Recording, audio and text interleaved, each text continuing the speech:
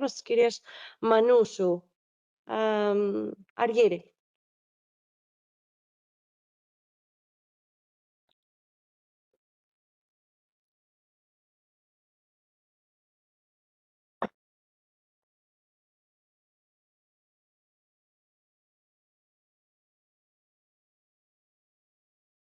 Δεν ξέρω αν φαίνεται τώρα η παρουσίασή μου. Δεν φαίνεται. Όχι ακόμη. Για να δούμε. Ωραία. Λοιπόν, αυτή είναι η παρουσίασή μας. Θα ξεκινήσουμε και παρακαλώ τον Αργύρη να με διακόψει 5 λεπτά πριν το τέλος. 12 είναι συνολικά όλος ο χρόνος που έχουμε. Λοιπόν, όπως είπαμε, η μελέτη μας αφορούσε τα φόρουμ συζήτησης και πώς τα αξιοποιούν οι φοιτητές.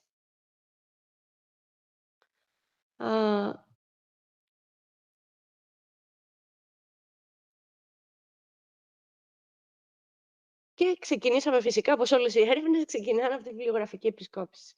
Ψάξαμε να βρούμε τι λένε οι προγενέστερες έρευνες σε σχέση με αυτό το θέμα. Και διαπιστώσαμε εδώ ότι φυσικά τα φόρουμ έχουν πάρα πολλά ωφέλη. Το πιο σημαντικό είναι ότι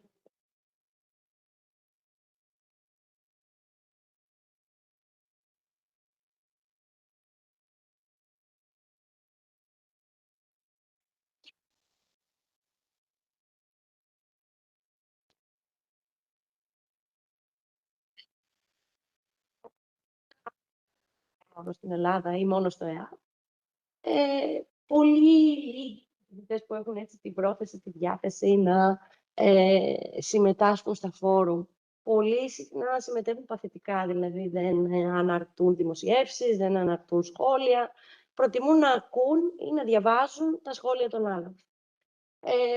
Προτιμούν τα μέσα κοινωνικής δικτύωσης και έχουν άγχος σε σχέση με το πώς θα συμπεριφερθούν σε ένα φόρουμ. Είναι ανίκιο το πλαίσιο πολλές φορές για αυτούς. Και επίσης δεν έχουν και χρόνο, γιατί εξ αποστάσεως φοιτητές, για να είναι εξ αποστάσεως, σημαίνει ότι μάλλον είναι εργαζόμενοι, είναι άνθρωποι με πολλές ασχολίες την ίδια στιγμή. Αυτά έτσι σε γενικές γραμμές διαπιστώσαμε. Ισχύουν και για το ελληνικό πλαίσιο, αλλά και για το διεθνές. Και βέβαια είδαμε ότι σε πολλές άλλες χώρες του κόσμου ή σε ανοιχτά πανεπιστήμια σε διάφορα μέρη του κόσμου, αυτό που κάνουν είναι να, κατά κάποιο τρόπο, να καθιστούν τη χρήση του φόρουμ υποχρεωτική, να την συμπεριλαμβάνουν στο πλαίσιο των σπουδών και βέβαια να τη βαθμολογούν κιόλας.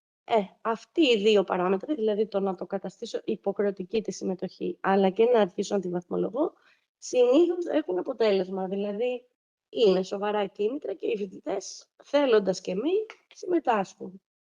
Αλλά ένα άλλο πράγμα που διαπιστώσαμε στη βιβλιογραφία είναι ότι η χρήση του φόρουμ εξαρτάται και από άλλους παράγοντες. Κρίσιμη, ας πούμε, είναι το αν είναι πολύ μέσα στο φόρουμ. Δηλαδή, αν συμμετάσχει ένα ολόκληρο τμήμα μέσα στο φόρουμ, οι πιθανότητες είναι ότι θα συμμετάσχουν και οι πιο διστακτικοί φοιτητές. Άρα, έχει σημασία όσο πιο πολλοί συμμετέχουν, τόσο πιο κινητοποιούνται και οι υπόλοιποι.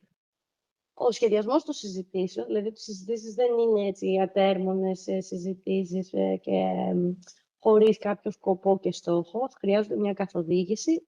Το τεχνολογικό περιβάλλον, πόσο είναι εύκολο στη χρήση του, η τεχνική υποστήριξη που πρέπει να υπάρχει και βέβαια όσο περισσότερα κίνητρα για να συμμετάσχουν. Αυτά είδαμε από τη βιβλιογραφία και είπαμε ότι εμείς η δικιά μας την έρευνα θα τη στρέψουμε σε κάτι έτσι που δεν έχει μελετηθεί στην Ελλάδα. Ποιο είναι αυτό? Δεν έχουν συζητηθεί επαρκώς στη βιβλιογραφία οι παράγοντες που επηρεάζουν την αξιοποίηση των φόρων στο πλαίσιο του ανοιχτού πανεπιστημίου και βέβαια και τις θέσεις τους ως προς τα ζητήματα που άλλες χώρες έχουν αναδείξει, όπως η υποχρεωτικότητα και η βαθμολόγηση της συμμετοχής. Στρέψαμε λοιπόν κυρίως το ενδιαφέρον μας σε αυτά τα δύο που δεν έχουν μελετηθεί στην Ελλάδα και βέβαια την ίδια στιγμή επικαιροποιήσαμε, δηλαδή συζητήσαμε και άλλα στοιχεία που ήδη γνωρίζαμε πιο πριν. Η μεθοδολογία μας. Πώς το μελετήσαμε λοιπόν αυτό το πράγμα? Το πρώτο πράγμα που κάνουμε είναι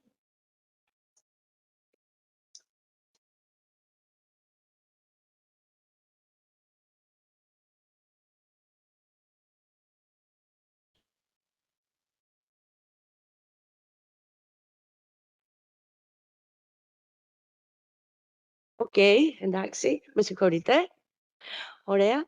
Λοιπόν, άρα επικεντρώσαμε την έρευνά μας σε έναν πληθυσμό φοιτητών που ήδη είχαν ολοκληρώσει τις σπουδές τους στην ΕΚΠ 65, η οποία είναι μια θεματική που ασχολείται κατεξοχήν με την εξαποστάσεως εκπαίδευση, τις αρχές της, τις διαδικασίες της, άρα ήταν φοιτητές και φοιτήτριες ο πληθυσμός μας, οι οποίοι ήταν ενήμεροι, ήξεραν πόσο σημαντικό είναι το φόρουμ, προφανώς το είχαν συζητήσει, το είχαν δει στη βιβλιογραφία.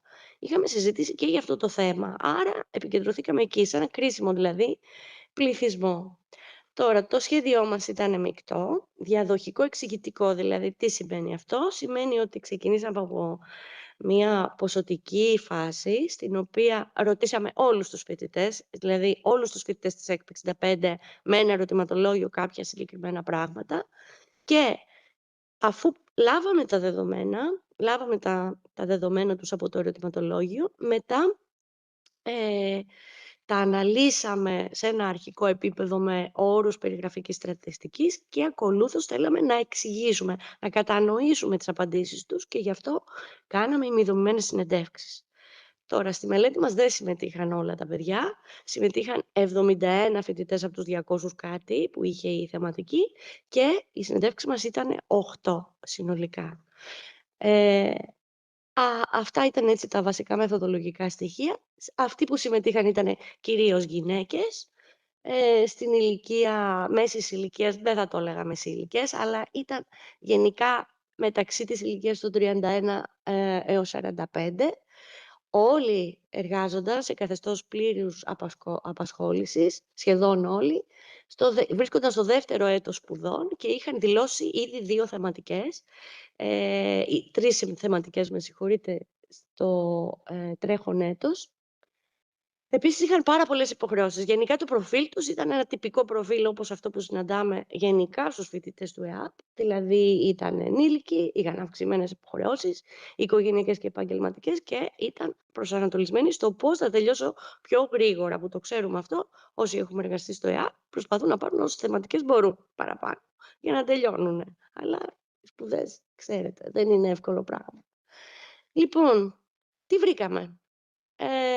Σε σχέση με το ρόλο του φόρουμ.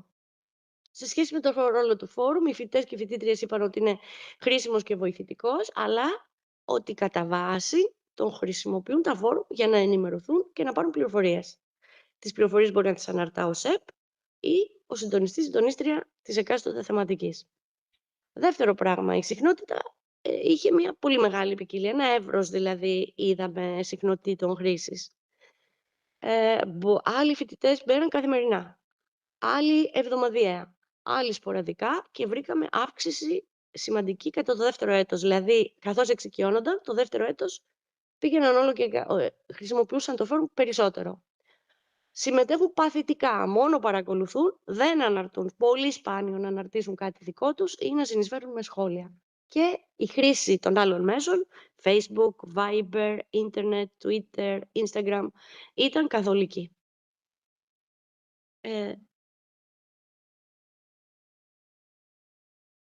Λοιπόν, οι παράγοντες που τους προτρέπουν, που τους ενθαρρύνουν. Το πιο σημαντικό είναι ότι θέλουν ένα περιβάλλον το οποίο να είναι πιο άμεσο και φιλικό και να θυμίσει τα μέσα κοινωνικής δικτύωσης που ήδη γνωρίζουν, όπως το Facebook και το Viber, ξέρω εγώ.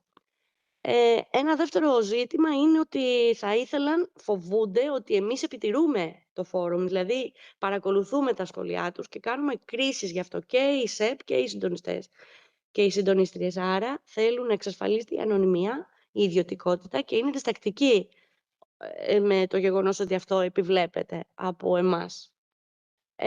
Και βέβαια είπαν ότι θα ήθελαν οι συζητήσεις να είναι δομημένες και καθοδηγούμενες.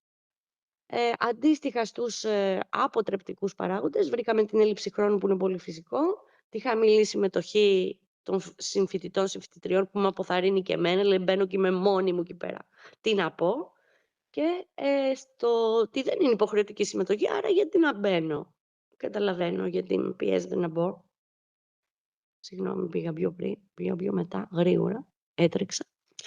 Λοιπόν, οι προτάσεις βελτίωσης. 4 πολύ βασικά πράγματα. Το ένα είναι να εντάξουμε οι ΣΕΠ στη μελέτη τους τη χρήση του φόρουμ, αν θέλουν να το χρησιμοποιούμε, άρα κάπως να το εμπλέκουμε σε εβδομαδιαίες δραστηριότητες.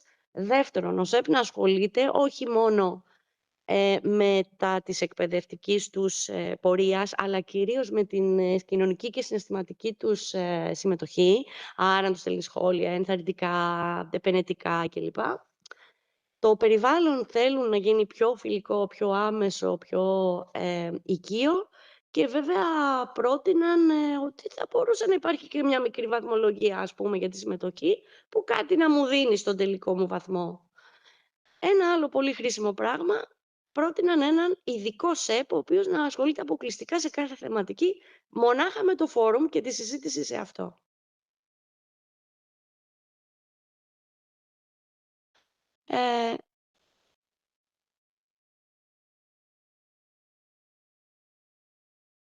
Έφυγα πάλι. Όπως βλέπετε, αγκύλωση πρωινή, τα δάχτυλα δεν δουλεύουν. Λοιπόν, απόψεις περί αξιολόγησης. Γενικά είναι ενάντι στο να αξιολογείτε το φόρουμ. Δηλαδή, είναι πολύ ψηλά τα ποσοστά που είπαν «Άπαπα, τι υποχρεωτικότητα τώρα», το 80% διαφωνεί. Όπως επίσης και στις οι δηλώσεις που είχαμε για το να αξιολογείτε, δηλαδή να συνεισφέρει στο βαθμό. Τώρα, είπαν ότι αν το κάνετε, και εδώ στο ΕΑΠ εσείς, σίγουρα θα ενισχυθεί και η συμμετοχή και η αλληλεπίδραση και θα βελτιωθεί, υποτίθεται, εμέσως, αφού το λέει και η βιβλιογραφία, το επίπεδο μάθησης. Αλλά να ξέρετε ότι αυτό θα μας ασκήσει πίεση, θα μας προσθέσει άγχος, θα είναι επίσης η συμμετοχή μας πλασματική και μη ουσιαστική, δηλαδή θα συμμετέχουμε γιατί πρέπει να συμμετέχουμε. Η αξία θα είναι αμφίβολη, μαθησιακά, και ότι θα υπάρχουν δυσκολίες στο πώς εσείς θα αξιολογήσετε αυτή τη συμμετοχή. Άρα, για προσέχετε λιγάκι, μην το παίρνετε έτσι αβίαστα το υποχρεωτικό και το αξιολογικό κομμάτι της χρήσης των φόρουμ. Προσέξτε τα κριτήριά σας, προσέξτε πώς θα το συνδέσετε με την εβδομαδιαία μελέτη, ότι πρέπει να έχει ένα πολύ χαμηλό ποσοστό στη βαθμολογία, να μην χρειάζεται υπερβολικό χρόνο από τη δικιά μας πλευρά, να πραγματοποιείτε περιοδικά, ξέρω εγώ, μια φορά το μήνα και βέβαια να αξιολογείτε η ποιότητα των συνεισφορών. Προτάθηκε και η αυτοαξιολόγηση των συμμετοχών, δηλαδή να αξιολογούν μόνοι τους τα σχόλιά τους. Συμπερασματικά, 3 πράγματα φαίνεται να προτείνει αυτή η μικρή έρευνα. Πρώτον, ότι το ΕΑΠ πρέπει να αποφύγει τη λήψη οριζόντιων μέτρων, δηλαδή να πάει κατευθείαν στην υποχρεωτικότητα καθολικά σε όλες τις θεματικές. Θα πρέπει να το μελετήσει αυτό το πράγμα, να δει καταρχήν αν η υποχρεωτικότητα και η αξιολόγηση έχουν τελικά μαθησιακό όφελος. Θα πρότειναμε εμείς οι 3 από την πλευρά μας να σχεδιαστούν κάποιες πιλωτικές παρεμβάσεις σε κατάλληλες θεματικές. Ξέρουν οι συντονιστές και οι διευθυντές των προγραμμάτων σπουδών που μπορούν να κάνουν καλές παρεμβάσεις για να δούμε τελικά πώς μπορούμε να ενισχύσουμε τη συμμετοχή και βέβαια κάποιες από τις προτάσεις των φοιτητών θα μπορούσαν να υιοθετηθούν και άμεσα. Ειδικά αυτό σε σχέση με τους ειδικούς ΣΕΠ ή μια καταρχήν υποστήριξη των φοιτητών στο πρώτο έτος για να μπορέσουν να το χρησιμοποιήσουν περισσότερο. Η αξιοποίησή του στη μαθησιακή διαδικασία και κάποιες ενδεχόμενες, θα δει το ΕΑΠ πώς θα το κάνει, τεχνολογικές αναβαθμίσεις μπορούν να συμβούν. Αυτά ελπίζω να μην βγήκα εντελώς. Σας ευχαριστούμε πάρα πολύ που μας ακούσατε. Τις ερωτήσεις με βάση τις οδηγίες που έχω εδώ από τους οργανωτές του συνεδρίου θα τις αφήσουμε για το τέλος. Θυμάστε, το είπαμε αυτό και στην αρχή. Άρα τώρα να περάσουμε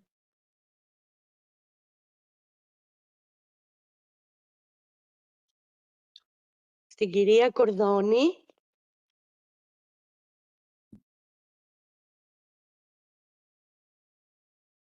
Τι κάνω εδώ? Κάτι δεν κάνω σωστά. Θα το κάνει. Ωραία, εντάξει, δεν ανησυχώ λοιπόν. Πολύ ωραία. Κυρία Κορδόνη, θα μας πείτε 2 λόγια για εσάς? Ναι. Ναι. Ονομάζομαι Κίκη Κορδόνη και εργάζομαι το Σεπτέμβριο στο Πανεπιστήμιο της Σορβόνης στο Αμπου Ντάμπι.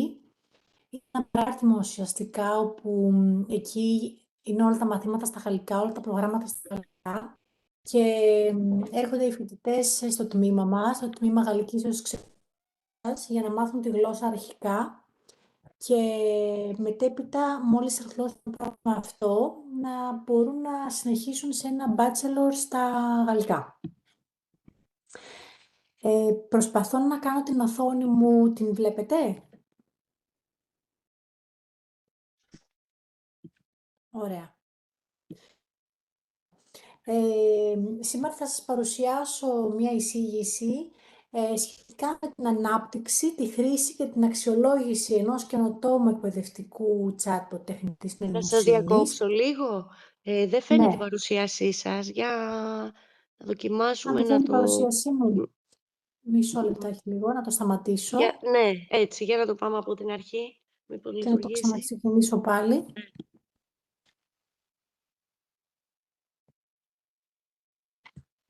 Λοιπόν,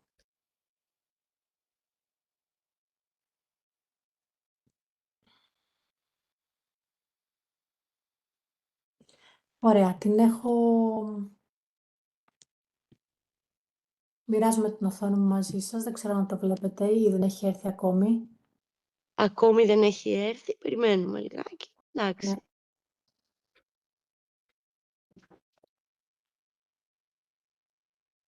Τώρα βλέπουμε. Ωραία, λοιπόν. Να το κάνω λίγο maximize μάλλον. Μάλλον. Και δεν είναι σε κατάσταση προβολής. Βλέπουμε το PowerPoint έτσι ακριβώς όπως κάνουμε τώρα. Είναι μια χαρά. Τέλεια, ευχαριστούμε. Το έχω, από ό,τι καταλαβαίνω, αργεί λίγο. Λοιπόν, ωραία. Θα σας παρουσιάσω την ανάπτυξη, τη αξιολόγηση ενός εκπαιδευτικού chatbot τεχνητής νοημοσύνης, της Nora, η οποία δημιουργήθηκε για να υποστηρίξει την εκμάθηση της γαλλικής γλώσσας στο Πανεπιστήμιο της Σορβόνης στο Αμπου Ντάμπι.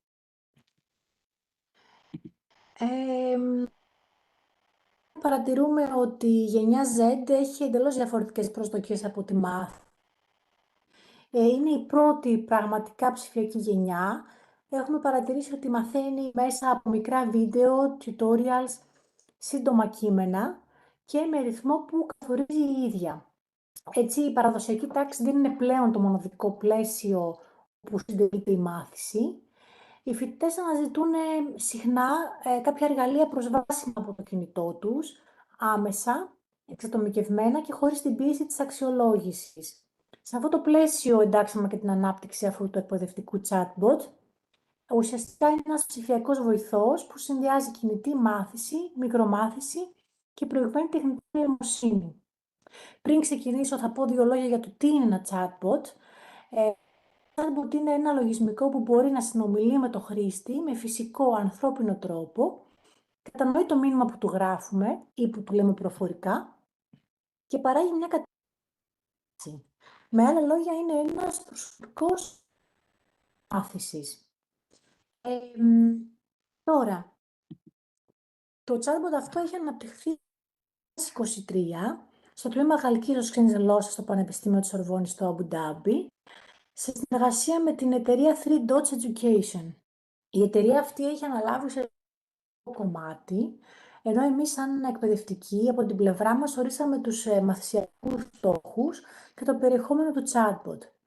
Το όνομα που διαλέξαμε, Nora, σημαίνει στα αραβικά φως, δηλαδή συμβολίζει για μας την καθοδήγηση για τη γνώση.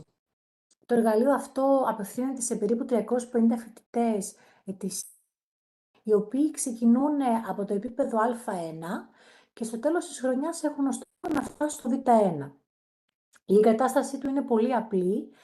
Προβάλλουμε ένα κωδικό. Οι φοιτητές σκανάρουν τον κωδικό αυτό και έτσι ενσωματώνεται στην εφαρμογή Messenger των φοιτητών. Έτσι η Nora είναι μέσα σε ένα περιβάλλον που οι φοιτητές χρησιμοποιούν ούτως ή άλλως για να συνομιλήσουν με τους φίλους τους. Τώρα οι δύο βασικοί άξονες λειτουργίας του, βλέπετε ότι υπάρχουν δύο βασικές επιλογές πλοήγησης.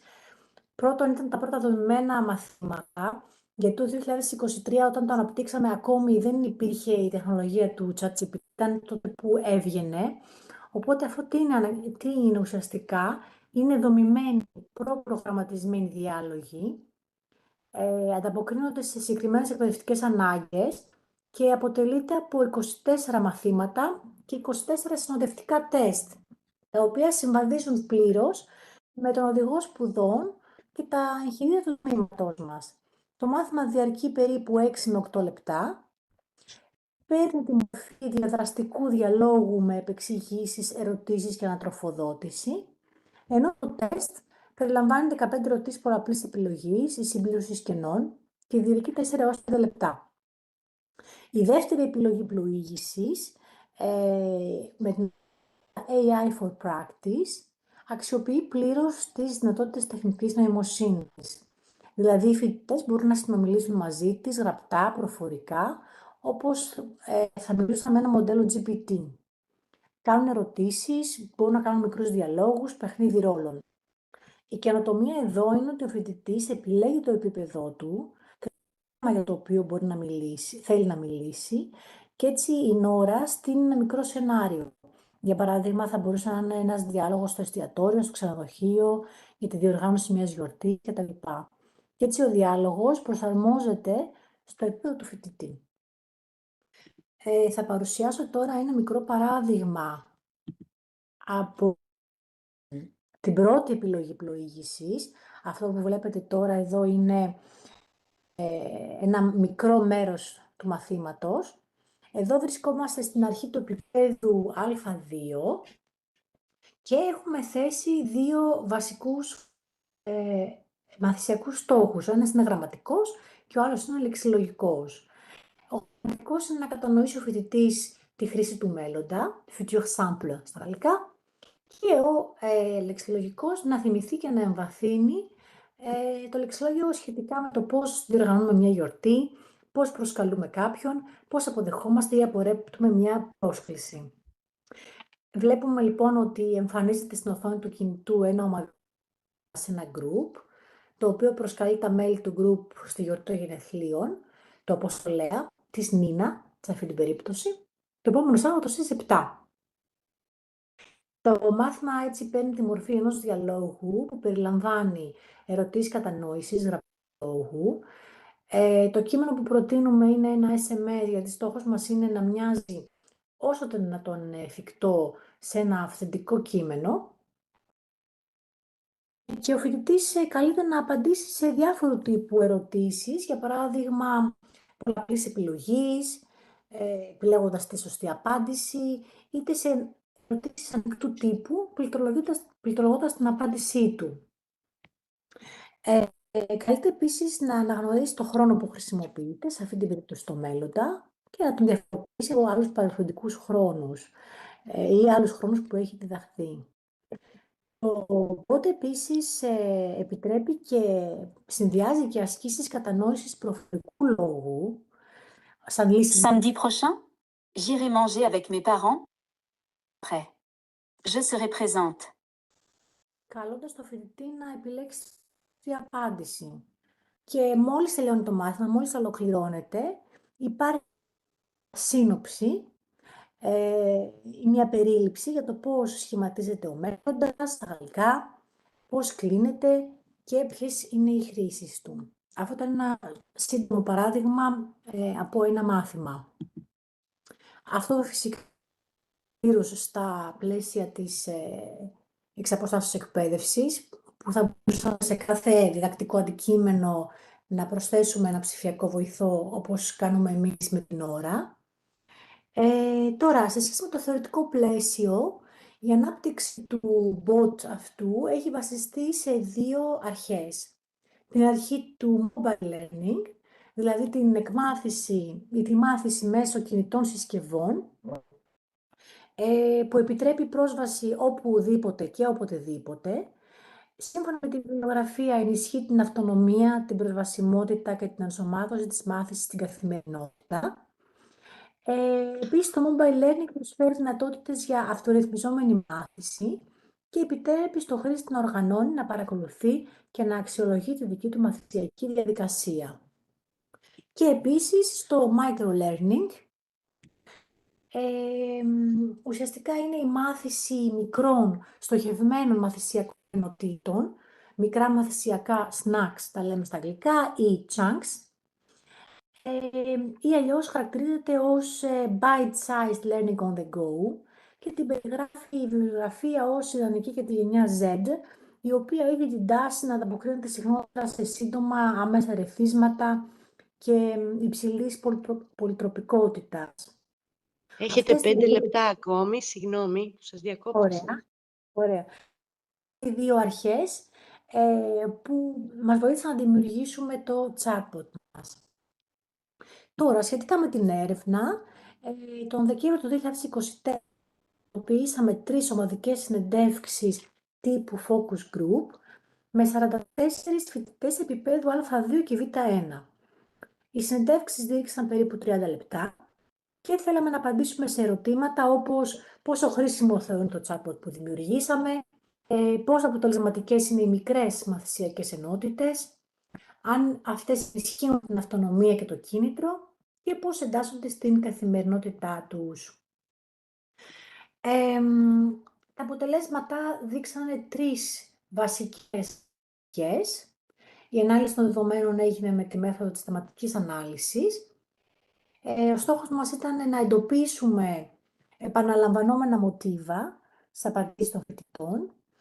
Η πρώτη θεματική αφορά τη μάθηση εν κινήσει και την ένταξη του εργαλείου στην καθημερινότητα. Η φορητότητα και η δείχτηκαν ως βασικά πλεονεκτήματα. Οι κύριες λέξεις κλειδιά που χαρακτηρίζουν αυτή τη θεματική είναι εύκολη πρόσβαση, το είχα παντού μαζί μου, το συμβουλευόμουν εν κινήσει, όποτε ήθελα, ενδιάμεσα από τις υποχρεώσεις μου ή όπως τσεκάρω το Instagram μου. Μια φοιτήτρια είπε χαρακτηριστικά ότι έλυνα ένα quiz ενώ περίμενα τον καφέ μου. Η δεύτερη θεματική ενότητα αφορά τις μικρές μαθησιακές μονάδες, δηλαδή πόσο αποδυτική ήταν η μικρομάθηση. Οι συμμετέχοντες είπαν ότι εκτίμησαν ιδιαίτερα τη σαφήνεια και τη σύντομη διάρκεια των μαθημάτων. Οι λέξεις κλειδιά που εντοπίσαμε περιλαμβάνουν σύντομο, γρήγορο, λίγα λεπτά, στοχευμένο, όχι πολύ, χωρίς πολλή θεωρία. Και ένας φοιτητής είπε ότι μου άρεσε που κάθε φορά μάθαινα κάτι μικρό, συγκεκριμένο, χωρίς να χαθώ σε θεωρία ή πολλά παραδείγματα. Και τέλος, η τελευταία θεματική ανέδειξε την ενίσχυση της αυτονομίας και της αυτοπεποίθησης μέσω της χρήσης του chatbot. Οι φοιτητές ένιωσαν ότι είχαν τον έλεγχο της μαθησιακής διαδικασίας, είχαν τη δυνατότητα να μαθαίνουν με το δικό τους ρυθμό, χωρίς φόβο της κριτικής ή της αποτυχίας. Και οι λέξεις κλειδιά που είχαμε εδώ ήταν με το δικό μου ρυθμό, χωρίς πίεση, χωρίς άγχος, το έκανα όσες φορές ήθελα, ήταν δική μου επιλογή και ένιωθα σιγουριά. Και μια φοιτήτρια χαρακτηριστικά είπε, με το chatbot δεν φοβόμουν να κάνω λάθος, ήξερα ότι μπορώ να δοκιμάσω όσες φορές θέλω, χωρίς να με κρίνει κάποιος. Συνοψίζοντας, η εμπειρία μας δείχνει ότι τα εργαλεία τεχνητής νοημοσύνης μπορούν να υποστηρίξουν ουσιαστικά τους φοιτητές, όχι φυσικά ως αντικαταστάτες του καθηγητή, αλλά ως συνεργάτες στη μαθησιακή διαδικασία. Η Nora είναι ένα παράδειγμα που δείχνει πώς η τεχνολογία μπορεί να γεφυρώσει την τυπική με την άτυπη μάθηση, να ενισχύσει την αυτονομία και να κάνει τη γλωσσική μάθηση πιο ευέλικτη, σύγχρονη και ανθρώπινη. Σας ευχαριστώ πολύ και παραμένω στο τέλος για τις ερωτήσεις σας.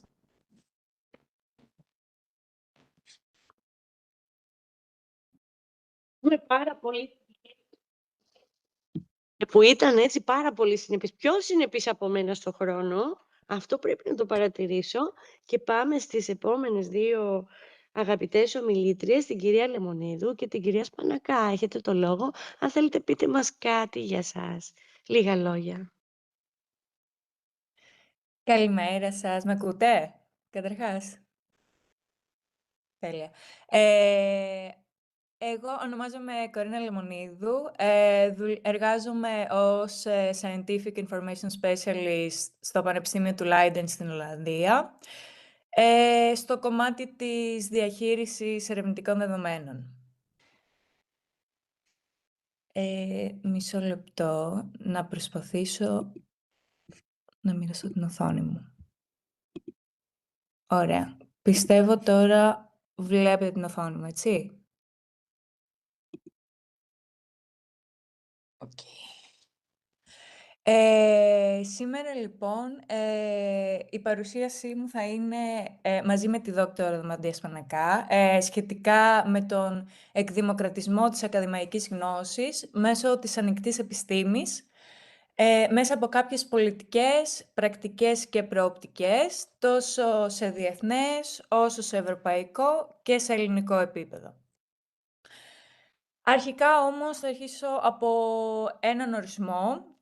Η ανοιχτή εκπαίδευση είναι ουσιαστικά μια φιλοσοφία η οποία προωθεί αξίες όπως είναι η διαφάνεια, η επιστημονική συνεργασία και η καινοτομία και σχετίζεται άμεσα με τα ανοιχτά ερευνητικά δεδομένα, τα οποία ορίζονται ως η δυνατότητα οι ερευνητές να μοιράζονται και να αξιοποιούν τα ερευνητικά δεδομένα υπό όρους οι οποίοι θα εγγυούνται την τεκμηρίωση, την αναπαραγωγή και την επαναχρησιμοποίηση.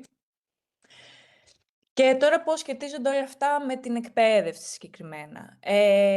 Ουσιαστικά η ανοιχτή επιστήμη εντάσσεται σε μια ευρύτερη παράδοση της φιλοσοφίας της ανοιχτότητας στην εκπαίδευση και σχετίζεται με μια προσέγγιση που αναδεικνύει την ανοιχτότητα ως παιδαγωγική κουλτούρα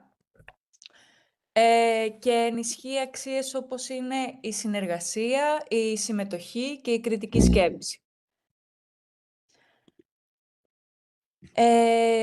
Αυτή η φιλοσοφία μπορούμε να πούμε ότι είναι πολυεπίπεδη, καθώς μπορεί να περιλαμβάνει από την ισότιμη πρόσβαση σε μαθησιακούς πόρους, έως την οικοδόμηση πολιτικών που διασφαλίζουν πως τα δεδομένα και η γνώση που παράγονται στα πανεπιστήμια θα παραμείνουν διαθέσιμα, διαφανή και αξιοποιήσιμα προς όφελος της ευρύτερης ακαδημαϊκής κοινότητας. Σήμερα θα δούμε την έννοια της ανοιχτής επιστήμης ουσιαστικά μέσα από δύο οπτικές. Η πρώτη είναι οι αρχές και τα θεσμικά εργαλεία που τη συγκροτούν σε διεθνές και σε ευρωπαϊκό επίπεδο. Και η δεύτερη είναι η θέση των ελληνικών πανεπιστημίων μέσα σε αυτό το τοπίο. Και θα έχουμε δύο στόχους μέσα από αυτή την παρουσίαση. Ουσιαστικά να αναδειχθεί πώς οι διεθνείς κατευθύνσεις μεταφράζονται σε πολιτικές και σε πρακτικές σε εθνικό πλαίσιο, αλλά και να βγάλουμε συμπεράσματα ως προς ποιες είναι οι προκλήσεις που αναδύονται και ταυτόχρονα ποιες είναι οι ευκαιρίες που δημιουργούνται για την ενίσχυση της ποιότητας, της αξιοπιστίας και της διαφάνειας στην έρευνα. Θα ήθελα να μιλήσω τώρα για τα δομικά στοιχεία της έννοιας της ανοιχτής επιστήμης. Το πρώτο είναι η ανοιχτή πρόσβαση, το κίνημα Open Access, το οποίο μάλλον είναι και το πιο δημοφιλές κομμάτι της. Πολλοί από εσάς θα το γνωρίζετε. Συγκεκριμένα με την έννοια της ανοιχτότητας, όπως την ορίζουμε σήμερα, έχει να κάνει η πράσινη και η διαμαντένια ανοιχτή πρόσβαση, καθώς και οι πλατφόρμες προδημοσιεύσεων, όπως είναι το Archive και το Zenodo. Το δεύτερο δομικό στοιχείο είναι τα ανοιχτά ερευνητικά δεδομένα, Open Data. Αυτά αυτά έχουν να κάνουν περισσότερο βασικά με τις αρχές FAIR, οι οποίες είναι ένα ακρονίμιο που σημαίνει Findable, Accessible, Interoperable και Reusable. Αυτές είναι οι αξίες που πρέπει να έχουν τα ανοιχτά δεδομένα. Και μπορούμε να τα βρούμε σε ανοιχτές πλατφόρμες δεδομένων ή αποθετήρια, όπως είναι το Open Air Graph, το οποίο αποτελεί και ελληνική πρωτοβουλία, το DataSite και το OpenAlex. Τέλος, έχουμε τις ανοιχτές εκπαιδευτικές πρακτικές, οι οποίες ουσιαστικά είναι παιδαγωγικές και διδακτικές μεθοδολογίες που αξιοποιούν την ανοιχτότητα για να καλλιεργήσουν μια συνεργατική, συμμετοχική και κριτική μάθηση. Και μία σύντομη ιστορική αναδρομή στο πώς έχει θεσμοθετηθεί μέχρι σήμερα η ανοιχτή επιστήμη, αρχικά σε διεθνές και θα δούμε και σε ευρωπαϊκό επίπεδο. Όσον αφορά το διεθνές επίπεδο, οι δύο ακρογωνιαίοι λίθοι ουσιαστικά αυτής της έννοιας ήταν το Budapest Open Access Initiative και το Berlin Declaration on Open Access. Καθώς και το 2021 η UNESCO δημοσίευσε κάποιες προτάσεις σχετικά με το πώς να εφαρμοστεί η ανοιχτή επιστήμη. Και τώρα σε ευρωπαϊκό επίπεδο έχουμε τη δημιουργία του European Research Area το 2000, τις αρχές FAIR τις οποίες προαναφέραμε και το European Open Science Cloud το 2022. Όλες αυτές οι πρωτοβουλίες δημιουργούν οικοσυστήματα όπου τα ερευνητικά δεδομένα αποτίθενται ανοιχτά και καθίστανται επαναχρησιμοποιούμενα, με άμεση αξία για την επιστήμη και κατ' επέκταση για την ευρύτερη κοινωνία, συμβάλλοντας έτσι στην ταχύτερη πρόοδο της ακαδημαϊκής γνώσης. Για να μιλήσουμε συγκεκριμένα για το Ελληνικό Ανοιχτό Πανεπιστήμιο, αποτελεί μια πολύ καλή αφετηρία για την υιοθέτηση της φιλοσοφίας ανοιχτής επιστήμης. Και ήδη μπορούμε να πούμε ότι μέσα από τη βιβλιοθήκη προωθείται, παραδείγματος χάριν, η ανοιχτή πρόσβαση. Όμως παρόλα αυτά, η επικέντρωση αποκλειστικά στην ανοιχτή πρόσβαση χωρίς μια παράλληλη στρατηγική για τα ανοιχτά δεδομένα, δείχνει ότι δεν έχουμε ακόμη διαμορφώσει μια ολοκληρωμένη κουλτούρα ανοιχτής επιστήμης. Και γι' αυτό το λόγο, σε αυτό το σημείο θα θέλαμε να προτείνουμε κάποιες κατευθύνσεις πολιτικής για την ενσωμάτωση της έννοιας ανοιχτής επιστήμης στα ελληνικά πανεπιστήμια, με βάση όσα είδαμε στη βιβλιογραφία που υπάρχει για τα διεθνή και ευρωπαϊκά, για τις πρωτοβουλίες τις διεθνείς και τις ευρωπαϊκές. Αρχικά έχουμε τη θεσμοθέτηση μιας εθνικής στρατηγικής για την ανοιχτή επιστήμη με ένα σαφές χρονοδιάγραμμα. Τη δημιουργία μόνιμων γραφείων υποστήριξης σε κάθε πανεπιστήμιο για τη διαχείριση ερευνητικών δεδομένων και για τη συμμόρφωση με τις ευρωπαϊκές οδηγίες. Την ενίσχυση της κατάρτισης ακαδημαϊκού προσωπικού σε ζητήματα ανοιχτότητας, όσον αφορά τα ευρωπαϊκά πανεπιστήμια τουλάχιστον, που είναι εκεί που δουλεύω κι εγώ, μπορώ να πω ότι υπάρχει ένας κλάδος ο οποίος σχετίζεται με το data stewardship. Συγκεκριμένα σε κάθε faculty υπάρχει αντίστοιχος data steward, τον οποίον η δουλειά είναι ουσιαστικά η διαχείριση ερευνητικών δεδομένων και η συμμόρφωση αντίστοιχα με την ανοιχτή επιστήμη. Έχετε 3,5 λεπτά ακόμη. Τέλεια. 3,5 λεπτά. Η αξιοποίηση δικτών παρακολούθησης πρόοδου σίγουρα χρειάζεται, ώστε να υπάρχει μια παρακολούθηση όλης αυτής της προσπάθειας. Και σίγουρα η διασφάλιση βιώσιμης χρηματοδότησης για τις σχετικές δράσεις είναι πολύ σημαντική. Συνοψίζοντας, στη χώρα όπου γεννήθηκε η δημοκρατία, η ανοιχτή επιστήμη συνδέεται με την ικανότητα ουσιαστικά των πανεπιστημίων να υπηρετήσουν ένα συλλογικό ιδανικό, τη γνώση ως κοινό αγαθό μέσα στο ακαδημαϊκό περιβάλλον. Προτείνουμε λοιπόν πως με τη συστηματική στρατηγική και με την ενσωμάτωση της ανοιχτής επιστήμης μπορούμε να διασφαλίσουμε ότι η δημοκρατία της ακαδημαϊκής γνώσης θα αποτελέσει τον πυρήνα για μια βάσιμη και καινοτόμα πανεπιστημιακή ανάπτυξη στον 21ο αιώνα. Και σας ευχαριστούμε πολύ για την προσοχή σας. Θα περιμένουμε μέχρι το τέλος για τις ερωτήσεις σας ή στο δεύτερο χρόνο μέσω email.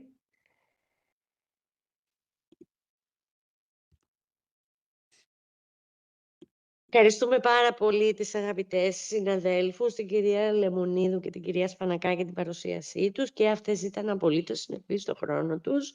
Και πάμε στην τελευταία μας παρουσίαση με τον κύριο Παπαδήμα και τον κύριο ή την κυρία Ετεοκλέους. Δεν είναι σαφές, λυπάμαι που δεν έχω έτσι το πλήρες μικρό όνομα για να γνωρίζω το φίλο του δεύτερου ομιλητή. Την κυρία. Ναι. Ωραία, καλά λοιπόν, το φαντάστηκα. Ωραία, σας ακούμε, ευχαριστούμε. Καλημέρα σας. Καλημέρα σας και από μένα. Νίκλια Τεοκλέος είναι το όνομά της. Κυρία είναι. Να μ' ακούτε? Δεν ξέρω. Ακούγομαι. Ακούγεστε μια χαρά και ευχαριστούμε για τις διευκρινήσεις. Λοιπόν, να κάνω share την παρουσίασή μου. Βεβαίως.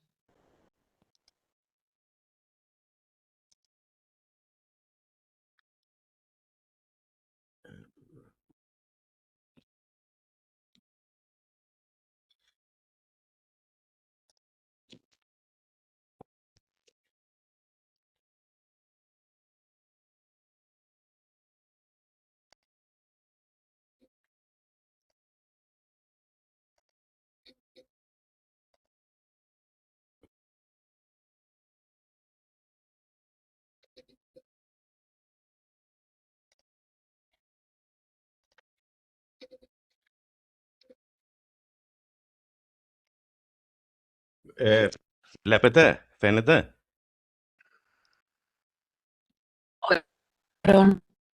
Δεν φαίνεται? Δεν ξέρω γιατί. Μας ακούτε? Ναι, Όχι, ναι, δεν βλέπουμε ναι. κάτι. Για δοκιμάστε πάλι. Ένα λεπτό λίγο. Ναι.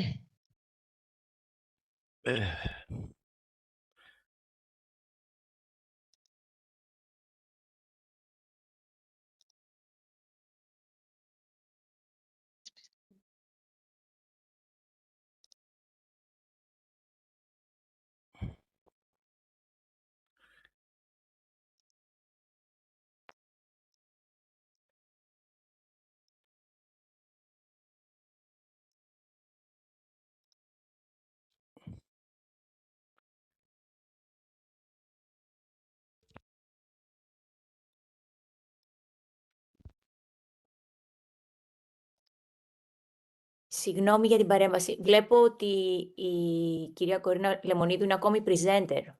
Μήπως αυτό φταίει?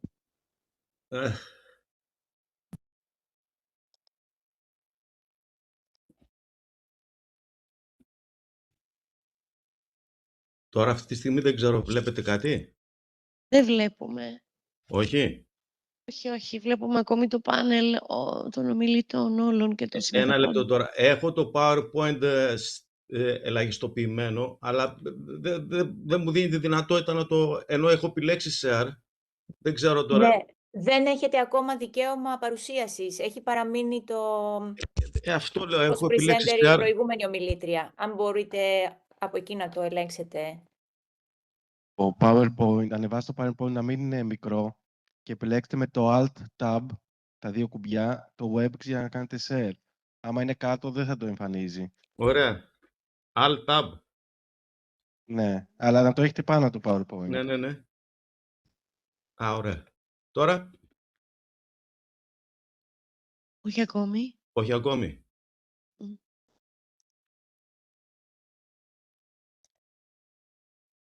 Ανοίγουν οι επιλογές οι αντίστοιχες. Το share από το WebEx. Είναι ναι, δίπλα... τώρα. Όχι, όχι, δεν βλέπουμε ότι ξεκινάει το share καθόλου. Ένα λεπτό λίγο. Κάνω share. Το share. Κάνω share λοιπόν. Ναι. Τώρα. Φαίνεται? Όχι. Το share στο WebEx θα το βρείτε. Από το WebEx το κάνω. Ναι, ένα λεπτό λιγάκι. Κάτω-κάτω που έχει το mute, stop video, αυτό δεν εννοείται. Ναι. Από εκεί λοιπόν το κάνω. Επιλέξτε share screen που είναι πάνω-πάνω σαν επιλογή, αν σας διευκολύνει. Λοιπόν, επιλέγω share και μετά click share to share the content. Share, λοιπόν. Ωραία. Τώρα με alt tab. Ούτε τώρα. Ούτε τώρα φαίνεται. Μήπως μπορείτε να μας τη στείλετε με mail, με κάποιο τρόπο άλλο και να την παρουσιάσουμε εμείς κεντρικά από Ναι. εδώ. Να τη στείλω με email. Να τη φορτώσω στο chat. Και στο chat μπορείτε να τη φορτώσετε. Ωραία. Εδώ στο chat. Ως αρχείο, ας πούμε. Ναι, ναι. Οπότε θα την προβάλλουμε Λοιπόν, εμείς από εδώ. Έχει δικαιώματα ο κύριος παρουσίασης. Γιατί στη λίστα με τους συμμετέχοντες εμφανίζεται η προηγούμενη ομιλήτρια ως presenter. Έχουν όλοι δικαίωμα παρουσίαση. Α, ωραία, ωραία, εντάξει. ένα λεπτό τώρα δεν μπορώ να καταλάβω. Γιατί όμως από το κάνω share λοιπόν και μου φαίνεται μόνο το παράθυρο, δεν φαίνεται κάποιο άλλο παράθυρο. Και κάνοντας alt tab που μου είπατε, έχω όλα τα παράθυρα τα οποία υπάρχουν, ας πούμε. Αλλά Ποια είναι η παρουσίασή σας αυτό που βλέπουμε αυτό τώρα εδώ? τώρα Το φαίνεται. screen 2. Το screen 2, το... Αυτό Πού ούτε είναι? τώρα φάνηκε. Ούτε τώρα φάνηκε. Θα σας το Ναι. στείλω τότε στο chat αν είναι. Ναι, στείλτε το.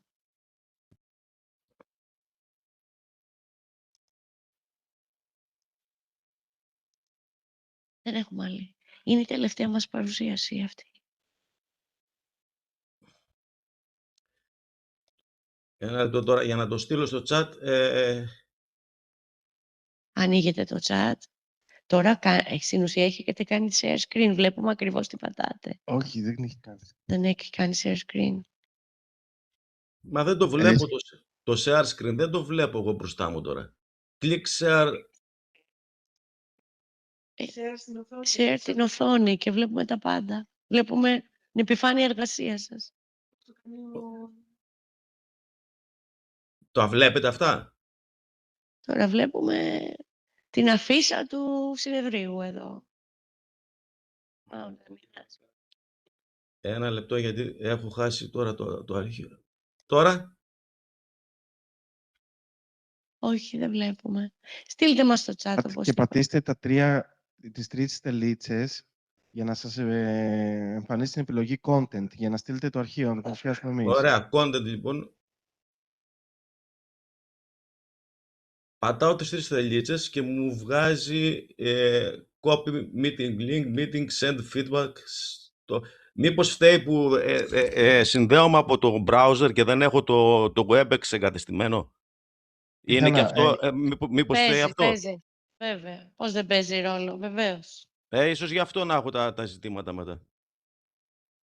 Ίσως πώς το ξεπερνάμε τώρα. Εδώ είναι. Γιατί βλέπω ότι και στις τρεις τελίτσες δεν μου βγάζει αυτό που λέτε τώρα. Να το στείλω στο email εκεί που μου στείλατε Στείλτε το στο email τις ή οδηγίες. ανεβάστε το στο chat, ένα από τα δύο. Δεν πρόκειται να κατεβάσετε τώρα. Το WebEx θα πάρει πολύ χρόνο. Τάκ, στο email το παίρνει κάποιος και το ανεβάζει. Λοιπόν, το στέλνω λοιπόν στο email εκεί που μου στείλατε τις οδηγίες. Ναι. Εντάξει.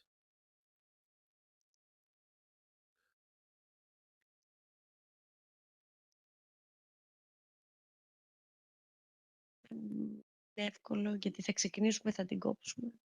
Συζήτηση. Πείτε ένα τραγούδι. Τώρα.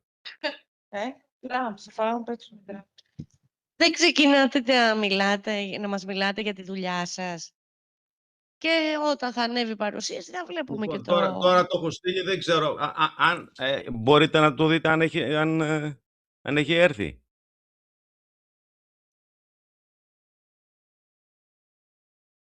Ήρθε, το λάβαμε. Ναι. Σας ευχαριστώ. Για ξεκινείτε να μας πείτε λίγα λόγια για σας, λίγα λόγια για την παρουσίασή σας, Ωραία, τη λοιπόν. δουλειά σας. Ναι, εγώ είμαι υποψήφιος διδάκτορας στο Πανεπιστήμιο Φρέντερικ με την κυρία Θεοκλέους supervisor και κάναμε αυτή την μελέτη, αυτή την έρευνα η οποία αφορά την ετοιμότητα εκπαιδευτικών δευτεροβάθμιας εκπαίδευσης να ενσωματώσουν την τεχνητή νοημοσύνη στην διδακτική πρακτική. Είναι μια ποσοτική μελέτη, έρευνα και έγινε με ένα εργαλείο, ένα ερωτηματολόγιο το οποίο χρησιμοποιήθηκε μάλλον το ερωτηματολόγιο αυτό από κάποια άλλη μελέτη με κάποιες τροποποιήσεις, παραλλαγές και κάποιες προσθήκες, και το οποίο ήταν έγκυρο φυσικά, είχε γίνει η διαδικασία της εγκυροποίησης και με τις προσθήκες όντως επαληθεύτηκαν οι παράγοντες, οι διαστάσεις που είχε το αρχικό ερωτηματολόγιο, συν μία επιπλέον διάσταση που κρίναμε εμείς ότι ήταν σημαντική για την κατανόηση της ετοιμότητας εκπαιδευτικών δευτεροβάθμιας εκπαίδευσης να ενσωματώσουν εφαρμογές τεχνητής νοημοσύνης στην διδακτική πρακτική. Το αρχικό ερωτηματολόγιο, τώρα το βλέπω εγώ εκεί, το έχετε εμφανίσει.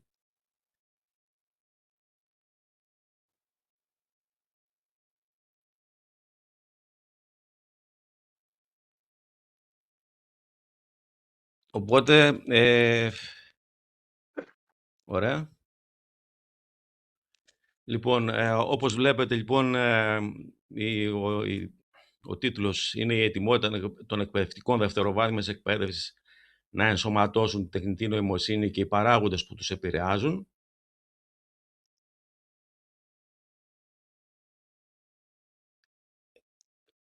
Ναι, η τεχνητή νοημοσύνη λοιπόν στην εκπαίδευση, η τεχνητή νοημοσύνη δημιουργεί νέες ευκαιρίες και προκλήσεις για τα εκπαιδευτικά συστήματα, αναγνωρίζεται για τις δυνατότητες της που εξατομικεύουν, επιταχύνουν τη μάθηση και αυτοματοποιούν το διοικητικό έργο των εκπαιδευτικών.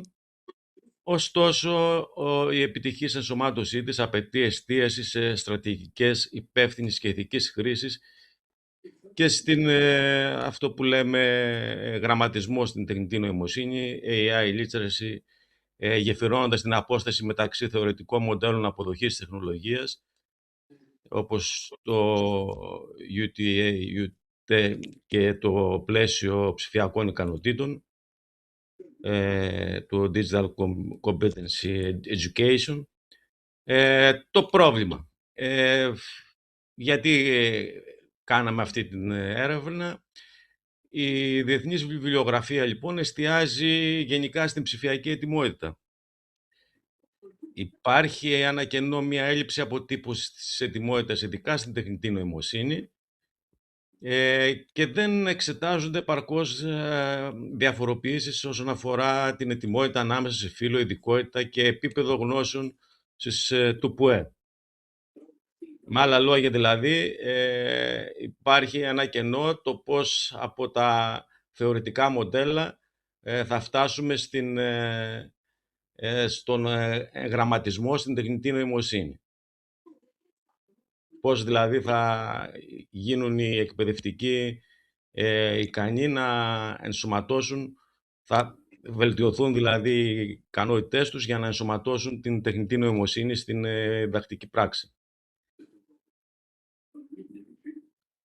Αν θέλετε, προχωράμε παρακάτω. Δεν ξέρω τώρα. Ωραία. Ο σκοπός λοιπόν της έρευνας ήταν να μελετηθεί η ετοιμότητα των εκπαιδευτικών δευτεροβάθμιας εκπαίδευσης για την ενσωμάτωση της τεχνητής νοημοσύνης στην διδασκαλία και επιπλέον επιδιώκεται να προσδιοριστούν παράγοντες που επηρεάζουν αυτή την ετοιμότητα. Τα ερωτήματα τα οποία τέθηκαν: ποιος είναι ο βαθμός ετοιμότητας των εκπαιδευτικών για την ενσωμάτωση της τεχνητής νοημοσύνης, πώς επηρεάζουν δημογραφικές μεταβλητές όπως το φύλο, το επίπεδο σπουδών, τα έτη υπηρεσίας στην ετοιμότητα, και αν υπάρχουν διαφορές στην ετοιμότητα βάσει ειδικότητας και γνώσεων του ΠΟΕ. Το θεωρητικό πλαίσιο, η έννοια της ετοιμότητας συνδέεται άμεσα με τον γραμματισμό στην τεχνητή νοημοσύνη. Όπως είπαμε, περιλαμβάνει γνώσεις και δεξιότητες και τις τάσεις για κριτική αξιολόγηση των εργαλείων τεχνητής νοημοσύνης.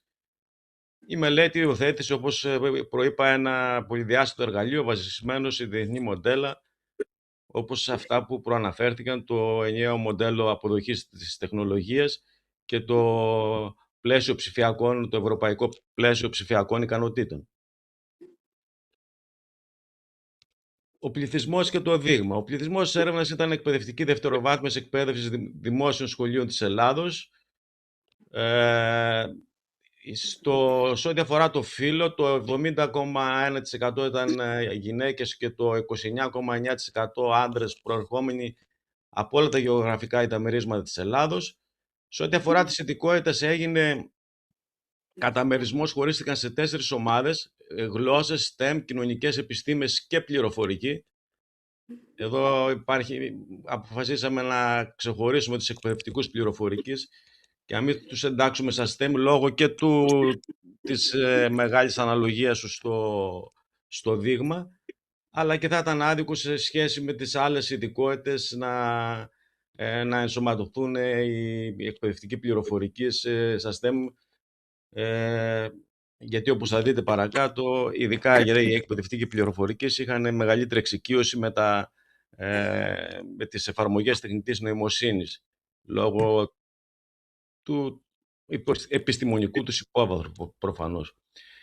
Σε επίπεδο σπουδών, το 37% των συμμετεχόντων είχαν πτυχίο, το 57% μεταπτυχιακό, ενώ ένα 6,1% ήταν κάτοχοι διδακτορικού τίτλου. Και από το επίπεδο γνώσεων του ΠΟΕΤ, Β2 επίπεδο είχαν 27,5% και σε δεύτερη θέση άλλη πιστοποίηση, η CDL για παράδειγμα 25,6% και το Β1 επίπεδο 19,5%. Εδώ βλέπουμε κάποια άλλα στοιχεία που δίνουν το προφίλ των συμμετοχόντων, όπως τα έτη υπηρεσίας. Βλέπουμε εδώ ότι η πλειοψηφία είχε από 21 ως 30 έτη.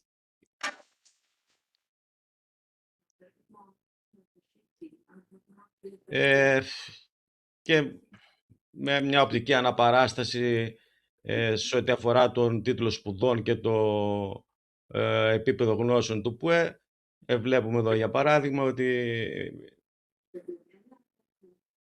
η ίδια σχεδόν η αναλογία όσων κατήχαν επίπεδο α επίπεδο του ΠΟΕ με αυτούς που είχαν β2 επίπεδο, ενώ ακολουθούν οι κάτοχοι πιστοποίησης β1 επίπεδου και αυτοί που είχαν μη πιστοποιημένες γνώσεις στη συνέχεια.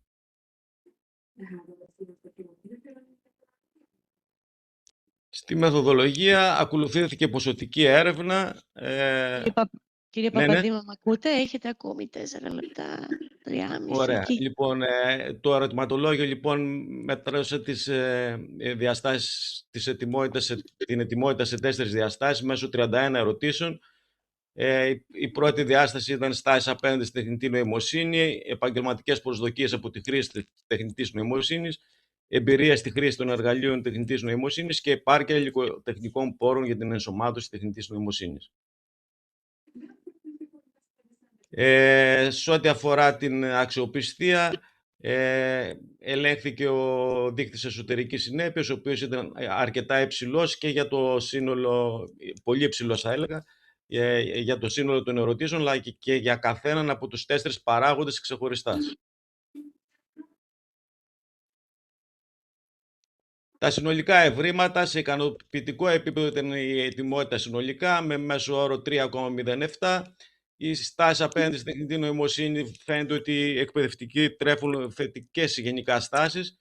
Οι επαγγελματικές προσδοκίες σε υψηλό σχετικά επίπεδο, μέσο όρο 3,34. Η εμπειρία ήταν περιορισμένη, η εμπειρία στη χρήση τεχνητής νοημοσύνης, μέσος όρος 2,5 ενώ αντίστοιχα χαμηλές τιμές σημειώθηκαν και για την επάρκεια των υλικοτεχνικών πόρων, όπου οι εκπαιδευτικοί εξέφρασαν τις αμφιβολίες για την επάρκεια των πόρων. Στα αποτελέσματα πάλι για την εκτίμηση επίδραση των εξάρτητων μεταβλητών χρησιμοποιήθηκε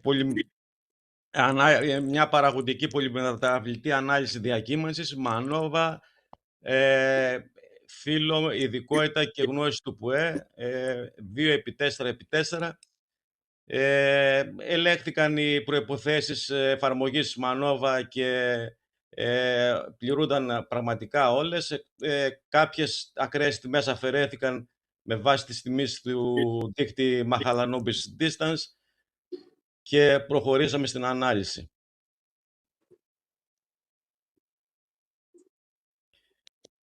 Από τα αποτελέσματα προέκυψε μία αλληλεπίδραση μεταξύ του φύλου και της ειδικότητας, ενώ οι κύριες επιδράσεις του φύλου και ειδικότητας δεν ήταν στατιστικά σημαντικές. Για τον εντοπισμό των εξαρτημένων μεταβλητών που συμβάλλουν σε αυτή την αλληλεπίδραση έγινε ανάλυση διακύμανσης διπλής κατεύθυνσης, όπου η ανάλυση φανέρωσε ότι στη μεταβλητή υλικοτεχνική πόρη υπάρχει μια στατιστικό σημαντική αλληλεπίδραση μεταξύ φύλου και ειδικότητας. Και βλέπουμε εδώ, για παράδειγμα ότι ενώ για τις γυναίκες στις ειδικότητες γλώσσες και STEM η υλικοτεχνική πόρη είναι λιγότερο επαρκή σε σχέση με τους άντρες αυτών των ειδικοτήτων, για τις ειδικότητες κοινωνικές επιστήμες και πληροφορική, αντίθετα, οι γυναίκες πιστεύουν ότι η υλικοτεχνική πόρη είναι περισσότερο επαρκή σε σχέση με τους άντρες που ανήκουν σε αυτές τις ειδικότητες. Παρατηρήθηκαν επίσης και κάποιες κύριες επιδράσεις. Η κύρια επίδραση της ειδικότητας στον παράγοντα εμπειρία, η εκπαιδευτική της ειδικότητας πληροφορική εμφανίζουν μεγαλύτερη προσωπική εμπειρία σε σύγκριση με τους υπόλοιπους συναδέλφους τους, των άλλων ειδικοτήτων, και παρατηρήθηκε επίσης και μια κύρια επίδραση του φύλου στον παράγοντα στάσεις, με τις γυναίκες εκπαιδευτικούς να έχουν γενικά θετικότερες στάσεις για την εφαρμογή, για τη χρήση της τεχνητής νοημοσύνης σε σχέση με τους άντρες. Αν θέλετε συντομεύετε, γιατί έχει τελειώσει ο χρόνος. Λοιπόν, κύρια επίδραση του ΠΟΕ στον παράγοντα επαγγελματικές προσδοκίες. Το επίπεδο Β2, όσοι κατήχαν πιστοποίηση Β2 επίπεδωσης του ΠΟΕ, είχαν μεγαλύτερες επαγγελματικές προσδοκίες και περισσότερη προσωπική εμπειρία.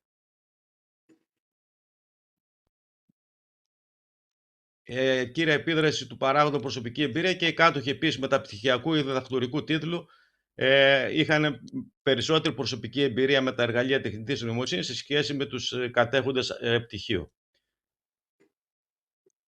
Η ετοιμότητα των εκπαιδευτικών για την ενσωμάτωση της τεχνητής νοημοσύνης εξαρτάται από τις στάσεις, επαγγελματικές προσδοκίες, προσωπικές εμπειρίες και την διαθεσιμότητα των πόρων.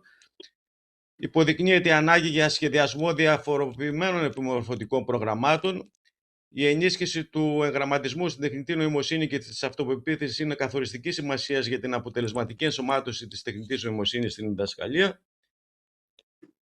Προτάσεις για δράση, εστίαση σε διαφοροποιημένη επιμόρφωση προσαρμοσμένη στις ανάγκες κάθε ειδικότητας, αναβάθμιση του επιμορφωτικού μοντέλου Β2 του ΠΟΕ με πρακτικές εφαρμογές τεχνητής νοημοσύνης στα αντικείμενα της ειδικότητας και όχι ως αυτόνομες ενότητες, ενίσχυση της ηθικής διάστασης της τεχνητής νοημοσύνης στην εκπαίδευση. Περιορισμοί και μελλοντική έρευνα. Η μελέτη είναι εγκάρσια γεγονός που περιορίζει την έρευνα αιτιωδών σχέσεων. Για μελλοντική έρευνα προτείνονται διαχρονικά και πειραματικά ερευνητικά σχέδια που θα επιτρέψουν την αξιολόγηση της αποτελεσματικότητας επιμορφωτικών παρεμβάσεων για την ανάπτυξη του εγγραμματισμού στην τεχνητή νοημοσύνη και προτείνεται να χρησιμοποιηθούν μεικτές μέθοδοι, ποσοτικές και ποιοτικές για βαθύτερη κατανόηση. Ευχαριστώ πολύ για την προσοχή σας. Και με συγχωρείτε για την καθυστέρηση, δεν περίμενα να υπάρχει αυτή η δυσλειτουργία στο διαμερισμό της οθόνης. Δεν φανταζόμουν ότι δεν θα ήταν δυνατό. Σας ευχαριστώ πάρα πολύ. Εμείς σας ευχαριστούμε. Λοιπόν, πάμε στις ερωτήσεις. Είναι 10 και 7 πρώτα λεπτά. Κανονικά έπρεπε να πίνουμε καφέ τώρα, αλλά τέλος πάντων. Ναι. Ναι, 10 λεπτά μπορούμε. Θέλεις να αρχίσεις και... Χαίρετε, μπορώ να ρωτήσω κάτι? Ερωτήσεις? Γεια σας, μ' ακούτε? Ναι, σας ακούμε. Ωραία, άρα να κατεβάσω το χέρι. Έχω μια απορία στον τελευταίο μιλητή. Λέγομαι Γιώργος Κουλαβζής, είμαι αναπληρωτής καθηγητής στο Ελληνικό Ανοιχτό Πανεπιστήμιο και μαθηματικός σε βασικό πτυχίο. Αρχικά δεν κατάλαβα και θα ήθελα να μου εξηγήσει ο συνάδελφος γιατί τέθηκε το ζήτημα του φύλου στην προσπάθεια διερεύνησης της ετοιμότητας για χρήση τεχνητής νοημοσύνης. Δηλαδή υπήρξε κάποιο είδους επισκόπηση βιβλιογραφική που ανέδειξε ότι το φύλο διαφοροποιεί τον τρόπο που μαθαίνουν κάποιοι που μπορούν να ετοιμαστούν για κάποια καινούργια καινοτομία, ή μήπως η έλλειψη ακριβώς τέτοιων είδων μελετών αναδεικνύει ότι το φύλο δεν αποτελεί παράγοντα. Κατά την άποψή μου, δεν αποτελεί το φύλο κανέναν παράγοντα απολύτως. Δηλαδή, δεν μπορούμε να διακρίνουμε μεταξύ άνδρων και γυναικών και να λέμε, ξέρετε, οι άντρες μαθαίνουν καλύτερα μαθηματικά και οι γυναίκες λιγότερα μαθηματικά. Αλλά αν υπήρχε κάποια τέτοια βιβλιογραφική επισκόπηση που έδινε όλα αυτά τα δημογραφικά χαρακτηριστικά ως κρίσιμα για την κατανόηση της τεχνητής νοημοσύνης, καταλαβαίνω γιατί ψάξατε για το φύλο. Θα ήθελα να μου το πείτε. Ένα είναι αυτό. Δεύτερο, ήθελα να καταλάβω, επειδή λέτε ότι χρησιμοποιήσατε εκπαιδευτικούς από όλη την Ελλάδα, εννοείται εκπαιδευτικούς δευτεροβάθμιας, τι είδους δειγματοληψία έγινε, δηλαδή για να μπορέσουμε να καταλήξουμε στο συγκεκριμένο δείγμα? Ούτε αυτό το αναφέρατε και έτσι θα μπορούσαμε να μας διευκολύνει να κατανοήσουμε κατά πόσον το δείγμα αυτό που επιλέχθηκε και με τον τρόπο που επιλέχθηκε μπορεί πραγματικά, επειδή κάνετε το διδακτορικό σας, είπατε, γι' αυτό σας το λέω, να καταλήξει σε συμπεράσματα που μπορούν να γενικευθούν. Έτσι, αυτό θα με ενδιαφέρει πάρα πολύ. Και τρίτο, χρησιμοποιήσετε μια τακτική κλίμακα, την κλίμακα Likert, και μετά για να ερμηνεύσετε τα αποτελέσματα χρησιμοποιήσετε μέσο όρο. Η κλίμακα Likert, επειδή ακριβώς είναι τακτική, έχει το εξής μειονέκτημα. Αν υποθέσουμε ότι έχουμε 10 ανθρώπους και οι 5 απαντάνε 5 στη Likert και οι 5 απαντάνε 1, αυτό μας δίνει μέσο όρο 3. Το 3 όμως δεν περιγράφει το ότι οι 5 είναι expert και οι άλλοι 5 δεν ξέρουν τίποτα. Απορώ γιατί δεν χρησιμοποιήσατε έναν άλλον δείκτη κεντρικής τάσης, όπως είναι η επικρατούσα τιμή ή, εν πάση περιπτώσει, ο διάμεσος. Αυτά. Μάλιστα. Σε ό,τι αφορά η έρευνα έγινε με αποστολή σε διευθύνσεις ηλεκτρονικές σχολείων τυχαία σε όλη την Ελλάδα. Μισό λεπτό. Τυχαία τι εννοείται? Τυχαία τι εννοείται? Τυχαία. Δηλαδή πήρα τις ηλεκτρονικές διευθύνσεις των σχολείων από κάποια βάση δεδομένων και έστειλα προς πάρα πολλά σχολεία, ας πούμε, χωρίς κάποια διάκριση, χωρίς κάποια κριτήρια επιλογής. Βέβαια, ο ρυθμός απόκρισης ήταν χαμηλός. Δηλαδή, μπορώ να σας πω ότι έστειλα σε περίπου 1000 σχολεία για να μαζέψω 425 περίπου απαντήσεις. Δηλαδή, η αποστολή ήταν σε πάρα πολλά σχολεία. Άρα πώς ήταν ο πληθυσμός? Ο πληθυσμός, κοιτάξτε να δείτε, ο πληθυσμός θεωρούμε ότι είναι όλοι οι εκπαιδευτικοί δευτεροβάθμιας εκπαίδευσης. Αυτοί ξέρουμε πώς είναι. Δεν είναι άγνωστο. Είναι, ας πούμε, 5.653, είναι 16.350. Γιατί αν το δείγμα σας είναι από 30.000 εκπαιδευτικούς, είναι λίγο προβληματικό. Αν όμως είναι από 1.000, είναι εξαιρετικό. Εντάξει, κοιτάξτε τώρα, το πώς θα απαντούσε ο καθένας και αν θα ήθελε να απαντήσει, εγώ δεν μπορούσα να το ξέρω. Προφανώς, αν με τις πρώτες αποστολές των ερωτηματολογίων μαζεύονταν ικανός αριθμός απαντήσεων, θα μου αρκούσε αυτό. Αλλά σας λέω ότι... Αυτό, θα μου επιτρέψετε, αυτό δεν είναι τυχαία δειγματοληψία. Δεν ξέρω η επιβλέπουσα πώς το ονομάζει.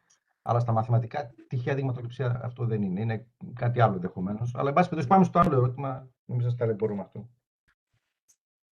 Το δεύτερο ερώτημα. Γιατί πήγα να ερευνήσω την συμβολή του φύλου? Σε πολλές μελέτες για την αποδοχή της τεχνολογίας, για την χρήση της τεχνολογίας, παρατηρείται ότι εξετάζεται αν επηρεάζει το φύλο. Δεν είπα εγώ ότι προσπαθώ να βρω αν οι άντρες ή οι γυναίκες μαθαίνουν με διαφορετικό τρόπο ή μαθαίνουν ευκολότερα, αλλά ενδεχομένως να υπήρχε εδώ πέρα, όπως φάνηκε, μια θετικότερη κλίση από ό,τι φαίνεται από την πλευρά των γυναικών προς την εφαρμογή των εργαλείων τεχνητής νοημοσύνης στην εκπαιδευτική διαδικασία. Και σε ό,τι αφορά το πρώτο τώρα, εντάξει, οι συσχετισμοί, όταν γίνεται μια πανελλαδική έρευνα, εγώ απευθύνθηκα σε όλες τις περιφέρειες της Ελλάδος και μάλιστα φρόντισα να υπάρχει και μια αναλογία, δηλαδή το 30 με 40% των αποστολών ήταν προς τα σχολεία της περιφέρειας, ένα 10% ήταν προς τα σχολεία του νομού Θεσσαλονίκης και φρόντισα να υπάρχει περίπου, ας πούμε, στα μηνύματα που έστειλαν τα ηλεκτρονικά, μια συμμετοχή 60 με 70% σε αστικές περιοχές, ένα 20% περίπου σε ημιαστικές και ένα 10% σε αγροτικές περιοχές, ώστε να καλύπτονται από εκεί και πέρα. Έλαβα απαντήσεις. Δεν μπορούσα να ξέρω ποιοι και από πού απάντησαν. Μου αρκούσε ενδεχομένως και αρκέστηκα στη συμμετοχή που ήταν 425 για να μπορέσω να κάνω και την στατιστική ανάλυση που ακολούθησε. Σε ό,τι αφορά το φύλο, επειδή ήθεστε... Παρακαλώ και Ναι. τον κύριο Κουλαουζίδη και τον κύριο Παπαδήμα να συντομεύουμε, γιατί εντάξει, μπορεί και άλλοι συνάδελφοι και συναδέλφοι να έχουν ερωτήσεις. Ο κύριος Παπαδήμας είναι υποψήφιος διδάκτορας, καλά δεν τα λέω? Ναι, βεβαίως. Ναι, να το δείτε, το δείγμα σας, έχει δίκιο ο κύριος Κουλαουζίδης. Είναι cluster sampling αυτό, είναι τέλος πάντων μπερδεμένο αυτό που λέτε. Αποσαφηνίστε το δείγμα σας. Πάμε σε μια άλλη ερώτηση. Άλλη. Κύριος Ψαλίδας, του δίνω τώρα το μικρόφωνο. Δεν ξέρω, μάλλον δεν είναι ερώτηση, είναι επισήμανση. Παρακολούθησα έτσι την εισήγηση της κυρίας Λεμονίδου με την κυρία Σπανακά για την ανοιχτή επιστήμη, όπως παρακολούθησα και χτες την εισήγηση του ομότιμου καθηγητή του κυρίου Λιοναράκη σχετικά με την καινοτομία στο Ελληνικό Ανοιχτό Πανεπιστήμιο και σας διαβεβαιώνω ότι τα συνδύασα. Και νομίζω το είπε και η κυρία Λεμονίδου. Θέλω και την άποψη της κυρίας Πανακά που το ζει το Ελληνικό Ανοιχτό Πανεπιστήμιο, σε ποιο βαθμό η πλήρης υιοθέτηση άμεση των αρχών της ανοιχτής επιστήμης θα αποτελούσε σημαντική καινοτομία στο ΕΑΠ του 2025. Ευχαριστώ πολύ. Ευχαριστούμε για το ερώτημα που δείχνει, κύριε Ψαλίδα, τη συνδυαστική σκέψη, γιατί πραγματικά και εγώ εχθές παρακολουθώντας τον κύριο Λιοναράκη, ταυτίστηκα απόλυτα με όσα διαπιστώσαμε με την κυρία Λεμονίδου στη διάρκεια αυτής της μελέτης. Ο κύριος Λιοναράκης, ξέρετε, έθεσε ξεκάθαρα θέμα δημοκρατίας και αυτό...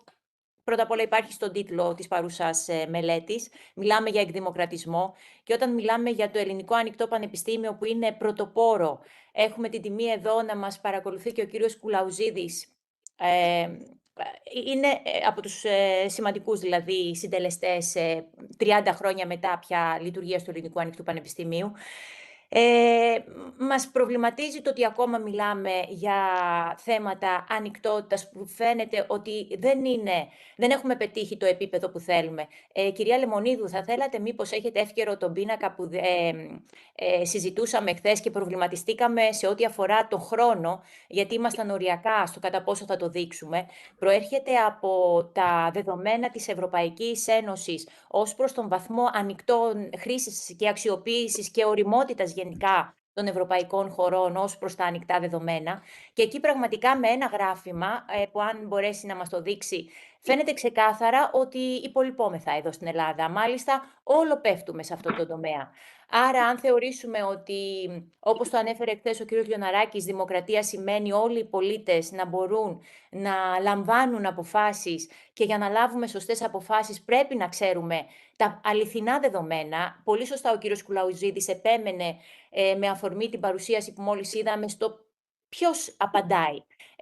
Πόσο αξιόπιστα είναι αυτά τα δεδομένα. Γιατί αν δεν έχουμε τη βάση τη σωστή και τα αποτελέσματά μας δεν θα είναι ασφαλή.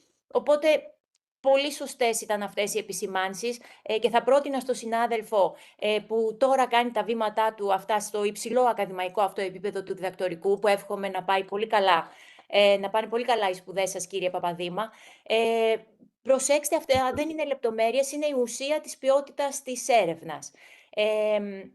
Μπορείτε να απευθυνθείτε μέσω του My School, είναι καταγεγραμμένα τα νούμερα, όπως αυτά που ζήτησε ο κύριος Κουλάου ζήτησε, ως προς τον πληθυσμό των εκπαιδευτικών. Οι εκπαιδευτικοί, ανάλογα και με τις βαθμίδες, έχουν διαφοροποιήσεις, άρα έχει νόημα να είναι πολύ συγκεκριμένο αυτό που μελετάτε και που μετράτε.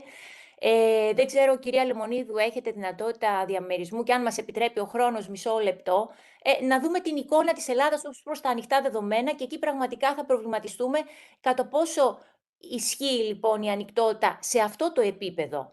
Δεν είναι μόνο πρόσβαση. Εμείς στο ΕΑΠ μιλάμε κυρίως για πρόσβαση και έχουμε πολύ ωραίες δυνατότητες μέσω της βιβλιοθήκης να μπαίνουμε, να βρίσκουμε πηγές μελέτης δημοσιεύσεων. Τι γίνεται όμως με τα ερευνητικά δεδομένα? Είδα στη συνάντησή μας εδώ σήμερα και τον κύριο Βλαχόπουλο, που επίσης είναι καθηγητής στην Ολλανδία. Εκεί έχουν μια άλλη κουλτούρα πραγματικά ανοιχτή. Κυρία Λεμονίδου, θέλετε εσείς μήπως να μας πείτε λίγο περισσότερο από την εμπειρία σας στο Ολλανδικό Πανεπιστήμιο, σκέψεις για το Ανοιχτό Πανεπιστήμιο της Ελλάδας, όπως το έχετε μελετήσει? Μάλιστα. Καταρχάς μπορώ να μοιραστώ το γράφημα το οποίο αναφέρατε. Μισό λεπτό. Ωραία. Μάλλον μπορείτε να δείτε την οθόνη μου. Είναι αυτό εδώ, το οποίο είναι η θέση της Ελλάδας, όχι στα ερευνητικά δεδομένα, παρένθεση εδώ πέρα, είναι γενικότερα στα ανοιχτά δεδομένα, που αυτά μπορεί να είναι κυβερνητικά, μπορεί να είναι νομικά, μπορεί οτιδήποτε. Εδώ βλέπουμε την κόκκινη γραμμή, η οποία έχει να κάνει με το impact και αυτό έχει να κάνει με την επαναχρησιμοποίηση των δεδομένων. Μπορώ να πω ότι τα ερευνητικά δεδομένα δεν έχουν κάποια διαφορά με το γράφημα που βλέπουμε εδώ. Δηλαδή, συμφωνώ ότι είναι μια έννοια η οποία εκλείπει μάλλον στο ελληνικό ακαδημαϊκό περιβάλλον. Μερικές διαφορές που σίγουρα βλέπω εγώ είναι, όπως ανέφερα, ο τομέας του data stewardship, ο οποίος τουλάχιστον στα Ολλανδικά πανεπιστήμια είναι θεσμός. Σε κάθε ακαδημαϊκή βιβλιοθήκη υπάρχει και από μία ομάδα data stewards, οι οποίοι δουλεύουν ακριβώς πάνω σε αυτό, έτσι ώστε τα δεδομένα να είναι ανοιχτά, να βασίζονται πάνω στις αρχές FAIR που προαναφέραμε, γιατί η ανοιχτότητα δεν είναι μόνο ανοιχτότητα όσον αφορά την πρόσβαση, είναι και διαφάνεια, είναι και επαναχρησιμοποίηση αυτών των δεδομένων, κάθε ερευνητής να μπορεί να κάνει μία έρευνα η οποία τα δεδομένα της να μπορούν να επαναχρησιμοποιηθούν στο μέλλον και να υπάρχουν... Ναι. Ευχαριστούμε κυρία Λεμονίδη, αλλά τέλεια. πρέπει Σας να ευχαριστώ κάνουμε ένα πολύ. μικρό διάλειμμα. Επίσης, Τέλεια, βέβαια. όσοι και όσες έχετε πρόσθετες ερωτήσεις, μπορείτε να τις γράψετε στο chat και να τις απαντήσουν οι ομιλητές και οι ομιλήτριες. Ευχαριστούμε πάρα πολύ που ήσασταν μαζί μας αυτή την πρωινή συνεδρία. Συγχαρητήρια σε όλους και όλες για τις παρουσιάσεις σας και τις εργασίες σας και τις δουλειές σας. Να είστε καλά, να είστε γεροί. Ευχαριστούμε και εμείς. 10:30 ξεκινάει η επόμενη. Εντάξει. Ευχαριστούμε.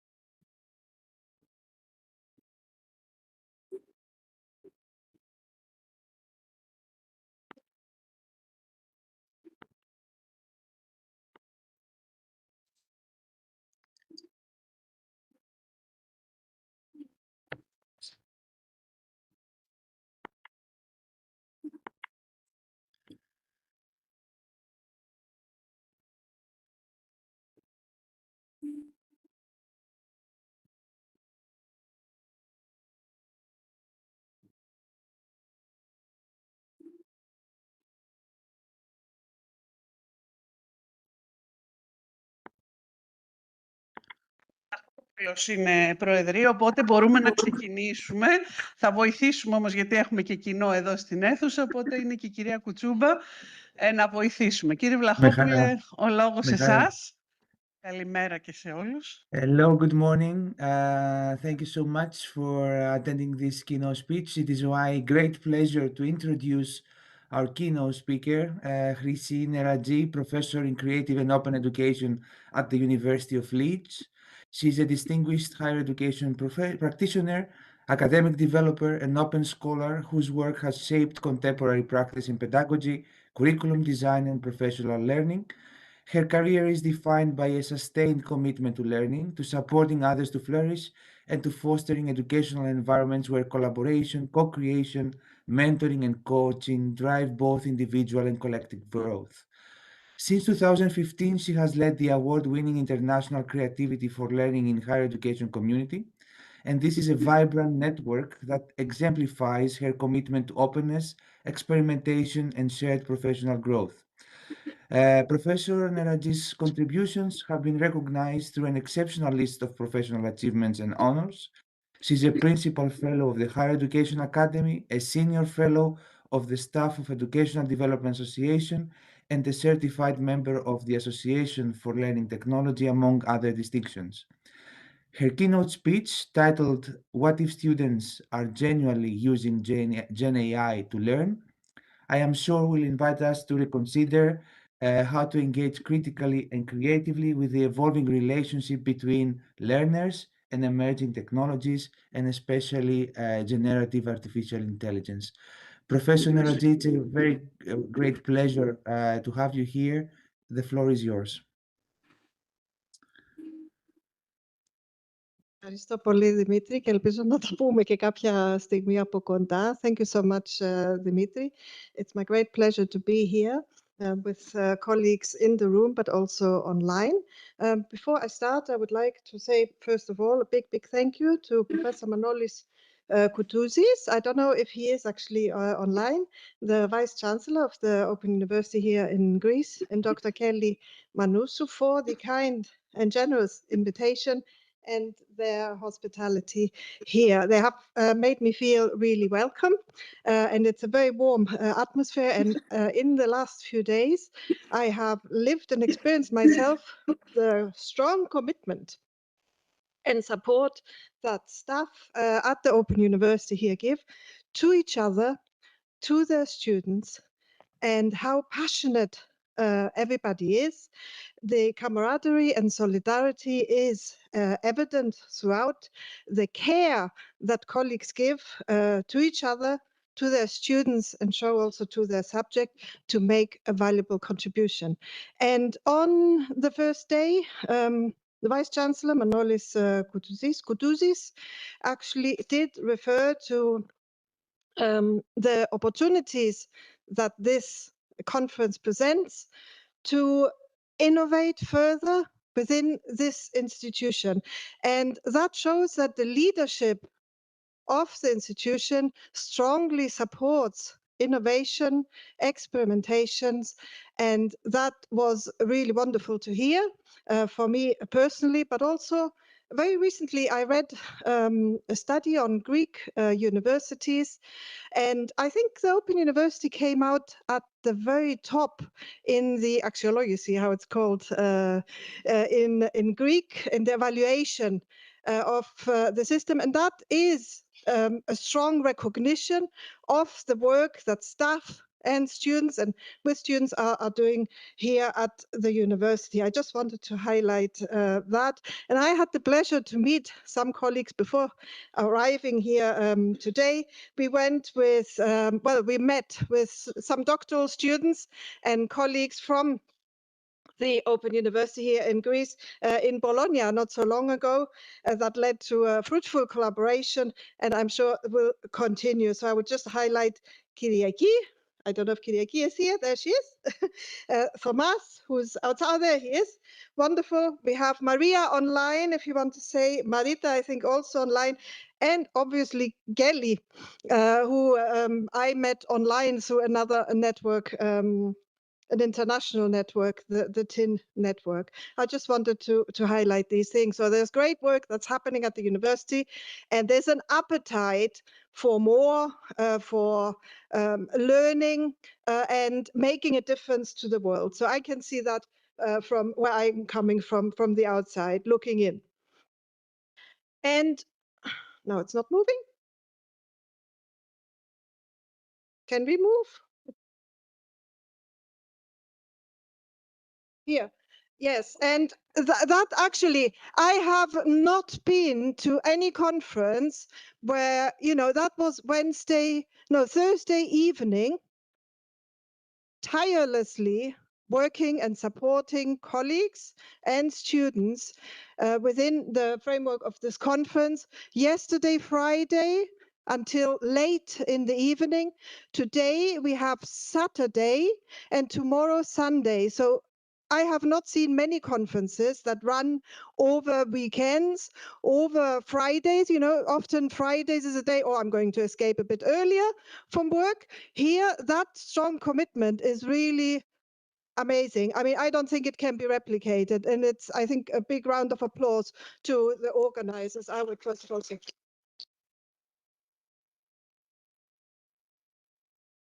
The thing is also that I am Greek.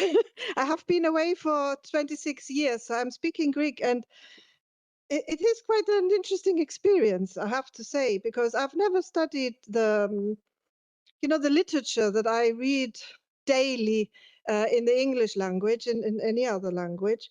But I've started to do a little glossary, and I just want to share that with you from the last few days. I learned that accessibility is προσβασιμότητα, collaborative learning is συνεργατική μάθηση, are you listening, Alan? Alan, yeah? Inclusion, συμπερίληψη, literacy, grammatismos, and openness, ανοιχτότητα. I love these words in Greek. Maybe I love them even more when I hear them in Greek because they sound a bit musical to me. Okay, so I think we can make a start. So Dimitris kindly introduced me already, so I'm not going to repeat anything. What I want to emphasize is that I am, first of all, a learner. And I'm actually also a student. I'm doing another qualification, a master's qualification in leadership at the moment. And that double role of being an educator and student is what keeps me in higher education, I have to say. So where do I come from?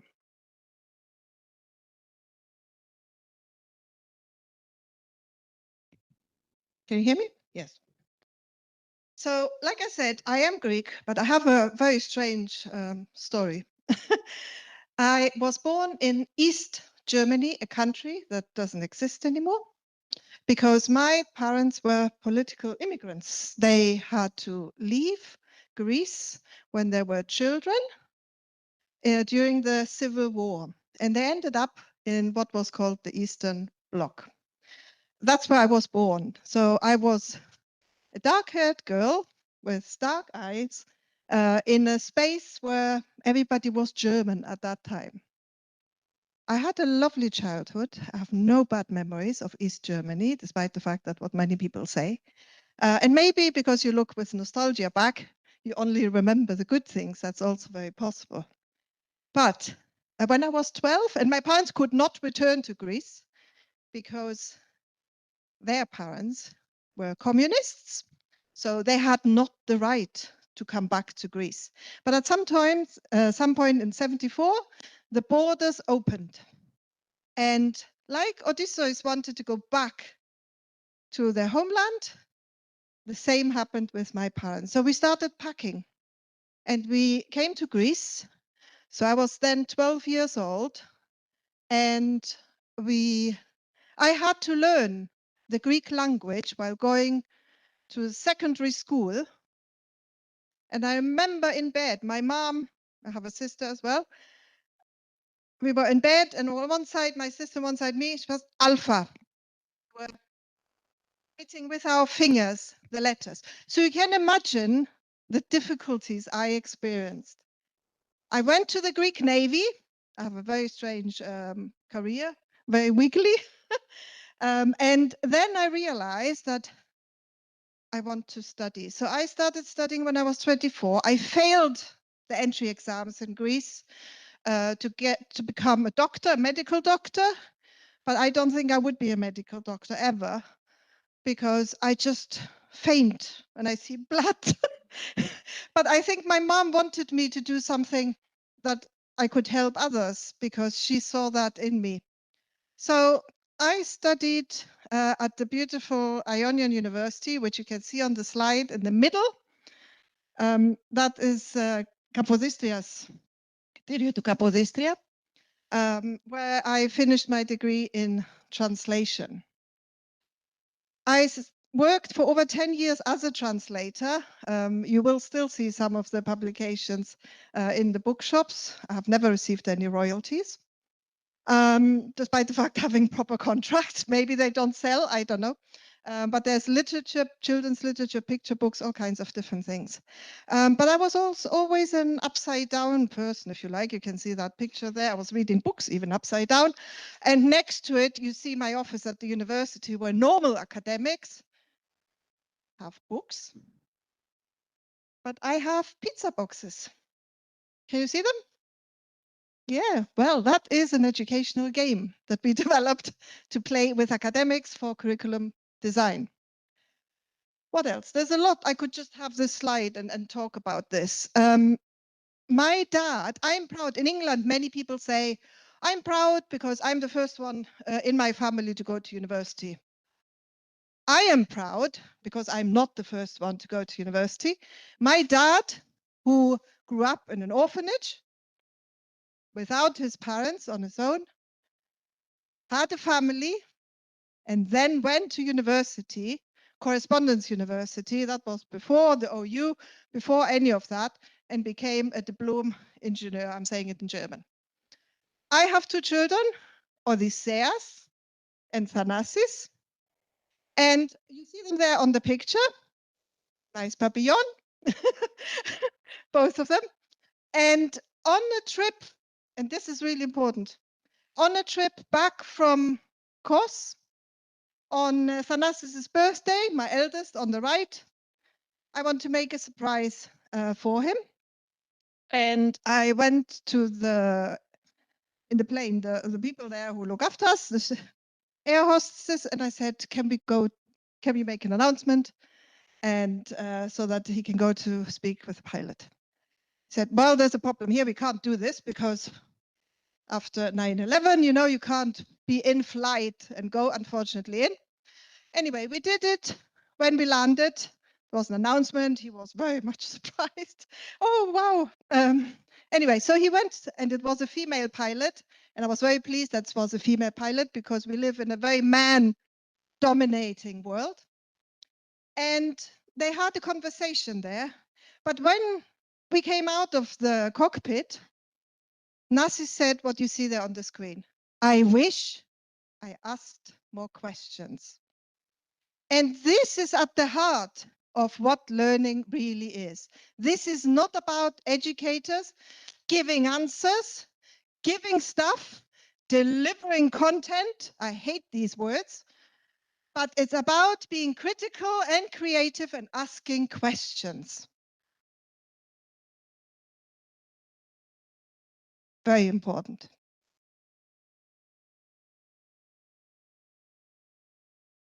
So I work at the University of Leeds, which is a big Russell Group research intensive university in the north of England. Has anybody been to Leeds online?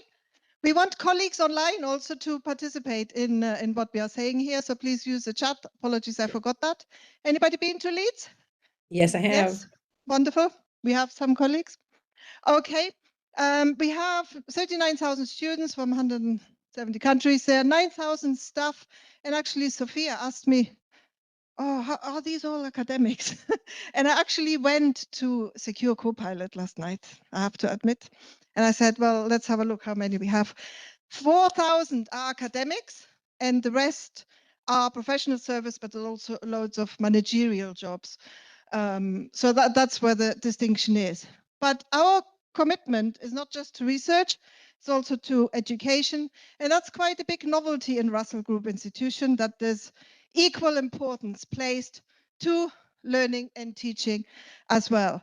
But the social mission of the university is very much that is fully embedded within academic programs, within all our courses, and what we are trying to do to help the region, but also the world.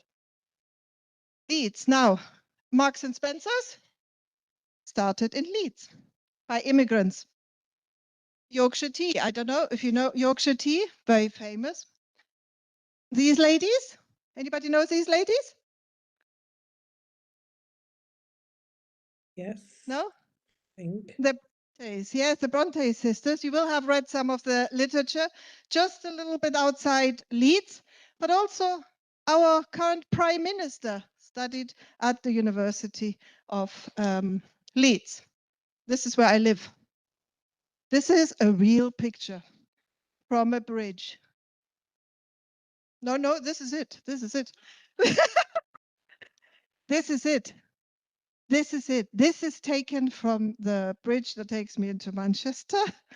And this was one day, the landscape. It's not just one day. On a beautiful day, this is how it looks. It's taken from the same location.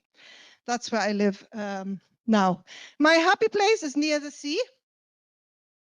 And this is obviously AI generated, obviously, and it didn't really follow my instructions, but maybe my instructions were not that good. But I was happy with my happy place. A little housey with tomatoes and olives, and you can actually see lemons hanging on a olive tree. Isn't this bizarre? Thank you. Okay, so I know I've taken up loads of space already, time here, but I hope this has been useful. Konstantinos Kostoudis, I'm a Leeds alumni. Wonderful, wonderful. Thank you. Tell us about your experience. Okay, so let's go to what I said I would do.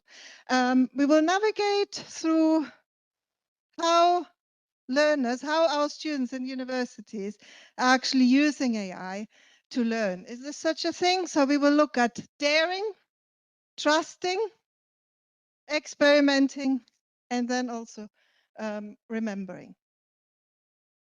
This is taken here in Patra.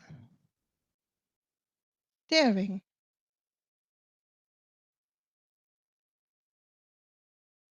We often, as educators, feel restricted, constrained, that we can't do anything, that we don't have the resources, that we don't have the time.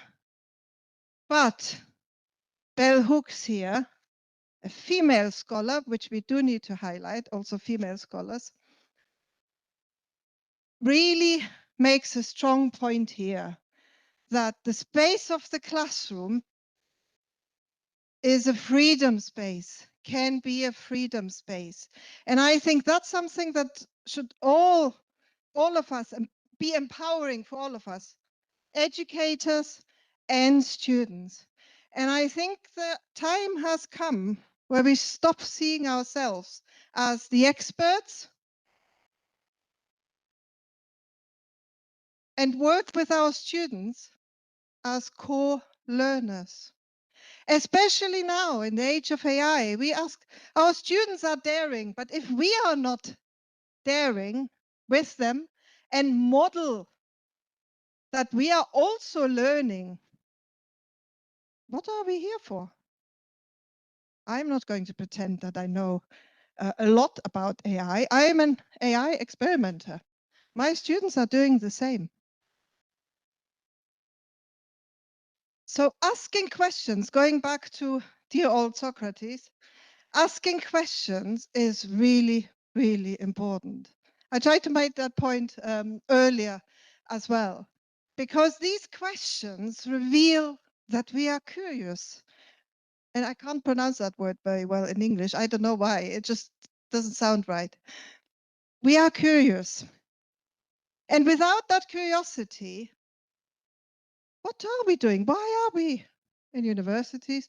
Why are we in learning organizations if we don't have that curiosity?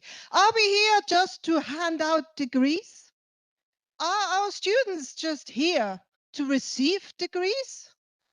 What a waste. There are so many possibilities. And Anna Kraft, I don't know if another female scholar, reminds us that it is about possibilities.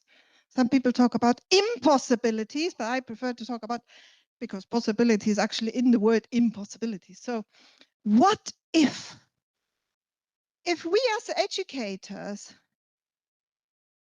are sleepwalking in our classrooms, what our students are going to do? I don't think we need an answer.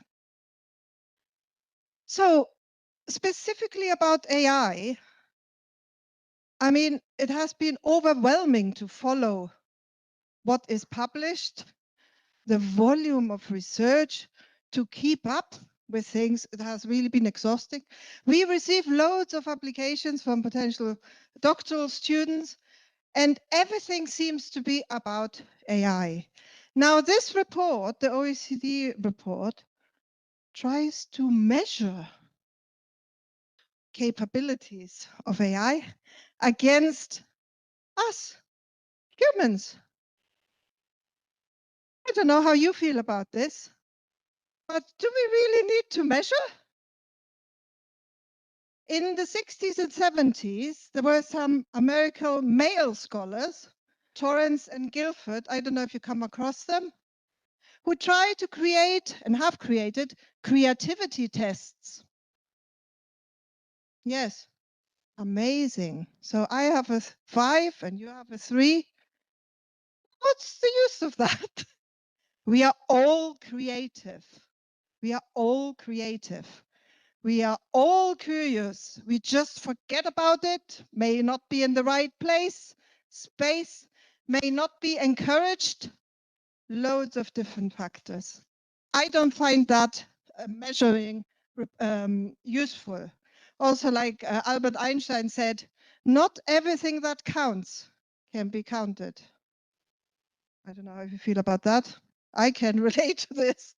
And I see the lady we saw online, isn't it? You were online the other day sending your work? You, yeah? Yes. Yes, good. Okay, yes. So, yes, I think we should stop measuring and looking at the depth and breadth of human experience and what it actually means to live in a world that is not enhanced by AI, but enabled. So it's a symbiosis. And I'm using how we would pronounce it in Greek, because in English we use the same word. It's a symbiosis. So we need to learn to live with it. We need to learn with it. We need to learn to work with it.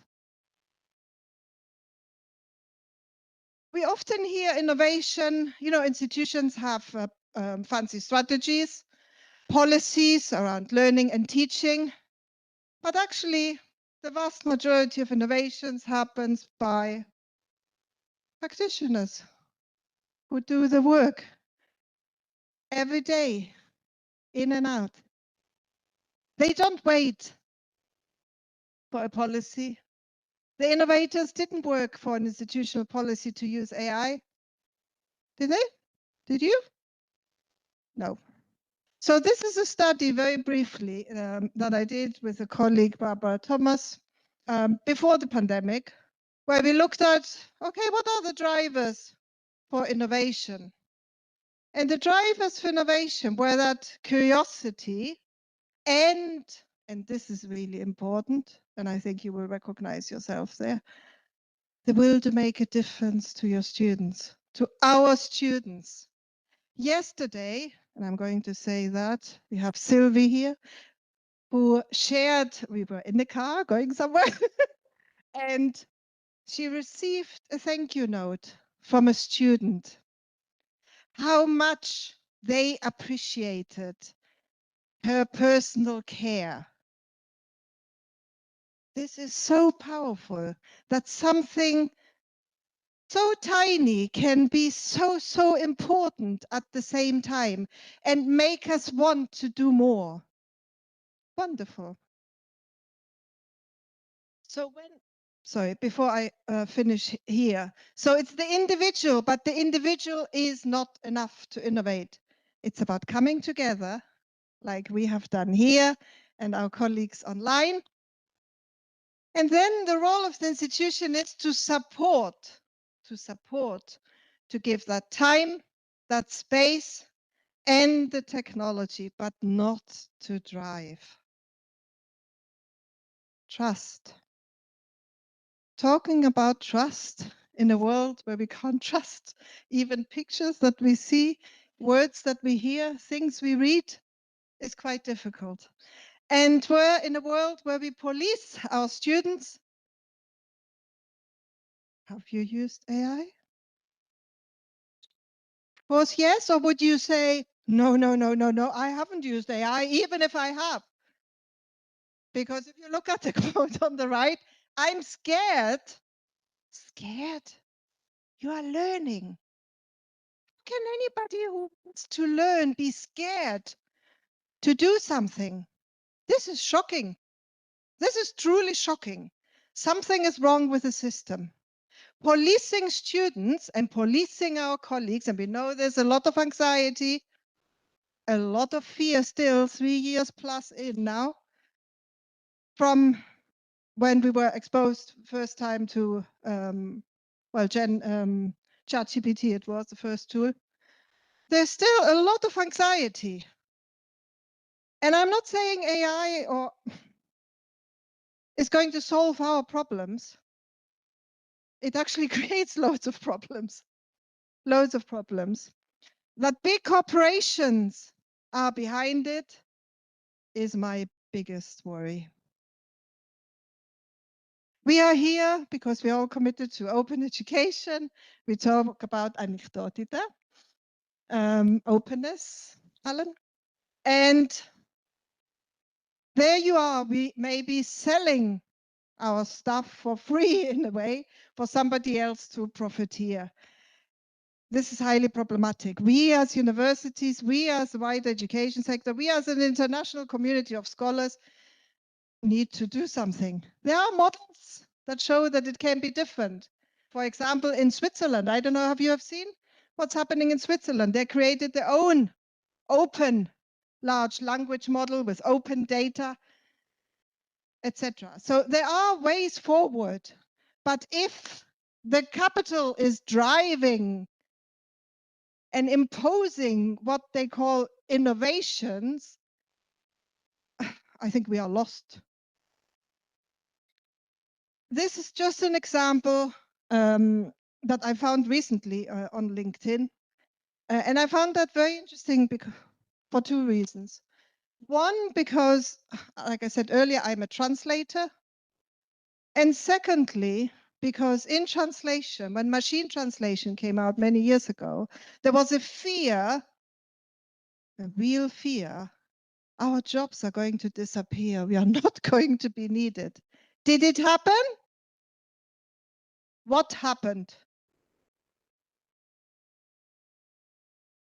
The work changed. Yeah. And the salaries, yes, economic implications as well. But it shows that we need to adapt. Things are evolving, things are changing. So we need, we will be all left behind if we are not. And if we are in universities and are not experimenting with AI, with our students together as a community, we are not preparing our students, not just for work, because we don't know what jobs they're going to get in, but for life. And we don't have an expert here in lifelong learning, colleagues not here. We talk about lifelong learning, we talk about life-wide learning. This is about a need for us to remain current. But beyond that, I don't like the word need that I used here. This goes back to curiosity, wanting to explore, having that excitement about learning. And when that doesn't happen,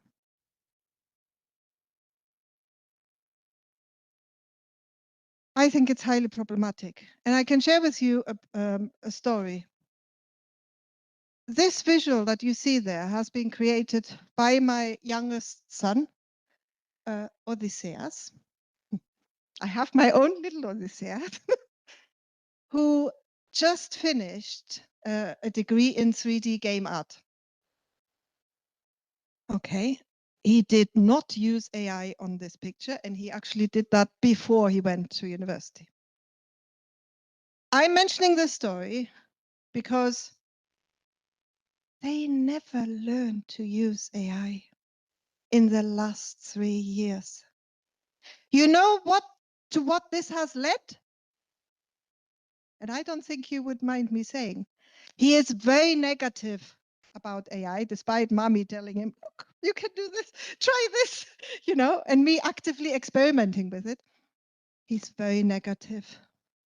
He doesn't want to go near it. So our responsibility is huge as educators, because what we are doing at university will have a big, big impact on how our students think. Can they unthink? Can they rethink? If we don't do that, what's university for?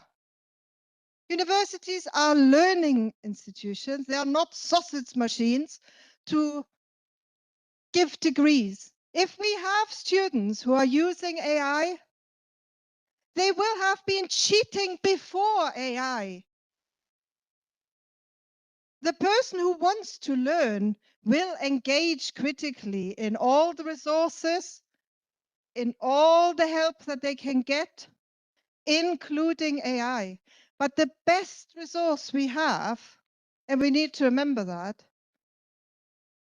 is each other.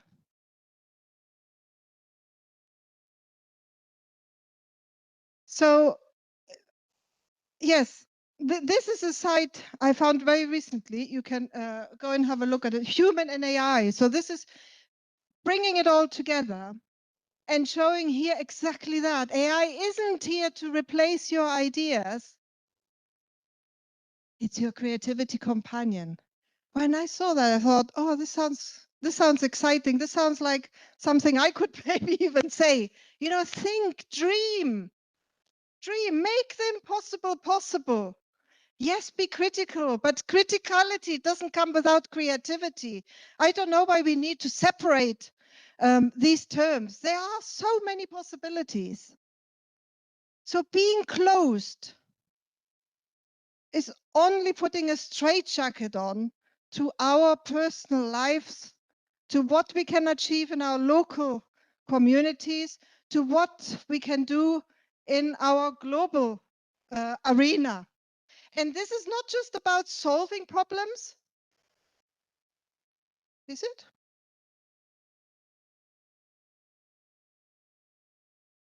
It's also thinking about the joy of life, the joy of being alive. I mean, most of the people who are here in the room and maybe also online, I don't know, we have lived through all kinds of transformations. This is exciting. This is exciting. That excitement is really important and a vital ingredient in learning.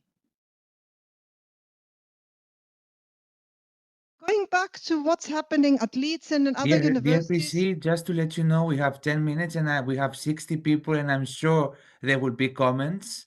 And I know that we can shorten our lunch break, I guess. I talked to Gelly. But just to have in mind that there will be probably quite a few questions and it would be nice to answer them. So yes. Just to be mindful of this. Thank you. Thank you, Dimitri. Yeah, I'm getting carried away. Sorry. Apologies to everybody online and in the room, obviously, as well. So in Leeds, for example, we have a traffic light system. Amazing. For using AI in assessment. Is that happening in Greece here, at the Open University maybe, or elsewhere? Do you have traffic light system? So traffic light system is basically you on an assignment, axiology, you can either don't touch it, stay away, red, orange, yeah, you maybe use it, but ask your tutor, and green, sort of go for it, but nobody really knows what it means, because what we don't want is obviously copy and paste. There's no need to copy that slide because it doesn't work, okay? So recently I came together with some of my students and one of my tutors, because I told you I'm a student as well, on the leadership program, and started critically reviewing the traffic light system. And what we found is that, first of all, it talks about only for assessment and only for students. What about educators? What about learning with AI? What about doing research with AI? Not there. Pedagogical stagnation, red. What did we say? We talked about curiosity. So leave your curiosity outside the room, leave your curiosity in a little box, forget it. Yeah, so it doesn't work. So amber is very wishy-washy. Nobody really knows what it means. But also green is hugely contested and everybody avoids it because they're thinking, oh, students will just copy and paste. This ends up being like a race to catch students cheating. Is this what we have universities for? To catch students cheating? So in my program, where I'm a student, I came across Aaron Dickman. I don't know if you have read that book. Very interesting. A Brave New Work. And he talks about traffic lights, how ineffective they are in real life, and how they cause more accidents than roundabouts. I know in Greece there are not many roundabouts, but there are many in England, many real roundabouts in England. But the problem with traffic lights is that you see the signal, and think about assessment when I say that, and you say stop. You don't use your own brain to actually make an informed decision. You just react. You don't think. Somebody told you, red, stop, and you stop. On a roundabout, on a physical roundabout, you are present all the time. You need to look. You need to judge. You need to engage. And that is a big difference. So we thought, this sounds very much like what we are trying to say about, using AI. So we are developing with my colleague. I don't know where I am now. I've lost my... As you can see, there are many more slides, but I'm not going to get into them. But we developed a roundabout. I'm trying... Oh, here it is. The roundabout. Now, this is a draft. We have not shared that publicly with anybody else, so you're the first people to see it. This is work in progress. This is not the final thing. But in the heart of the roundabout is trust, as you can see.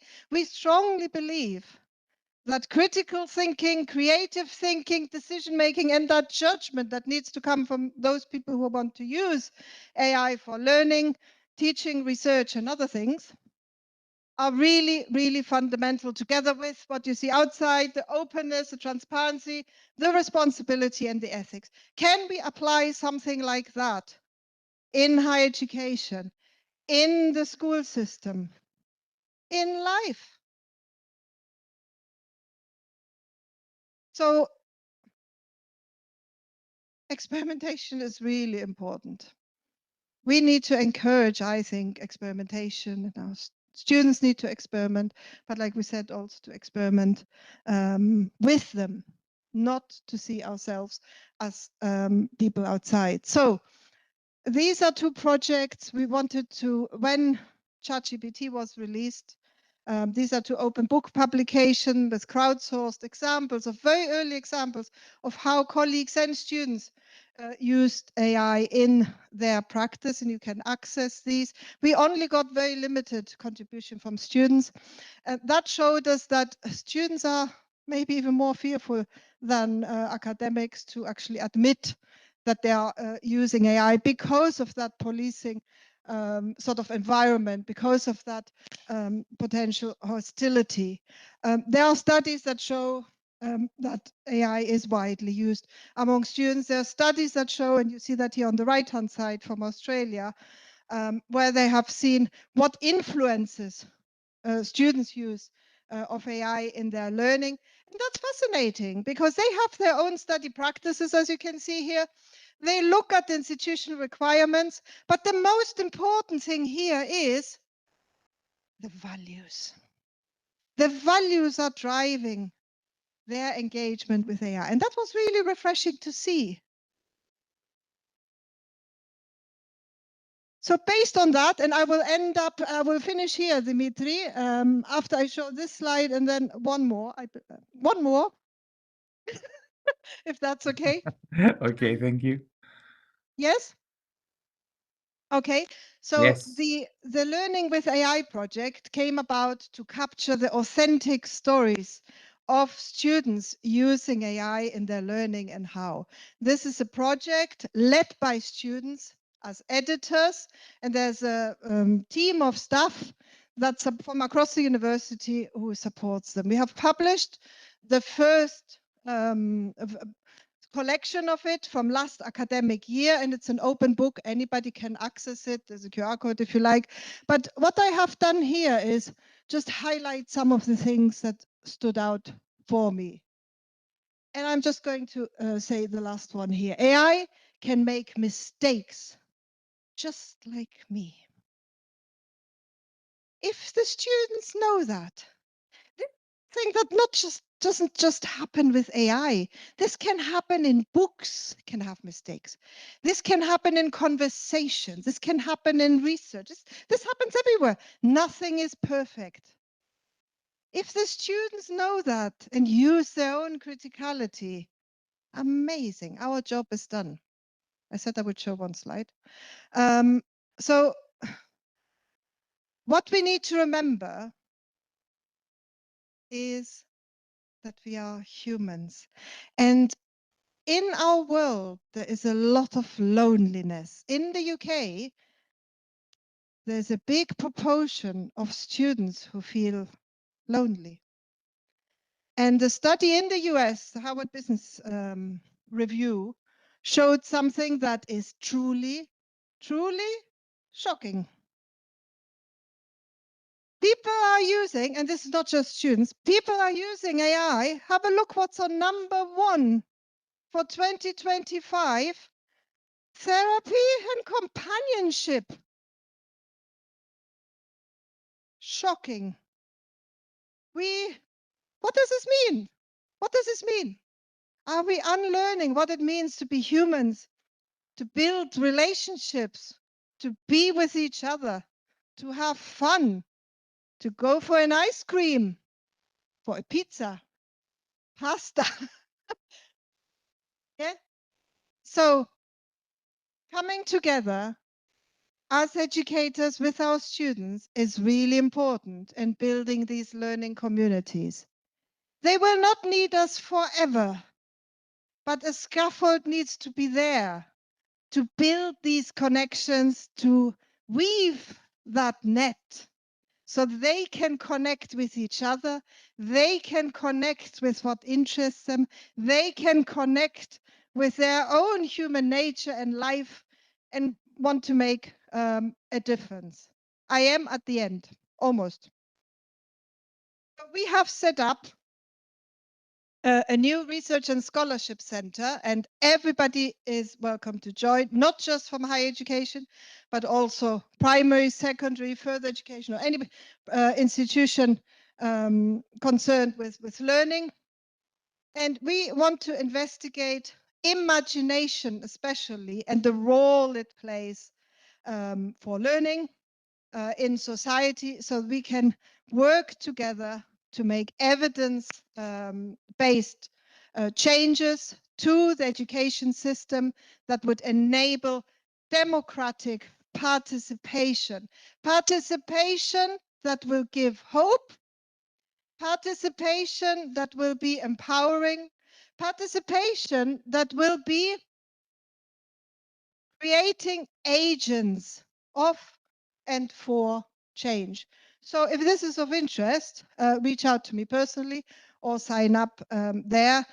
The pictures you see is from a very recent, last week actually, information session we had on campus, but we will be online as well. So if you want to sign up and become part of what we want to do, we can achieve so much more. The more we bring together, the more diverse we are. And it's good, it's healthy to have different perspectives, to be challenged and challenged at the same time. Now, yes, one second.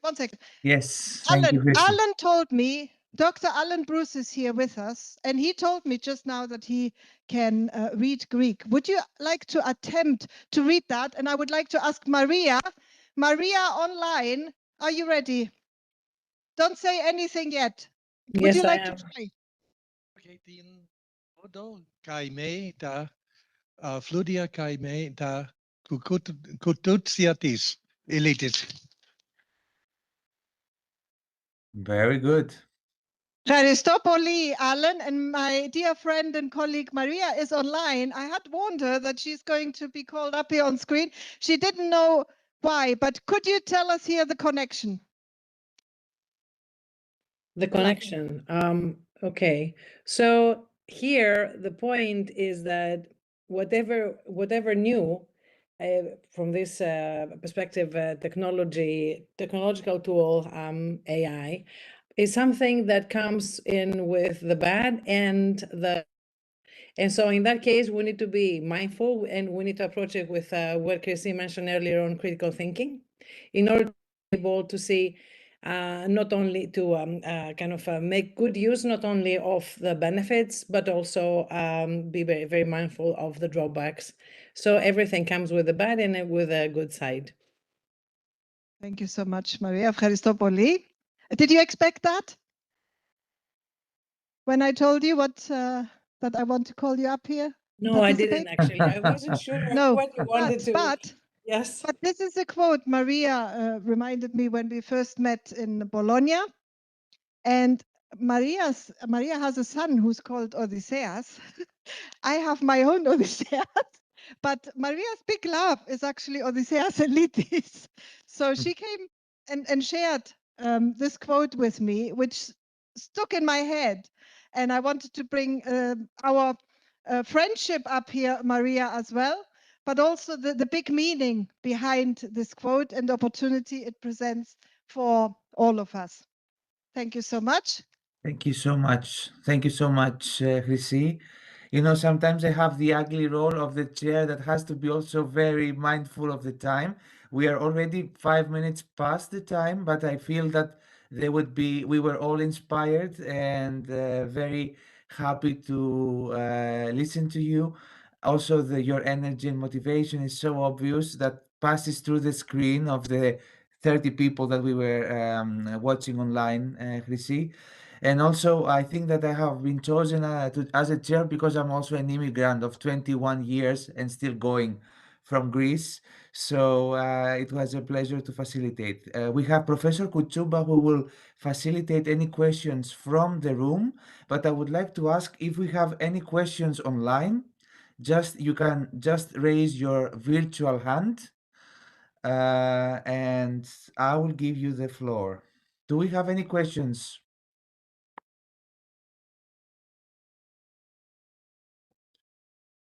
From online, you mean? Hello, Yes, Dimitris. from the online participants, you can raise your virtual hand and then I will come to you, Maria, to see if we have any people with questions from the room.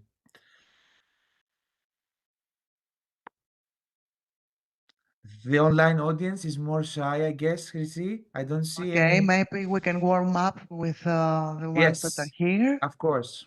So, a question, a comment, a reaction. I'm pretty sure there are a lot in your minds. So please feel free. Yes. Thank you very much for this highly inspirational speech, Chrissy. My name is Stelios Mistakidis. I'm serving at the University of Patras, but also part of the larger community of the Hellenic Open University. My question is regarding one of the many inspirational quotes and thought-provoking ideas that you present today, that is that each classroom is an experimentation, is a freedom space.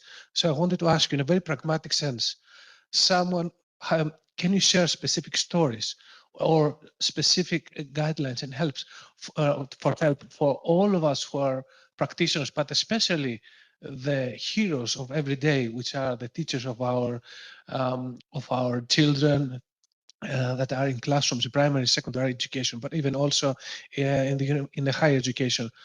How can they do that? Have you seen it happening? How can you do it? If someone says, yes, I want to do that, how do I start? How do I need to do? What do I need to change? What new things I need to adopt? Please help us along the way. Thanks. Okay. Thank you for the question. And we have met online. Now, when you said your name, it sounded very familiar. So thank you very much also for the question, Steliana. First of all, I would say nobody should tell us what we should do. No academic wants somebody else to tell them you have to do it this way or another way. I don't know if you agree or disagree. You agree? Yes. Okay. There's a big yes here in the room. Dimitris is smiling online. I don't know what everybody else thinks online, but generally we like our academic freedom as well and want to do things that we feel works for us in our classroom with our students. The key thing is that we need to be open to try and start small, potentially little experiments, like I said, work with our students. Be honest that, if you try something for the first time, this is what I do, let's give it a go. I have not done this before. There is an obsession that we often feel we need to be very polished.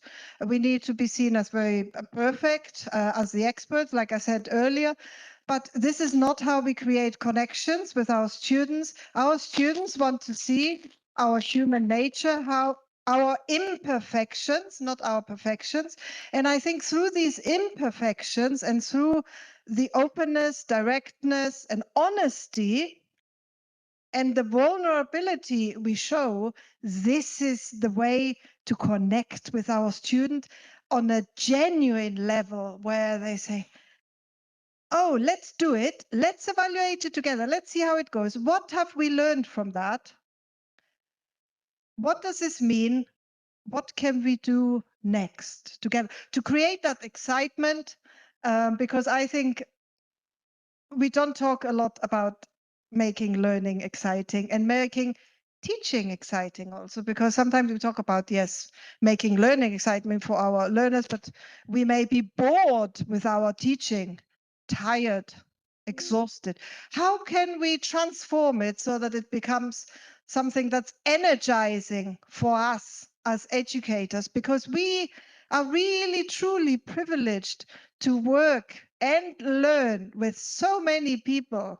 You know, I have learned a lot from my students. And if we acknowledge that there are many learning opportunities there, I think this is the way forward. If you want to see a specific example, selling my other session, at 4:30, we are actually going to talk about a real example where I have worked with students and doctoral student as well on reimagining a postgraduate module on our MA in digital education that led to a fully open book. Anybody can find that online, download it and use it.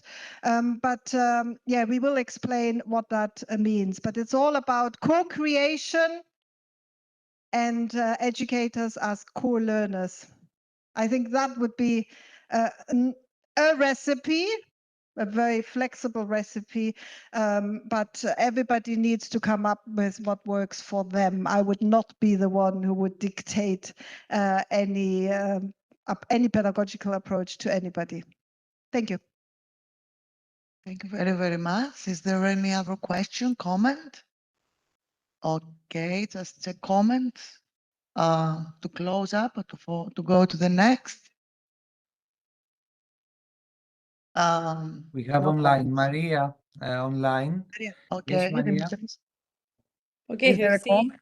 I just I accessed through the QR code that you shared with us, the Imaginative Curriculum Research and Scholarship Center that you have just established at the University of Leeds, and I believe that it's a center that you're going to be directing as well. Yes, I'm in the School of Education. I didn't say that, but it was on the slide, I think. Right. Yes. Yes, Can so you I can you yes. say a bit more about the focus of the center and how it's very easy for everybody basically to go online and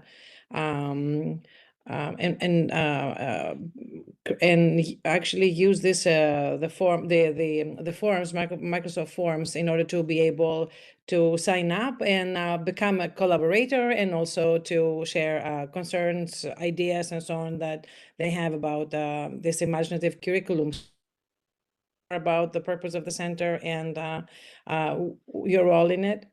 Thank you. Thank you for the question, Maria. I have been told to do it very briefly. So we can have a conversation later on because we have Alan and other speakers. I don't want to dominate the conversation, but very happy to explain. Yes, I'm the director of the new center. The ambition is to connect what's happening in schools, primary, secondary, and higher education, and together engage in research that is curiosity and values driven, to create learning experience that are truly transformative for the individual learners, students, wherever they are, for the teachers or academics as well, to create something that is maybe very different, maybe also very familiar. We don't know, because we can't say everything that we have been doing is rubbish. There are loads of things we do well, but we can build on these things and stretch. There's a lot of stretch and elasticity in the system.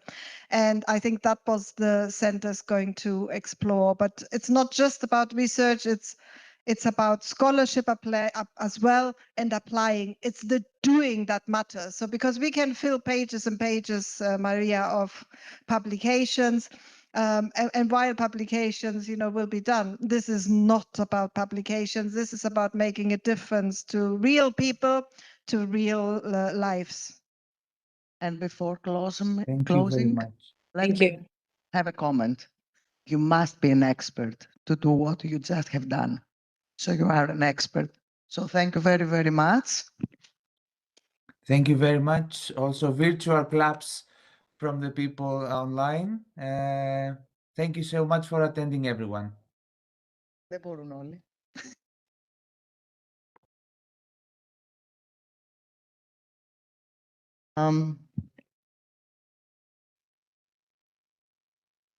Κουλαϊζίδης Ναι, εδώ είμαι. is here. Okay. Ναι, I'm here. Το Γιώργο Εδώ είμαι. αναλαμβάνεις εσύ. Okay, thank you very much. Σας ευχαριστώ πάρα πολύ. Καλημέρα ακόμα, κυρίες και κύριοι. Σας ευχαριστούμε όλους, τόσο όσους και όσες βρίσκεστε στην κεντρική αίθουσα στο ΕΑΠ, όσους και όσες είστε online. Επίσης, σας ευχαριστούμε πάρα πολύ που αφιερώνετε το σημερινό σας πρωινό για να ακούσετε αυτές τις πάρα πολύ ενδιαφέρουσες κεντρικές ομιλίες. Ο δικός μου ρόλος είναι πάρα πολύ απλός. Θα προλογίσω τον καθηγητή Alan Bruce. Θα το κάνω σε 2 γλώσσες, και στα ελληνικά και στα αγγλικά, έτσι ώστε να εξυπηρετηθούν και οι ελληνόγλωσσοι αλλά και οι αγγλόγλωσσοι ακροατές. So I said good morning to everyone and thank you very much for being here with us today and spending this Saturday morning with us, listening to all these wonderful keynote speeches. My role here is not at the university. At the university, I'm an associate professor of adult education, but at this very conference, my role is to facilitate this session and to introduce to you Dr. Alan Bruce, both in English and Greek, so that speakers of both languages may have a better understanding of who is our next distinguished guest. First in Greek. Πρώτα λοιπόν στα ελληνικά, για τους Έλληνες και αυτούς που δεν έχουν τόσο μεγάλη ευκολία με τα αγγλικά. Λοιπόν, ο Dr. Alan Bruce καταρχήν είναι κοινωνιολόγος και αυτό είναι πάρα πολύ σημαντικό. Τουλάχιστον για όλους εμάς που ασχολούμαστε με την εκπαίδευση, ξέρουμε πόσο σημαντική είναι η κοινωνιολογική οπτική της εκπαίδευσης. Είναι διευθύνων σύμβουλος της εταιρείας Universal Learning System, μια συμβουλευτική εταιρεία που ασχολείται με την έρευνα και την εκπαίδευση και η οποία δραστηριοποιείται διεθνώς. Έχει εργαστεί σε πάρα πολλές χώρες. Σπούδασε στο Λος Άντζελες, σπούδασε στην Ιρλανδία και στο Άμστερνταμ. Στην Ιρλανδία ειδικά, και αυτό είναι έτσι πολύ ενδιαφέρον, ήταν υπεύθυνος της εκπαίδευσης των στελεχών που ασχολούνται με την κοινωνική ένταξη και την αναπηρία και εργάστηκε πάρα πολύ με την πιστοποίηση των ειδικών που ασχολούνται με την επαγγελματική αποκατάσταση στον τομέα της αναπηρίας. Άρα έχει δημοσιεύσει πάρα πολύ σε αυτό το κομμάτι. Επίσης εργάστηκε ως ερευνητής αλφα βαθμίδας, θα μπορούσαμε να πούμε στα ελληνικά, στο Πανεπιστήμιο του Εδιμβούργου και επίσης στο μεταπτυχιακό πρόγραμμα σε ένα μεταπτυχιακό πρόγραμμα στο Πανεπιστήμιο της Φλωρεντίας. Αργότερα εκλέχθηκε και ήταν αντιπρόεδρο, εκλέχθηκε Senior Fellow, ένας τίτλος τιμής, στο Ευρωπαϊκό Δίκτυο για το e-learning, το γνωστό Eden, το οποίο υπήρξε και αντιπρόεδρος. Το 2014 εκλέχθηκε αναπληρωτής καθηγητής στο Ανοιχτό Πανεπιστήμιο της Καταλωνίας στη Βαρκελόνη, ένα πολύ γνωστό πανεπιστήμιο στην ανοιχτή εκπαίδευση και εξ αποστάσεως μάθηση, το οποίο συνεργάζεται μάλιστα και με το ΕΑΠ. Και μετά έχει συνεργαστεί σε πάρα πολλά πανεπιστήμια, στο Χονγκ Κονγκ, στην Ταϊβάν και σε άλλα μέρη του κόσμου. Είναι και εξωτερικός εμπειρογνώμονας στην Ευρωπαϊκή Ένωση για θέματα μεταναστευτικής πολιτικής και κοινωνικής ένταξης. Βλέπετε λοιπόν πώς συνδυάζει και την εκπαίδευση και την κοινωνιολογία και την κοινωνική ένταξη, και αυτό μας δίνει μια πολύ ωραία ιδέα για το τι περίπου θα μας πει σήμερα. In English now, and this is Dr. Alan Bruce has a very long curriculum vitae. I'm not going to spend your time by saying everything about his achievements, but I will say that he is the Chief Executive Officer and the Director of Universal Learning Systems, a consultancy firm specializing in research training and project management.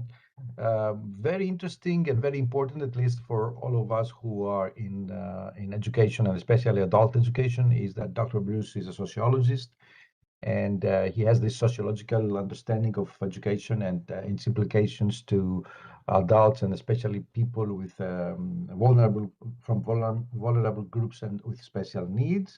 He has studied in Ireland, the United States of America, and the Netherlands. I'm sorry, so Los Angeles, Galway, and Amsterdam.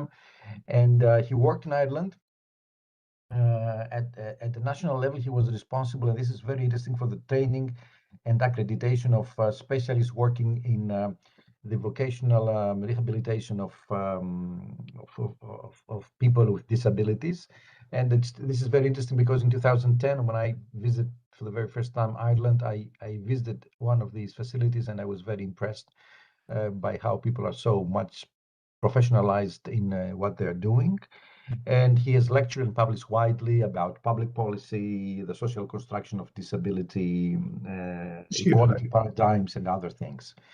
And he's been a senior research fellow at the University of Edinburgh. And in 2014, he was appointed as an associate professor at the University of Catalonia, the Open University of Catalonia in Barcelona. And also he has worked for many countries around the world, from Taiwan to Australia to Hong Kong and to Ecuador. So you have in front of us and in our screens, for those of us that we are online, we have a very, very experienced and world known educator and researcher and a distinguished guest of this conference, and we are very proud that he is with us today. Thank you very much for being with us, Professor Bruce. His speech has a very interesting and intriguing title. It's called Open to What? That's a very interesting question. And the mythologies of inclusion and the challenge to accessible learning. That's a very interesting point. I had recently published a paper on the paradox of exclusion, through inclusion. And this is going to be very interesting because the discussion about open learning and is an ongoing discussion, especially in an era where technology has dominated the field of education and adult education as well. So, Dr. Bruce, the floor is yours. And keep in mind that at some point people will be interesting to ask you questions. So save some time for questions and interaction. So your turn now. Thank you. Ευχαριστώ. Kalimera, είναι ωραία που γύρισα. It's lovely to be not just back, but to be in many ways home, as I will explain with some of my comments. I am very delighted at our first keynote this morning that Christy was able to take AI, because I'm not going to talk about AI at all. And I thought that all the issues I would like to say about AI, she has said beautifully and elegantly and correctly. I'm going to talk about structure. I'm going to talk about open education and open education right now at this moment in time. And I'm going to suggest to you that we are at a very significant and very perilous crossroads. So what I want to go through are a couple of themes and a couple of issues. This just gives you a quick foretaste. I want to talk about crisis, because we are living through a crisis. It is a critical one. And those of us in Greece and in Ireland know what crisis is all about over the last 20 years. We had 2008, we had the pigs, we were the I, you were the G. We had the subsequent crisis here, we had COVID, and now we have perhaps the most severe crisis of all. We have new features with an assault on reason and science itself, which I think is a powerful and worrying backdrop. We have mythologies of the university now mixed in with this crisis. Where does third level education go? What is this model essentially created, despite its claim to medieval stuff, essentially in the 18th century? And what does that have to say to us now and where we're going? And particularly for open education, which is my focus. And I'm going to talk about this through the prism of my own experience and my own work over these last decades, particularly with inclusion. Everybody is in favor of inclusion until you come to define it, until you come to say what it is. Interestingly, the European Union's definition of inclusion is the absence of exclusion. You will be delighted to hear that the definition of exclusion is the absence of inclusion. And in many SAGE meetings in Brussels, people talk about this, and I sit there despairing. We are not talking what needs to be said. We're not talking about the hopelessness of the excluded. We're not talking about the bleak prospects for people labeled different. And that was bad, and it's going to get worse unless we seize that open alternative. And that is something I will want to end up on. I'm going to talk about this through the singular voyage of my experience. And I loved some of the images, Chrissy, that you were throwing out. And I was particularly interested because there was so much similarity between Irish culture and Greek culture, not just the poetry, not just Elitis, but Kazantzakis, Heaney, who, when he won the Nobel Prize in Literature, was walking on the hills of Carpathos. There are so many of those links, and one of them was the roundabout. And I love that idea. The first time I went to England, and I marveled at how people could graciously stop, let other people go through, understand psychologically, you first, me second, it's lovely. The roundabout in Ireland is an experience of Dantean hell. Nobody understands it, nobody obeys it, they drive through it. I have seen everything possible. So the Irish solution was to bring traffic lights back, and now we have roundabouts with traffic lights. And perhaps that is an image we'll carry with us.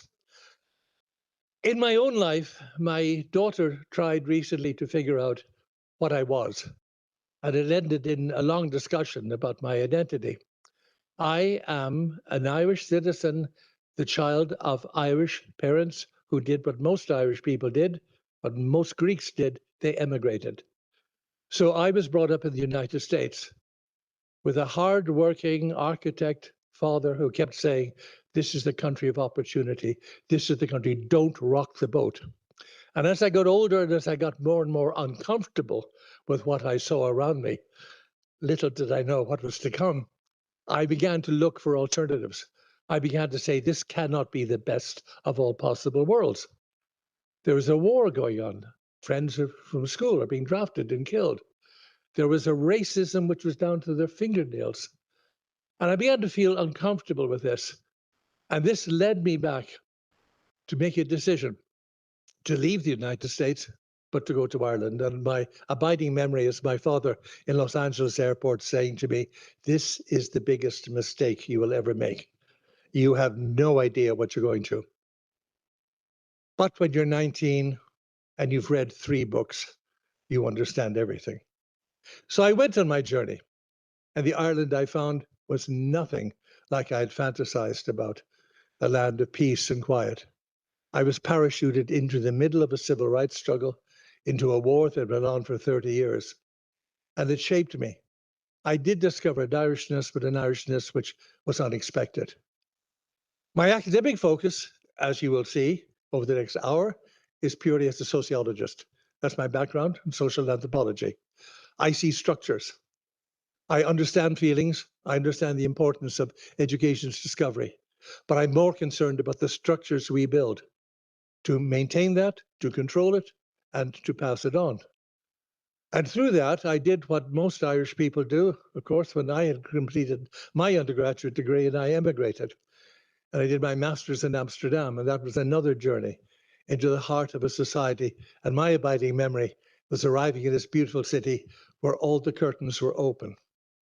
If you've been to Amsterdam or the Netherlands, you realize, and friends of mine told me, we live a life that nothing we do are we ashamed of.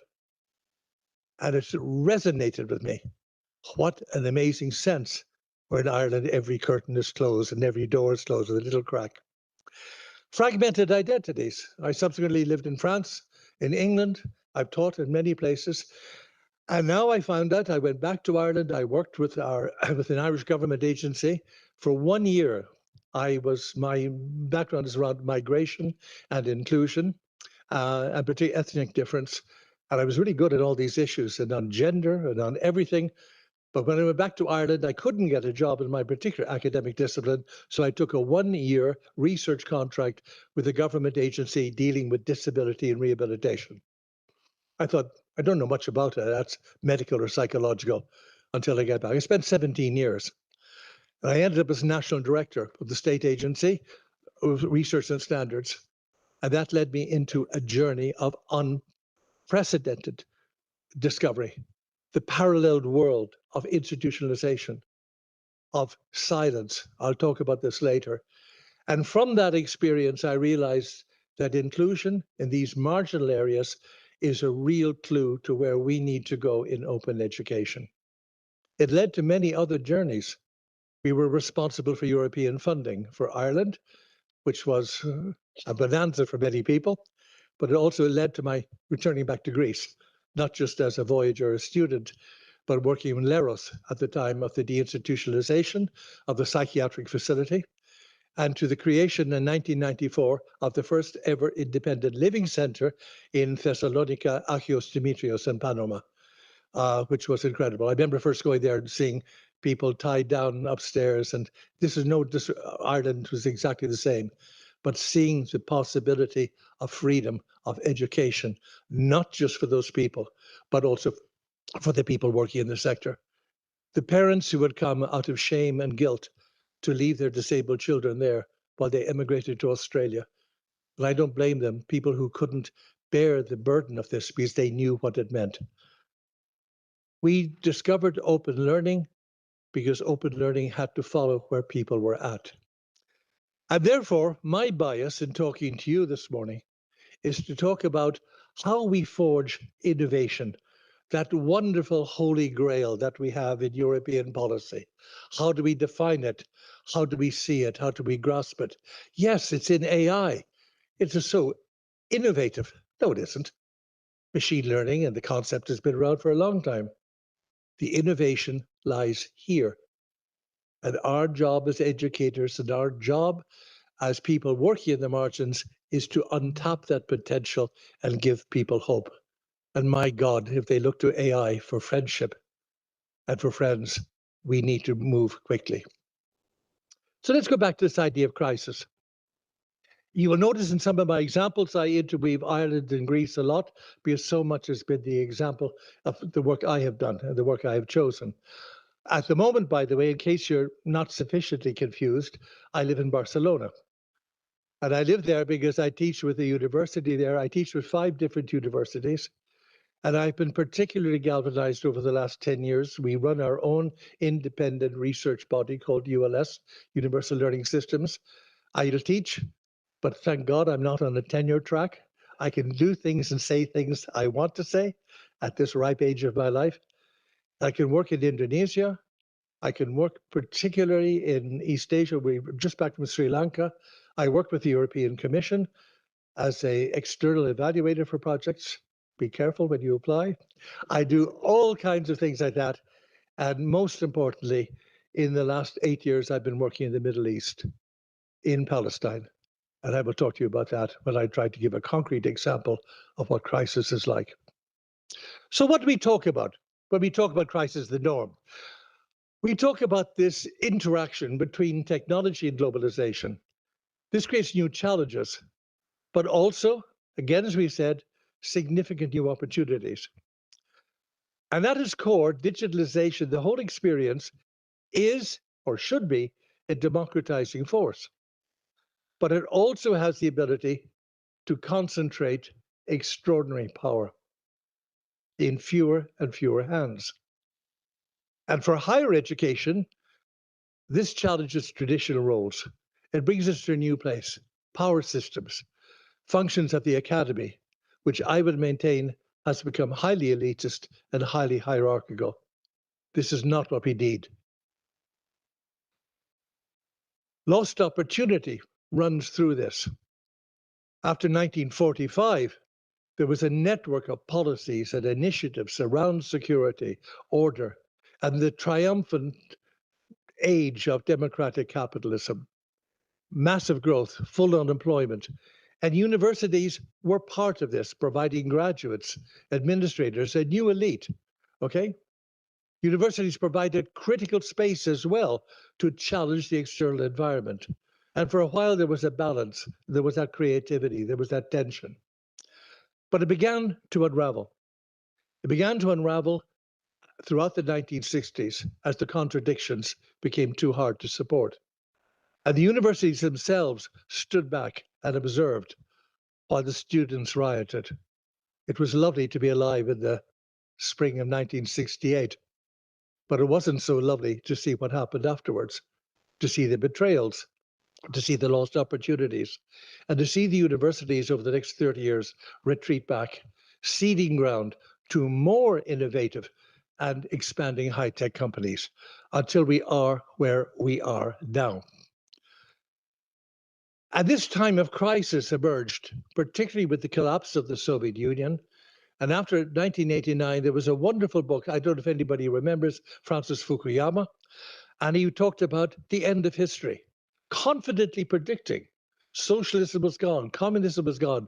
We now had an era of unparalleled and unchangeable democratic capitalism forever. How did that work out for you?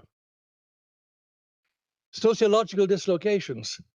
Almost as soon as the enemy disappeared, the empire reemerged in all its savagery and began to push back against any movement towards new thinking or innovative thinking. The end of certainty came rather rapidly. What were we moving into? And throughout the 90s, new narratives of insecurity and change emerged. Motivation for many people in the developing world was to get out, to get away from the chaos, to get away from the hell. And in the developed world, for those who have been marginalized, realizing nothing had changed. And for Europe, this has been a particular issue. Here are some of the global dimensions of crisis. We can talk a lot about this. We have decreasing employee share in national income in all countries. There are lots of facts behind this. I'm just giving you the headlines. Labor productivity since 1980 has increased 85%, but wages have increased only 35%. That fact alone speaks volumes. There's increased wealth, but smaller access to it. Social mobility has declined dramatically. People born into their caste or class are inclined to stay there. And one of the key original missions of open education was to break that paradigm, to give people new opportunities. They gave with the one hand, but took with the other of a system that would not change. And when challenged, fought back. The rising income inequality, which has accelerated dramatically over the last 10 years, reflects a declining equality of opportunity. That is our starting point. It's not an excuse. It is simply reality. There's a quote down here, which is, we have a winner-take-all economy from Alan Kruger. And this is not somebody who's speaking. He's speaking from the point of view of Princeton, but realizing there were warning signs at least 10 years ago that we were moving into very dangerous territory. And some of the specters at the gates of our world are obvious. This inequality, the hopelessness of the excluded, the invisibility of ethnic difference. I remember the cafes around the Gare du Nord in Brussels when I worked with the Commission, and every Sunday with the migrant workers who were there.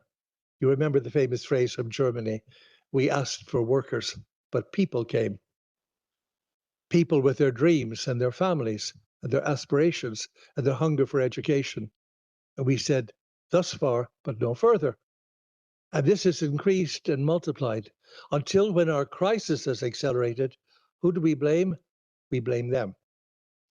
And this, I think, is a key area for us to get out of the dilemma we have. We are seeking scapegoats. We are creating victims, and we are adding oil to the flames by blaming them. So access, when we talk about that, an open education can mean many things to many different populations. And that leads us to the headlines of the future we face, which is globalized. I have no problem with that. I think it's essential.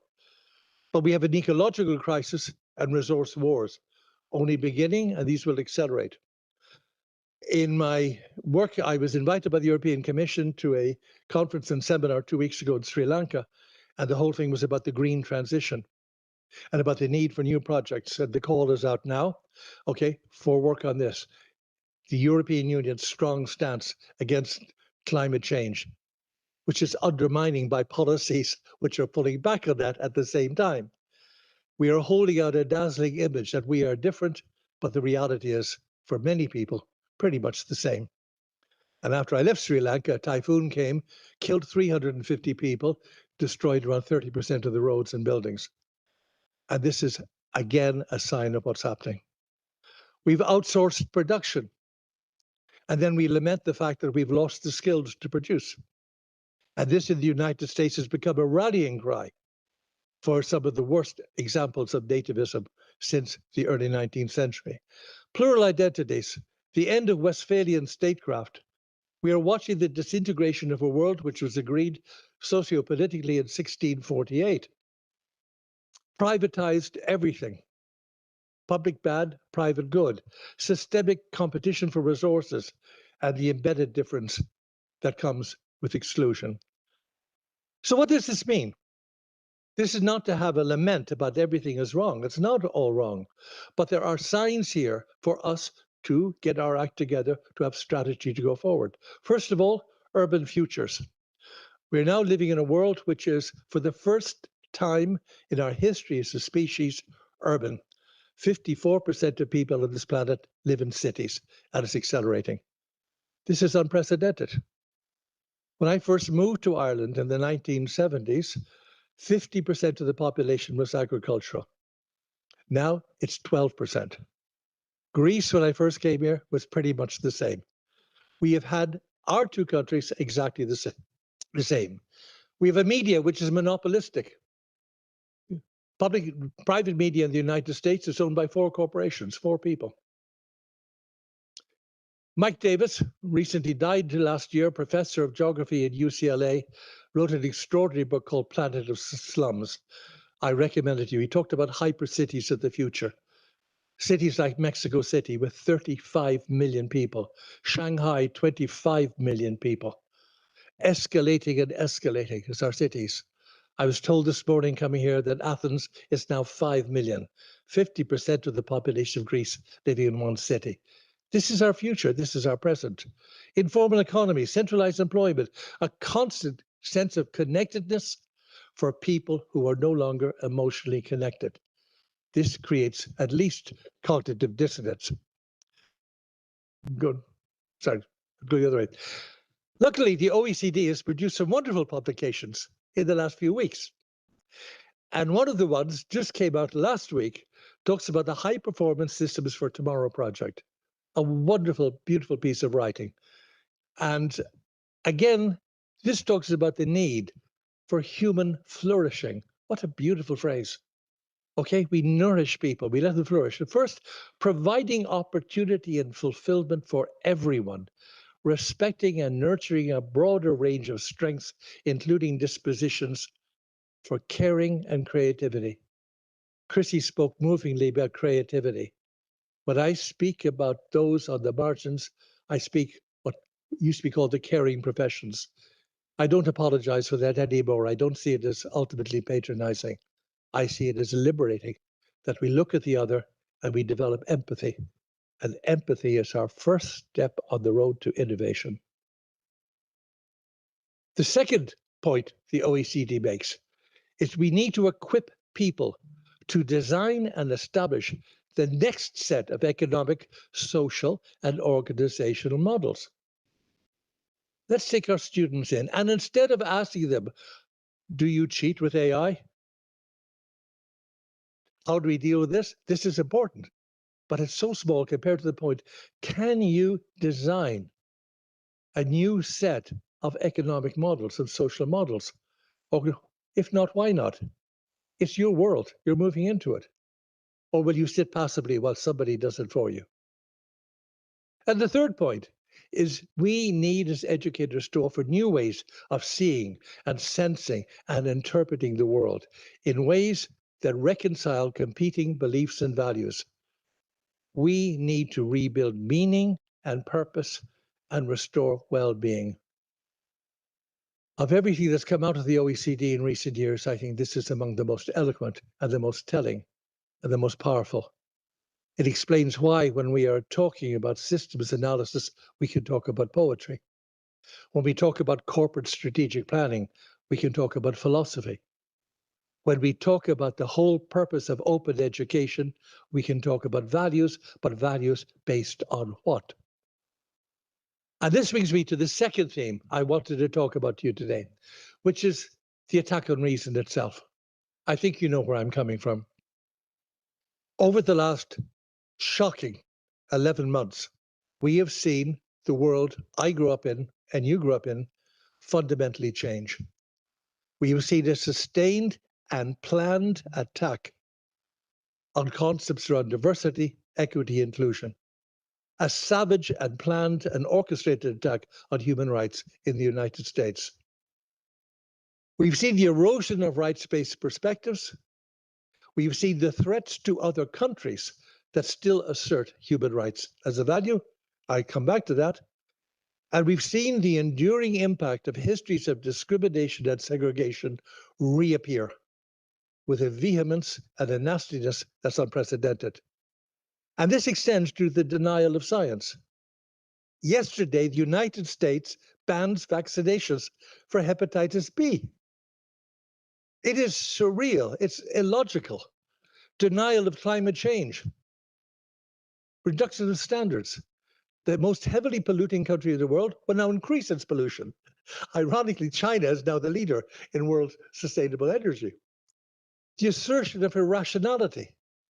Rambling 4 a.m. posts talking about all kinds of absurdities and people take it seriously.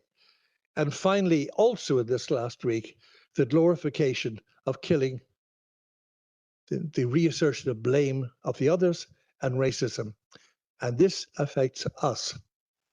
There's been a concerted campaign to blackmail universities. There's been a question of inserting and demanding that universities abolish quotas for underrepresented groups and bring back in active discrimination to support white males. I'm not exaggerating. There's been a whole question of defunding anything to do with equity, controlling content, asking professors to show what they're teaching and why, and justified if it goes against American values, controlling teachers, devaluing professionalism. 3 weeks ago, the United States delisted a whole set of professions, which included occupational therapy, physical therapy, and counseling. This has caused chaos among people. And what's interesting, the universities did not fight back. The people who sat throughout the 60s and said it doesn't concern us are now sitting through their own demise, saying nothing. Antonio Gramsci, an Italian journalist, once said back in the 1920s, the old world is dying, the new world struggles to be born. But now is the time of monsters. That assault on education is paralleled by an assault on public good. The shift towards market-driven education. The question of power dynamics, threatening equitable access. Reconfiguring the purpose of education away from equity and fairness and opportunity to a narrowly defined, ideologically charged version of meritocracy. This brings in hierarchy. This brings in the obsession with ranking systems. Ranking for what? When you finally get to number 1, what does that mean? International network of reactionary forces already marshalling systematically to roll back rights-based interventions. and an altered discourse around migration. We heard the United States 3 days ago produce its national security strategy. If you haven't read it, read it. It is terrifying. It says Europe is being decivilized by allowing migrants in. Islamophobia, homophobia, women, we know where they have to go, and xenophobia. This is the reality we're doing. This is an assault on the post-world order. There goes further. A deliberate undermining of the United Nations. The reason the European Union asked me to Sri Lanka was because over the last few months, United States aid for third-level education has literally disappeared. US aid was closed down. They estimate that 12 million people have died because of the US withdrawal from aid programs. There are no postgraduate opportunities for people from the developing world. If there were, they would face slight obstacles trying to get into the United States. Those who are already there are being deported or arrested in the middle of the night. This is a complete undermining. The dream of the cabal around this is to have the UN itself abolished. But they haven't stopped. They have attacked traditional allies. I thought I was living in a nightmare when I woke up and heard that they were attacking Canada. And for anybody who's been to North America, this was just inconceivable. Rationalizing the leader. But really interesting, they have now turned their guns against the European Union. Very specifically, they want the European Union gone. They said they will deal with individual nation states. This is imperial intervention and subversion at a profound scale. What are we saying? There are ways we can look at the contours of this control. Reversal of policies. The MAGA campaign against human rights, against academic freedom. The reactionary policies that come from legacies of slavery and racism. This coordinated campaign targeting Europe. And finally, we have the shadow of genocide. And let me explain what I mean by that as I finish this part. In my work in Palestine over the last 8 years, we have had many wonderful EU-funded programs. Some of these programs, as soon as they're finished, like water retrieval and everything, are usually deconstructed by the IDF and broken down. And millions of European euros have just literally disappeared into the desert. But the thing that has traumatized me the most these last 2 years with Gaza, there were 11 universities in Gaza. How many are there now? None. Every single one was systematically destroyed. The claim was that they were training centers for Hamas. The university I worked with was Al-Aqsa University. Last January, it was destroyed. Every single book was systematically rubbished and destroyed, as with all the universities. 300 faculty were killed. Our dean got away, Nabi Billah, who was down in Belgium, and the rest are sitting on the beach in a tent.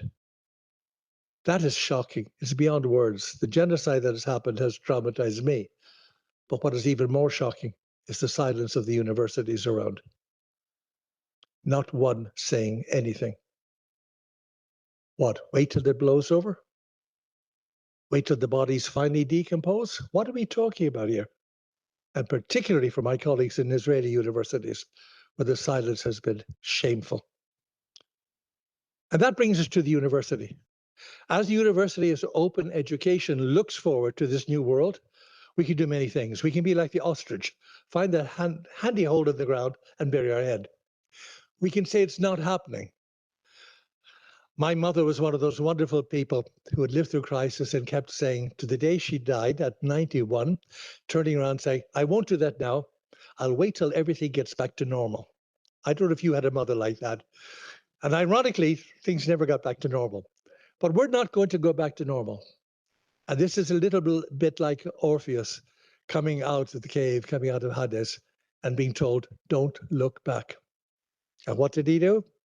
And when he looked back, he lost everything. We need to look ahead. But let's look at this. Our universities are in a contradictory position.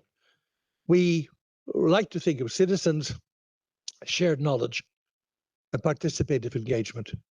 But what we have are consumers, increasing exclusion, and significant problems with equitable access. Down the road from Leeds is the University of Lancaster. And in the University of Lancaster is a wonderful academic called Terry Eagleton. delighted to say, of an Irish family and brought up. And in 2015, 10 years ago, Terry wrote a book called The Slow Death of the University. Again, well worth reading. He talked about how universities had transformed into packaging knowledge and destroying the arts in communities because they weren't productive. We should be doing the opposite. Teaching was now less vital than research because research brings in the money, and a huge increase in bureaucracy, flourishing of a managerial ideology, and relentless demands of state assessments. Professors transformed into managers, students transformed into consumers. Is this fully true? Maybe not, but it's a graphic image of the problems we have. So it brought me back to John Henry Newman, who in 1873 wrote a very beautiful short book called The Idea of the University. This is very Victorian. It's very beautiful, very elegant phraseology. The primary purpose of a university is intellectual and pedagogical. A range of teaching, okay, is universal, encompassing all branches of knowledge, and is inconsistent with restrictions of any kind. The university prepares students by allowing them to learn about the ways and principles and maxims of the world. And true education requires personal influence of teachers and students. Do you like that phrasing? It's not bad. Clark Kent, in 1963, wrote, first chancellor of the University of California, The Uses of the University. This is not bad either. It said the modern university is diversified, a multiversity. It serves the needs of society, economic and cultural. It is a think tank essential to progress. And that developed the master plan for higher education in California, which led to what we now call Silicon Valley. I don't think these two things are contradictory, but they show a difference in emphasis that we need to be familiar with.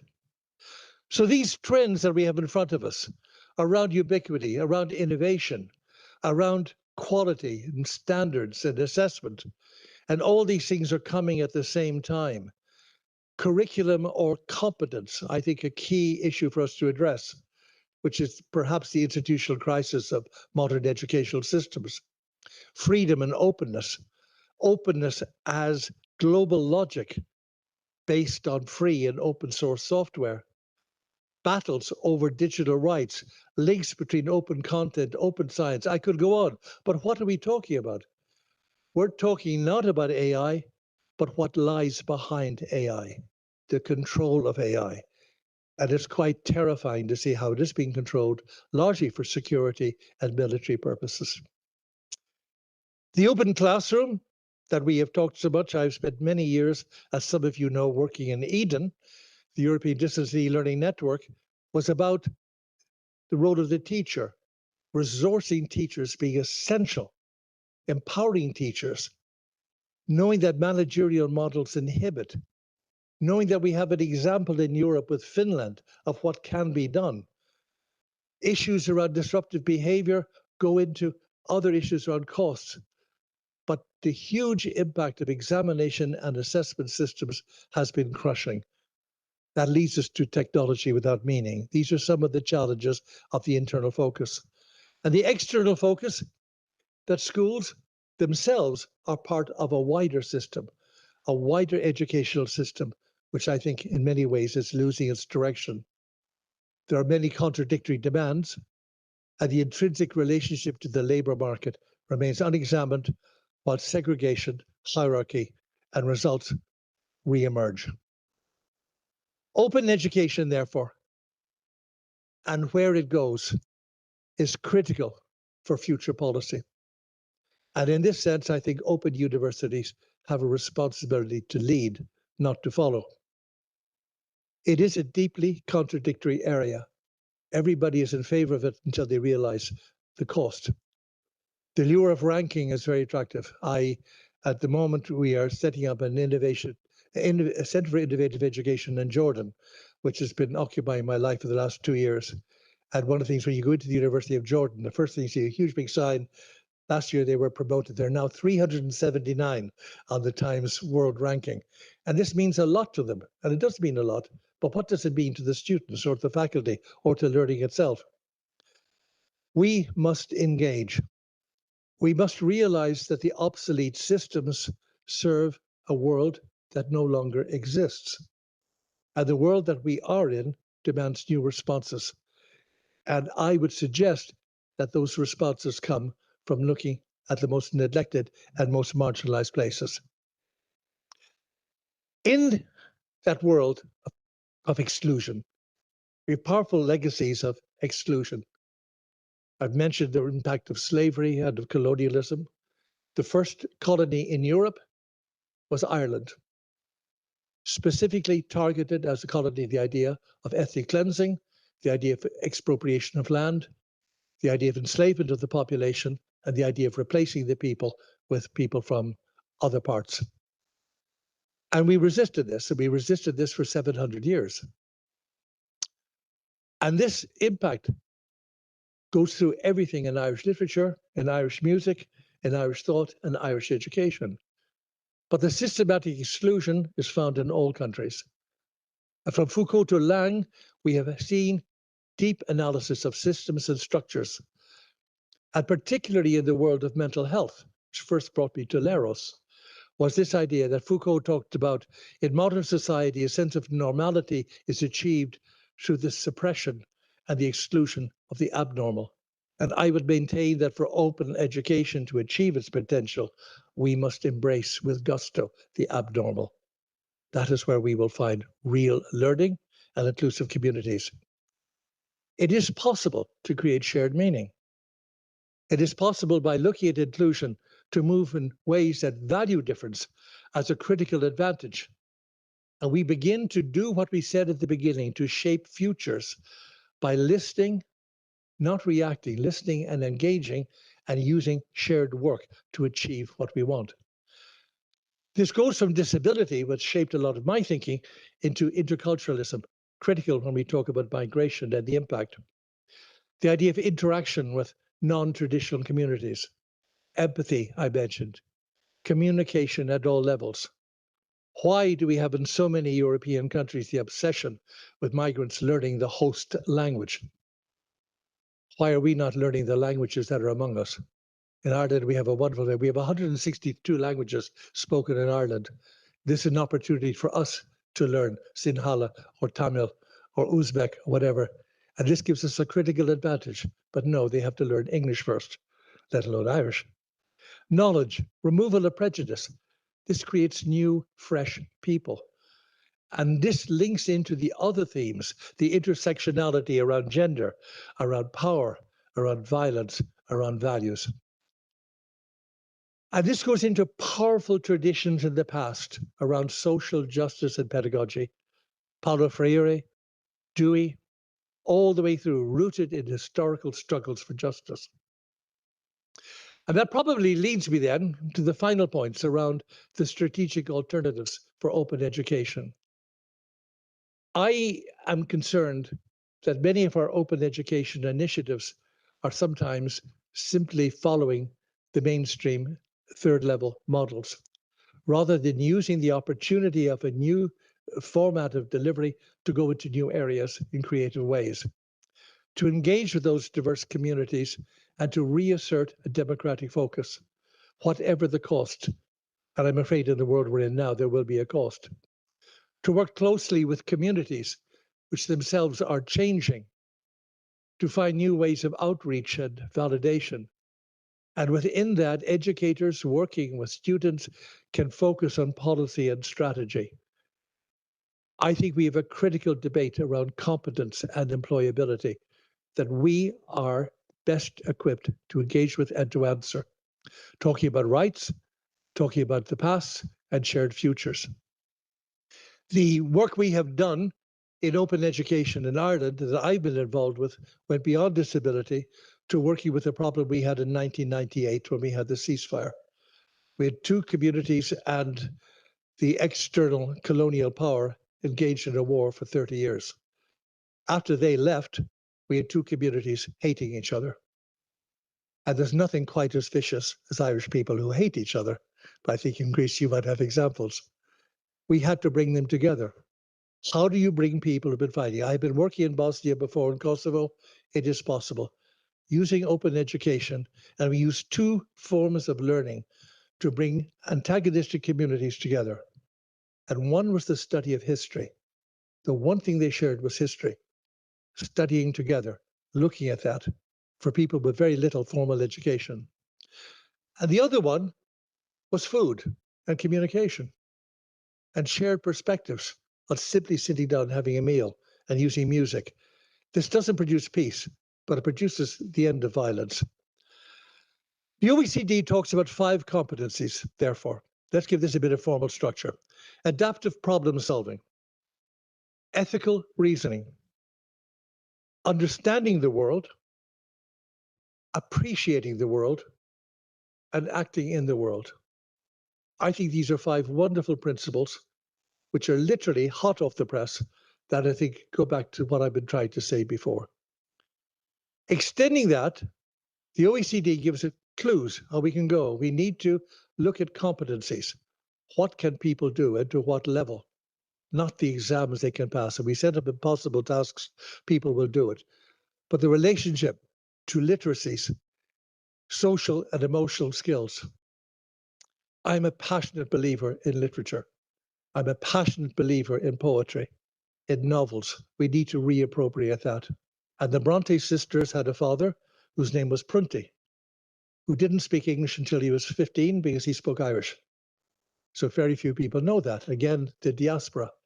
We have this need to really make our students literate and able to converse and able to cross-reference. We need to create learning environments that are dynamic, that are real, that are thematic. We need to support teachers. Absolutely critical. Competency framework for teachers is long overdue. Teachers are devalued. The average teacher salary in Italy is 14,000 per year. It is unbelievable. And I think we have many issues in Europe to ask around that. Education systems, education for human flourishing, the next generation. In Spain, we have a youth unemployment rate of 28%. The solution has been, and it's an exam-driven system, do your degree, then do your master's, then do your PhD, then do your postdoc. You're 32, and you can finally get a job picking grapes in France. That's not the way we want to go. So these are the skills I would suggest we need. Returning to literary fluency and expression. Understanding power. What is behind AI and its use at the moment is restricted but dangerous power. And unless universities assert their power, they themselves will be crushed. We need to deploy AI and not be led by it. We need to reject servility to authoritarianism. There's no other option. How are we going to get funding? We need to articulate the voiceless. We need to break molds. We need to do things that were not done before. And that means standing up, being original, reflecting this in a clear strategy. Open education is at that crossroads, and open universities need to break free from the shackles and go a very different way, whatever the cost. And I would come back to that final point, which is leadership. Leadership informed by a strategic vision. Leadership informed by values. Leadership informed by our traditions, but reworked in a new way. And knowing when we've done that and done that well, it's not the end, it's only the beginning of something else. So let me leave you with a little picture.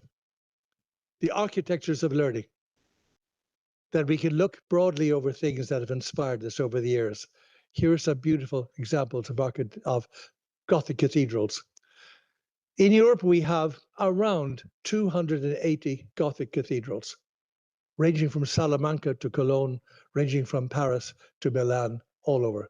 Extraordinary examples of beauty, of engineering precision. Some took 80 years to build, some took 400. Sagrada Familia still isn't finished in Barcelona. Why do I look at these magnificent forms of architecture to be dazzled?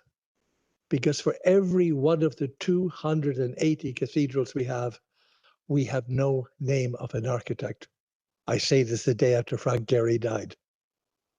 You look through the books, these were constructed by traveling teams, nomadic teams of stonemasons, woodworkers, of carvers, of poets, of minstrels. They went from city to city. They had no plans. They had a vision. And many of them, Brunelleschi, for example, in Florence, with the Dome in Florence, were illiterate, innumerate. But they shared that vision, they communicated it, and they constructed marvels of stone and light. We have a lot more than they had. Can we construct that as well? If not, why not? And that's where I leave you. Karistopoli.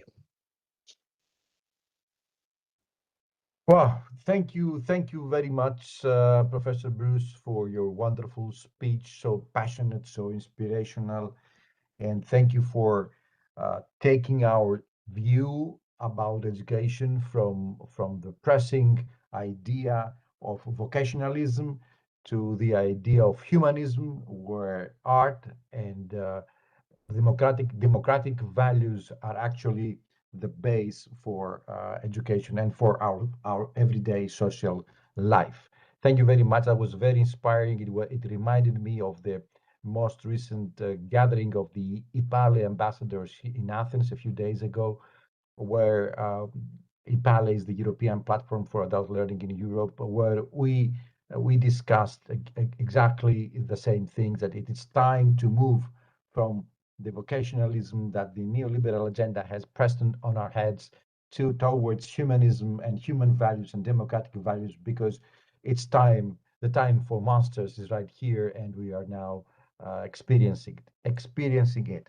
So I have a very clear direction from the organizers to end this session in the next 5 minutes.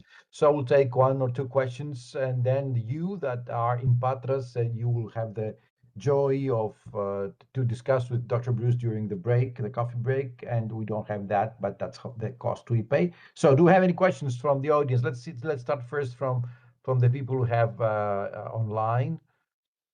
Do you have any hands raised? No, I mean, I can't see any. Excuse Is me? there anybody here? Yeah, from Yes, the audience? please. Okay. I think you will moderate it from Patras, this thing. Okay. Thank you very much. This is Stelios Mistakidis from the University of Patras and the Hellenic Open University. A very pragmatic, again, question for you, Dr. Alan, Bruce. What can you tell us if there's 1 or 2 specific elements that you would recommend open universities to adopt good practices or whatever inspirational, innovative practices from conventional or other education institutions?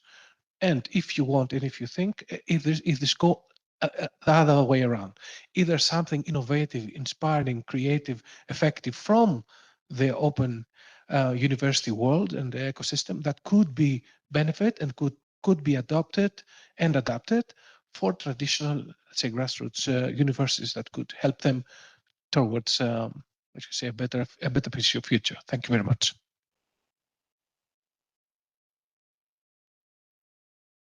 Okay, thanks a million. Yeah, it's a really good question. I think there are many, many good examples out there. And I think in the world of open learning, we have universities which have been singularly innovative. I'm thinking right now of the University of South Africa, UNISA, which has pioneered the use of mobile telephony, for example, getting into remote rural areas. The African Virtual University at one point, under Biakri Diallo, was doing some very, very good work, but it again came up against national barriers. Because you may have an innovative idea, but you have somebody in the ministry who says, but how do we know that they're studying? How do we know they're not cheating? And people are applying the models that they grew up with. And this is what makes innovation very difficult. So I think one thing could be done is for open universities, starting internally, then externally with others, having think tanks, having strategic planning seminars. Where do we want to be in 10 years? Believe me, all the major multinational companies dealing with this do this every week. Well, not that often. We need to have that plan. Where do we want to be? And if so, why not? A good example, again, of innovation, I mentioned in passing Finland, simply because we have an office in Helsinki, and I've been working there for many years. And if there's anything drives my Finnish colleagues crazy, is people, they call it PISA tourism. Airplanes arrive with teachers and educators to study the Finnish model. And what's in their mind? I know from Ireland, let's copy it. Let's see what works and copy and go home and it'll work. And the Finnish are saying, no, don't copy us. Understand where we came from. Yes. We had the Finnish economy in 1990 collapsed. Their export market, overnight, it went from 0 unemployment to 29% unemployment. They've had everything they made, they sold to the Soviet Union. Everything. The Soviet Union was gone, their model, and they had a national 6 months. What are we going to do? And it was literally like that. Ignazio Celloni, in one of his famous novels, Montemara, talked about a village in the Apennines where everybody sits down, there's nobody left. And there are many villages in Greece like that, and people said, well, what are we going to do? And they went through this, and that was how the Finnish model came. Nokia, you all remember Nokia, okay? Yes. Nokia Yes. made toilet paper. It was a lumber mill. They reinvented themselves, and this was symptomatic. I'm not saying that's the solution, but I say every country. Ireland wanted to copy. I remember our minister, I was working with a government agency. I couldn't believe it. He went to Germany. He came back from a study visit to Germany, like ministers do. He said, I've seen the future, the dual sistema. Ireland will adopt the dual sistema. And everybody is going, it took Germany 1,000 years to get the dual sistema, and it's not working very well. But this is the idea. There's no shortcut. So we need to start by dialogue, being honest about it. And then the technologies fall into place. But open means going out. I think we need to engage hands-on with competence development. And that will lead us to new understandings of micro-credentials, for example, new understanding of what young people need. And I would go back to that extraordinary image that Chrissy left us with of isolated, lonely people. Most of the students I know are lonely. And you're thinking, you've had all these supports through, we need to bring in a more social form, and our universities need to reflect that. And open universities are ideally positioned. That's a long answer to an excellent question. That was very interesting. Yes, yes, indeed. How do you feel that you left USA at 19, even if you had read 3 books? I think it was the best decision I ever made. Let me explain. I left at a time when Nixon was still president. He was about to go, and I remember thinking at the time, you cannot get worse than Dick Nixon. I grew up about 20 kilometers from where he came from in Los Angeles. He came from Whittier. And then a man called Ronald Reagan ran for governor. And I happened to know this man through other things, and I knew how bad this guy was. And he became president. I remember thinking, well, you can't get worse. Then we got George Bush. And now at this stage, I'm getting older and older. I said, you can't get worse than Bush. So I'm quite happy I came here. Yeah, Thank you very much. I do feel, I'm sorry, I do feel the same. I also, I mean, I was also born in the United States, and, you know, I follow that. And every time a new president was coming, we say, how bad can it be in the future? And that now we see how bad it may be. So thank you very much, and thank you very much to my colleague in Patras, who also had was gentle and had the opportunity to moderate the question. I keep getting messages to finish this session. So, Dr. Bruce, it was very nice to see you. I'm so unfortunate that I'm not there with you to have further discussions during the coffee break and during the conference. It was a pleasure to hear you. It was a pleasure to get your inspiration through the internet, at least. And I'm I'm jealous of my colleagues in Patras that will have the opportunity to discuss with you right now. So thank you very much. Thank you very much for your contribution, and Godspeed. I mean, and everything. Thank you very much. I know time is against us. Yes. It's been lovely to be here. And I can just say, I first came here to Greece, to the island of Kalymnos, which I believe has some connection with our rector. And yes, I came he's from Kalymnos. to find a poet who was gone. And please, the break is just for 15 minutes. So we have to close here. Thank you very, very much. Break just Διάλειμμα μόνο 15 λεπτά. Ευχαριστούμε πάρα πολύ όλους σας. Να είστε καλά.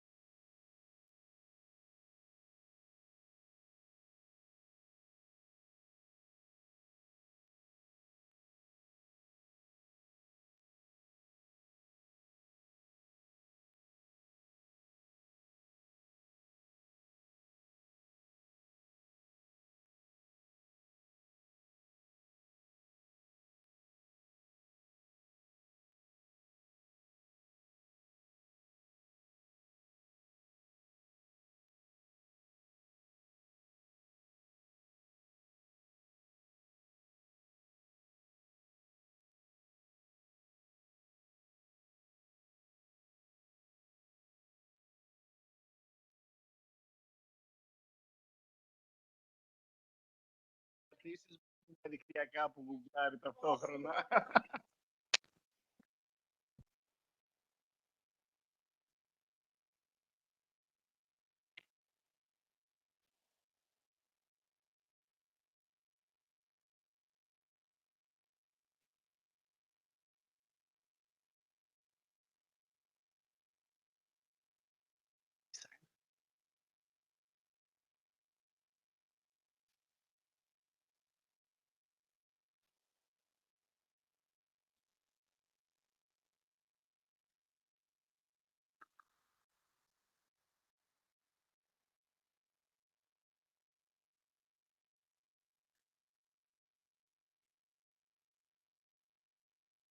Πάμε να ξεκινήσουμε.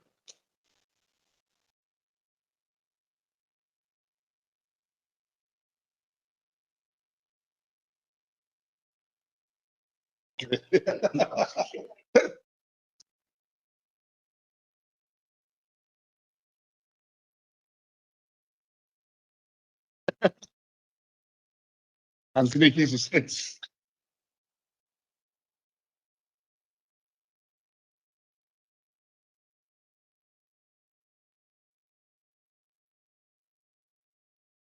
Μέσα από εξουσίες.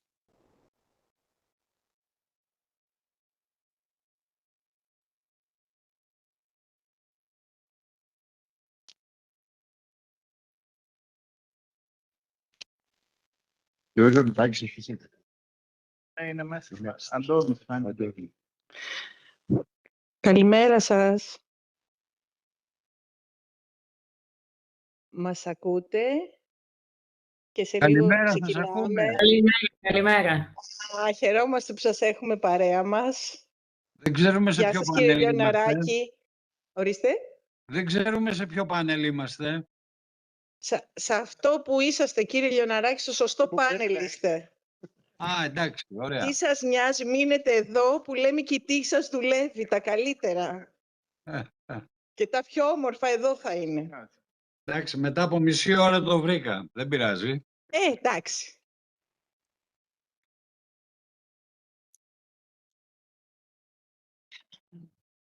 Ξεκινάμε. Ωραία. Καλημέρα σας, καλημέρα και στους διαδικτυακούς φίλους, αλλά καλημέρα και σε όσους βρίσκεστε μέσα στην αίθουσα. Τι μπορείς να ξεκινήσεις να πεις από δύο τόσο εμπνευστικές ομιλίες που είχαμε την τύχη να παρακολουθήσουμε σήμερα. Και η κυρία Νερατζή αλλά και ο κύριος Μπρούς ήταν εξαιρετικοί και μας δώσαν πολύ τροφή για σκέψη, για να αναθεωρήσουμε πράγματα. Και τώρα πάμε και έρχεται η σειρά μας για να πάμε να δούμε κατά πόσο ένα μεταπτυχιακό το οποίο παρακολουθήσαμε λειτουργήσε εμπνευστικά στην διαδρομή μας και πόσο μας καθόρισε.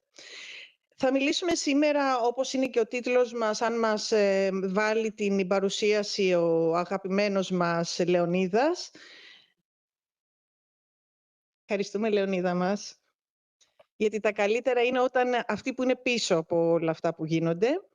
Ωραία, ο τίτλος, όπως βλέπετε, είναι «Διαδρομές αποφύτων του μεταπτυχιακού προγράμματος σπουδών, εκπαίδευση και τεχνολογίες σε συστήματα εξαποστάσεως διδασκαλίας και μάθησης, επιστήμες εισαγωγής», το οποίο με συντομογραφία το λέμε ΕΤΑ. Έχουμε τη χαρά εδώ πέρα να το προσεγγίσουμε σε δύο σκέλη, τα οποία θα έχουμε αρχικά την ευκαιρία να μιλήσουμε με τους ακαδημαϊκούς υπεύθυνους που συντόνισαν και δημιούργησαν αυτό το εκπαιδευτικό πρόγραμμα, αλλά και τη φωνή αποφύτων, την οποία πολλές φορές είναι και σημαντικότερη για να δούμε και να πάρουμε την ανατροφοδότηση που χρειάζεται και να προχωρήσουμε, να αναθεωρήσουμε, να εξελίξουμε ή να παραμείνουμε σε αυτό το οποίο έχουμε.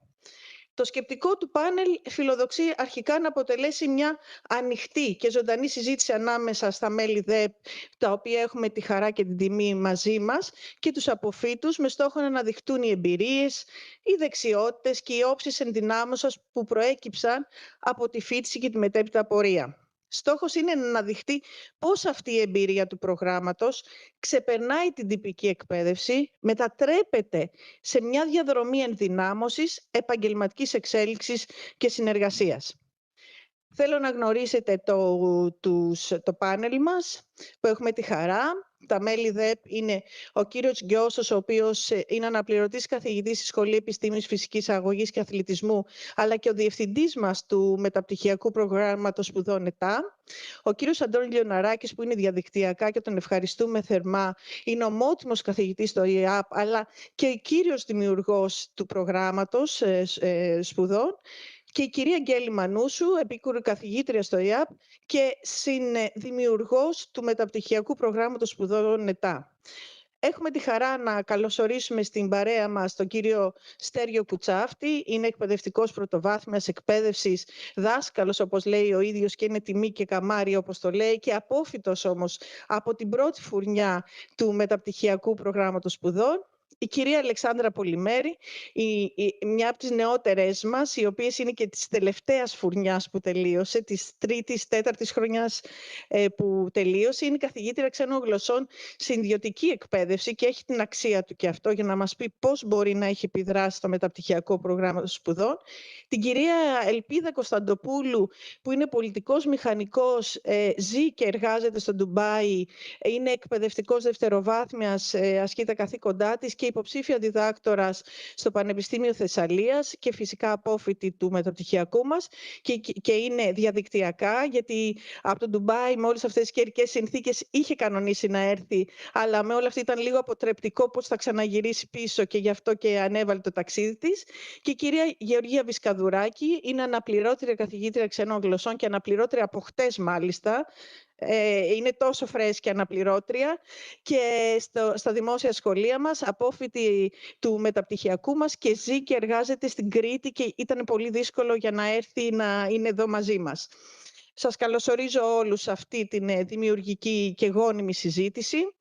Και οι θεματικοί άξονες που θα αναδειχτούν αρχικά από τους φοιτητές μας είναι η επαγγελματική ανάπτυξη και πώς τους καθόρισε και τους εξέλιξε, πώς οι ψηφιακές δεξιότητες που απέκτησαν μέσα από το πρόγραμμα σπουδών έχουν δημιουργήσει και τους έχουν ενεργοποιήσει και έχουν εξελιχθεί μέσα από αυτές τις διαδικασίες, την ενδυνάμωση που απέκτησαν, και όταν μιλάμε για ενδυνάμωση, την αυτοπεποίθηση, την επαγγελματική ταυτότητα που πιθανότητα απέκτησαν και την ευεξία, ένας όρος ο οποίος είναι πολύ σημαντικός πλέον να τον συνυπολογίζουμε, για το πόσο ψυχικά ανθεκτικοί μπορούμε να είμαστε μέσα από τέτοια προγράμματα και μετά μέσα στην τάξη την οποία πάμε να τα αξιοποιήσουμε.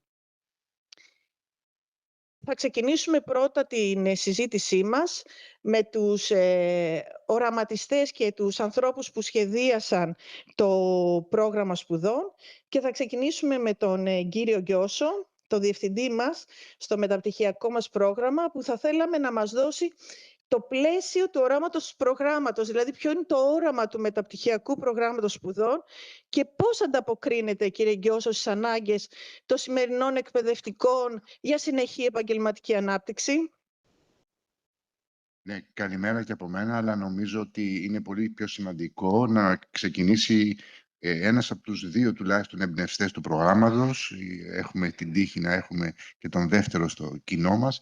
Θα ήθελα λοιπόν να ξεκινήσει ο κ. Λιοναράκης και όχι εγώ. Θα του κάνω μετά την ερώτηση να προχωρήσω και να ξαναγυρίσω μετά στο δικό σας όραμα. Εντάξει.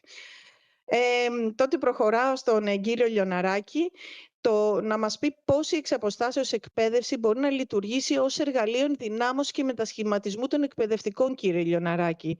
Και αυτό πώς λειτουργήσε στο σχεδιασμό του προγράμματος.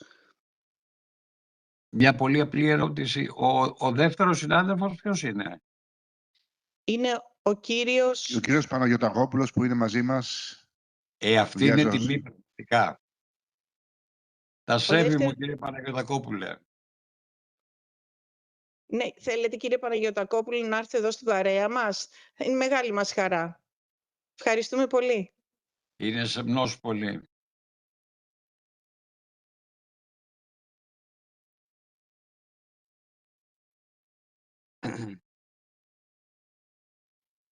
Ωραία. Μέχρι και ο κύριος Παναγιωτακόπουλος. Εδώ σας θέλουμε, στο πάνελ μας, κύριε Παναγιωτακόπουλο, σας ευβάλαμε και καρέκλα. Έτσι είναι, έτσι είμαστε εμείς. Είναι ένα ζωντανό πάνελ το οποίο γίνονται ανατροπές. Ευχαριστούμε εμείς. Κύριε Λιοναράκη. Ναι. Εγώ θα ήθελα να πω δύο πράγματα. Ένα το οποίο απαντάει κατευθείαν στο ερώτημα που βάλατε για το μεταπτυχιακό και ένα για το τι γενικότερα είναι το μεταπτυχιακό και πώς μπορεί να βοηθήσει και να χαράξει την πορεία μιας ολόκληρης ζωής, εκπαιδευτικής ζωής.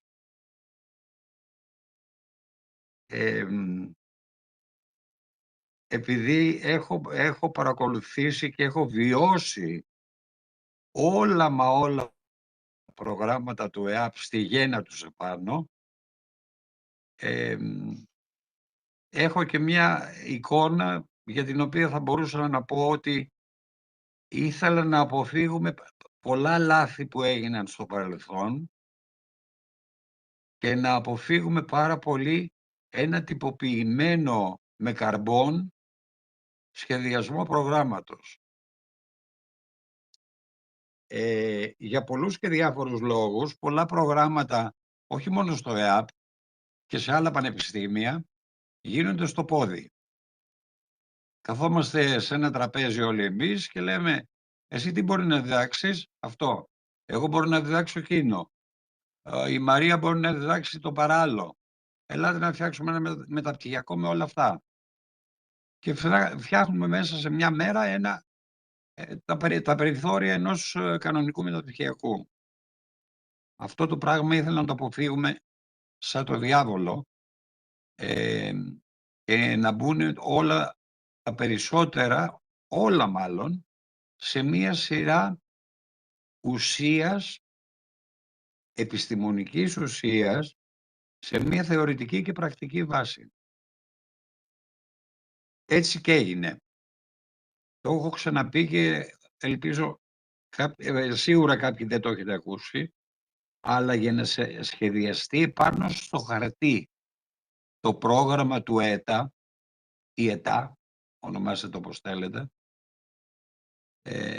ΕΤΑ καλύτερα γιατί ο ΕΤΑ είναι μια οργάνωση των Βάσκων της Ισπανίας και μπορεί να παρεξηγηθεί πολύ εύκολα, πήρε περίπου 1,5 χρόνο. 1,5 χρόνο με κάποια πράγματα τα οποία πραγματικά κάλυψαν μια πολύ μεγάλη γκάμα θεματολογίας, η οποία ενδεχομένως στην πορεία να αλλάξει και κάποια σχέδια, κάποια αντικείμενα, κάποιες θεματικές, οτιδήποτε, ή να προσαρμοστεί.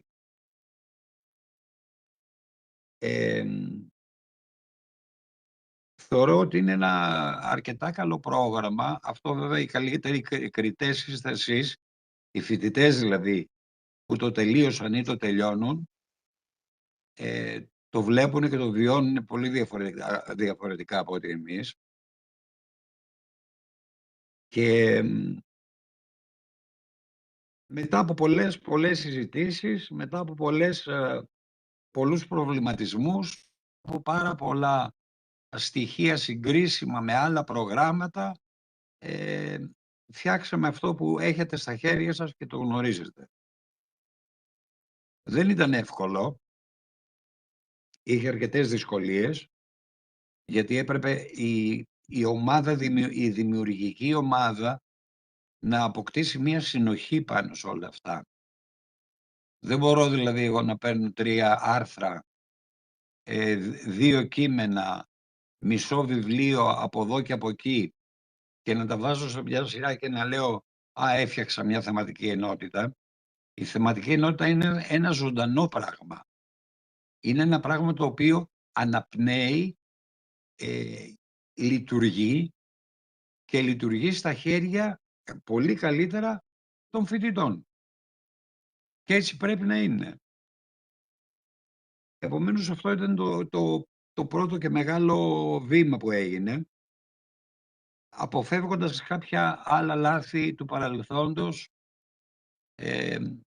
όταν οι δημιουργοί ενός, ας πούμε, για παράδειγμα, προγράμματος σπουδών μαθαίναν τα περιεχόμενα 5 λεπτά πριν από τη συνάντησή τους. Κάτι τέτοιο δεν έγινε, γι' αυτό το συζητούσαμε ξανά και ξανά και ξανά και ξανά και φτάσαμε εκεί που φτάσαμε.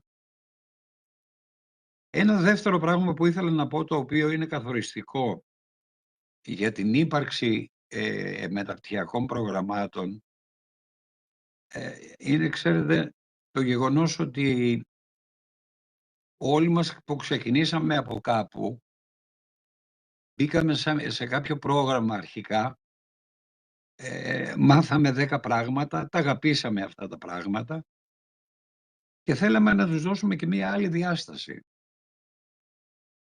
Αυτή η διάσταση δεν έρχεται πάντα σύμφωνα με τα δικά σου θέλω. Έρχεται και πιο αντικειμενικά καμιά φορά, χωρίς να το ξέρεις και χωρίς να το θέλεις. Μια σχηματοποιημένη άποψη θα μπορούσε να δώσει μια απάντηση εδώ στο ότι αν θεωρήσουμε ότι όλη μας η εκπαιδευτική ζωή είναι μια ζωή όπου μαθαίνουμε, δημιουργούμε, ανατρέπουμε, αφήνουμε πίσω μας, βρίσκουμε μπροστά μας, συνδυάζουμε διάφορα θεματικά πεδία, όχι πάντα επιστημονικά, αλλά θεματικά πεδία. Αυτό δημιουργεί στον οπτικό μας κόσμο και βιωματικό ένα μεγάλο κύκλο. Εγώ το ονομάζω κύκλος με τους κόμβους. Το κάθε σημείο του κύκλου αυτού περιέχει διάφορους κόμβους. Τι είναι αυτή η κόμβη? Είναι αυτά τα πράγματα που κάνουμε στην ενήλικη ζωή μας, κυρίως ενήλικη ζωή μας, τα θεματικά πεδία, επιστημονικά πεδία, μελέτες, άρθρα, γράψιμο, συζητήσεις πολύ συχνά. Είναι κάτι το ζωντανό, δεν είναι κάτι το νεκρό, οριζόντιο ή στατικό. Οπότε, ως ζωντανός οργανισμός, αυτοί οι κόμβοι περιλαμβάνουν τα πάντα όσα έχουμε κάνει στην προηγούμενη ζωή μας, μέχρι σήμερα. Τα πάντα. Καλά ερεθίσματα, κακά ερεθίσματα, θετικά ή αρνητικά ερεθίσματα, όλα. Και ξάφνου, ενώ προχωράει η ζωή μας, η επαγγελματική ζωή μας, οι μελέτες μας, οι σπουδές μας, βλέπουμε ότι όλοι αυτοί οι κόμβοι που βρίσκονται στον κύκλο αυτόν ενώνονται κάπου. Έχουν μία σχέση χωρίς αμφισβήτηση, από την οποία μάλλον μπορούμε να αντλήσουμε ό,τι βολεύει εμάς, όποιες είναι οι δικές μας οι ανάγκες. Θα το διαπιστώσετε στην πορεία της ζωής σας, ότι μπορεί ξάφνου εκεί πέρα που δεν το περιμένετε να ανοίξει ένα κουτάκι στη μνήμη σας, ένα μικρό κουτάκι, όπου να λέει «Hey, ψιτ, είμαι και εγώ εδώ, με έχεις δώσει, με ξέρεις, σε ξέρω, για πάρε με υπόψη σου». Και με αυτή την κίνηση δημιουργείς ένα παζλ μεγάλο και ευέλικτο, πολύ σημαντικό, το οποίο θα σε συντροφεύει σε όλη σου τη ζωή και τη μέχρι τώρα ζωή σου θα την κάνει πιο πλούσια, πιο ενδιαφέρουσα, θα δώσει πνοή σε αυτά που κάνεις, θα συνδυάσει και πολύ περισσότερο όταν σου έρχονται στη μνήμη πράγματα τα οποία τα έχεις λίγο αφήσει στο βάθος του μυαλού σου. Αυτοί οι κόμβοι λοιπόν, πολλοί από τους οποίους ανήκουν σε προγράμματα σπουδών, αλλά πολλοί άλλοι που δεν ανήκουν πουθενά παρά μονάχα στις δικές μας εμπειρίες, είναι κόμβοι που θα μας βοηθήσουν στο να κατανοήσουμε καλύτερα όλη μας την πορεία. Θα μας βοηθήσουν να εμπλακούμε περισσότερο σε αυτά που κάνουμε. Το θεωρώ ίσως στη ζωή μας αυτό, γιατί είναι ακριβώς αυτό το οποίο μας κάνει πλούσιους στη γνώση, μας διευρύνει τους ορίζοντες και μας δίνει τη δυνατότητα να δούμε λιγάκι πιο έντονα και πιο συστηματικά οτιδήποτε συμβαίνει γύρω μας, αλλά με ένα τρισδιάστατο τρόπο. Όλα αυτά τα πράγματα που μαζεύουμε όλα αυτά τα χρόνια, κάπου πάνε, δεν χάνονται.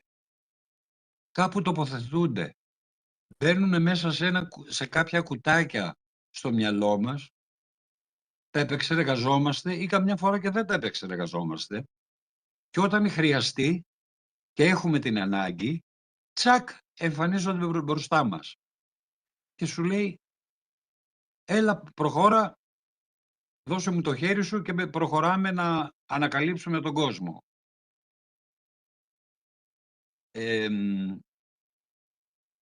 Θα τελειώσω με μία κλασική περίπτωση όπου όλα αυτά τα πράγματα θα πει κάποιος, δηλαδή ρε παιδάκι μου, πώς μας βοηθάνε όλα αυτά. Τι μπορούν να κάνουν. Πρακτικά μπορούν να κάνουν κάτι.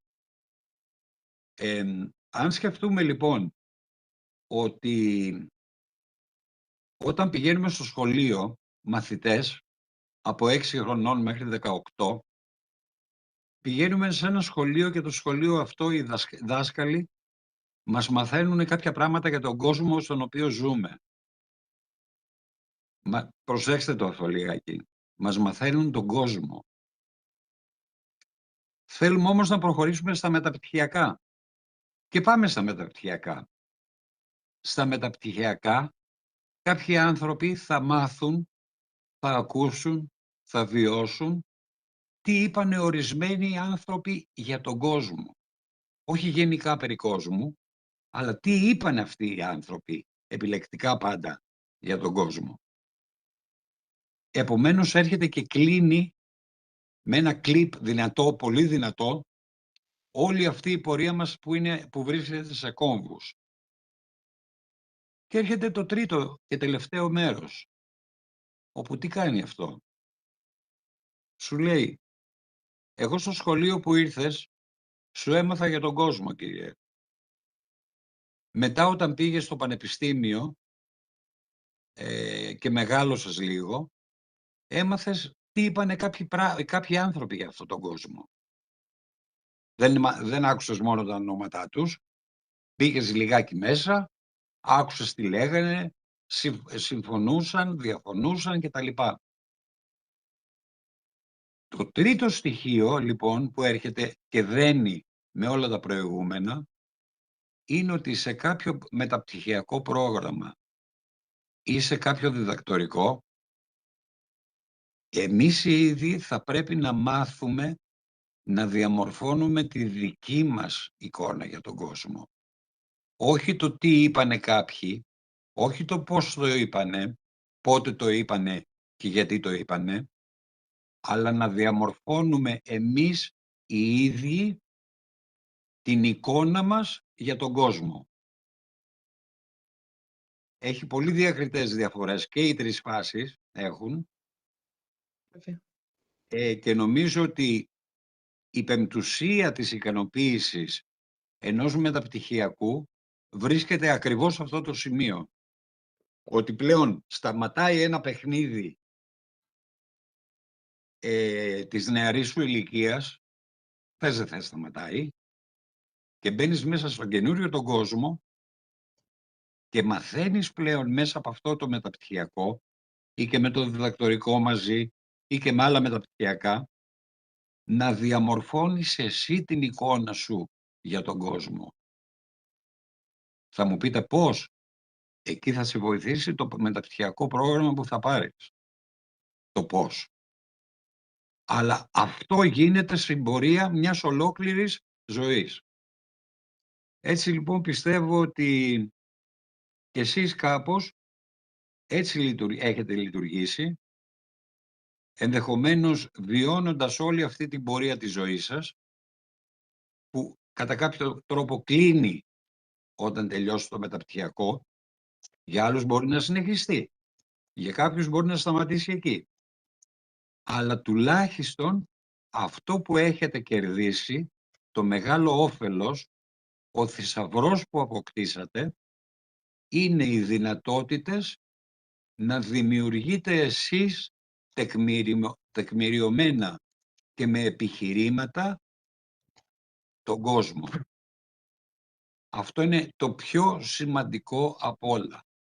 Τώρα, αν το πρόγραμμα αυτό είναι καλό, είναι ευέλικτο, είναι κατανοητό, πρέπει να διδάξουμε και να μάθετε το α και όχι το β ή το συνδυασμό του α και του β, γι' αυτό φαντάζομαι μπορεί και κάποιοι άλλοι να μιλήσουν τώρα, αλλά και πάλι οι καλύτεροι κριτές σε αυτά θα είστε εσείς.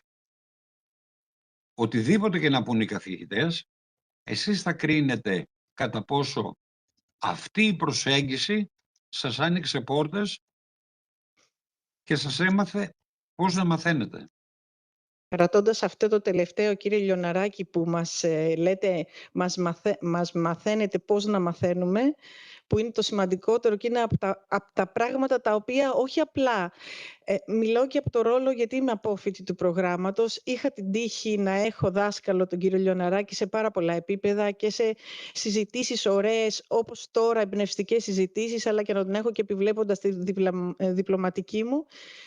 Νομίζω ότι είναι ακριβώς ο βηματισμός ο οποίος αναφέρατε και συμφωνώ απόλυτα, ότι φτάσαμε στο να μελετάμε μέσα από τα δικά σας μάτια, μέσα από τη δική σας φωνή, να μελετάμε όλα αυτά τα οποία έχετε παράξει και να έρθει η ώρα που σιγά σιγά να ανοίγουμε δειλά τα φτερά μας και η φωνή τώρα των απόφοιτων που έχουμε μαζί μας νομίζω ότι θα σας δώσει μεγάλη χαρά πάνω σε αυτά που μόλις μας είπατε.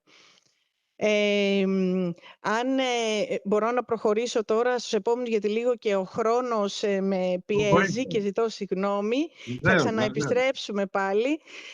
Θέλω να πάω μετά σε έναν άλλον από του άνθρωπο ο οποίος οικοδόμησε όλο αυτό το πρόγραμμα, που είναι ο κύριος Παναγιωτακόπουλος και έχουμε μεγάλη χαρά που αυτή τη στιγμή είναι μαζί μας. Και την ερώτηση που είχα κάνει στον κύριο Λιοναράκη, που πολύ ωραία μας απάντησε το συλλογισμό, που αυτό το θέλαμε πάρα πολύ να μας μεταφέρει, πώς καθίσαν κάποιοι άνθρωποι κάτω και στήσανε, και εμένα μου άρεσε πολύ με τους κόμβους, γιατί ουσιαστικά τώρα τι είναι, κόμβει όλοι οι εμπειρίες όλων των ανθρώπων που καθίσανε σε ένα τραπέζι και είπαν σχεδιάζουμε και καταθέτουμε τις εμπειρίες μας και φτιάχνουμε κάτι πολύ ωραίο. Άλλη μια εμπειρία θα μας καταθέσει ο κύριος Παναγιωτακόπουλος και θα του κάνω την ερώτηση: πώς η εξαποστάσεως εκπαίδευση μπορεί να λειτουργήσει ως εργαλείο ενδυνάμωσης και μετασχηματισμού των εκπαιδευτικών? Σας ευχαριστώ πολύ.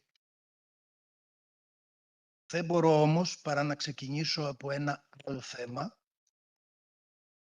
διότι οι αγαπημένοι μου συνάδελφοι εδώ πέρα μου θύμισε κάτι, Αντώνη. 2001, όταν πρωτοξεκίνησε το συνέδριο αυτό. Με νοσταλγία θυμάμαι τα άγχη, τις όποιες αγωνίες είχαμε, το αν θα πετύχει ή όχι ήταν ένα μεγάλο ζητούμενο, έτσι, διότι αυτά που γίνονται τώρα ξεκινούσαν τότε. Συνεχίζοντας όμως με όλα όσα ρωτήσατε,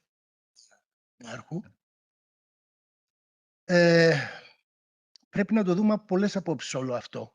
Πρώτα να δούμε τι κάναμε τότε. Ξεκινώντας λοιπόν το πρόγραμμα, είχαμε κάποια θετικά στοιχεία πάνω στα οποία μπορούσαμε να αυτοσχεδιάσουμε και κάποια βαρύδια, τα οποία πραγματικά μας καθήλωναν. Δεν έπρεπε να ξεφύγουμε από κάποια όρια, καλό αυτό εν πάση περιπτώσει, αλλά και από κάποιες νόρμες, κάποιους κανόνες οι οποίοι μελλοντικά θα βάραιναν το πρόγραμμα. Εμείς που είχαμε κάποια χρόνια, το καταλαβαίναμε αυτό. Κάποιοι μηχανισμοί όμως όχι. Δηλαδή ότι το πρόγραμμα αυτό ήταν βαρύ. Ξεκίνησε ως βαρύ πρόγραμμα. Και ευτυχώς που σιγά σιγά γίνεται όλο και πιο έτσι. Και μπορούμε να το βεβαιώσουμε και εμείς που ήμασταν η πρώτη φουρνιά, ότι σε σχέση με την πρώτη χρονιά τώρα έχει γίνει πολύ πιο βιώσιμο. Αυτό μας βάραινε και εμάς. Και προσπαθούσαμε να βρούμε τρόπους να πούμε τόσα ECTS επί 25 ώρες κάνουν τόσο. Μα δεν γίνεται ένα πρόγραμμα, είναι εξ αποστάσεως. Πρέπει να το μειώσουμε κάπως. Πρέπει να το φέρουμε και αναγκαζόμαστε και κοροϊδεύαμε κιόλας λίγο. Πλασματικά πράγματα για να μπορέσουμε να το φέρουμε να ζήσει και να ευδοκιμήσει. Κάτι που ήταν και το επιθυμητό. Αυτό είναι η μία όψη. Και κάποιες ακόμα διαδικαστικές που δεν είναι ανάγκη να τις θυμίσω. Το άλλο είναι ότι είχαμε πολλά θετικά στοιχεία μέσα και πραγματικά νιώθω τον εαυτό μου εδώ πολύ τυχερό που συνεργάστηκε με τέτοιους ανθρώπους.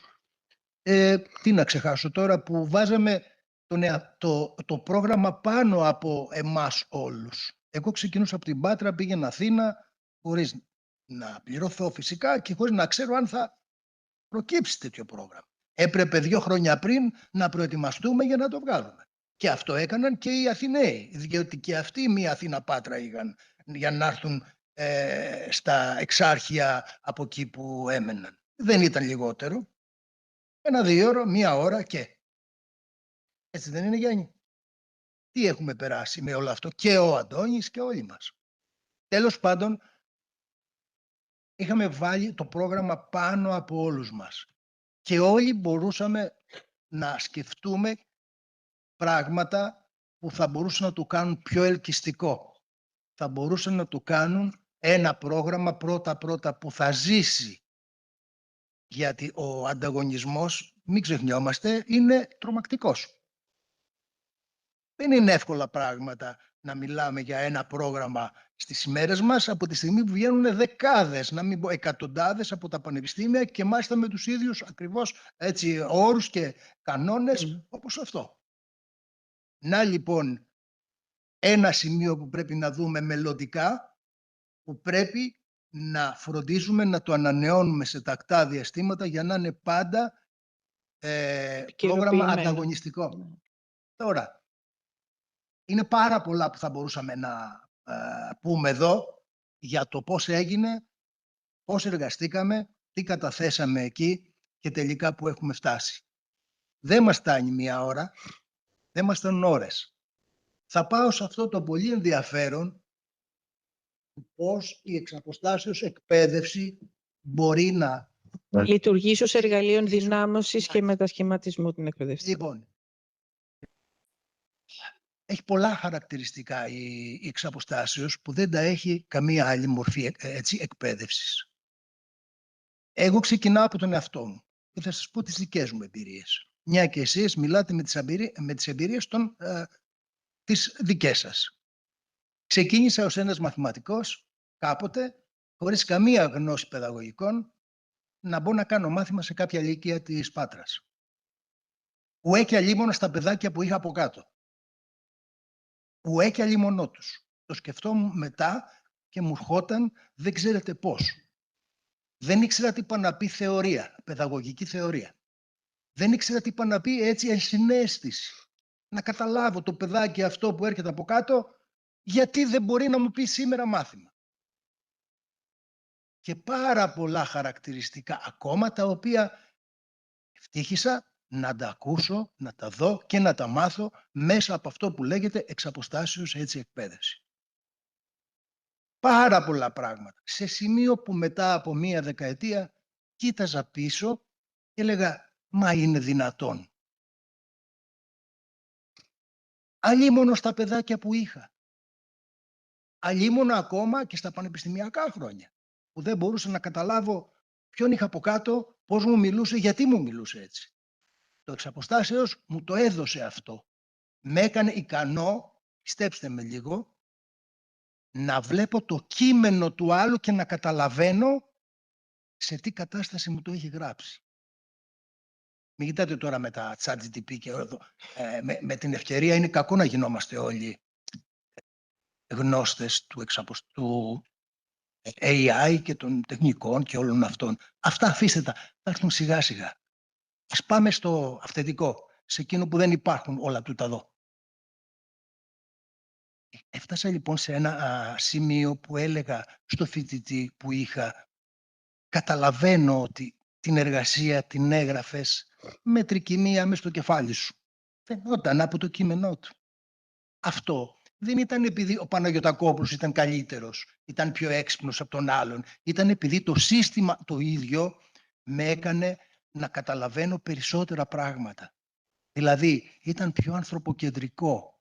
Με έκανε να μάθω πράγματα τα οποία δεν θα μπορούσα να τα μάθω σε καμία άλλη μορφή εκπαίδευση. Να λοιπόν πως η εξαποστάσεως μπορεί να μας βοηθήσει και να μεταφέρει κάποια πράγματα.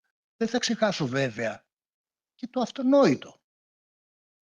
Έτυχε στα πρώτα βήματά του και διαχειρίστηκε κάποιες ομάδες που συνέγραφαν κάποιο υλικό για εξαποστάσεως μαθήματα. Λοιπόν εκεί, εντάξει, κουτσά στραβά δεν είναι και το τέλειο, αλλά μάθαμε κάποιες αρχές. Ότι πρέπει να υπάρχει ένας πρόλογος, δεν μπορεί να γράφεις συνεχόμενα, γιατί ο άλλος θα σταματήσει κάποια στιγμή, θα του μιλήσει κάποιος, πρέπει να έχει ένα όριο στην έκταση του κειμένου του, ώστε να υπάρχει ένας δείκτης εικονικός για να ξανασυνεχίσει μετά που θα έχει τη δυνατότητα.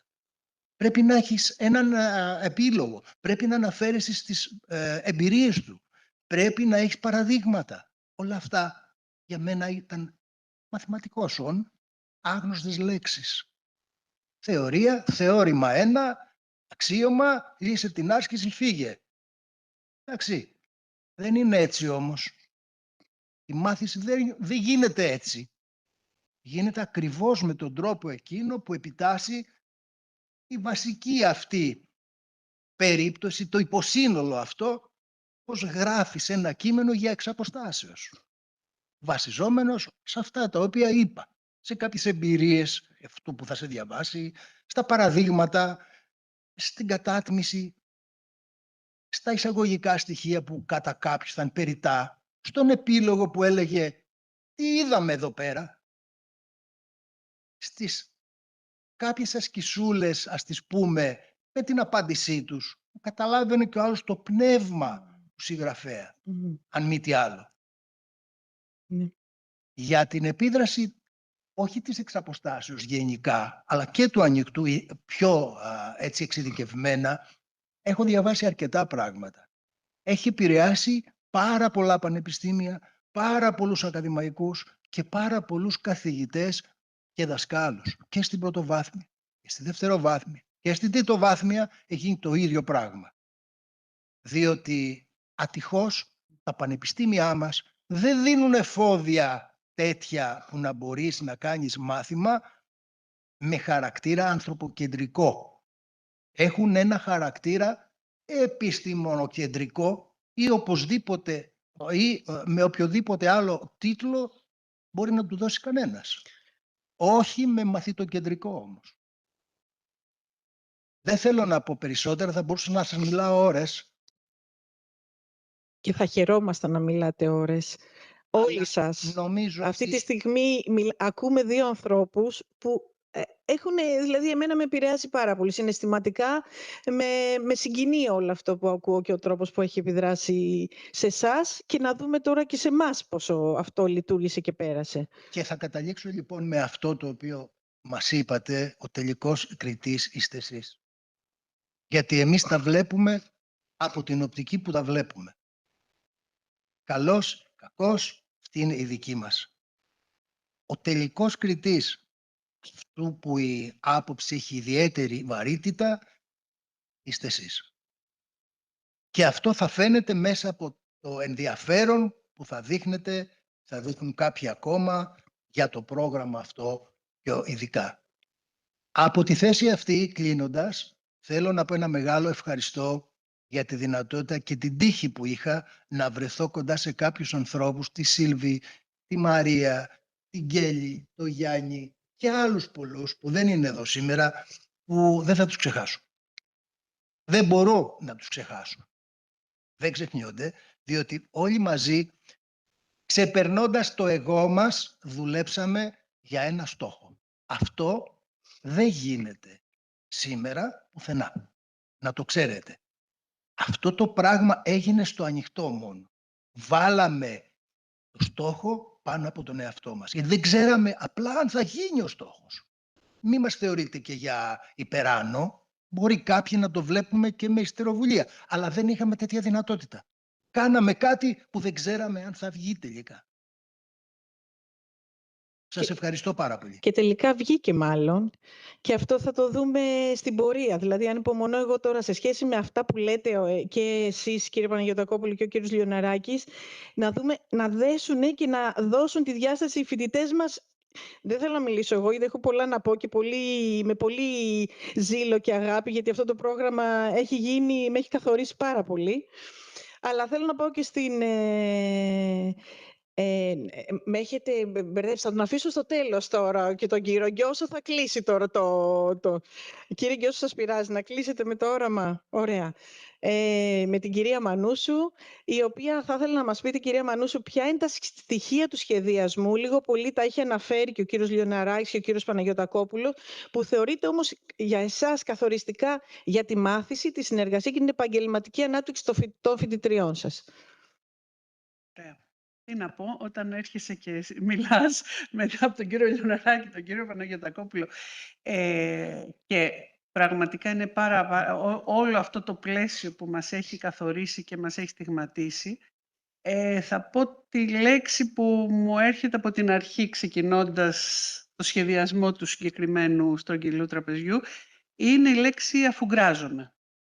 Αυτό το οποίο πραγματικά νομίζω για μένα είναι το σημαντικότερο είναι ότι θέλουμε μέσα σε όλα αυτά να αφουγκραζόμαστε τις ανάγκες των φοιτητών, τις ανάγκες της κοινωνίας και να τις συνδυάζουμε με το ποιοτικό, να αντισταθούμε και ταυτόχρονα να προχωράμε μπροστά, να αντισταθούμε σε αυτό που έρχεται μαζικά και είναι πολύ καταναλωτικό και είναι ισοπεδωτικό, να βάλουμε το κομμάτι της ποιότητας μέσα και να δώσουμε κάτι που να είναι ουσιαστικό, να συμβάλλει πραγματικά στην εξέλιξη όλων μας, γιατί μαζί με τους φοιτητές εξελισσόμαστε εμείς.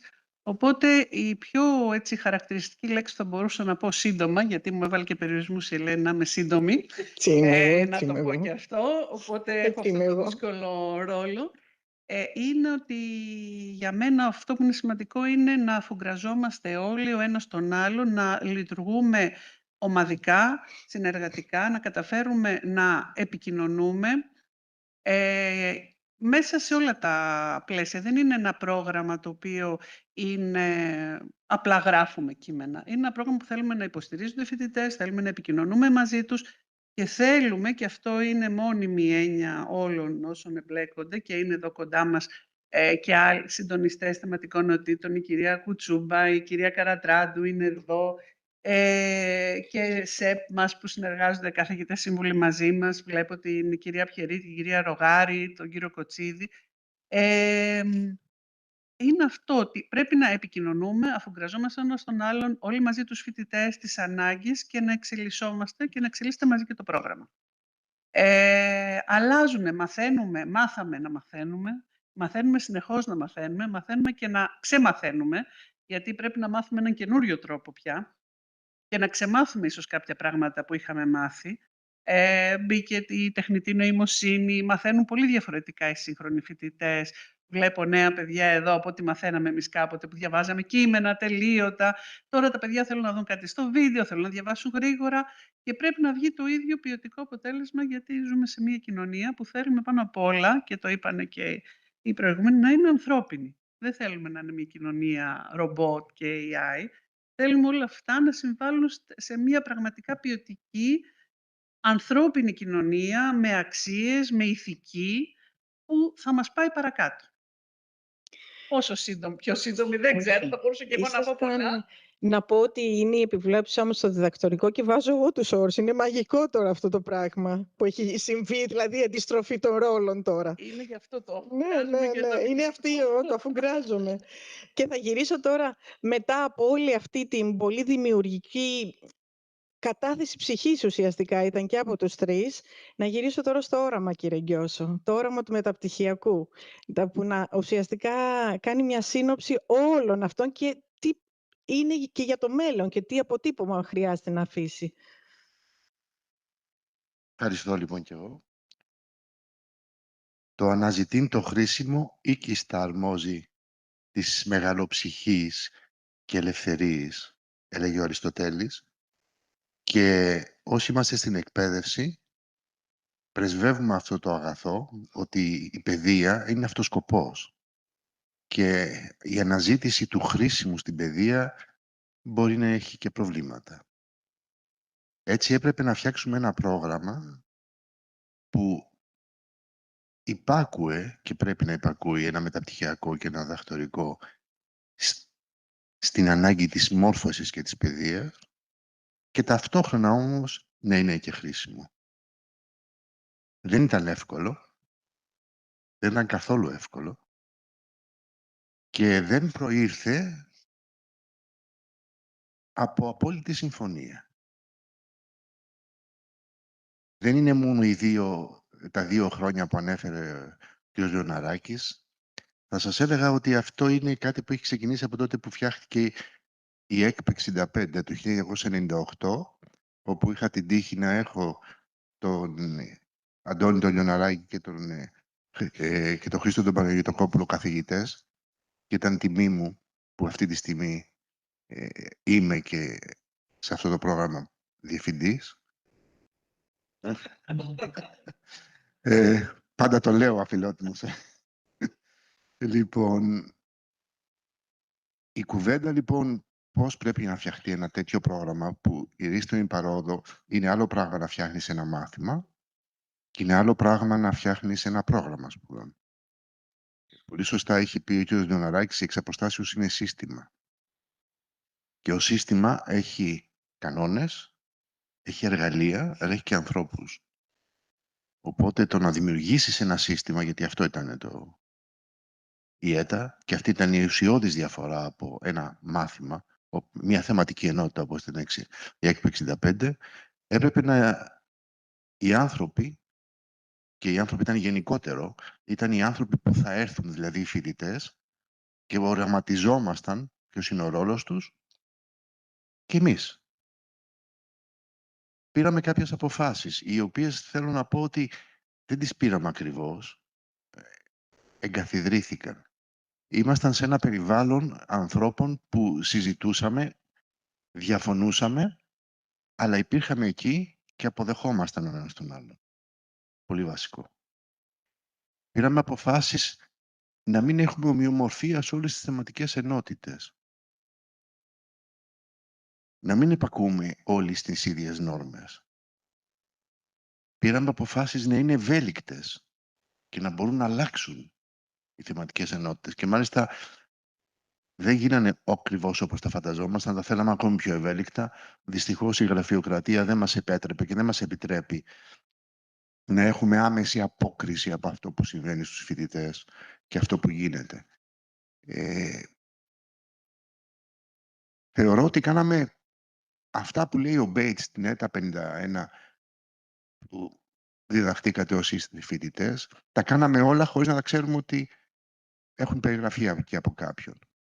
Εκείνο όμως που θεωρώ το πιο σημαντικό είναι ότι λειτουργήσαμε ως ομάδα και φτάσαμε σε μία συνύπαρξη και συνένεση που νομίζω ότι θέλουμε και τη μεταφέρουμε και στους φοιτητές μας, θα μας πούν τώρα οι φοιτητές, εάν το πετύχαμε, για να έχουμε ένα πρόγραμμα πρώτα βιώσιμο και όχι οικονομικά βιώσιμο, αλλά βιώσιμο με την έννοια ότι το θέλουν οι φοιτητές γιατί κάτι παίρνουν που είναι κάτι περισσότερο από χρήσιμο.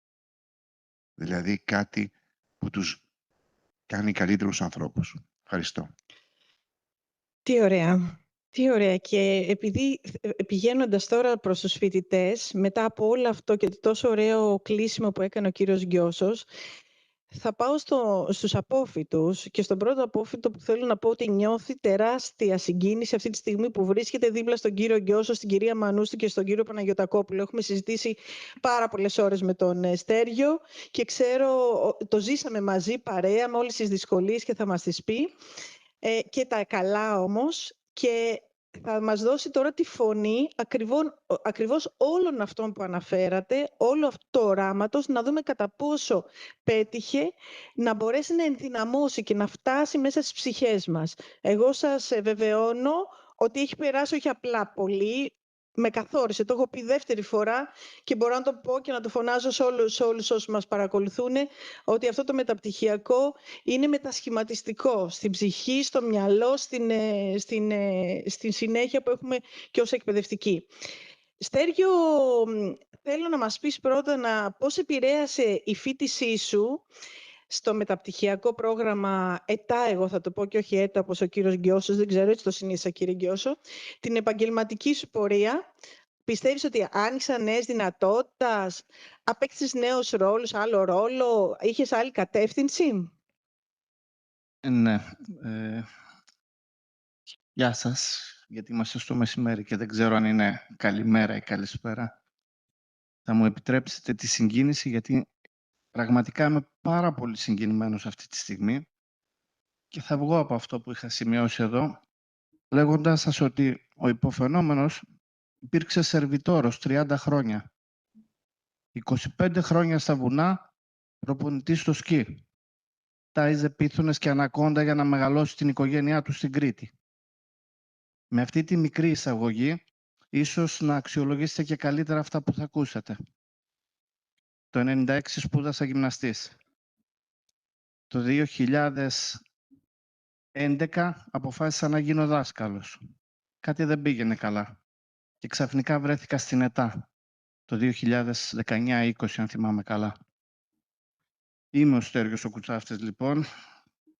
Εκπαιδευτικός στην πρωτοβάθμια εκπαίδευση σήμερα. Και πρώτα απ' όλα θα ήθελα να πω ότι χαίρομαι ιδιαίτερα που βρίσκομαι σήμερα εδώ, ανάμεσα σε ανθρώπους που στάθηκαν γέφυρες στην προσπάθειά μου, να διεκδικήσω την εμπιστοσύνη και τον σεβασμό των μαθητών και των συναδέλφων μου, συνταξιδιώτες δασκάλους που με τη φλόγα τους φώτισαν τον δρόμο μου σε ένα ταξίδι ανακάλυψης και αυτοπραγμάτωσης.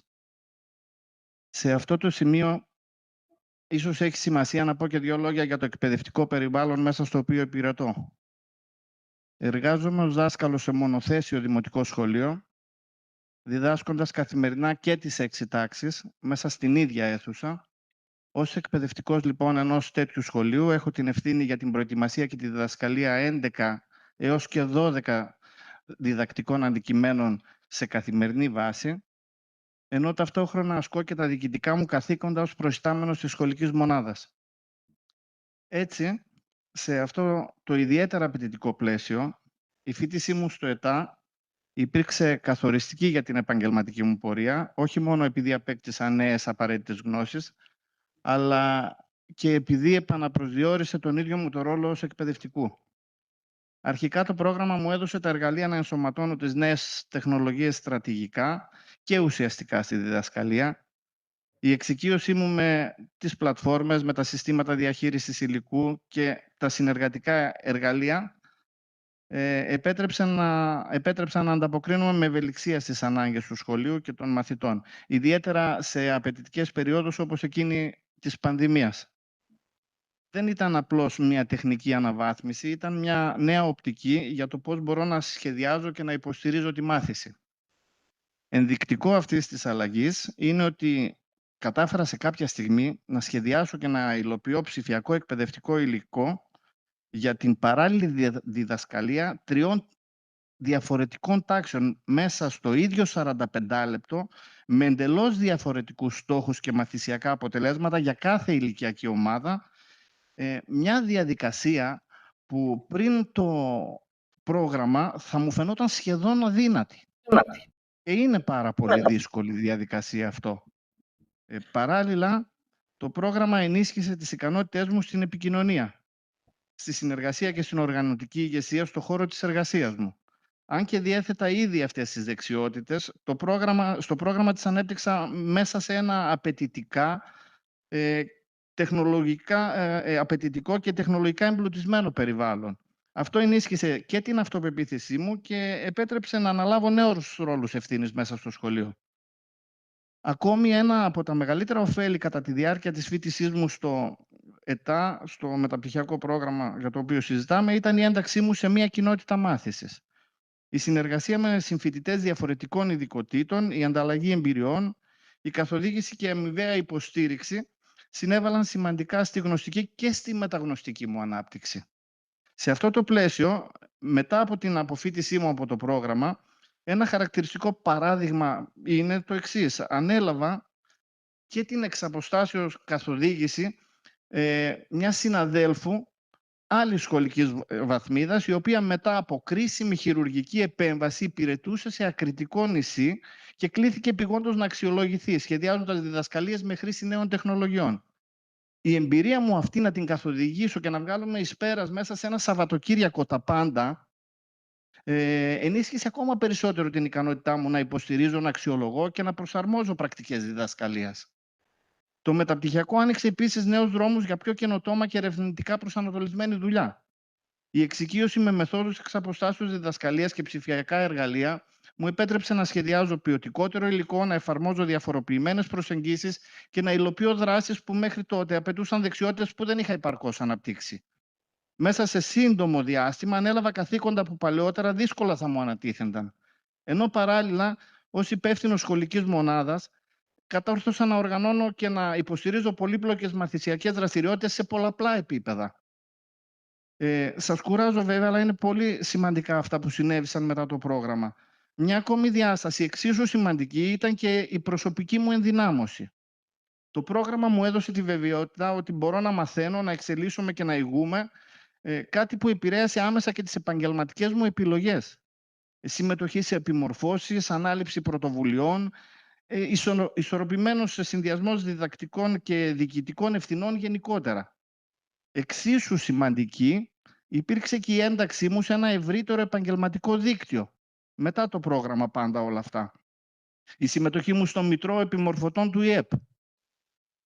Η διάκρισή μου στον τελικό πίνακα του Κέντρου Καινοτομίας της Περιφερειακής Διεύθυνσης Εκπαίδευσης Ηπείρου, τα γνωστά τώρα κέντρα καινοτομίας που μπαίνουν.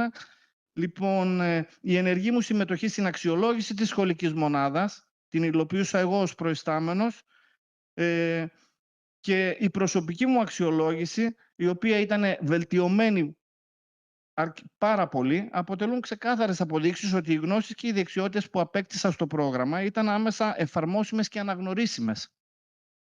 Πάνω απ' όλα, εκείνο που κρατώ περισσότερο είναι ότι μέσα από αυτή την εμπειρία ενίσχυσα την ικανότητά μου να καθοδηγώ συναδέλφους που επιθυμούν να αναπτύξουν τις ψηφιακές και παιδαγωγικές τους δεξιότητες. Για μένα αυτό ίσως είναι και το μεγαλύτερο όφελος, η δυνατότητα να πολλαπλασιάζω τη μάθηση. Συνοψίζοντας λοιπόν, το ΕΤΑ δεν με εξόπλισε απλώς με τεχνολογικές και παιδαγωγικές δεξιότητες. Με βοήθησε να εξελιχθώ σε έναν πιο ευέλικτο, καινοτόμο και στρατηγικό επαγγελματία. Γι' αυτόν ακριβώς το λόγο, κλείνοντας, θα ήθελα να εκφράσω τη βαθιά μου ευγνωμοσύνη προς όλους όσους είναι παρόντες εδώ σήμερα στο τραπέζι και όσους μας βλέπουν από τις κάμερές τους. Όλους αυτούς λοιπόν που οραματίστηκαν, υλοποίησαν και συνεχίζουν να υπηρετούν αυτό το πρόγραμμα. Σας ευχαριστώ εκ μέρους όλων των αποφύτων, μέσα από καρδιά. Ευχαριστώ. Συναισθήματα καταθέτουμε αυτή τη στιγμή. Είπαμε να βρεθούμε και να σας κάνουμε και εμείς το δικό μας δώρο, αγαπημένοι μας, γιατί σας το όλοι αγαπημένοι. Και μετά από ένα Αστέριο που μίλησε μέσα από την ψυχή του και την καρδιά του για εξέλιξη, για προοπτικές, πάμε να δούμε όλο αυτό όμως. Έχει ενισχύσει και μία άλλη, μιλήσαμε για ψηφιακές δεξιότητες. Είναι ένα καθαρά μεταπτυχιακό που εξελισσόμαστε στις ψηφιακές δεξιότητες. Και θα πάω τώρα στην Αλεξάνδρα μας. Και θα ήθελα να μας πεις, Αλεξάνδρα, ποιες ψηφιακές δεξιότητες ενισχύθηκαν μέσα από το πρόγραμμα και πώς τις εφαρμόζεις σήμερα στην εκπαιδευτική σου πρακτική. Και να ξαναθυμίσω ότι η Αλεξάνδρα δεν είναι στο δημόσιο, είναι σε φροντιστήριο ξενογλωσσών, που αυτό έχει ακόμα μεγαλύτερη αξία από όσα αξιοποιήθηκε. Καλησπέρα και από μένα. Ονομάζομαι Πολυμέρη Αλεξάνδρα. Είμαι Λίγο πιο καθηγήτρια δυνατά αγγλικών. μόνο, νομίζω. Ναι, ναι. Και εργάζομαι στον ιδιωτικό τομέα, σε κέντρα ξένων γλωσσών. Αρχικά θέλω και εγώ να εκφράσω τη χαρά μου που μου δόθηκε η ευκαιρία σήμερα να βρίσκομαι εδώ, αλλά και να συνεργαστώ όλο αυτό το διάστημα με τόσο αξιόλογους ανθρώπους και να μοιραστούμε εμπειρίες και ιδέες. Ξεκινώντας λοιπόν, η φοιτησή μου στο μεταπτυχιακό πρόγραμμα ΕΤΑ του ΕΑΠ αποτέλεσε για μένα μια εμπειρία τόσο επαγγελματικής όσο και προσωπικής εξέλιξης, μέσα από και τις θεωρητικές γνώσεις αλλά και τις πρακτικές εφαρμογές του προγράμματος. Ανέπτυξα ένα ευρύ φάσμα ψηφιακών δεξιοτήτων, τόσο στη χρήση εργαλείων και πλατφορμών, που μερικές από αυτές δεν γνώριζα καν ότι υπάρχουν, όσο και στην παιδαγωγική αξιοποίησή τους. Μέσα από το πρόγραμμα έμαθα να σχεδιάζω δραστηριότητες, οι οποίες συνδυάζουν έτσι τη δημιουργικότητα, τη συνεργασία, αλλά και την τεχνολογία, και ώστε να μπορέσουμε να μετατρέψουμε κατά μία βάση τους μαθητές μας από παθητικούς δέκτες πληροφοριών σε πιο ενεργούς συμμετέχοντες. Κατά τη διάρκεια λοιπόν του μεταπτυχιακού καταπιαστήκαμε και μάθαμε στην πράξη πώς να χρησιμοποιούμε διάφορα συστήματα διαχείρισης μάθησης, ψηφιακές εκπαιδευτικές πλατφόρμες όπως είναι η Class ή η Me, ψηφιακά εργαλεία δημιουργίας εκπαιδευτικού υλικού όπως είναι το Canva, και τα οποία μου έχουν φανεί πάρα πολύ χρήσιμα, ιδιαίτερα χρήσιμα. Προσπαθώ να χρησιμοποιώ δηλαδή το εργαλείο Canva όσο και την πλατφόρμα της ΕΜΗ, έτσι για να δημιουργώ πολυμορφικό υλικό, το οποίο μπορώ να διαμοιράζομαι και πάρα πολύ εύκολα.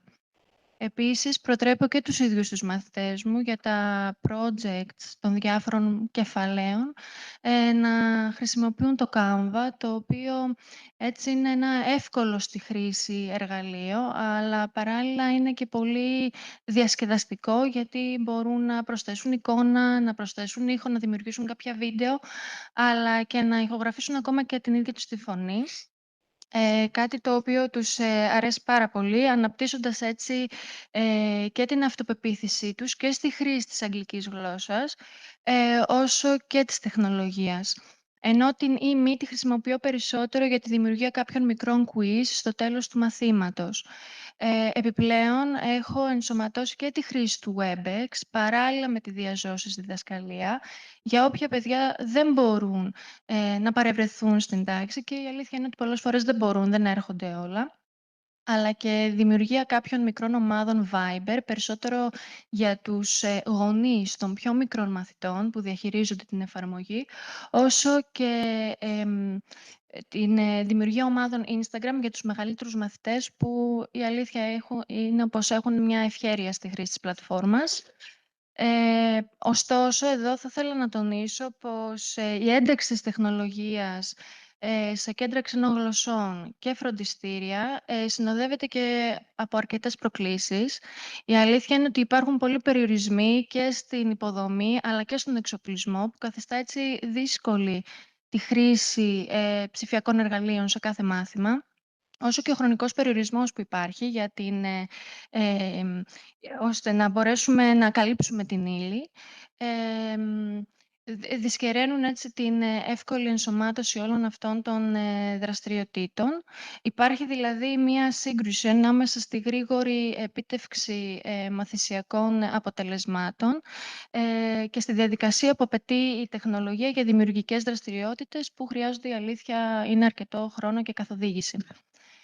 Παρ' όλα αυτά, τελειώνοντας, θέλω να πω πως η εμπειρία μου στο ΕΤΑ μου έδειξε πως η τεχνολογία δεν είναι ανάγκη να αντικαθιστά τη διδασκαλία, ούτε να επιβραδύνει την ύλη.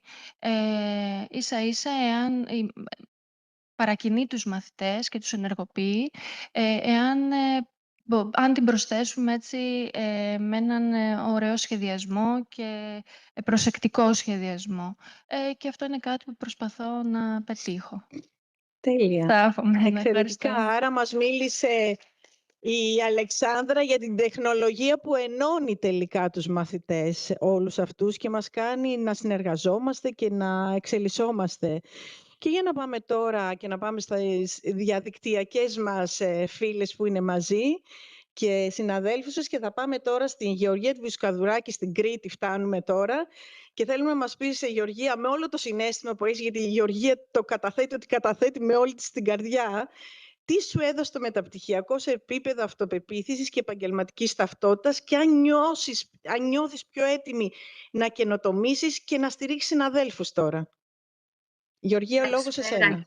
Καλησπέρα και από μένα. Ονομάζομαι Γεωργία Βουσκαδουράκη και είμαι εκπαιδευτικός αγγλικής γλώσσας στο Ηράκλειο Κρήτης. Προσωπικά, θα έλεγα ότι το μεταπτυχιακό αυτό με βοήθησε σε μεγάλο βαθμό να αποκτήσω αυτήν ακριβώς την αυτοπεποίθηση που μου έλειπε. Θυμάμαι σε πολλούς συλλόγους τα προηγούμενα σχολικά χρόνια να είμαι πολύ διστακτική, ανασφαλής και θα έλεγα και με αισθήματα φόβου σε οτιδήποτε είχε να κάνει με ψηφιακά εργαλεία, τεχνολογίες, κάτι που φυσικά με οδηγούσε πολλές φορές στο να προσπαθώ να αποφύγω την οποιαδήποτε συμμετοχή μου σε αντίστοιχες δράσεις στα πλαίσια αξιολόγησης. Το μεταπτυχιακό λοιπόν ήρθε για να μου προσφέρει αυτό ακριβώς που μου έλειπε. Μέσα από τη θεωρητική κατάρτιση και μετέπειτα φυσικά την πρακτική μου ενασχόληση χάρη στις δραστηριότητες που μας είχαν ανατεθεί, και οφείλω να πω και σε πολλούς καθηγητές συμβούλους, οι οποίοι μας βοηθούσαν κατά τη διάρκεια των ομαδικών συμβουλευτικών συναντήσεων να επεξεργαζόμαστε διάφορα εργαλεία μέσα σε ομάδες στις οποίες ήμασταν, κατάφερα επιτέλους να νιώσω ασφαλής και σίγουρη ότι μπορώ και εγώ να συμμετέχω ενεργά σε τέτοιες δράσεις. Αυτό το σημείο που μέσα μου είναι ένα κλικ, η αλλαγή, θυμάμαι ήταν στην ΕΤΑ 60, όταν κλήθηκα να δημιουργήσω το δικό μου Moodle. Υπέβαλα την εργασία και είχε φύγει αυτό το άγχος και το βάρος από πάνω μου και έκατσα ψύχραιμα να δω συνολικά όλο αυτό που είχα φτιάξει, το υλικό, το πολυμεσικό υλικό, τις δραστηριότητες που είχα δημιουργήσει. Θυμάμαι ότι νιώσα υπερήφανη. Υπερήφανη που παλιά θα μου έλεγες να κάνω κάτι πολύ απλό και δεν πίστευα στον εαυτό μου. Έλεγα δεν μπορώ, προσπαθούσα να το αποφύγω και ξαφνικά βλέπω μπροστά μου ότι έχω δημιουργήσει ένα ολόκληρο Moodle. Έρχεται μετά λοιπόν η ΕΤΑ 62, στο χειμερινό εξάμηνο πέρυσι, όπου μου ζητείτε να δημιουργήσω κάτι στο Canva. Άδραξα την ευκαιρία σε ένα κενό μου στο σχολείο να αρχίζω να το επεξεργάζομαι. Μπήκα στον υπολογιστή και άρχισα λίγο να το δουλεύω. Εκείνη την ώρα μπαίνει ο διευθυντής μέσα, λέγοντάς μου «Α, τι κάνεις, ασχολείσαι με το Canva? Α, είναι πολύ χρήσιμο. Σε οτιδήποτε κάνω», μου είπε, «για τις δραστηριότητες και τις εκδηλώσεις, τις δράσεις στο σχολείο, το χρησιμοποιώ». Εκεί λοιπόν θυμήθηκα σε ένα εργαστήριο που είχαμε κάνει, μια καθηγήτρια, που μας είπε ότι εμείς οι εκπαιδευτικοί δικαιούμαστε το Canva Pro δωρεάν. Και γυρνάω και λέω στον διευθυντή, το ξέρετε ότι έχουμε δωρεάν πρόσβαση στο Pro? Ενθουσιασμένος μου λέει, αλήθεια, όχι, πώς μπορώ να το κάνω? Και πήγαμε μαζί στο γραφείο και τον βοήθησα βήμα-βήμα να κάνει την αίτηση. Και δεν θα ξεχάσω τη χαρά και τον ενθουσιασμό του που μου είπε, σε ευχαριστώ πάρα πολύ, μου έλυσε στα χέρια. Το χρησιμοποιώ πολύ συχνά για ό,τι κάνω. Σε αυτό λοιπόν το σημείο θυμάμαι τη χαρά και την υπερηφάνεια που ένιωσα, που μία γνώση που είχα εγώ και κάτι που το είχα δουλέψει, μπόρεσα να το μοιραστώ με έναν συνάδελφο και φυσικά στο διάλειμμα το είπα σε όλους τους συναδέλφους να το ξέρουν. Η υπερηφάνεια στην ουσία που μπορούσα και εγώ να αισθανθώ ότι με τις γνώσεις μου πλέον δύναμαι να στηρίξω συναδέλφους. Με αποκορύφωμα φυσικά στο αρινό εξάμηνο και αφού έχοντας ολοκληρώσει 2 ΕΤΑ οι οποίες ζητούσαν ημί και αφού την είχα δουλέψει αρκετά, είχα δει πολλά βιντεάκια, είχα ανασχοληθεί πάρα πολύ εγώ, είχα περάσει άπειρες ώρες και αισθανόμουν επιτέλους σίγουρη, ζήτησα εγώ ίδια από το διευθυντή στον επόμενο σύλλογο να αναλάβω την επιμόρφωση των συναδέλφων μου πάνω στην ημί. Και ακριβώς το υλικό που είχα δημιουργήσει για το μεταπτυχιακό, για να το δούνε και πρακτικά πώς είναι. και να μπουν και αυτοί στην πράξη, να δοκιμάσουν, να απαντήσουν τα quiz, όλο αυτό που είχα φτιάξει. Όπως καταλαβαίνετε λοιπόν, εάν σκεφτεί κάποιος το πώς ξεκίνησα, φοβισμένη, δειλά, ανασφαλής, αυτή νομίζω είναι η λέξη που το χαρακτηρίζει, ανασφαλής, και το ότι κατέληξα μόνη μου να προταθώ ώστε να κάνω επιμόρφωση σε συναδέλφους, θα καταλάβετε ότι αυτό το μεταπτυχιακό με βοήθησε να εξελιχθώ, να νιώσω ότι είμαι δυνατή να ηγηθώ και να στηρίξω συναδέλφους. Και τέλος, θέλω να πω ευχαριστώ πραγματικά, όχι μόνο στο ίδιο το μεταπτυχιακό, που με βοήθησε να το κάνω αυτό μέσα από τις δραστηριότητες, αλλά και σε καθηγητές οι οποίοι ήταν πραγματικά αρρωγοί σε όλο αυτό το ταξίδι μου. Αυτά. Σας ευχαριστώ πάρα πολύ. Τι ωραία που τα πες. Σας είπα ότι μιλάει μέσα από την καρδιά της αυτό το κορίτσι και επηρεάζει πολύ. Και τώρα να πάμε ένα πιο μακρινό ταξίδι, γιατί αυτό ήταν ένα ταξίδι του μεταπτυχιακού μας, αλλά θα πάμε λίγο σε πιο μακρινούς τόπους, που είναι το Ντουμπάι τώρα, και θα καλωσορίσουμε την ελπίδα μας, την Ελπίδα την Κωνσταντοπούλου, που μέσα από τη φοιτηση ελπίδα και τη δικτύωση πιστεύεις ότι στηρίχτηκε η δική σου ψυχική ανθεκτικότητα, ή μπορείς να μας πεις αν υπάρχουν πρακτικές, κοινότητες που σε βοήθησαν να ισορροπήσεις αυτές τις απαιτήσεις του ρόλου σου? Καλησπέρα σας. Αρχικά, με ακούτε? Ακούμε πολύ καλά και σε βλέπουμε πολύ καλά. Τέλεια, γιατί χθες είχαμε ένα μικρό πρόβλημα γι' αυτό. Ωραία, καλησπέρα σας. Να πω και εγώ λίγα πράγματα για μένα. Είμαι η Ελπίδα Κωνσταντοπούλου. Έχω σπουδάσει πολιτικός μηχανικός. Έχω κάνει ένα πρώτο μεταπτυχιακό στο ΕΑΠ, στη διαχείριση τεχνικών έργων, και ολοκλήρωσα το δεύτερό μου. Οπότε μπορώ να συγκρίνω κατά κάποιο τρόπο και τα δύο μεταπτυχιακά, αλλά σίγουρα μπορώ να σας πω ότι η σχέση μου με το ΕΑΠ είναι μια σχέση αγάπης. Μου έχει δώσει πάρα πολλά. Είμαι πολύ συγκινημένη που σας βλέπω εκεί και ζητώ συγγνώμη που δεν μπορούσα να έρθω, γιατί ο κύριος Λιοναράκης υπήρξε και ο καθηγητής μου στην ΕΤΑ 50. Η κυρία Μανούσου είναι στην τριμελή μου επιτροπή στο διδακτορικό μου, μαζί με την κυρία Τζιβινίκου και τον κύριο Καλέ, που πιστεύω ότι βρίσκεται εκεί τώρα. Δουλεύω εδώ και τα τελευταία 13 χρόνια στο Ντουμπάι, είμαι εκπαιδευτικός, σε ένα πολιτισμικό σχολείο του εξωτερικού, είμαι στη δευτεροβάθμια εκπαίδευση, με μαθητές που είναι από όλες τις χώρες, διαφορετικές κουλτούρες, το θρήσκευμα, όλα έχουν μεγάλη σημασία.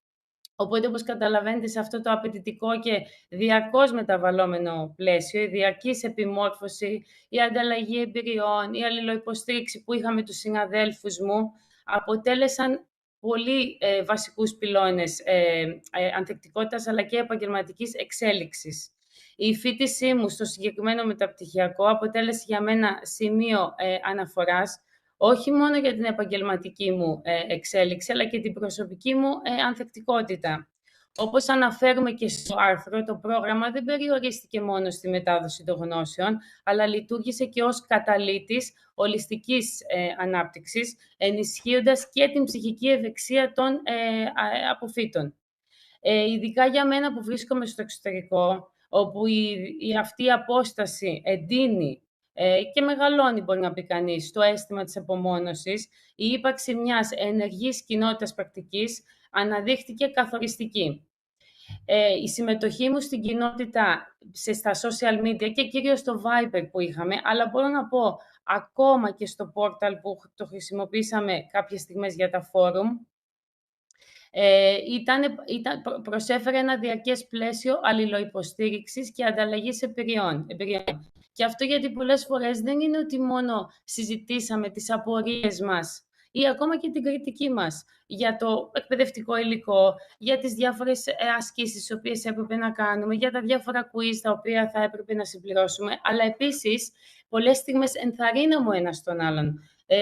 Πολλές φορές κάποιοι από εμάς σκεφτήκαμε είναι πολύ δύσκολο, δεν μπορώ να το κάνω, θέλω να εγκαταλείψω τις σπουδές μου. Αλλά υπήρξαν κάποιοι άνθρωποι εκεί που μας είπανε όχι, μην το κάνεις, είμαι εγώ εδώ, θα σε στηρίξω. Ένα άλλο βέβαια στοιχείο το οποίο ενίσχυσε την αίσθηση του ανήκειν, και αυτό είναι το σημαντικό εδώ σε όλα αυτά που λέμε, είναι η πρωτοβουλία που είχαμε να δημιουργήσουμε μια ημέρα συνάντησης κάθε εξάμηνο. Κάποιοι μπορέσαμε να βρεθούμε είτε διαζώσεις, κάποιοι διαδικτυακά. Αλλά αυτό μας βοήθησε να ανταλλάξουμε εμπειρίες, να συζητήσουμε τις όποιες προκλήσεις είχαμε, αλλά και να μοιραστούμε τις όποιες επιτυχίες μας. Κάποιοι από εμάς, γιατί μπορεί να πήγαμε ακόμα καλύτερα στις εκπαιδευτικές εργασίες που είχαμε να κάνουμε, άλλοι γιατί μπορεί μέσα στα σχολικά πλαίσια τα οποία βρισκόμαστε, μπορεί να χρησιμοποιήσαμε κάποιες από αυτές όλα αυτά τα οποία μάθαμε μέσα από αυτές τις θεματικές ενότητες και ιδιαίτερα στην 53, στην 63 αργότερα. Οπότε η ενεργή συμμετοχή σε αυτή την κοινότητα πρακτικής ενίσχυσε την ψυχική μου ανθεκτικότητα, καθώς ένιωσα ότι δεν είμαι μόνη μου στις προκλήσεις της εξαποστάσεως μαθήσεως. Και βέβαια η καλλιέργεια των ψηφιακών, αλλά των δεξιοτήτων αυτών, όπως η επικοινωνία, η προσαρμοστικότητα, η συνεργασία, αποτέλεσαν θεμέλια για την επαγγελματική μου βιωσιμότητα. Συνολικά, η εμπειρία μου στο συγκεκριμένο μεταπτυχιακό επιβεβαιώνει τα ευρήματα της μελέτης, ότι η ενεργή συμμετοχή σε δίκτυα αποφύτων και κοινότητες πρακτικής αποτελεί κρίσιμο παράγοντα για την επαγγελματική και προσωπική ανθεκτικότητα, προσφέροντας ένα σταθερό πλαίσιο στήριξης, ενδυνάμωσης και διαβίου μάθησης. Ένα τεράστιο ευχαριστώ σε όλους. Ευχαριστούμε, Ελπίδα. Ευχαριστούμε πάρα πολύ την Ελπίδα και εδώ να πω, επειδή μίλησε για άρθρο, ήδη έχουμε καταθέσει άρθρο εδώ στο συνέδριο, το οποίο έχουμε καταθέσει τις απόψεις μας και πώς προέκυψε το δίκτυο αποφύτων και το πώς λειτουργήσε μέσα μας. Γι' αυτό η Ελπίδα ανέφερε πολλές φορές ότι στο άρθρο μας που γράψαμε κλπ. Θα πάμε πολύ γρήγορα τώρα στο Β' γύρο και θα παρακαλέσω τώρα τους αποφύτους να είσαστε λίγο πιο σύντομοι για να μπορέσουμε να δώσουμε και λόγο, γιατί γράφονται σχόλια στο chat, τα οποία εγώ δεν μπορώ να τα δω, αλλά η Βάσο θα μας τα διαβάσει μετά, πολύ γρήγορα και μέσα από την καρδιά σας, χωρίς κείμενα και χωρίς τίποτα. Στέργιο, Αλεξάνδρα, Ελπίδα και Γεωργία, υπήρξε κάποια στιγμή μετά το μεταπτυχιακό σας που νιώσατε ότι αυτή η κοινότητα σας έδωσε κάτι ουσιαστικό, μια ιδέα, μια ευκαιρία, μια έμπνευση ή μια αίσθηση συνέχειας? Στέργιο μου, πολύ γρήγορα. Ευχαριστούμε. Υπήρξε μια πολύ καθοριστική στιγμή όπου ένιωσα πόσο σημαντικό ήταν το ΕΤΑ. Ήταν όταν ξεκίνησα την ατομική μου αξιολόγηση ως εκπαιδευτικός. Μια δύσκολη απαιτητική περίοδο με αρκετό άγχος και πίεση, γιατί έπρεπε να οργανώσω πολλά πράγματα και να τα παρουσιάσω τεκμηριωμένα. Ταυτόχρονα εκείνη την περίοδο οι αξιολογούμενοι, εμείς μάλλον όσοι μας αξιολογούσαν, οι αρμόδιοι, η εμπειρία τους ήταν και περιορισμένη, γιατί ήμουν από τους πρώτους. Τότε στράφηκα ξανά στο εκπαιδευτικό υλικό της ΕΤΑ.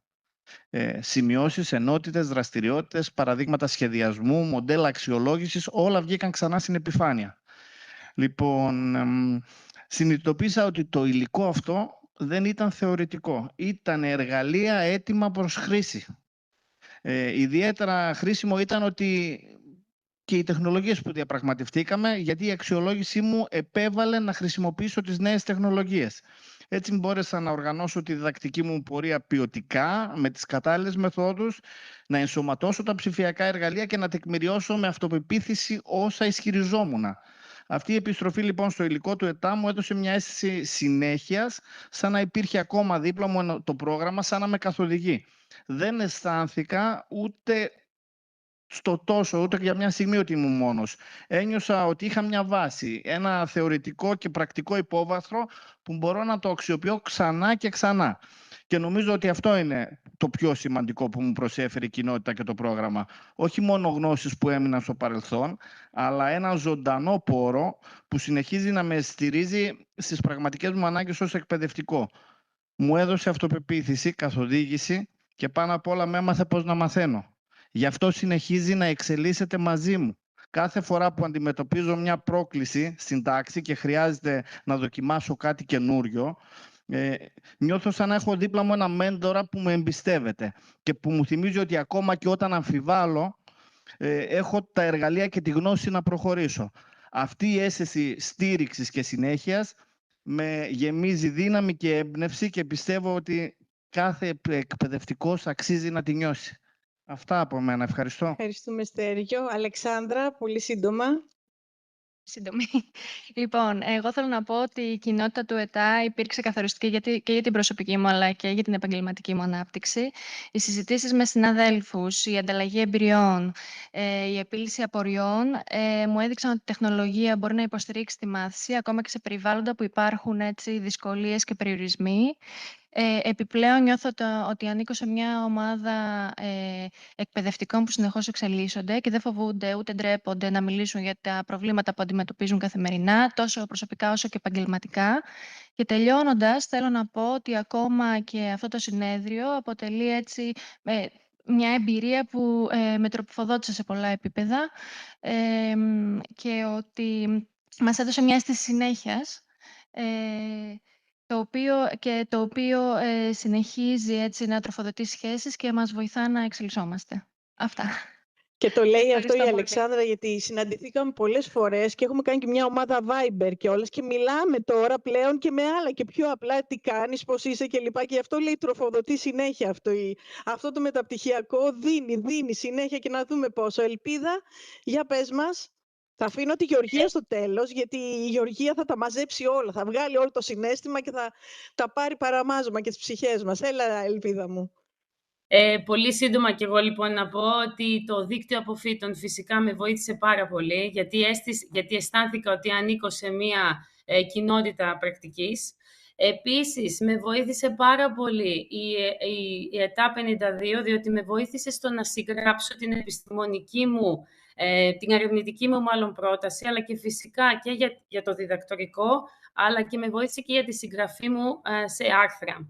Επίσης, όλα τα ψηφιακά εργαλεία τα οποία χρησιμοποιήσαμε και μάθαμε, την ΙΜΗ, το Canva, όλα αυτά, με βοηθούν καθημερινά στη δουλειά μου ως εκπαιδευτικός εδώ στο Ντουμπάι, γιατί τα χρησιμοποιούμε συνεχώς με τα παιδιά, μια και που εδώ τα διαδραστικά όλα αυτά στοιχεία, εικόνες, τα βίντεο, ο ήχος παίζουν πολύ σημαντικό ρόλο από το να υπάρχει μια στήρα μάθηση. Και τέλος, φυσικά, η επικοινωνία η οποία ακόμα έχω με διάφορους από τους συμφοιτητές μου, με βοηθά συνεχώς να νιώθω ότι ανήκω σε μια ομάδα με την οποία μπορούμε συνεχώς να μαθαίνουμε και να εξελισσόμαστε. Ευχαριστώ πολύ.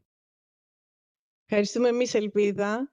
Και να πάμε τώρα, συγγνώμη, στην Γεωργία. Γεωργία, Ναι. κλείνεις τώρα τον κύκλο των αποφύτων. Προσωπικά, η σχέση μου με το ΕΤΑ και το δίκτυο αποφύτων μου έδωσε κάτι πολύ θετικό. Μου έδωσε τη δυνατότητα να μοιράζομαι τις σκέψεις, τις ιδέες μου, τα συναισθήματά μου με άλλους αποφύτους και σε πολλές περιπτώσεις παλιούς μου συμφοιτητές, μπορώ να τις εξελίξω. Η ανταλλαγή απόψεων και ιδεών, καθώς και η θέαση των πραγμάτων από διαφορετικές οπτικές, ενισχύει την αποτελεσματικότητά μου. Λειτουργεί ως μια δυναμική διαδικασία η ανατροφοδότηση αυτή, γιατί ενισχύεται το κίνητρο για μάθηση και παρέχεται επιπλέον τροφή για σκέψη, καθιστώντας φυσικά όλο αυτό το εγχείρημα μια ενεργή και ουσιαστική κοινότητα πρακτικής. Επίσης, με έχει βοηθήσει και στην ανακάλυψη ψηφιακών συνεργατικών εργαλείων, τα οποία αποδείχθηκαν πολύ αποτελεσματικά στη διδασκαλία μου και τη μάθηση των παιδιών, κάνοντας το μάθημα πιο διαδραστικό και ομαδοσυνεργατικό. Και όλα αυτά, όπως καταλαβαίνετε, ενίσχυσαν την αυτοπεποίθησή μου. Ένιωσα πιο σίγουρη να καινοτομήσω, να δοκιμάσω και να παίρνω πρωτοβουλίες σχετικά με διάφορες πρακτικές και καινοτόμες πλατφόρμες. Τέλος όμως, το πιο σημαντικό για μένα είναι ότι η κοινότητα αυτή προσφέρει ένα αίσθημα αλληλεγγύης. Μία αίσθηση του ανήκειν σε μία ομάδα με την οποία μοιραζόμαστε κοινές ανησυχίες και στόχους. Κάτι ιδιαίτερα σημαντικό, καθώς με αυτόν τον τρόπο παρέχεται πέρα από την πρακτική βοήθεια και ψυχολογική υποστήριξη, ανθεκτικότητα και ενδυνάμωση. Για μένα προσωπικά είναι πολύ ανακουφιστικό το γεγονός ότι ξέρω ότι μπορώ να εκφράσω ελεύθερα τις αγωνίες μου και να βρω άτομα τα οποία μπορούν να καταλάβουν ακριβώς τι νιώθω και τι περνάω και να με νιώσουν, θα έλεγα. Σας ευχαριστώ πολύ. Λοιπόν, δάσκαλοι, είμαστε οι καλύτεροι πρεσβευτές του μεταπτυχιακού. Έχουμε βρεθεί εδώ πέρα για να δείξουμε και να μας ακούσουν, να ενώσουμε φωνές, γιατί έχουμε ενώσει φωνές και να πούμε πόσο καθοριστικό ήταν αυτό το μεταπτυχιακό στη ζωή μας. Και θέλοντας με εσάς να κλείσουμε, γιατί εσείς είσαστε όλα αυτά από τα οποία είμαστε τώρα και εξελισσόμαστε και θα είμαστε, και όπως είπε και ο κύριος Λιοναράκης, αυτοί οι κόμβοι οι οποίοι προσθέτουμε εμείς στη ζωή μας καθημερινά, να πάμε... Ναι, θα τα διαβάσει. Μία κουβέντα όμως από εσάς. Όσα ακούσατε τώρα από τους αποφύτους, ποιο θεωρείτε ότι είναι το πιο ουσιαστικό στοιχείο που κρατά ζωντανό αυτό το μεταπτυχιακό μετά από το πτυχίο? Όποιος θέλει απαντάει. Η αίσθηση του ανήκειν, λέει η κυρία Κουτσούμπα. Χαιρόμαστε. Το γεγονός ότι υπάρχει διαφορετικότητα από τον κύριο Παναγιωτακόπουλο. Ναι, σωστά. Και το αίσθημα του ανήκειν είναι απαραίτητο. Κυρία Μανούσου, ανοίγετε και τα μικρόφωνα γιατί τα μεταφέρω εγώ.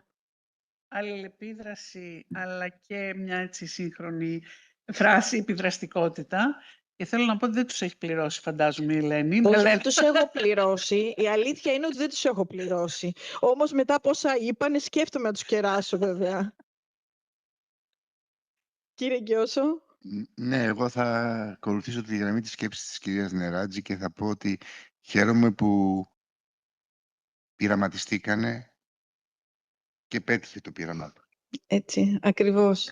Άρα το δίκτυο αποφύτων θεωρείται ότι έχει λόγο ύπαρξης και συνέχεια κλπ. Κύριε Λιοναράκη, τι έχετε να πείτε εσείς?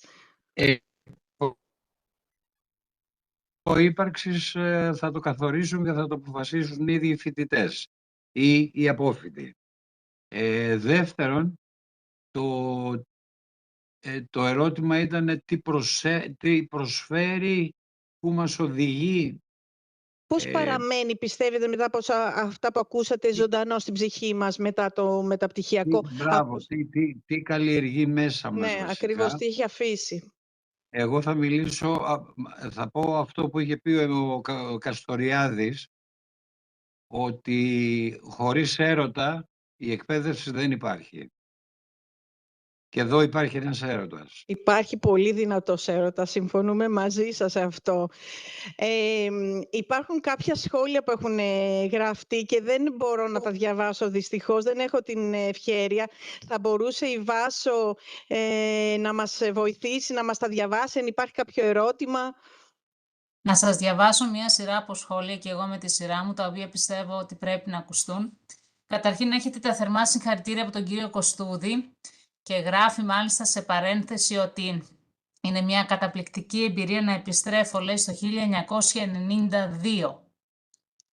Προχωρώντας στην κυρία Γαλάνη, τα θερμά της συγχαρητήρια και ιδιαίτερα εξυψώνει το πάθος αυτής της παρουσίασης. Η κυρία Κελίδου καλησπερίζει όλους εσάς και η κυρία Μαλαματίδου σχολιάζει ως εξής. Πάντα εύστοχα και πλήρως κατανοητά πόσο σημαντικό είναι το να μαθαίνεις πώς να μαθαίνεις. Το ίδιο μετά κάναμε και με τους μαθητές μας. Η κυρία Κελίδου συνεχίζει λέγοντας ότι σας ευχαριστεί πάρα πολύ και είναι πολύ σημαντικά όλα όσα αναφέρετε. Και μάλιστα μέσα από τη διαδικασία αυτή το συγκεκριμένο μεταπτυχιακό πράγματι προσφέρει, εκτός από στοχευμένη ενίσχυση του γνωστικού επίπεδου μας, δεξιότητες και στάσεις, μαθαίνουμε πώς να μαθαίνουμε, αλλά ταυτόχρονα και να δημιουργούμε και να αυτενεργούμε. Να είμαστε αυτόνομοι, να λειτουργούμε σε εξαποστάσεως περιβάλλοντα, να συνλειτουργούμε εξαποστάσεως και να επικαιροποιούμαστε σε όσα η εξέλιξη της κοινωνικής και τεχνολογικής πραγματικότητας επιφέρει στην εκπαίδευση. Και σχολιάζει μέσα σε παρένθεση μία απόφοιτη φοιτήτρια της ΕΤΑ. Είναι σημαντικό, συνεχίζει λέγοντας, να αναφέρουμε πως το παρόν μεταπτυχιακό γίνεται μεγάλη προσπάθεια για να αποφέρει αξιολόγηση ποιοτικά αποτελέσματα. Υπάρχει μεγάλο ενδιαφέρον και διάθεση να μας ακούσουν και να βελτιώσουν όποια αδυναμία παρατηρηθεί. Αυτό κάνει και εμάς να μάθουμε να ακούμε και να είμαστε ενεργητικοί ακροατές. Και τελειώνω με την κυρία Γιαπατζαλή, η οποία σχολιάζει ότι δεν ήταν απλά ένα χαρτί, αλλά μια δυνατή μαθησιακή εμπειρία που οδήγησε σε απόκτηση γνώσεων και δεξιοτήτων και έτσι να παραμείνει.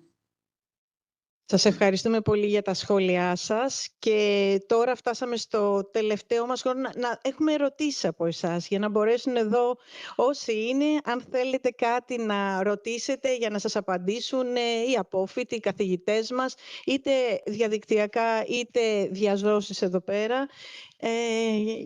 Κυρία Νέρατζη, ευχαριστούμε πολύ. Πολύ ωραία να ακούω τους καθηγητές και τους φοιτητές και αποφοιτούντες από το πρόγραμμα. Είναι ξεκάθαρο πως έχει μεγάλη επιρροή και στην προσωπική και στην επαγγελματική τους ζωή. Θα ήθελα να ρωτήσω τους φοιτητές ή αυτούς που έχουν τελειώσει το πρόγραμμα, τι θα θέλανε να δούνε μελλοντικά στο πρόγραμμα. Ωραία, πολύ ωραία.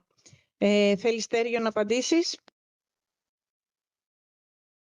Τι θα θέλαμε να δούμε μελλοντικά στο πρόγραμμα, σωστά, αν άκουσα καλά.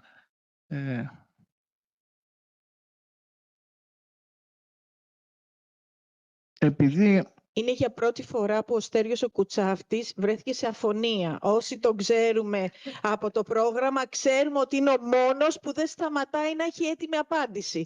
Τι έγινε, ήταν πολύ δύσκολη η ερώτησή σας μάλλον. Επειδή λοιπόν, ναι,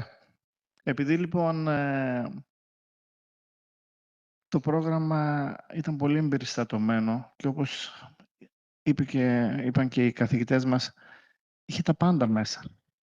Διαπραγματεύτηκε πάρα πολλά πράγματα. Δεν νομίζω ότι κάτι λείπει από το πρόγραμμα. Αυτό που νομίζω ότι λείπει είναι ότι όταν κάποιος μπαίνει καινούριος μέσα στο πρόγραμμα θα πρέπει να υπάρξει ένα μίνι σεμινάριο στο οποίο να ξέρει πώς να οργανώνει το υλικό για να μην βρεθεί πρωτετελεσμένον και να ξέρει πού θα απευθυνθεί για να έχει την ανάλογη υποστήριξη όταν θα νιώσει τη διαδραστική απόσταση, αυτή που μας κάνει να θέλουμε όλους να εγκαταλείψουμε εκεί στο δεύτερο με τρίτο εξάμηνο, που κλαίμε στους peer-to-peer ομάδες, στους συναδέλφους μας, ο ένας στηρίζει τη μία εβδομάδα τον ένα και μετά τον άλλον. Αυτό, ευχαριστώ. Να πούμε εδώ πέρα πώς αμέσως αυτό που είπες μόλις, Στέργιο, θα το κάνουμε πράξη. Είναι φοβερό, μαγικό, δηλαδή δεν προλαβαίνετε να σκεφτείτε. Και έχουμε τον κύριο Θωμά Βαγγελή που είναι το διδακτορικό που κάνει τώρα και θα κάνει μαζί με την κυρία Μανούσου την υποστήριξη των νεοεισερχόμενων φοιτητών. Πριν από εσάς, για εσάς το ΕΑΠ. Κάτι άλλο, κάποια άλλη ερώτηση που θέλετε να μοιραστείτε και διαδικτυακά, αν θέλετε, ανοίγετε μικρόφωνο. Ήταν πολύ ωραία της κυρίας. Εγώ θα ήθελα να πω κιόλας, γιατί και εγώ απόφοιτη είμαι, γιατί να μην μιλήσω. Εγώ θα ήθελα να μπει λίγο όλο αυτό το κομμάτι της τεχνητής νοημοσύνης, η οποία μας προβληματίζει, το συζητάμε πάρα πολύ εμπνευστικά, κυρία Νέρατζη, σήμερα όλα αυτά που είπατε.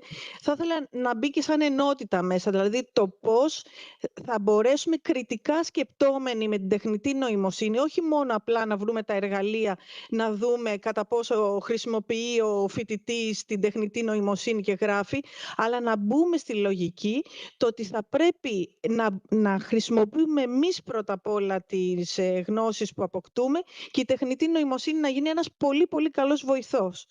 Ίσως και μεταγνωστικός βοηθός, έτσι. Σωστά τα λέω, κυρία Καραγιάννη?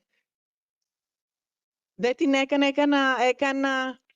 έκανα μαζί με τον κύριο Λιοναράκη και την κυρία Μανούσου, έκανα διπλωματική. Αποφασίστε εσείς στο σχεδιασμό ότι όσοι κάνουμε διπλωματική να μπορούμε να έχουμε αυτές τις πληροφορίες όμως. Δεν είναι δικό μου, στο σχεδιασμό το καταθέτω.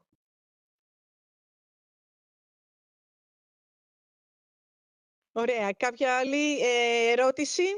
Από τους όσους έχουν αποφοιτήσει από εδώ πέρα, θέλετε κάτι να αναφέρετε, γιατί έχουμε αρκετούς αποφοιτήσαντες, σας κάλυψαμε όλους. Να σας ευχαριστήσουμε όλους που βρεθήκατε σήμερα εδώ, που συμμετείχατε. Ευχαριστούμε, κύριε Λιοναράκη, από μακριά που ήσασταν, τις συναδέλφους στην Ελπίδα και τη Γεωργία, κύριε Γκιώσο, κυρία Μανούση, κύριε Παναγιωτακόπουλη, Στέργιο και Αλεξάνδρα που συμβάλλατε σε αυτό το διάλογο, και το δίκτυο αποφύτων είναι εδώ για να παραμείνετε, κυρία Κουτσούμπα, όλοι όσοι ήσασταν εδώ και έχετε προσφέρει σε όλο αυτό, τους ΣΕΠ που έχουμε εδώ πέρα και δίνετε τον αγώνα σας μέσα σε αυτό το μεταπτυχιακό. Είμαστε εδώ παρόντες για να πρεσβεύουμε αυτό που το δημιούργημα που φτιάξατε. Ευχαριστούμε πάρα πολύ. Συγγνώμη, Συγγνώμη, μήπως θα μπορούσα να προσθέσω κάτι για 10 δευτερόλεπτα. Πολλά περισσότερα, ελπίδα.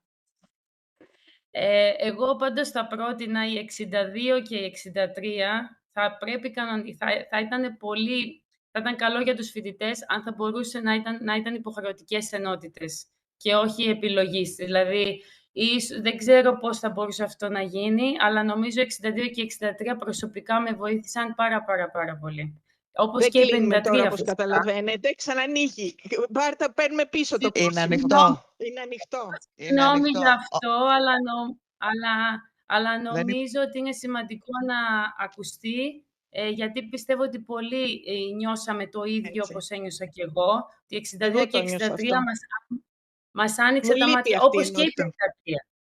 Όπως και οι 53 φυσικά, γιατί ήταν πρακτικές ενότητες αυτές οι τρεις. Ενώ οι υπόλοιπες ήταν αρκετά θεωρητικές, σημαντικές φυσικά, αλλά νομίζω ότι ίσως το μεταπτυχιακό θα έπρεπε να προσφέρει αυτές τις δύο, τις τελευταίες ενότητες, υποχρεωτικά για όλους. Ευχαριστώ πολύ και συγγνώμη για το χρόνο.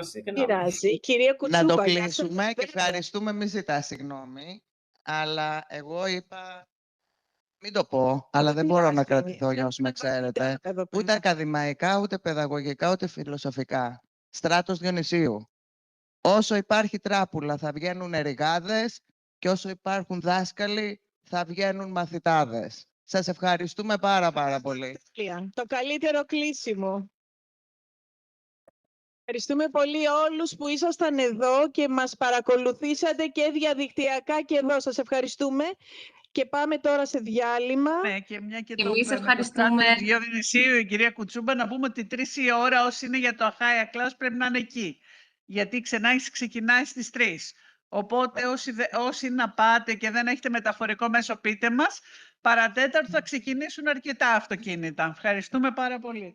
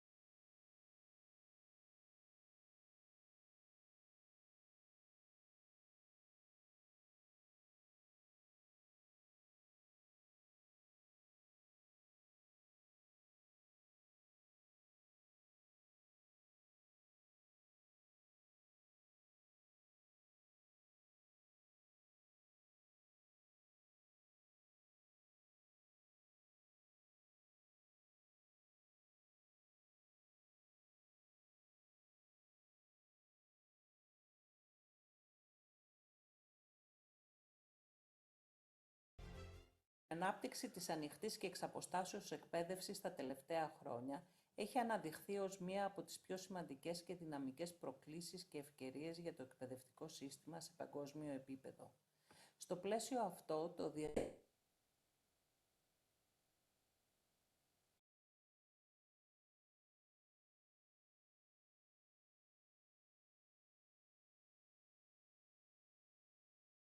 ανάλυση επιχειρεί να συνοψίσει το περιεχόμενο και τη συμβολή των συνεδρίων ICODL.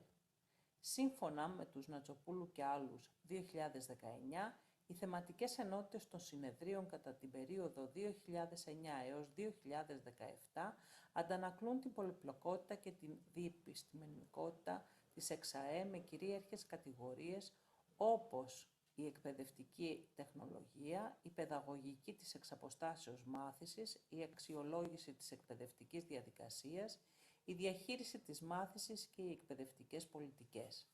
Οι συγγραφικές τάσεις αναδεικνύουν έναν διαρκώς αυξανόμενο αριθμό συμμετοχών που προέρχονται τόσο από ακαδημαϊκούς όσο και από επαγγελματίες του εκπαιδευτικού χώρου, επιβεβαιώνοντας το ενδιαφέρον και τη δυναμική του πεδίου. Επιπρόσθετα, όπως αναφέρουν η Μουσταΐρα και άλλοι 2019, η εξέλιξη των μεθοδολογικών προσεγγίσεων στα συνέδρια ICODL ακολουθεί τις παγκόσμιες τάσεις στην εκπαιδευτική έρευνα. Η χρήση ποιοτικών, ποσοτικών και μεικτών μεθόδων αποτελεί χαρακτηριστικό στοιχείο των παρουσιάσεων, ενώ παρατηρείται αυξημένο ενδιαφέρον για τη χρήση τεχνολογιών εχμής, όπως οι πλατφόρμες e-learning, τα συστήματα διαχείρισης μάθησης και η ανάλυση δεδομένων. Ταυτόχρονα, η θεματολογία εξελίσσεται προς την κατεύθυνση της κοινωνικής ένταξης, της προσβασιμότητας και της διαβίου μάθησης, αναδεικνύοντας το ρόλο της ΕΞΑΕ ως εργαλείο κοινωνικής αλλαγής. Τα συνέδρια ICODL λειτουργούν ως πολυδιάστατο φόρουμ ανταλλαγής γνώσης, δικτύωσης και συνεργασίας, συμβάλλοντας στην ενίσχυση της επιστημονικής κοινότητας και της πρακτικής στον χώρο της ΕΞΑΕ. Η Νατσοπούλου και άλλοι 2019 επισημαίνουν ότι οι συμμετέχοντες έχουν τη δυνατότητα να ενημερωθούν για τις νέες εξελίξεις, να ανταλλάξουν εμπειρίες και να προωθήσουν καινοτόμες πρακτικές. Διαρκής ανατροφοδότηση που παρέχει το συνέδριο ενισχύει τη συστηματική ανάπτυξη του πεδίου, ιδιαίτερα σε περιφερειακό επίπεδο, όπου η πρόσβαση σε διεθνές εστίες γνώσης είναι πιο περιορισμένη. Επιπλέον, η μελέτη των Μουσταΐρα και άλλων 2019 υπογραμμίζει την προώθηση της διεπιστημονικότητας και διεθνοποίησης της έρευνας μέσω των συνεδρίων ICODL, γεγονός που ενισχύει τη συνεργασία ανάμεσα σε ερευνητές και φορείς από διαφορετικά εκπαιδευτικά και γεωγραφικά περιβάλλοντα. Παρά τη σημαντική συμβολή τους, τα συνέδρια ICODL αντιμετωπίζουν και προκλήσεις που αφορούν στη διαρκή ανανέωση της θεματολογίας, στην ευρεία διάχυση των αποτελεσμάτων και στην ενίσχυση της συμμετοχής από διαφορετικές γεωγραφικές περιοχές και κοινωνικές ομάδες. Όπως επισημαίνουν η Νατσοπούλου και άλλοι 2019, η διατήρηση της υψηλής ποιότητας των παρουσιάσεων και η προώθηση της καινοτομίας απαιτούν συνεχή προσπάθεια από τους διοργανωτές και τους συμμετέχοντες. Παράλληλα, η Μουσταΐρα και άλλοι 2019 προτείνουν την ενσωμάτωση νέων θεματικών όπως η εξατομικευμένη μάθηση για την υποστήριξη της μάθησης, για να παραμείνουν τα συνέδρια επίκαιρα και ελκυστικά. Η διεύρυνση της προσέγγισης αυτής μπορεί να οδηγήσει σε μεγαλύτερη επιρροή των συνεδρίων, όχι μόνο στην επιστημονική κοινότητα, αλλά και σε πολιτικούς φορείς, εκπαιδευτικούς οργανισμούς και κοινωνικούς εταίρους. Στο μέλλον, η ενίσχυση της συμμετοχής από ευρύτερες γεωγραφικές και κοινωνικές ομάδες, η διαρκής προσέγγιση στις τεχνολογικές εξελίξεις και η προώθηση πολιτικών που βασίζονται σε επιστημονικά τεκμηριωμένες προσεγγίσεις, θα ενδυναμώσουν περαιτέρω το ρόλο των συνεδρίων ICODL στην ΕΞΑΕ, καθιστώντας το πολύτιμο εργαλείο για την ανάπτυξη μιας σύγχρονης, προσβάσιμης και αποτελεσματικής εκπαιδευτικής διαδικασίας.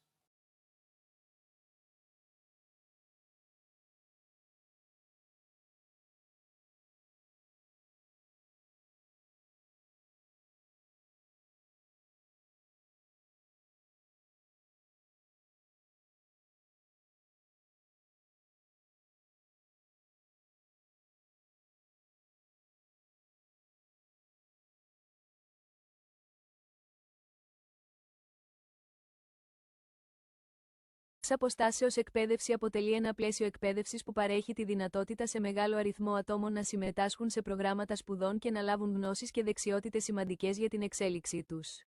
Στο πέρασμα των χρόνων είναι σημαντικές οι βελτιώσεις που έχουν υλοποιηθεί και η εξέλιξη που έχει εμφανίσει, καθώς έχει αναγνωριστεί ότι είναι σημαντικό τα προγράμματα εκπαίδευσης και επιμόρφωσης να οδηγούν στην εξέλιξη των ατόμων που συμμετέχουν.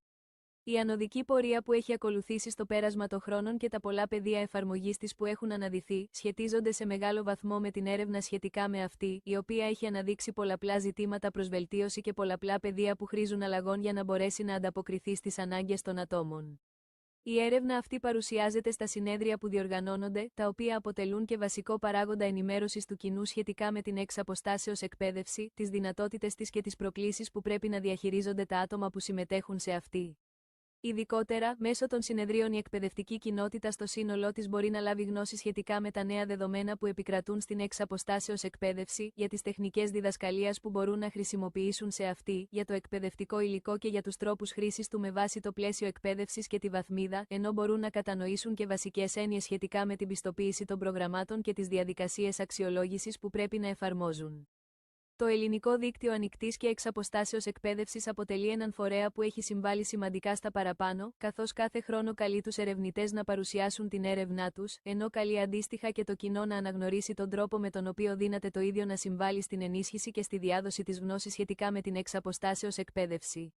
Μέσω της συμμετοχής των ατόμων στα συνέδρια μπορεί να ενισχυθεί η ήδη υπάρχουσα γνώση σχετικά με την εξ αποστάσεως εκπαίδευση και τους τρόπους με τους οποίους αυτή μπορεί να οδηγήσει σε βελτιώσεις των προγραμμάτων σπουδών, ενώ η ανταλλαγή της γνώσης επιτρέπει όχι μόνο την ανάδειξη των σημείων που χρήζουν βελτίωσης, αλλά και την αναγνώριση των επιτυχιών και της αποτελεσματικότητας των προγραμμάτων εξ αποστάσεως εκπαίδευσης.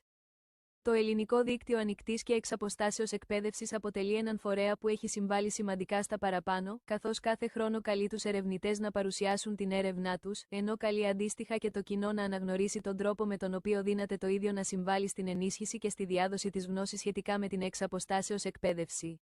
Μέσω της συμμετοχής των ατόμων στα συνέδρια μπορεί να ενισχυθεί η ήδη υπάρχουσα γνώση σχετικά με την εξ αποστάσεως εκπαίδευση και τους τρόπους με τους οποίους αυτή μπορεί να οδηγήσει σε βελτιώσεις των προγραμμάτων σπουδών, ενώ η ανταλλαγή της γνώσης επιτρέπει όχι μόνο την ανάδειξη των σημείων που χρήζουν βελτίωσης, αλλά και την αναγνώριση των επιτυχιών και της αποτελεσματικότητας των προγραμμάτων εξ αποστάσεως εκπαίδευσης.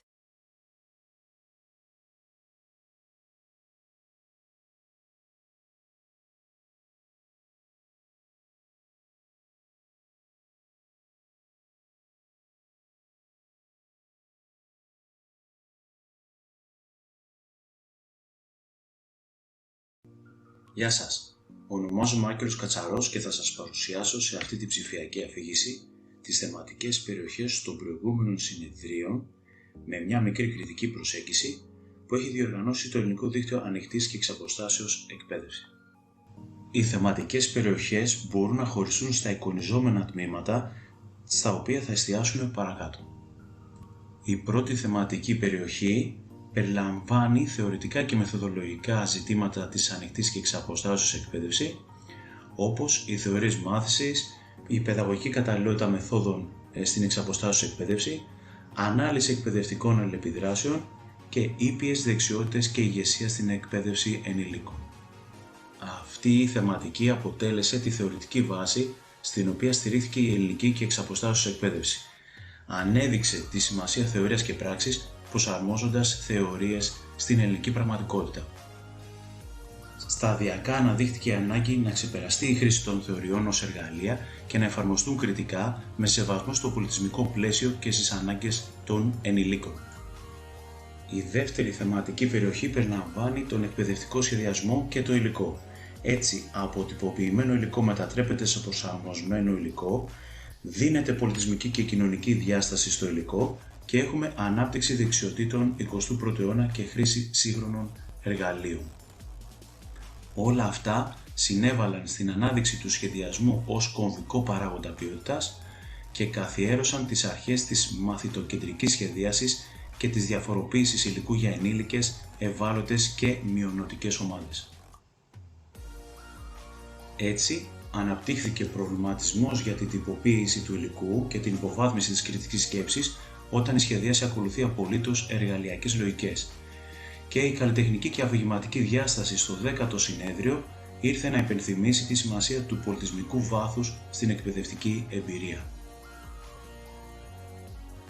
Η τρίτη θεματική περιοχή περιλαμβάνει τις τεχνολογίες πληροφορίας και επικοινωνίας στην εκπαίδευση. Έτσι, από τεχνική χρήση περάσαμε σε στοχαστική χρήση, συζητήθηκε η χρησιμότητα που έχουν οι μαθησιακές κοινότητες, οι κινητές συσκευές και τα e-portfolios, ασκήθηκε κριτική στο τεχνοκρατισμό και αναδύθηκε η συμμετοχικότητα και η τεχνολογία. Τα συνέδρια προώθησαν τη μετάβαση από παραδοσιακές μορφές εξ αποστάσεως μάθησης σε ψηφιακά περιβάλλοντα και πολυτροπικά μοντέλα. Ενσωματώθηκαν σύγχρονες εφαρμογές, πλατφόρμες και τεχνολογικά εργαλεία που επαναπροσδιορίσαν τη φύση της μάθησης. Έτσι, ανέδειξαν τη μετάβαση από τεχνολογικό δετερμινισμό σε κριτική χρήση των ΤΠΕ με έμφαση συμμετοχικά και παιδαγωγικά κριτήρια. Η τέταρτη θεματική περιλαμβάνει την αξιολόγηση, την ποιότητα και την εκπαιδευτική πολιτική. Έχει ως άξονες τα κριτήρια αξιολόγησης μαθησιακής αποτελεσματικότητας, την αξιολόγηση ως εργαλείο ελέγχου ή χειραφέτησης, τις πολιτικές επιλογές και λόγους περί αποδοτικότητας και τα Learning Analytics και ποιοτική βελτίωση. Η συμβολή όλων αυτών είναι ότι αποτύπωσαν την εξέλιξη της αξιολόγησης από εργαλείο αποτίμησης σε μέσο βελτίωσης της μαθησιακής διαδικασίας. Επίσης, επισημάνθηκε η ανάγκη διαφάνειας, διαρκούς ανατροφοδότησης και ενίσχυσης της λογοδοσίας. Έτσι, τόνισαν την ανάγκη για ισορροπία μεταξύ αξιολόγησης ως μέσου βελτίωσης και παράλληλα αναδείχθηκε η ανάγκη για συστήματα που υπηρετούν την κοινωνική δικαιοσύνη. Η πέμπτη θεματική περιοχή περιλαμβάνει το ανοιχτό περιεχόμενο, την ανοιχτή πρόσβαση και τα MOOCs. Και συγκεκριμένα, ποιοι έχουν πρόσβαση στη γνώση και υπό ποιους όρους, ασκήθηκε κριτική στο δωρεάν και ανοιχτό των MOOCs και εξέτασε τα όρια και προκλήσεις της ανοιχτής πρόσβασης.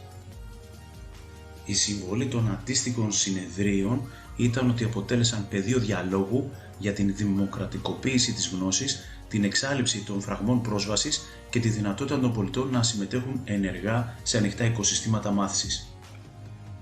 Έτσι, επαναξετάστηκε η έννοια του ανοιχτού περιεχομένου, αποδομώντας τους μύθους περί ελεύθερης πρόσβασης. Η πρόκληση είναι να δημιουργηθεί γνώση συλλογικά, συμμετοχικά και ουσιαστικά ανοιχτά.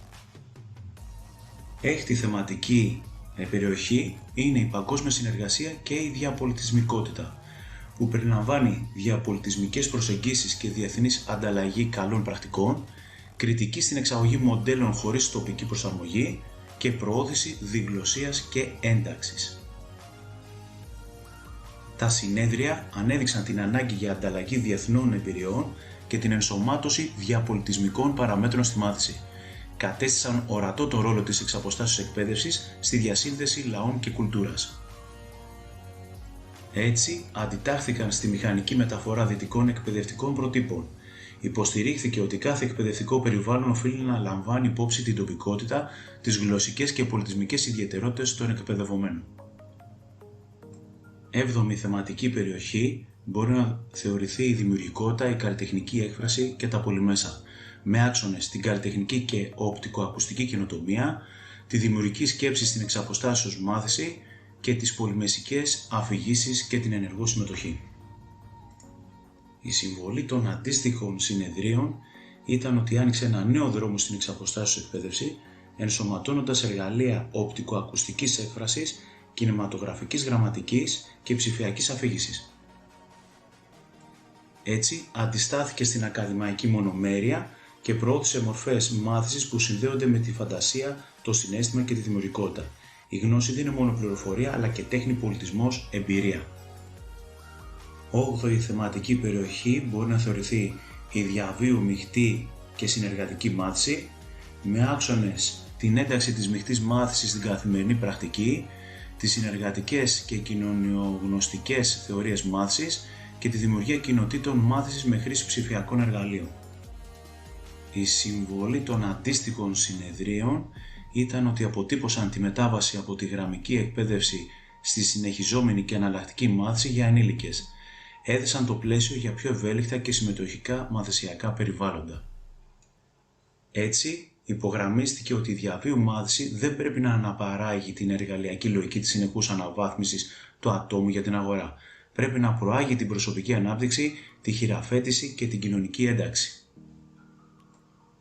Ένατη θεματική περιοχή μπορεί να θεωρηθεί η κριτική προσέγγιση στην εκπαίδευση, με άξονες την ενσωμάτωση του κριτικού γραμματισμού και της δημοκρατίας στην εκπαίδευση, την εκπαιδευτική δικαιοσύνη και την κοινωνική διάσταση της μάθησης, τον στοχασμό για εκπαιδευτικές δομές και ανισότητες, συμπερίληψη και δικαίωμα στην εκπαίδευση και την κριτική στον τεχνοκρατισμό και στην εμπορευματοποίηση της γνώσης. Τα αντίστοιχα συνέδρια προώθησαν την εκπαίδευση ως πολιτική και κοινωνική πράξη, άνοιξαν τη συζήτηση για την ένταξη της φωνής των εκπαιδευομένων, την καταπολέμηση των ανισοτήτων και την εκπαίδευση ως εργαλείο κοινωνικής αλλαγής. Έτσι, η εξαποστάσεως εκπαίδευση οφείλει να πάψει να είναι ουδέτερη. Είναι επιτακτικό να συνδέεται με τις αρχές της κοινωνικής δικαιοσύνης, της ένταξης και της ελευθερίας. Τα συνέδρια προέβαλαν την ανάγκη μετάβασης από τη τεχνική μάθηση στην κριτική παιδαγωγική.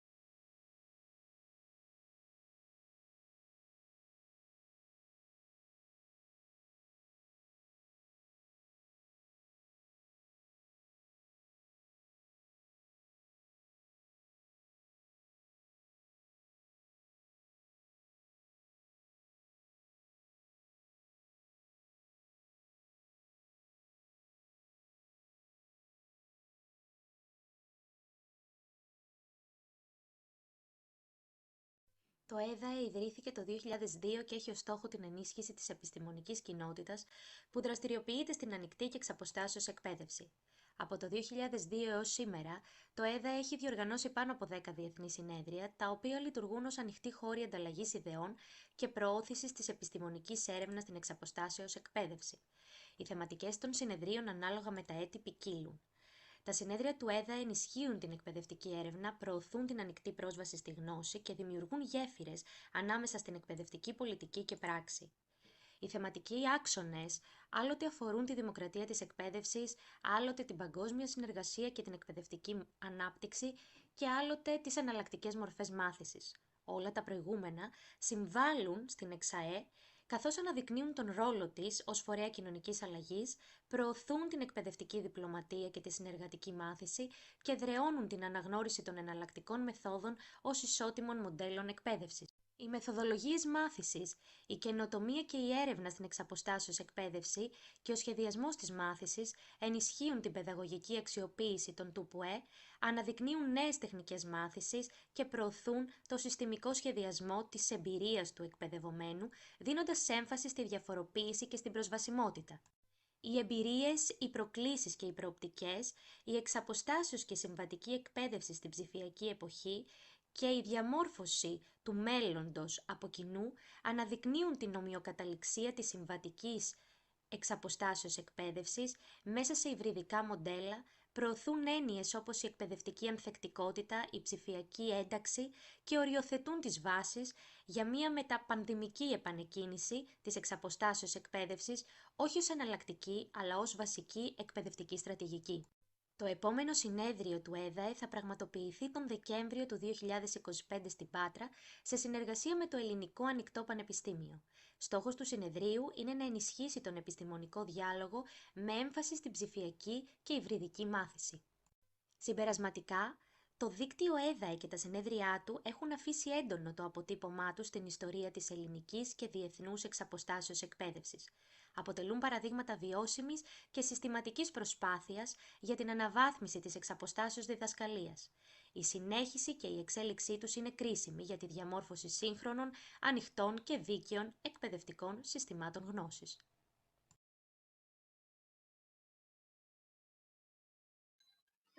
Η εξελικτική πορεία της ανοιχτής και εξαποστάσεως εκπαίδευσης στην Ελλάδα συνδέεται άρρηκτα με τη διοργάνωση των διεθνών συνεδρίων για την ανοιχτή και εξαποστάσεως εκπαίδευση. Τα 12 συνέδρια που έχουν πραγματοποιηθεί από το 2001 μέχρι και σήμερα αντανακλούν τις τάσεις και τις κατευθύνσεις της ανοιχτής εξαποστάσεως εκπαίδευσης. Μέσα από τις θεματικές περιοχές που αναδεικνύονται σε κάθε συνέδριο, αποτυπώνεται η ιστορική και ενοιολογική εξέλιξη της ανοιχτής εξαποστάσεως εκπαίδευσης. Ο βασικός ρόλος των συνεδρίων, ωστόσο, έγκυται στη δυναμική που αναπτύσσεται μέσω της συνάντησης ερευνητών και μελετητών του πεδίου της ανοιχτής εξαποστάσεως εκπαίδευσης. Η δυναμική αυτή προσφέρει το πλαίσιο για τον καθορισμό νέων κατευθύνσεων του πεδίου μέσα από τη δικτύωση, την ανταλλαγή γνώσεων και την προώθηση της καινοτομίας. Τα πρώτα συνέδρια εστίασαν σε βασικές αρχές του πεδίου της ανοιχτής και εξαποστάσεως εκπαίδευσης. Την ποιότητα, την παιδαγωγική σχέση στην εξαποστάσεως μάθηση και την αξιοποίηση των τεχνολογιών πληροφορικής και επικοινωνίας ως μέσο υποστήριξης της εκπαιδευτικής διαδικασίας. Ήταν η περίοδος κατά την οποία ο θεσμός της ανοιχτής εξαποστάσεως εκπαίδευσης εδραιωνόταν στην ελληνική ακαδημαϊκή κοινότητα και οι συζητήσεις είχαν ενοιολογικό αλλά και ιδεολογικό χαρακτήρα. Τι σημαίνει ανοιχτή εκπαίδευση? Από ποιες βασικές αρχές διαπνέεται? Πώς διασφαλίζεται η ποιότητα σε μη συμβατικά περιβάλλοντα? Ποιος είναι ο ρόλος του καθηγητή συμβούλου? Ποια η θέση του φοιτητή στο νέο παιδαγωγικό μοντέλο? Χαρακτηριστική είναι η κεντρική ομιλία του καθηγητή Λιοναράκη στο πρώτο συνέδριο, το 2001, στην οποία προτείνει τη δημιουργία ενός εθνικού δικτύου εξαποστάσεως εκπαίδευσης, ανοίγοντας τον δρόμο για τη δημιουργία του ελληνικού δικτύου ανοιχτής και εξαποστάσεως εκπαίδευσης και θέτει κέρια ζητήματα παιδαγωγικής διάστασης στην εξαποστάσεως εκπαίδευση. Επίσης, καθοριστικό για τη διαμόρφωση του ενοιολογικού και αξιακού πλαισίου της ανοιχτής εξαποστάσεως εκπαίδευσης είναι το Συνέδριο του 2007, στο οποίο αναδεικνύεται η άρρηκτη σύνδεση μεταξύ ανοιχτότητας στην εκπαίδευση και δημοκρατίας. Η θεματολογία των συνεδρίων από το 2009 και μετά αποτυπώνει τη μετάβαση από τις θεωρητικές προσεγγίσεις σε συγκεκριμένες εφαρμογές και τεχνολογικά εργαλεία, τα οποία αντεπεξέρχονται στα διεθνή πρότυπα εξ αποστάσεως εκπαίδευσης. MOOCs, ψηφιακό εκπαιδευτικό υλικό, e-learning. Το ενδιαφέρον για την ηλεκτρονική μάθηση ενισχύεται μέσα από μελέτες που εστιάζουν στην πολυδιάστατη λειτουργία των ψηφιακών περιβαλλόντων. Η συχνότητα και η δυναμική αυτών των θεματικών αποκαλύπτουν την εστίαση στην τεκμηρίωση αποτελεσματικών πρακτικών, στη μελέτη του ψηφιακού περιβάλλοντος και στην ανάγκη ευέλικτων μορφών μάθησης. Η θεματική της αξιολόγησης παρουσιάζει ιδιαίτερο ενδιαφέρον. Στα πρώτα συνέδρια διαφαίνεται μια ενιολογική συζήτηση για τα κριτήρια και τη φύση της αξιολόγησης στην εξαποστάσεως εκπαίδευση, καθώς και τον τρόπο με τον οποίο μπορεί να συμβάλλει η χρήση των τεχνολογιών πληροφορικής και επικοινωνίας στη διαδικασία αξιολόγησης. Στα μετέπειτα έτη, το ενδιαφέρον επικεντρώνεται πλέον στον τρόπο που η αξιολόγηση θα είναι μια βελτιωτική διαδικασία για όλους τους εμπλεκόμενους. Η αξιολόγηση μετατρέπεται έτσι σε βασικό μηχανισμό συνεχούς βελτίωσης προγραμμάτων, στοιχείο που καθιστά τα συνέδρια πλαίσιο διάχυσης καλών πρακτικών σε πανευρωπαϊκό επίπεδο. Ιδιαίτερο ενδιαφέρον παρουσιάζουν οι θεματικές του έτους 2021. Η πανδημία COVID-19 κυριάρχησε στο συνέδριο του 2021, αναδεικνύοντας τη σημασία της εξαποστάσεως εκπαίδευσης σε συνθήκες κρίσης. Η έμφαση στην υποστήριξη των μαθητών, των γονέων και των εκπαιδευτικών, αλλά και η ανησυχία για την ποιότητα και τη δυνατότητα πρόσβασης στην εξαποστάσεως εκπαίδευση, αποτυπώνονται ως άξονες με κοινωνική βαρύτητα. Το συνέδριο του 2023, από την άλλη, αναδεικνύει νέες ψηφιακές προκλήσεις. Τεχνητή νοημοσύνη, διαχείριση προσωπικών δεδομένων, διεθνοποίηση, τεκμηριώνοντας τη συνεχή μετατόπιση του πεδίου προς τις τεχνολογίες εχμής και την ανάγκη αναπλαισίωσης της εκπαιδευτικής εμπειρίας.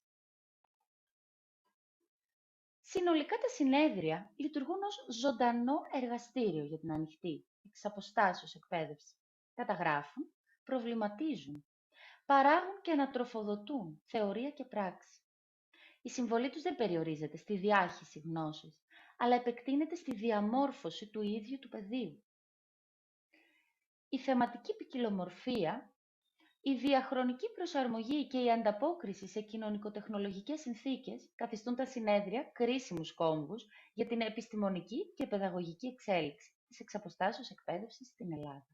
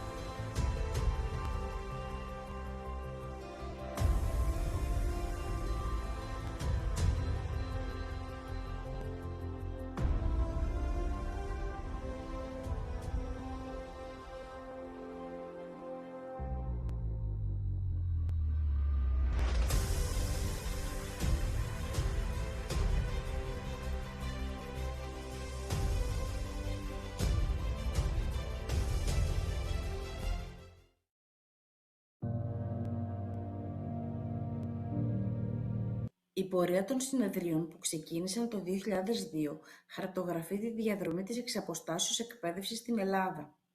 Από τα πρώτα τεχνολογικά βήματα μέχρι την παιδαγωγική εμβάθυνση και τις πολιτικές ποιότητας, κάθε περίοδος σηματοδοτεί μια ουσιαστική εξέλιξη. Στη Στην αφήγηση που ακολουθεί εξετάζονται θεματικά η απαρχή του θεσμού, η διεύρυνση του πεδίου, η έμφαση στην καινοτομία και την πιστοποίηση, οι προκλήσεις της πανδημίας, η μετάβαση στη διαφάνεια και στις δεξιότητες και τέλος το προσεχές συνέδριο του 2025 με επίκεντρο την τεχνητή νοημοσύνη στην εκπαίδευση. Το Ελληνικό Δίκτυο Ανοικτής και Εξαποστάσεως Εκπαίδευσης, γνωστό ως ΑΔΑΕ, ιδρύθηκε το 2002. Από τότε λειτουργεί ως επιστημονικός φορέας συνεργασίας για την προώθηση της ανοικτής και εξαποστάσεως εκπαίδευσης στην Ελλάδα. Μέσα από τα συνέδρια ICODL ενισχύει την έρευνα, αναδεικνύει καλές πρακτικές και συμβάλλει τεκμηριωμένα στη διαμόρφωση εκπαιδευτικής πολιτικής για την εξαποστάσεως εκπαίδευση. Το 2002 πραγματοποιείται το πρώτο συνέδριο για την εξαποστάσεως εκπαίδευση στην Ελλάδα, θέτοντας τις βάσεις για την αναγνώρισή της ως επιστημονικού πεδίου. Η έμφαση δίνεται κυρίως στις τεχνολογικές υποδομές με παρουσιάσεις πλατφορμών μάθησης και πολυμεσικού υλικού. Το 2005 η προσέγγιση αρχίζει να μετατοπίζεται. Εμφανίζονται οι πρώτες εφαρμογές μεικτής μάθησης και δίνεται έμφαση στην παιδαγωγική αξιοποίηση των τεχνολογιών. Παράλληλα, διατυπώνεται η ανάγκη για θεσμική αναγνώριση της εξαποστάσεως εκπαίδευσης στο Ελληνικό Πανεπιστήμιο. Το 2007 η εξαποστάσεως εκπαίδευση αποκτά πιο ξεκάθαρη παιδαγωγική κατεύθυνση. Η μεικτή μάθηση αναδεικνύεται ως νέα πρακτική με τη χρήση συνεργατικών περιβαλλόντων και παιδαγωγικά τεκμηριωμένων προσεγγίσεων. Το 2009 η έμφαση μετατοπίζεται στη συμπερίληψη και την προσβασιμότητα, ενώ τονίζεται ο ρόλος της συναισθηματικής εμπειρίας του φοιτητή και η ανάγκη ενεργής συμμετοχής στη μαθησιακή διαδικασία. Αρχίζει να τονίζεται η αξία της αξιοπιστίας και της ποιοτικής αποτίμησης στην εξαποστάσεως εκπαίδευση. Γίνονται προσπάθειες για ανάπτυξη πλαισίων αξιολόγησης και σύνδεση της μάθησης με θεσμικά και κοινωνικά κριτήρια. Το 2013 η εμπειρική μάθηση, τα e-portfolios και τα badges φέρνουν νέες δυνατότητες, δίνοντας έμφαση στη δημιουργικότητα, την αυτορύθμιση και τις μεταγνωστικές δεξιότητες των εκπαιδευομένων. Το 2015 αναδεικνύεται η σημασία της ψηφιακής υποστήριξης των φοιτητών τόσο μέσω εργαλείων επικοινωνίας όσο και μέσω κοινοτήτων πρακτικής. Η εξαποστάσεως εκπαίδευση ενισχύεται με διαδραστικότητα και συστηματικότερη παιδαγωγική υποστήριξη. Το 2017 τα Learning Analytics κάνουν αισθητή την παρουσία τους, προσφέροντας νέα εργαλεία αξιολόγησης και αναστοχασμού. Παράλληλα, οι ανοιχτοί εκπαιδευτικοί πόροι διαδίδονται ευρέως, ενώ η καινοτομία συνδέεται όλο και περισσότερο με τη διασφάλιση ποιότητας στην εξαποστάσεως εκπαίδευση. Το συνέδριο του 2019 εστιάζει στην ποιότητα της εξαποστάσεως εκπαίδευσης και στην αξιολόγηση των μαθησιακών αποτελεσμάτων.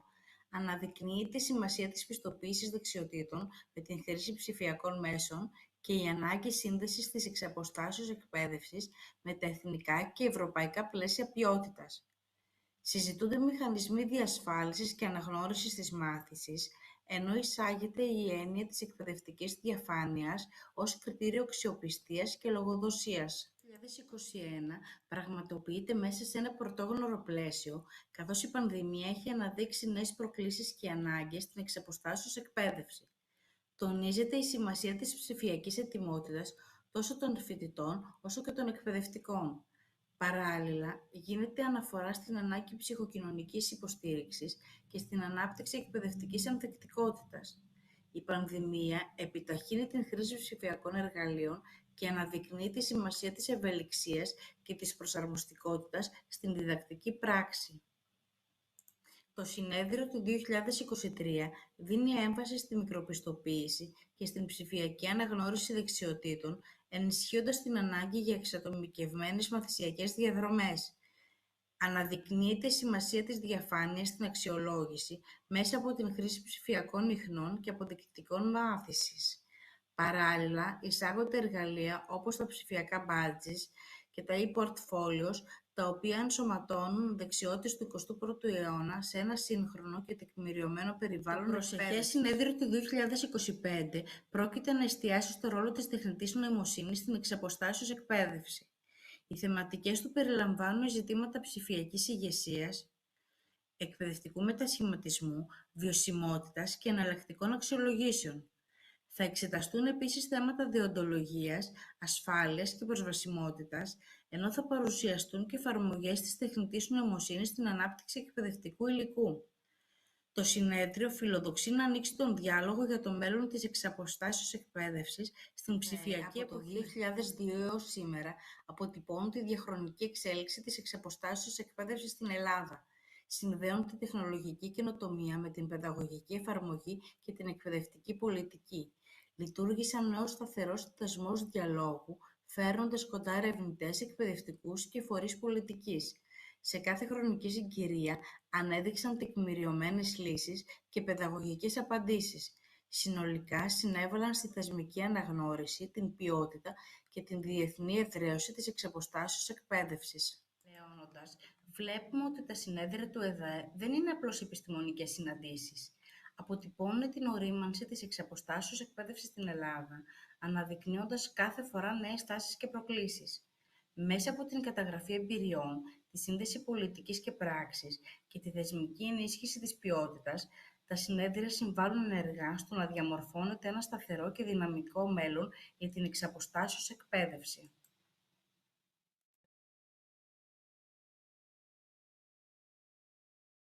Η συμβολή των συνεδρίων του ΕΔΑΕ στην αξιολόγηση και πιστοποίηση. Ψηφιακή αφήγηση στο πλαίσιο του project ΕΤΑ 63. Λοιπόν, Γιώργο, ετοίμασα το τίτλο της παρουσίασής μας, η συμβολή των συνεδρίων του ΕΔΑΕ στην αξιολόγηση και πιστοποίηση. Ωραία, Άννα. Βλέπω ότι βάλαμε και υπότιτλο. Μία φοιτητική ψηφιακή αφήγηση στο πλαίσιο του project ΕΤΑ 63. Δηλαδή, θα μιλήσουμε μέσα από τα μάτια μας. Ακριβώς, είναι μια βιωματική προσέγγιση. Τι είναι η ΕΔΑΕ? Πριν μπούμε στο ζουμί, θες να μου θυμίσεις τι είναι το ΕΔΑΕ? Φυσικά, είναι το ελληνικό δίκτυο ανοιχτής και εξαποστάσεως εκπαίδευσης. Λειτουργεί από το 2002 και διοργανώνει συνέδρια και δράσεις για την προώθηση της εξαποστάσεως μάθησης στην Ελλάδα και διεθνώς. Και το ICODL είναι το πιο γνωστό του συνέδριο, σωστά? Ναι, ακριβώς. Τα συνέδρια ως τόπος αξιολόγησης. Και να σε ρωτήσω, τα συνέδρια αυτά είναι μόνο για παρουσιάσεις? Όχι, καθόλου. Είναι και πεδίο αξιολόγησης. Μέσα από τα συνέδρια γίνεται διάχυση καλών πρακτικών, αξιολόγηση δράσεων και ουσιαστική επανατροφοδότηση. Σαν ένας κύκλος, σχεδιασμός, εφαρμογή, ανατροφοδότηση και βελτίωση. Ακριβώς έτσι. Και αυτός ο κύκλος επαναλαμβάνεται σε κάθε διοργάνωση. Ο ρόλος των συμμετεχόντων. Ξέρεις τι μου άρεσε πολύ όταν συμμετείχα στο συνέδριο? Ότι δεν ήμουν απλώς ακροάτρια. Ναι, σε είδα να φτιάχνεις και εργαλεία αξιολόγησης στο Padlet. Ακριβώς, οι συμμετέχοντες καλούνται να γίνονται και αξιολογητές. Δεν μένουμε παθητικοί. Άρα είναι μια συλλογική διαδικασία μάθησης και αναστοχασμού. Η πιστοποίηση ως φυσική συνέχεια της αξιολόγησης. Και τελικά, πού οδηγεί όλη αυτή η αξιολόγηση? Στην πιστοποίηση. Όταν κάτι αξιολογείται σωστά και επαναλαμβάνεται με ποιότητα, τότε μπορεί να αναγνωριστεί επίσημα. Δηλαδή, αξιολόγηση, ποιότητα, πιστοποίηση. Ναι, και το ΕΔΑΕ έχει χτίσει εμπιστοσύνη με αυτή τη λογική. Κριτική προσέγγιση. Δεν είναι όλα τέλεια όμως. Συμφωνώ, χρειάζεται μεγαλύτερη έμφαση στη φοιτητοκεντρική αξιολόγηση. Διεθνή τεκμηρίωση, να δείχνουμε με διαφάνεια ότι όσα κάνουμε είναι και παιδαγωγικά αξιόπιστα. Άρα, συνεχής βελτίωση, αναστοχασμός, συμμετοχή. Μόνο έτσι προχωράμε.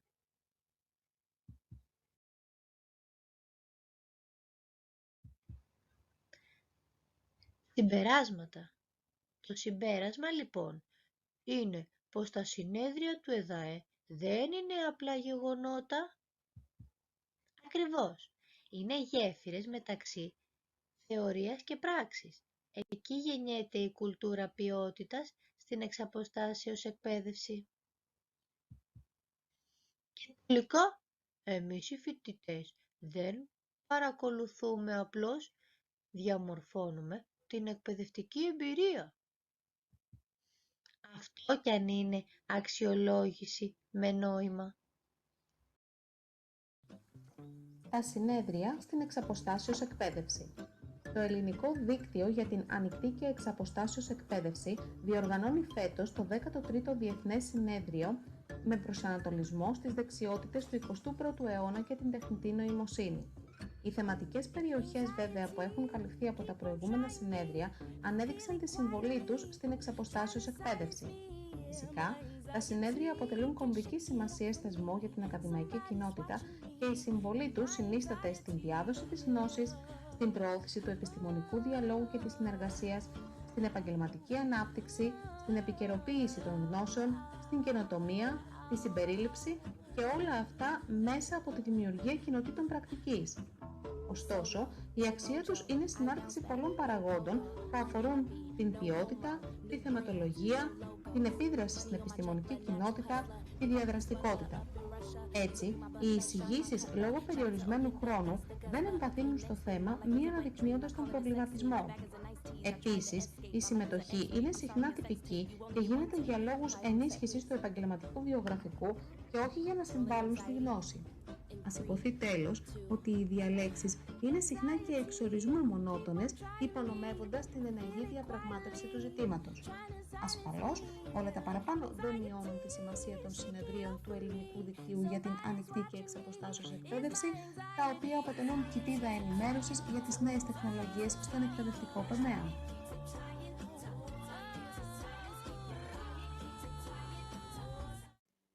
Το Διεθνές Συνέδριο για την Εξαποστάσεως Εκπαίδευση, χάρη στη διαχρονική του παρουσία και το πολυδιάστατο επιστημονικό του περιεχόμενο, έχει καθιερωθεί ως θεσμός, συμβάλλοντας στην εξέλιξή της. Συνδιοργανώνεται από τη Σχολή Ανθρωπιστικών Επιστημών του ΕΑΠ και το Ελληνικό Δίκτυο Ανοικτής και Εξαποστάσεως Εκπαίδευσης. Το ΕΔΑΕ ιδρύθηκε το 2002 και είναι μια επιστημονική εταιρεία μη κερδοσκοπικού χαρακτήρα που υποστηρίζει ερευνητικά αλλά και στην πράξη το ιδεώδες της ανοιχτής εκπαίδευσης και την εξαποστάσεως εκπαίδευση. Το iCodl έχει μακρά ιστορία. Με αφετηρία το 2001 και έχοντας διεθνή απήχηση, δίνει την ευκαιρία κάθε 2 χρόνια σε ερευνητές, επιστήμονες και φοιτητές να συμμετέχουν σε έναν ενδιαφέροντα επιστημονικό διάλογο γύρω από θέματα που αφορούν το πεδίο. Μέχρι σήμερα έχουν διοργανωθεί 12 συνέδρια, με το επόμενο να αναμένεται τον Δεκέμβριο του 2025. Έως το 2007, τα πρακτικά των 4 πρώτων συνεδρίων δημοσιεύονταν σε έντυπη μορφή από τις εκδόσεις Προπομπός. Από το 2009 και έπειτα βρίσκονται σε ψηφιακή μορφή, προσβάσιμα ελεύθερα στην πλατφόρμα του Εθνικού Κέντρου Τεκμηρίωσης και Ηλεκτρονικού Περιεχομένου. Ενδεικτικά ορισμένοι τίτλοι είναι οι εναλλακτικές μορφές εκπαίδευσης, μεθοδολογίες μάθησης, καινοτομία και έρευνα, με πιο πρόσφατο το 12ο Διεθνές Συνέδριο που αφορά την εξαποστάσεως και συμβατική εκπαίδευση στην ψηφιακή εποχή. Το 2025 επίκειται η διοργάνωση του 13ου Διεθνούς Συνεδρίου με τίτλο «Ανοιχτή και εξαποστάσεως εκπαίδευση, οι δεξιότητες του 21ου αιώνα και η πρόκληση της τεχνητής νοημοσύνης». Οι θεματικές ενότητες που θα περιλαμβάνει θα ανταποκρίνονται εκτός των άλλων και σε σύγχρονα ζητήματα. Ενδεικτικά μερικές από αυτές θα αφορούν την ηγεσία, στρατηγική και ψηφιακό μετασχηματισμό, εναλλακτικές προσεγγίσεις αξιολόγησης και καλλιέργεια δεξιοτήτων του 21ου αιώνα, την ποιότητα στην εξαποστάσεως εκπαίδευση, την εποχή της τεχνητής νοημοσύνης και άλλα. Διαχρονικά, τα διεθνή συνέδρια που προηγήθηκαν εστίασαν σε πολλές και ποικίλες θεματικές περιοχές, όπως στις θεωρητικές προσεγγίσεις για την εξαποστάσεως εκπαίδευση, στην επαγγελματική κατάρτιση και διαβίου μάθηση, στις διεθνείς εμπειρίες και εφαρμογές της εξαποστάσεως εκπαίδευσης σε όλες τις βαθμίδες εκπαίδευσης. Επίσης, περιλαμβάνονται σε όλα εισηγήσεις που αφορούν τον σχεδιασμό και τις μεθοδολογίες μάθησης, καλές εκπαιδευτικές πρακτικές και διδακτική διαφόρων γνωστικών αντικειμένων με τη μεθοδολογία της εξαποστάσεως εκπαίδευσης. Με την πάροδο των χρόνων, την εξέλιξη της τεχνολογίας και τις ραγδαίες αλλαγές σε πολλούς τομείς, στην ήδη υπάρχουσα πλούσια θεματολογία των συνεδρίων προσθέθηκαν πολλές επίκαιρες θεματικές ενότητες. Ενδεικτικά κάποιες αφορούν τις εναλλακτικές μορφές μάθησης, την καινοτομία και επιστημονική έρευνα, την ενσωμάτωση νέων τεχνολογιών στην εξαποστάσεως εκπαίδευση, την ανάγκη καλλιέργειας δεξιοτήτων του 21ου αιώνα, τις προκλήσεις και προοπτικές και άλλα. Τέλος, άλλα ζητήματα που απασχολούν το συνέδριο διαχρονικά είναι η ποιότητα, η αξιολόγηση και ανατροφοδότηση, ο ρόλος του καθηγητή συμβούλου, η φοιτητοκεντρική προσέγγιση της μάθησης και άλλα. Η ευρύτερη συμβολή των συνεδρίων iCodl είναι σημαντική για πολλούς λόγους. Αποτελούν τόπο συνάντησης και διαλόγου μεταξύ ερευνητών, επαγγελματιών και φοιτητών από όλο τον κόσμο και συμβάλλουν στη διαμόρφωση και πρόοδο της εξαποστάσεως εκπαίδευσης. Μέσω αυτών προωθείται η επιστημονική γνώση με την ανταλλαγή απόψεων και ερευνητικών ευρημάτων και την ανάδειξη καλών πρακτικών, ενώ βοηθούν τους συμμετέχοντες να εμβαθύνουν σε τεχνικά και παιδαγωγικά ζητήματα. Η συμβολή των συνεδρίων είναι επίσης σημαντική γιατί προωθείται η καινοτομία και η ανάδειξη των προοπτικών της νέας ψηφιακής εποχής, υποστηρίζεται η επαγγελματική ανάπτυξη εισηγητών και συμμετεχόντων και συντελείται γενικότερα η ενίσχυση του επαγγελματικού τους προφίλ. Τα συνέδρια iCodl συμβάλλουν ακόμη στην καλλιέργεια ψηφιακών δεξιοτήτων, ενώ λειτουργούν βοηθητικά ανταποκρινόμενα στις σύγχρονες εκπαιδευτικές προκλήσεις και τις ανάγκες της κοινωνίας, όπως την περίοδο της πανδημίας. Επιπλέον, προσφέρονται ευκαιρίες για ενημέρωση σχετικά με την εφαρμογή καινοτόμων μεθοδολογιών διδασκαλίας, τις τελευταίες εξελίξεις στην τεχνολογία και την ενσωμάτωσή της στην εξαποστάσεως εκπαίδευση, ενώ παρέχονται και δυνατότητες για δικτύωση και συνεργασία. Τέλος, αξίζει να αναφερθεί ότι τα πρακτικά των εισηγήσεων μπορούν να αποτελέσουν σημαντικό βιβλιογραφικό βοήθημα, καθώς περιέχουν έγκυρες πηγές και ερευνητικά δεδομένα για αυτούς που βρίσκονται στον χώρο.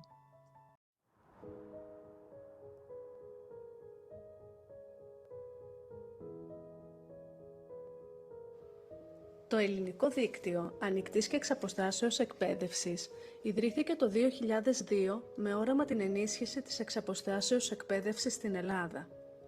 Από τότε συνεργάζεται σταθερά με το Ελληνικό Ανοιχτό Πανεπιστήμιο. Πολλά από τα συνέδρια International Conference in Open and Distance Learning ή αλλιώς iCodl έχουν συνδιοργανωθεί ή υποστηριχθεί από το ΕΑΠ, το οποίο αποτελεί κομβικό θεσμό της εξαποστάσεως εκπαίδευσης στην Ελλάδα και σημαντικό φορέα ανάπτυξης εκπαιδευτικής και ερευνητικής πολιτικής. Μέσα από 12 συνέδρια iCodl έως σήμερα και με το 13ο να προγραμματίζεται τον Δεκέμβριο του 2025, καταγράφεται η επιστημονική και τεχνολογική εξέλιξη του πεδίου. Ας δούμε πώς. Τα 4 πρώτα συνέδρια από το 2001 έως το 2007 θεμελίωσαν τον θεσμικό ρόλο του δικτύου, ανέδειξαν την εξαποστάσεως εκπαίδευση ως επιστημονική κοινότητα και έθεσαν ζητήματα ποιότητας και παιδαγωγικής τεκμηρίωσης. Ήταν η περίοδος, τα λέγαμε, της θεμελίωσης της εξαποστάσεως εκπαίδευσης στην Ελλάδα. Στα επόμενα 4 συνέδρια, από το 2009 έως το 2015, αναδείχθηκαν οι εναλλακτικές μορφές εκπαίδευσης, η μεθοδολογία της μάθησης και η είσοδος των τεχνολογιών ως βασικών πυλώνων της εξαποστάσεως εκπαίδευσης. Το δίκτυο γίνεται πλέον ο βασικός εκφραστής της εξαποστάσεως εκπαίδευσης στην Ελλάδα. Από το 2017 έως το 2023, πραγματοποιήθηκαν τα επόμενα 4 συνέδρια. Αν και η πανδημία ήρθε στη ζωή μας, τα συνέδρια έδειξαν αντανακλαστικά. Γι' αυτά ήταν μία πρόκληση. Μίλησαν για τη συμπερίληψη, την ψηφιακή εκπαίδευση, για τις δεξιότητες του 21ου αιώνα. Η εξαποστάσεως εκπαίδευση δεν ήταν πια απλώς μία επιλογή. Ήταν ανάγκη, κοινωνική, εκπαιδευτική, πολιτική.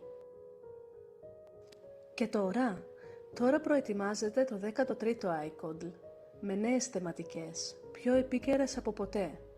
Τεχνητή νοημοσύνη, νοημοσύνη δεξιοτήτων και το διαρκές ζητούμενο της πιστοποίησης στην εξαποστάσεως εκπαίδευση. Η ελληνική εμπειρία πια αρχίζει να συνομιλεί ισότιμα με τα διεθνή ρεύματα. Ας δούμε μαζί τι πέτυχαν αυτά τα συνέδρια στην πάροδο του χρόνου. Καθιέρωσαν ένα σταθερό φόρουμ διαλόγου και εξωστρέφειας. Ανέδειξαν την εξαποστάσεως εκπαίδευση ως επιστημονικό πεδίο και κοινωνική πρόκληση. Συμμετείχαν στην κατάρτιση πολιτικών για την ψηφιακή εκπαίδευση και έδωσαν φωνή σε ερευνητές, εκπαιδευτικούς φοιτητές. Και όλα αυτά με έναν στόχο, την ενίσχυση του κοινωνικού κύρους της εξαποστάσεως εκπαίδευσης. Γιατί η εξαποστάσεως εκπαίδευση δεν είναι πια μία ειδική περίπτωση. Είναι μία διαρκής εξέλιξη και το iCodl λειτουργεί σαν καθρέφτης αυτής της πορείας. Τα συνέδρια αυτά προώθησαν θεωρητικά πρότυπα, έφεραν παιδαγωγικές καινοτομίες, αναγνώρισαν τη φοιτητική εμπειρία ως βασικό δείκτη ποιότητας, στήριξαν την επαγγελματική ανάπτυξη των εκπαιδευτικών και ανέδειξαν την ανάγκη θεσμικής αναγνώρισης και πιστοποίησης της εξαποστάσεως εκπαίδευσης. Τα συνέδρια iCodl δεν καταγράφουν απλώς την εξαποστάσεως εκπαίδευση στην Ελλάδα. Συνδιαμορφώνουν την ποιότητά της. Η συμβολή τους είναι ουσιαστική και η συνέχειά τους απαραίτητη. Σας ευχαριστώ.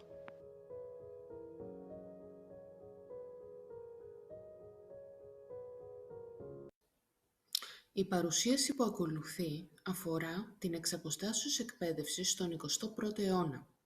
Πιο συγκεκριμένα γίνεται αναφορά στη συμβολή των συνεδρίων του Ελληνικού Δικτύου Ανοικτής και Εξαποστάσεως Εκπαίδευσης. Το Ελληνικό Δίκτυο Ανοικτής και Εξαποστάσεως Εκπαίδευσης αποτελεί μία μη κερδοσκοπική επιστημονική εταιρεία η οποία εκπροσωπεί Έλληνες επιστήμονες που ασχολούνται με διάφορα θέματα. Ασχολούνται με την παροχή και τη μελέτη της εξαποστάσεως εκπαίδευσης. Υποστηρίζουν ενεργά τις αρχές της ανοιχτής εκπαίδευσης, προάγουν την ελεύθερη πρόσβαση όλων των πολιτών στη διαβίου μάθηση και τέλος, συμμετέχουν σε καινοτόμες και εναλλακτικές εκπαιδευτικές προσεγγίσεις.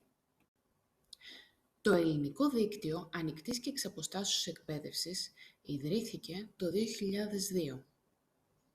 Οι θεματικές περιοχές των συνεδρίων που διοργανώνει διαχρονικά αναδεικνύονται παρακάτω. Θέματα τα οποία έχουν απασχολήσει τα συνέδρια του Δικτύου Ανοικτής και Εξαποστάσεως Εκπαίδευσης είναι τα ακόλουθα.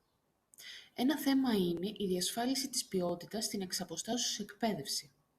Ένα άλλο θέμα είναι ο ρόλος του διδάσκοντα και ο ρόλος της ανατροφοδότησης. Άλλα θέματα είναι η επιμόρφωση των εκπαιδευτικών και πώς πραγματοποιήθηκε η εξαποστάσεως σχολική εκπαίδευση στην Ελλάδα κατά την πανδημία του COVID-19. Τέλος, ένα άλλο θέμα είναι η χρήση των ψηφιακών εργαλείων. Βέβαια, αυτά είναι ενδεικτικά κάποια θέματα και δεν είναι όλα τα θέματα τα οποία έχουν απασχολήσει τα συνέδρια. Ως προς την ανάπτυξη και τη διασφάλιση της ποιότητας στην εξαποστάσεως εκπαίδευση, υπάρχουν πολλοί διαφορετικοί τρόποι με τους οποίους μπορεί να διασφαλιστεί η ποιότητα. Ζητούμενο είναι η καλλιέργεια μιας γενικότερης κουλτούρας ποιότητας στη λειτουργία των πανεπιστημιακών ιδρυμάτων. Σε ορισμένα πανεπιστήμια η ποιότητα διασφαλίζεται με αυστηρούς εσωτερικούς κανόνες και έντονη έμφαση στη λογοδοσία. Σε άλλα πανεπιστήμια η έμφαση δίνεται στη συνεχή βελτίωση τόσο του ίδιου του ιδρύματος, όσο και των εσωτερικών εκπαιδευτικών και διοικητικών διαδικασιών. Βέβαια, όλα τα συστήματα, όλα τα εργαλεία αξιολόγησης και όλοι οι δείκτες έχουν πλεονεκτήματα, έχουν και μειονεκτήματα. Ένα σύστημα διασφάλισης ποιότητας σε ένα πανεπιστήμιο πρέπει να στοχεύει στη βελτίωση όλων των λειτουργιών και ο τελικός στόχος να είναι το άνοιγμα της εκπαίδευσης σε όλα τα επίπεδα, όπως η καθολική πρόσβαση, η διάδοση καλών πρακτικών και πληροφοριών και το κέντρο μάθησης να είναι στον εκπαιδευόμενο, ο οποίος πλέον να έχει πιο ενεργό και καθοριστικό ρόλο στη μαθησιακή του πορεία. Μία άλλη σημαντική ενότητα είναι τα χαρακτηριστικά, αλλά και ο ρόλος του διδάσκοντα στην υποστήριξη και ικανοποίηση των φοιτητών στην εξαποστάσεως εκπαίδευση. Η συμβουλή του καθηγητή συμβούλου και ο ρόλος του είναι πάρα πολύ σημαντικός, προκειμένου να καλυφθούν οι συναισθηματικές ανάγκες των φοιτητών, οι οποίοι λόγω πολλών επαγγελματικών και προσωπικών υποχρεώσεων, αλλά και καθημερινών δυσκολιών, συχνά αναγκάζονται να διακόψουν τις σπουδές τους. Έτσι λοιπόν ο καθηγητής σύμβουλος πρέπει να έχει ένα νέο υποστηρικτικό ρόλο, να ανταποκρίνεται στις συναισθηματικές τους ανάγκες, να τους ενθαρρύνει και να επικοινωνεί, αλλά και να επικοινωνούν και εκείνοι μαζί του, έτσι ώστε να αποκτούν μεγαλύτερη ικανοποίηση από τις σπουδές τους. Είναι σημαντικό ο καθηγητής σύμβουλος να κατανοήσει τις ανάγκες των φοιτητών, αλλά και την πολυδιάστατη φύση του ρόλου του, έτσι ώστε να μπορέσει να βοηθήσει τον φοιτητή μέσω της επικοινωνίας να περιορίσει το αίσθημα απομόνωσης που του προκαλεί η ατομική μελέτη. Μία άλλη σημαντική ενότητα είναι αυτή της ανατροφοδότησης και του ρόλου της. Είναι σημαντικό να υπάρχει παροχή ουσιαστικής ανατροφοδότησης και να γίνεται με κατάλληλες στρατηγικές, έτσι ώστε μέσω αυτής να αναπτύσσονται οι συγγραφικές δεξιότητες του εκπαιδευόμενου που απαιτούνται προκειμένου να γράψει μια ακαδημαϊκή εργασία με σαφήνεια και ακρίβεια. Έτσι η ανατροφοδότηση πρέπει να αναπροσαρμόζεται στις ιδιαίτερες ανάγκες του κάθε φοιτητή, έτσι ώστε να ενισχύεται το εσωτερικό του κίνητρο, προκειμένου να πετύχει στις σπουδές του μέσα από τη διαδικασία της μάθησης. Μία άλλη θεματική ενότητα που έχει απασχολήσει τα συνέδρια του Δικτύου Ανοικτής και Εξαποστάσεως Εκπαίδευσης είναι αυτή της επιμόρφωσης των εκπαιδευτικών. Η επιμόρφωση των εκπαιδευτικών είναι ένας σημαντικός παράγοντας επαγγελματικής προσωπικής ανάπτυξης και ικανοποίησης. Είναι συνδεδεμένη η επαγγελματική ανάπτυξη με την προσωπική εξέλιξη του εργαζόμενου και περιλαμβάνει διαδικασίες οι οποίες στοχεύουν στην ενίσχυση των ικανοτήτων του, έτσι ώστε να καταφέρει να ανταποκριθεί στις επαγγελματικές του υποχρεώσεις.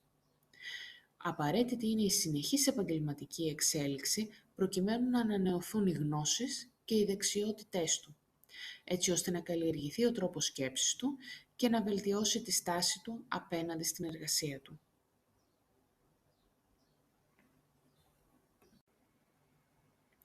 Η πανδημία του COVID-19 δεν θα μπορούσε παρά να αποτελεί και αυτό μία ξεχωριστή θεματική ενότητα, καθώς όταν ξεκίνησε ο COVID-19, η συμβατική εκπαίδευση αντικαταστάθηκε πλήρως από την εξαποστάσεως εκπαίδευση.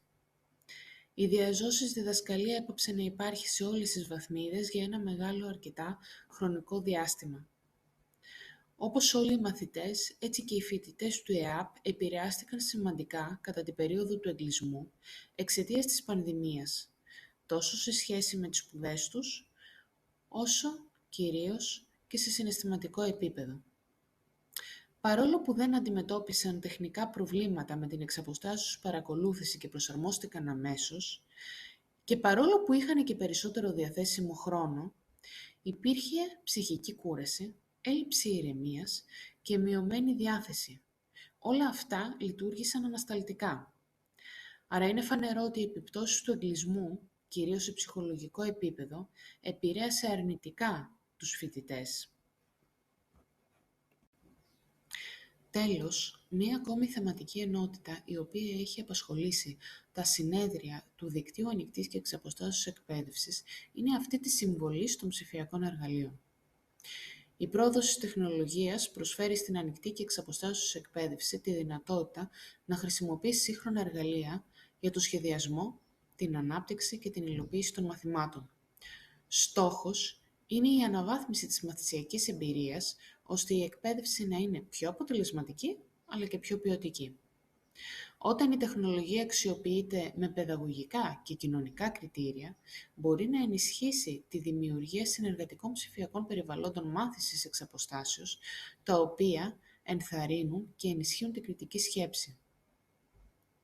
Πλέον, η χρήση εργαλείων συγγραφής, τα λεγόμενα authoring tools, για τη δημιουργία ψηφιακού περιεχομένου, η παραγωγή βίντεο, webcast και podcast, καθώς και τα εργαλεία των συστημάτων διαχείρισης μάθησης, έχουν γίνει πιο προσβάσιμα και πιο οικονομικά.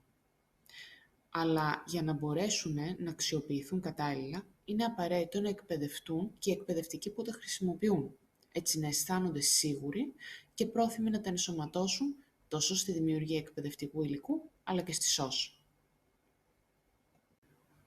Ευχαριστώ πολύ για τον χρόνο που αφιερώσατε για να παρακολουθήσετε αυτή την παρουσίαση.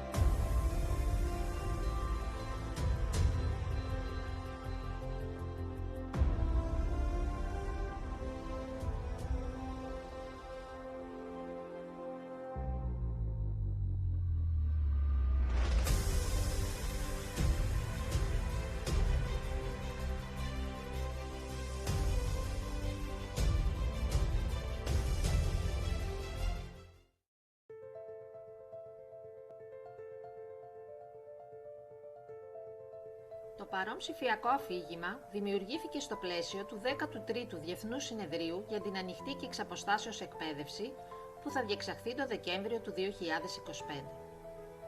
Στόχος του είναι να αναδείξει την εξελικτική πορεία των θεματικών περιοχών που αναπτύχθηκαν από το 2001 έως σήμερα στα συνέδρια του Ελληνικού Δικτύου Ανοιχτής και Εξαποστάσεως Εκπαίδευσης.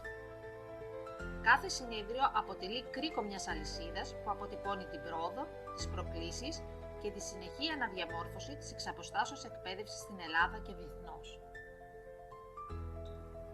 Η πρώτη περίοδος της ΕΞΕ στην Ελλάδα χαρακτηρίζεται από τη θεμελίωση του πεδίου.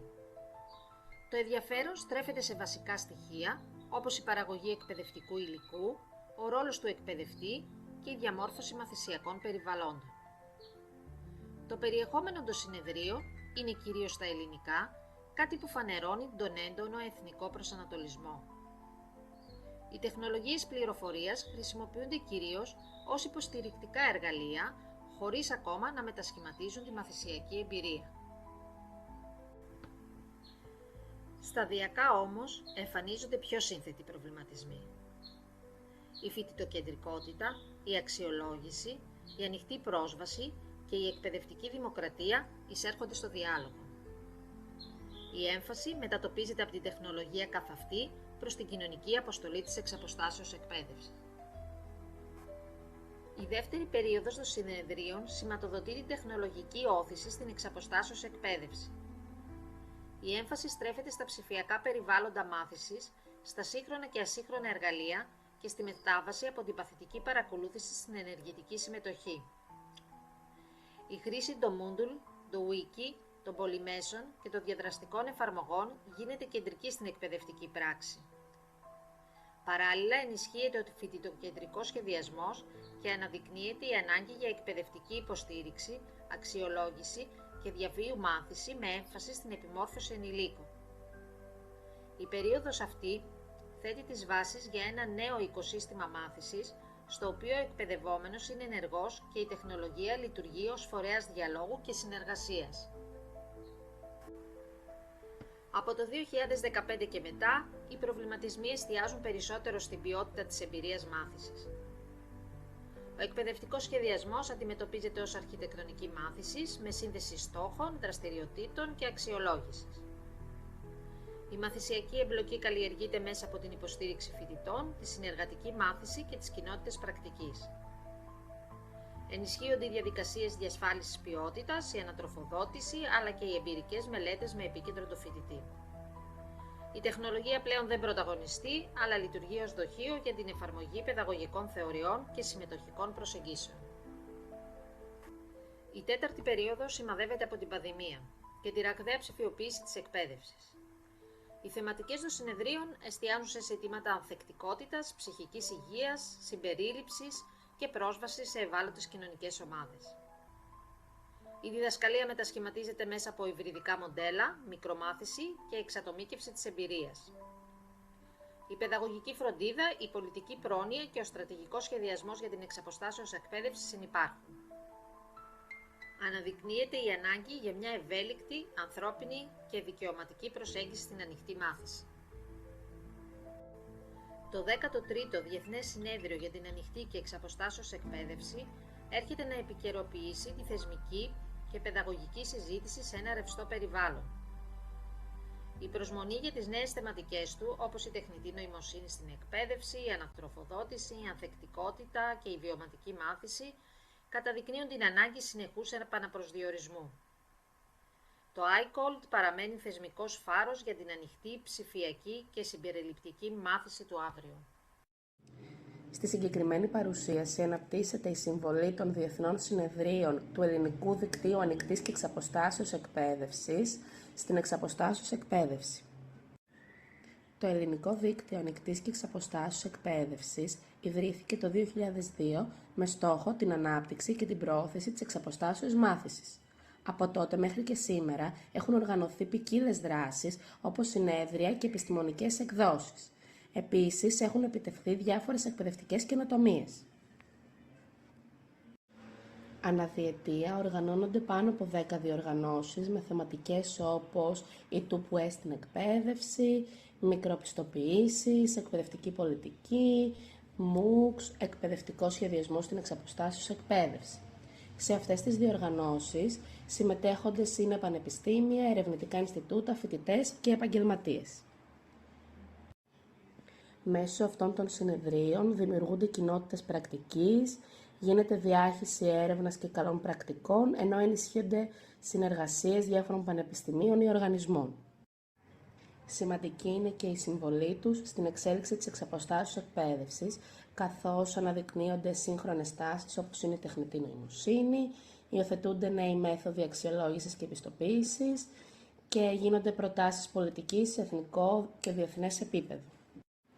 Μέσω αυτών των δράσεων εξελίσσονται διαρκώς ως θεσμός και έχουν ενισχύσει την νομιμοποίηση της εξαποστάσεως εκπαίδευσης. Ωστόσο, χρειάζονται ενίσχυση συμμετοχής νεότερων ερευνητών και η δικτύωση με παραγωγικούς φορείς είναι περιορισμένη. Το θέμα του επερχόμενου συνεδρίου που θα πραγματοποιηθεί στην Πάτρα το 2025 είναι νέες τεχνολογίες και συμπερίληψη στην εξαποστάσεως εκπαίδευση και γίνεται σε συνδιοργάνωση με το ΕΑΠ. Συνεπώς, το Ελληνικό Δίκτυο Ανοικτής και Εξαποστάσεως Εκπαίδευσης διαδραματίζει καθοριστικό ρόλο στην επιστημονική χαρτογράφηση της εξαποστάσεως εκπαίδευσης, καθώς διοργανώνει συνέδρια τα οποία λειτουργούν ως γέφυρες ακαδημαϊκού διαλόγου και πολιτικής καινοτομίας. Επομένως, η συνέχιση και η διεύρυνσή του κρίνεται απαραίτητη. Το Ελληνικό Δίκτυο Ανοικτής και Εξαποστάσεως Εκπαίδευσης έχει καταγράψει μια εκπαιδευτική πορεία και έχει αφήσει ένα διαχρονικό αποτύπωμα μέσω των διεθνών συνεδρίων που έχει διοργανώσει. Ακόμα και με ένα απλό σκανάρισμα στους τόμους και στα τεύχη των πρακτικών αυτών των συνεδρίων, μπορεί κανείς να αντιληφθεί τον πλούτο των πληροφοριών και το βάθος της γνώσης και της έρευνας, αλλά και να συνειδητοποιήσει πως όταν μιλάμε για ανοιχτή και εξαποστάσεως εκπαίδευση, μιλάμε για έναν τομέα που εξελίσσεται συνεχώς. Η πανδημία COVID-19 μας οδήγησε παγκοσμίως σε καταστάσεις επίγουσας απομακρυσμένης διδασκαλίας, αφενός αποκάλυψε το χαμηλό ψηφιακό γραμματισμό αρκετών εκπαιδευτικών και εκπαιδευόμενων και αφετέρου μας υπενθύμησε πως σε πολλές περιπτώσεις μεγάλοι πληθυσμοί στερούνται το θεμελιώδες δικαίωμα στην εκπαίδευση. Και τα δύο αυτά ζητήματα διατρέχουν συχνά τα συνέδρια του δικτύου. Από τη μια, υπάρχουν άρθρα που αναφέρονται στη σημασία επιμόρφωσης για τις τεχνολογίες πληροφορίας και επικοινωνιών, για την καλλιέργεια των ψηφιακών δεξιοτήτων του 21ου αιώνα, αλλά και σε μελέτες περιπτώσεων που σχετίζονται με καλές πρακτικές ενσωμάτωσης ψηφιακών εργαλείων στην εξαποστάσεως εκπαίδευση, είτε τη σχολική είτε όχι. Και από την άλλη, η θεμελιώδης αξία της ανοιχτότητας υπογραμμίζεται μέσα από πληθώρα άρθρων σχετικά με την αξιοποίηση της εξαποστάσεως εκπαίδευσης για την κοινωνική ένταξη των μεταναστών, την υποστήριξη ατόμων με αυτισμό ή με προβλήματα όρασης ή άλλες αναπηρίες, τη συμπερίληψη παιδιών προσφύγων ή ευάλωτων κοινωνικών ομάδων, όπως για παράδειγμα την ομάδα κακοποιημένων γυναικών. Θα μπορούσαμε να πούμε ότι η εξαποστάσεως εκπαίδευση είναι ένας τομέας χωρίς όρια. Και δεν θα απήχαμε μάλλον από την πραγματικότητα. Τα προηγούμενα συνέδρια του δικτύου αποτυπώνουν αυτή την πλήρη ελευθερία, ερευνώντας την εκπαίδευση από την προσχολική ηλικία μέχρι την εκπαίδευση ενηλίκων, από τα σχολικά μαθήματα μέχρι το ελληνορωμαϊκό θέατρο και τους εικονικούς ασθενείς των φοιτητών οδοντιάτρων, από τις πιο απλές τεχνολογίες μέχρι την τεχνητή νοημοσύνη. Αξίζει μάλιστα να αναφέρουμε ότι οι θεματικές ενότητες που ανακοινώθηκαν για το επερχόμενο συνέδριο που θα λάβει χώρα το Δεκέμβριο του 2025 αποδεικνύουν την ανάγκη μας να ακολουθούμε τις εξελίξεις και να δηλώνουμε πάντα το παρόν. Τεχνητή νοημοσύνη, εικονική και επαυξημένη πραγματικότητα μπορούν να κάνουν θαύματα στην εξαποστάσεως εκπαίδευση εάν χρησιμοποιηθούν κατάλληλα.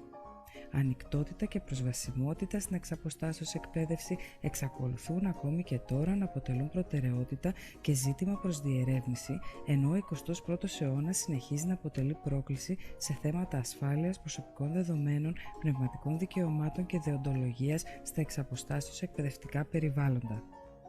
Στην προσπάθεια λοιπόν όλων των εισηγητών τόσα χρόνια στα τόσα συνέδρια να καλύψουν έστω και από ένα μικρό κομμάτι σε αυτόν τον αχανή και διαρκώς εξελισσόμενο τομέα, καταλήγουμε να έχουμε στα χέρια μας, ή μάλλον καλύτερα στην οθόνη μας, μια εγκυκλοπαίδεια για εξαποστάσεως εκπαίδευση.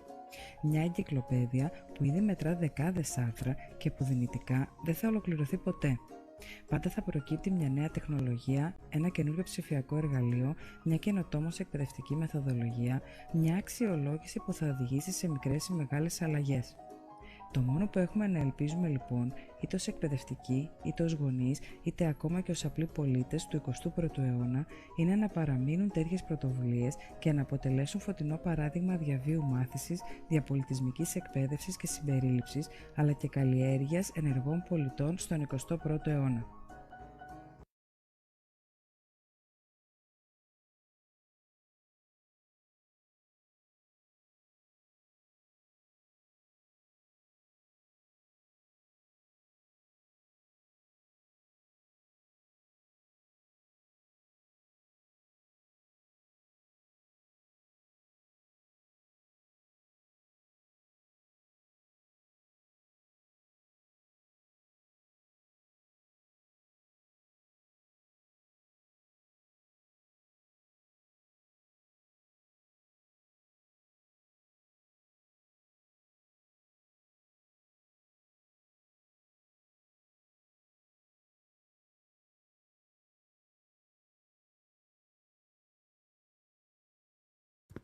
Το ελληνικό δίκτυο Ανοικτής και Εξαποστάσεως Εκπαίδευσης ιδρύθηκε το 2002 και αποτελεί βασικό φορέα προώθησης της εξαποστάσεως εκπαίδευσης στην Ελλάδα.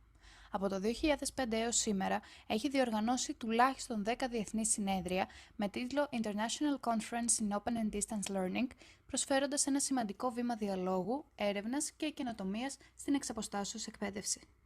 Στα πρώτα συνέδρια κυριάρχησαν θέματα όπως οι στρατηγικές πολιτικές για την εξαποστάσεως εκπαίδευση, οι τεχνολογικές υποδομές και η εκπαίδευση των εκπαιδευτών. Η εστίαση ήταν στην εδραίωση της ΕΞΑΕ ως ισότιμης μορφής εκπαίδευσης. Με την πάροδο του χρόνου, τα συνέδρια διεύρυναν το πεδίο τους, εξετάζοντας θέματα όπως πιστοποίηση γνώσεων και δεξιοτήτων, ψηφιακή παιδαγωγική, αξιοποίηση ανοιχτών εκπαιδευτικών πόρων και προσβασιμότητα και ισότητα στην εξαποστάσεως εκπαίδευση. Τα συνέδρια ενίσχυσαν την ακαδημαϊκή δικτύωση, ανέδειξαν καλές πρακτικές και λειτουργήσαν ως διάβλη ανταλλαγής ιδεών ανάμεσα σε ερευνητές, εκπαιδευτικούς και φοιτητές. Όσον αφορά τα θετικά στοιχεία των συνεδρίων που έχει διοργανώσει το Ελληνικό Δίκτυο Ανοικτής και Εξαποστάσεως Εκπαίδευσης, αυτά έχουν να κάνουν με το θεματολογικό πλουραλισμό, την επιμονή στην ποιότητα και την προσαρμογή στις ανάγκες της εποχής. Υπήρχαν όμως και κάποιες προκλήσεις που αφορούσαν την περιορισμένη διεθνής προβολή, καθώς και την έλλειψη ενεργού συμμετοχής φορέων εφαρμογής πολιτικής. Το International Conference in Open and Distance Learning αποτελεί βασικό σημείο αναφοράς για την εξαποστάσεως εκπαίδευση στην Ελλάδα. Η μελλοντική του εξέλιξη μπορεί να στηριχθεί σε διεθνή συνεργασία, εμπλουτισμό θεματολογίας και ενεργό συμμετοχή της εκπαιδευτικής κοινότητας. Στην παρουσίαση αυτή θα μελετήσουμε το περιεχόμενο των συνεδρίων που έχει διοργανώσει διαχρονικά το Ελληνικό Δίκτυο Ανοικτής και Εξαποστάσεως Εκπαίδευσης, καθώς και την ευρύτερη συμβολή του στην εξαποστάσεως εκπαίδευση. Το Ελληνικό Δίκτυο Ανοικτής και Εξαποστάσεως Εκπαίδευσης είναι μια επιστημονική εταιρεία που ιδρύθηκε το 2002 με στόχο την προώθηση της ανοικτής και εξαποστάσεως εκπαίδευσης, την ελεύθερη πρόσβαση στη διαβίου μάθηση, καθώς και την αξιοποίηση καινοτόμων εκπαιδευτικών πρακτικών. Από το 2005 έως και σήμερα έχει διοργανώσει σε συνεργασία με το Ελληνικό Ανοιχτό Πανεπιστήμιο 10 διεθνείς συνέδρια στον τομέα της ανοικτής και εξαποστάσεως εκπαίδευσης, τα οποία όπως βλέπουμε καταγράφουν τις εξελίξεις στον τομέα. Διατρέχοντας το περιεχόμενο των συνεδρίων, εντοπίζουμε θεματικά πεδία που επαναλαμβάνονται σε πολλά συνέδρια. Πιο συγκεκριμένα, τα πρώτα 3 διεθνείς συνέδρια εστιάζουν σε θεμελιώδη ζητήματα της εξαποστάσεως εκπαίδευσης. Στο τρίτο συνέδριο, η έρευνα προσανατολίζεται στην πρακτική εφαρμογή της εξαποστάσεως εκπαίδευσης σε διαφορετικά πεδία μάθησης. Στο τέταρτο συνέδριο, εξετάζεται η εξαποστάσεως εκπαίδευση ως μηχανισμός προώθησης δημοκρατικών αξιών και ενίσχυσης της προσβασιμότητας στην εκπαίδευση. Εδώ εντάσσεται και παραμένει σταθερά στους θεματικούς άξονες έως και σήμερα η αξιολόγηση. Το πέμπτο συνέδριο αφορά τη διεθνή συνεργασία για την εκπαιδευτική ανάπτυξη και παράλληλα παρουσιάζονται καινοτόμες πρακτικές εφαρμογής της εξαποστάσεως εκπαίδευσης. Από το συνέδριο αυτό και έπειτα παρατηρούμε μια επιστημονική προσέγγιση όπου η εκπαίδευση από απόσταση συνδέεται με ποικίλους εκπαιδευτικούς χώρους καθώς και με κοινωνικά ζητήματα. Το έκτο συνέδριο αναφέρεται σε εναλλακτικές μορφές εκπαίδευσης και εξετάζει μοντέλα διδασκαλίας και μάθησης που συνδυάζουν την εξαποστάσεως εκπαίδευση με τη συμβατική. Εδώ ξεκινάει επίσης η ενασχόληση με το σχεδιασμό του εκπαιδευτικού υλικού, έτσι ώστε να ανταποκρίνεται στις απαιτήσεις της εξαποστάσεως εκπαίδευσης. Το 7ο συνέδριο εστιάζει στις διαδικασίες μάθησης, δηλαδή τον τρόπο με τον οποίο οι εκπαιδευόμενοι μαθαίνουν στην εξαποστάσεως εκπαίδευση και πώς μπορεί να βελτιωθεί η μαθησιακή εμπειρία σε αυτό το ευέλικτο περιβάλλον. Στο 8ο συνέδριο, το ενδιαφέρον μετατοπίζεται στην καινοτομία και στις τεχνολογίες πληροφορίας και επικοινωνίας. Παρατηρούμε την εισαγωγή των σύγχρονων εκπαιδευτικών εφαρμογών, όπως των MOOCs, καθώς και των ανοιχτών εκπαιδευτικών πόρων στη θεματολογία, αναδεικνύοντας την προσαρμοστικότητα των συνεδρίων στις εξελίξεις της ψηφιακής εποχής. Το 9ο Διεθνές Συνέδριο στοχεύει στην ανάλυση του τι και πώς μαθαίνουν οι εκπαιδευόμενοι. Παράγοντες που είναι κρίσιμοι για τη βελτίωση της μαθησιακής εμπειρίας και οδηγούν σε μια ποιοτική εξαποστάσεως εκπαίδευση. Το 10ο Συνέδριο αλλάζει σχεδόν ριζικά τη θεματολογία του, στρέφοντας την έρευνα στο μέλλον. Οι θεματικοί του άξονες σχετίζονται με νέες τεχνολογικές και εκπαιδευτικές εφαρμογές για τη διδασκαλία και μάθηση. Το 11ο Συνέδριο έδωσε νέα πνοή στη διοργάνωση, καθώς διεξήχθη αποκλειστικά εξ αποστάσεως εξαιτίας της πανδημίας. Με αφορμή αυτό, λοιπόν, τα επόμενα συνέδρια απέκτησαν υβριδική μορφή, τόσο διαζώσεις όσο και εξ αποστάσεως, προσφέροντας στους συμμετέχοντες την ευκαιρία της παρακολούθησης χωρίς χωροχρονικούς περιορισμούς. Η θεματολογία επικεντρώθηκε στις πολιτικές, στις εφαρμοσμένες πρακτικές, καθώς και στις εμπειρίες υποστήριξης σε αυτό το ειδικό πλαίσιο. Επίσης, αναδείχθηκε ο προβληματισμός σχετικά με την ασφάλεια στο διαδίκτυο, ο οποίος εμβαθύνθηκε στο 12ο Συνέδριο, με τη θεματολογία να επεκτείνεται σε κρίσιμα ζητήματα της ψηφιακής εποχής, όπως τα προσωπικά δεδομένα, τα πνευματικά δικαιώματα και την ασφάλεια στο διαδίκτυο. Κάνοντας λοιπόν αυτή τη σύντομη αναδρομή στο θεματικό περιεχόμενο των συνεδρίων που έχει διοργανώσει το Ελληνικό Δίκτυο για την Ανοιχτή και Εξαποστάσεως Εκπαίδευση, διαπιστώνεται ότι αποτελεί ένα σταθερό πλαίσιο επιστημονικού διαλόγου μεταξύ ακαδημαϊκών, ερευνητών και φοιτητών, συμβάλλοντας στη διάχυση της γνώσης, στην παρουσίαση καλών πρακτικών, ενώ παράλληλα προσαρμόζεται στην επικαιρότητα. Σας ευχαριστώ πολύ για την προσοχή σας.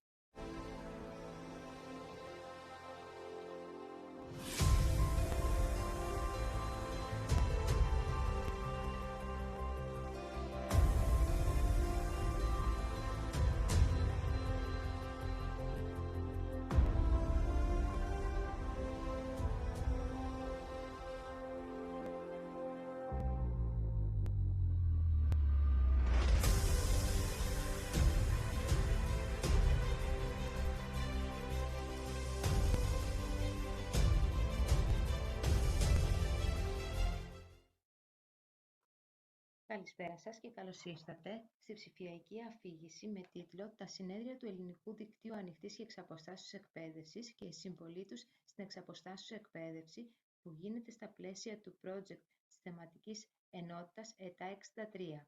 Ονομάζομαι Κουρκουβή Χρήσο. Γενικότερα, η ψηφιακή αφήγηση εστιάζει στο Ελληνικό Δίκτυο Ανοιχτής και Εξαποστάσεως Εκπαίδευσης και πιο συγκεκριμένα στα διεθνή συνέδρια που διοργανώνει. Εν συνεχεία αναφέρεται οι θεματικές περιοχές που καλύπτουν διαχρονικά τα συνέδρια και τέλος μετά από μια κριτική προσέγγιση αναπτύσσεται η συμβολή των συνεδρίων στην εξαποστάσεως εκπαίδευση. Το Ελληνικό Δίκτυο Ανοιχτής και Εξαποστάσεως Εκπαίδευσης είναι μια επιστημονική εταιρεία μη κερδοσκοπικού χαρακτήρα που ιδρύθηκε το 2002. Βασικό χαρακτηριστικό της ΑΔΑΕ είναι η εκπροσώπηση των Ελλήνων επιστημόνων, οι οποίοι ασχολούνται με θέματα εξαποστάσεως εκπαίδευση. Πιο συγκεκριμένα προωθούν τη φιλοσοφία της ανοιχτής εκπαίδευσης και της πρόσβαση όλων των ατόμων στη διαβίου εκπαίδευση και ασχολούνται με την έρευνα της εξαποστάσεως εκπαίδευσης, καθώς επίσης δραστηριοποιούνται σε καινοτόμες μορφές εναλλακτικής εκπαίδευσης. Η ΕΔΑΕ έχει μεγάλη γκάμα από δράσεις στοχεύοντας στην ενίσχυση της εξαποστάσεως εκπαίδευσης. Βασική δράση είναι η διοργάνωση του Διεθνούς Συνεδρίου International Conference of Distance Learning σε συνεργασία με το Ελληνικό Ανοιχτό Πανεπιστήμιο. Το Διεθνές Συνέδριο διεξάγεται κάθε 2 χρόνια και έχει διεθνή απήχηση. Μια άλλη εξίσου σημαντική δράση είναι η έκδοση του επιστημονικού περιοδικού Open Education που διατίθεται σε 2 γλώσσες, ελληνικά και αγγλικά. Η αρχική έκδοση γινόταν σε έντυπη μορφή, όμως από το 2008 γίνεται ψηφιακό περιοδικό με ανοιχτή πρόσβαση σε όλους. Έπειτα, άλλες δράσεις είναι η διοργάνωση θερινού πανεπιστημίου. Το τελευταίο Πανελλήνιο Συνέδριο Ένατο Θερινού Πανεπιστημίου ήταν στην Άδρο το 2024 με τίτλο «Ψηφιακά εργαλεία και μεθοδολογία εκπαιδευτικής έρευνας στην εξαποστάσεως εκπαίδευση». Μερικές ακόμα δράσεις είναι η διοργάνωση σεμιναρίων μεθοδολογίας για την εκπαιδευτική έρευνα, πολλές διοργανώσεις για φεστιβάλ εκπαιδευτικών ταινιών, παρουσιάσεις ψηφιακών βιβλίων και ημερίδες. Το Διεθνές Συνέδριο για την Ανοιχτή και Εξαποστάσεως Εκπαίδευση διοργανώνεται από την ΕΔΑΕ σε συνεργασία με τη Σχολή Ανθρωπιστικών Επιστημών του ΕΑΠ. Το συνέδριο ξεκίνησε την πορεία του από το 2001 και διεξάγεται κάθε 2 χρόνια.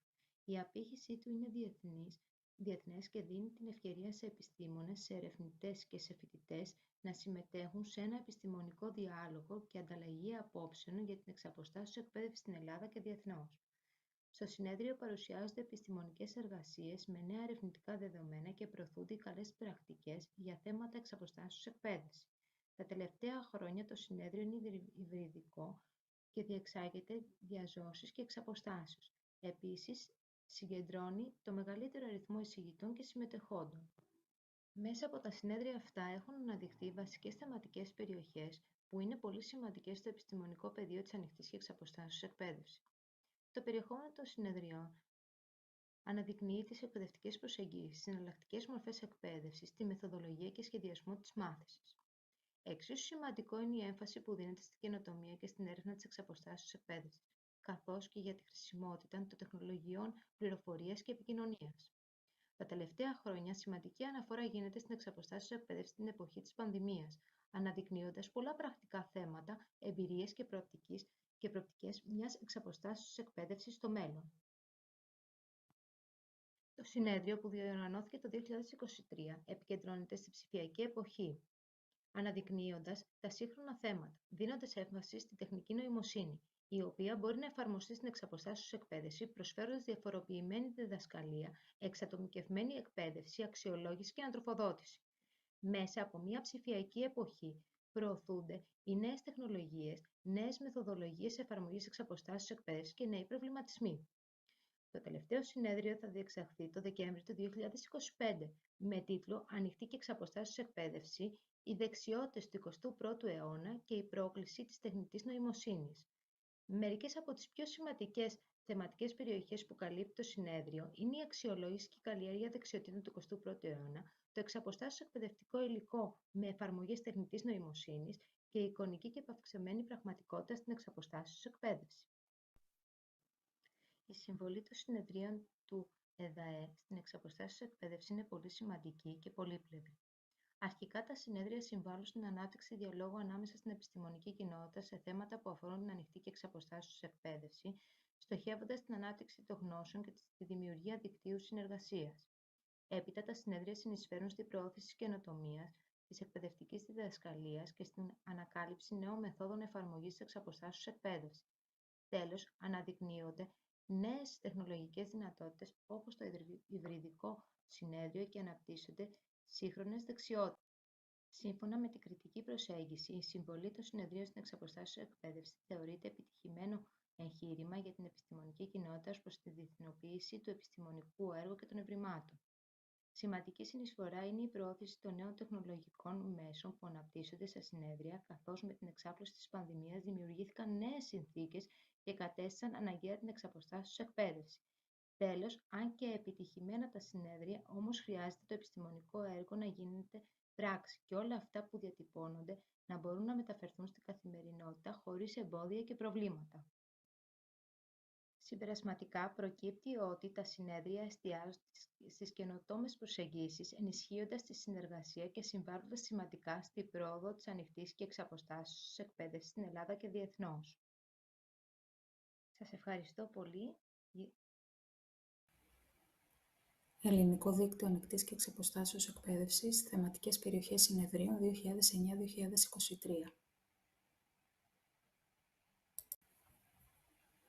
Πέμπτο Συνέδριο Ανοικτή και Εξαποστάσεως Εκπαίδευση για Παγκόσμια Συνεργασία και Εκπαιδευτική Ανάπτυξη.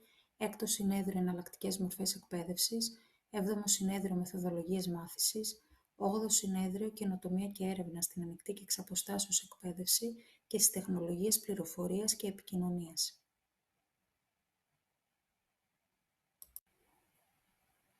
9ο Συνέδριο Σχεδιασμός Μάθησης. 10ο Συνέδριο Διαμορφώνοντας από κοινού το μέλλον της εκπαίδευσης. 11ο Συνέδριο Η Ανοικτή και Εξαποστάσεως Εκπαίδευση την εποχή της πανδημίας. 12ο Συνέδριο Η Εξαποστάσεως και Συμβατική Εκπαίδευση στην ψηφιακή εποχή.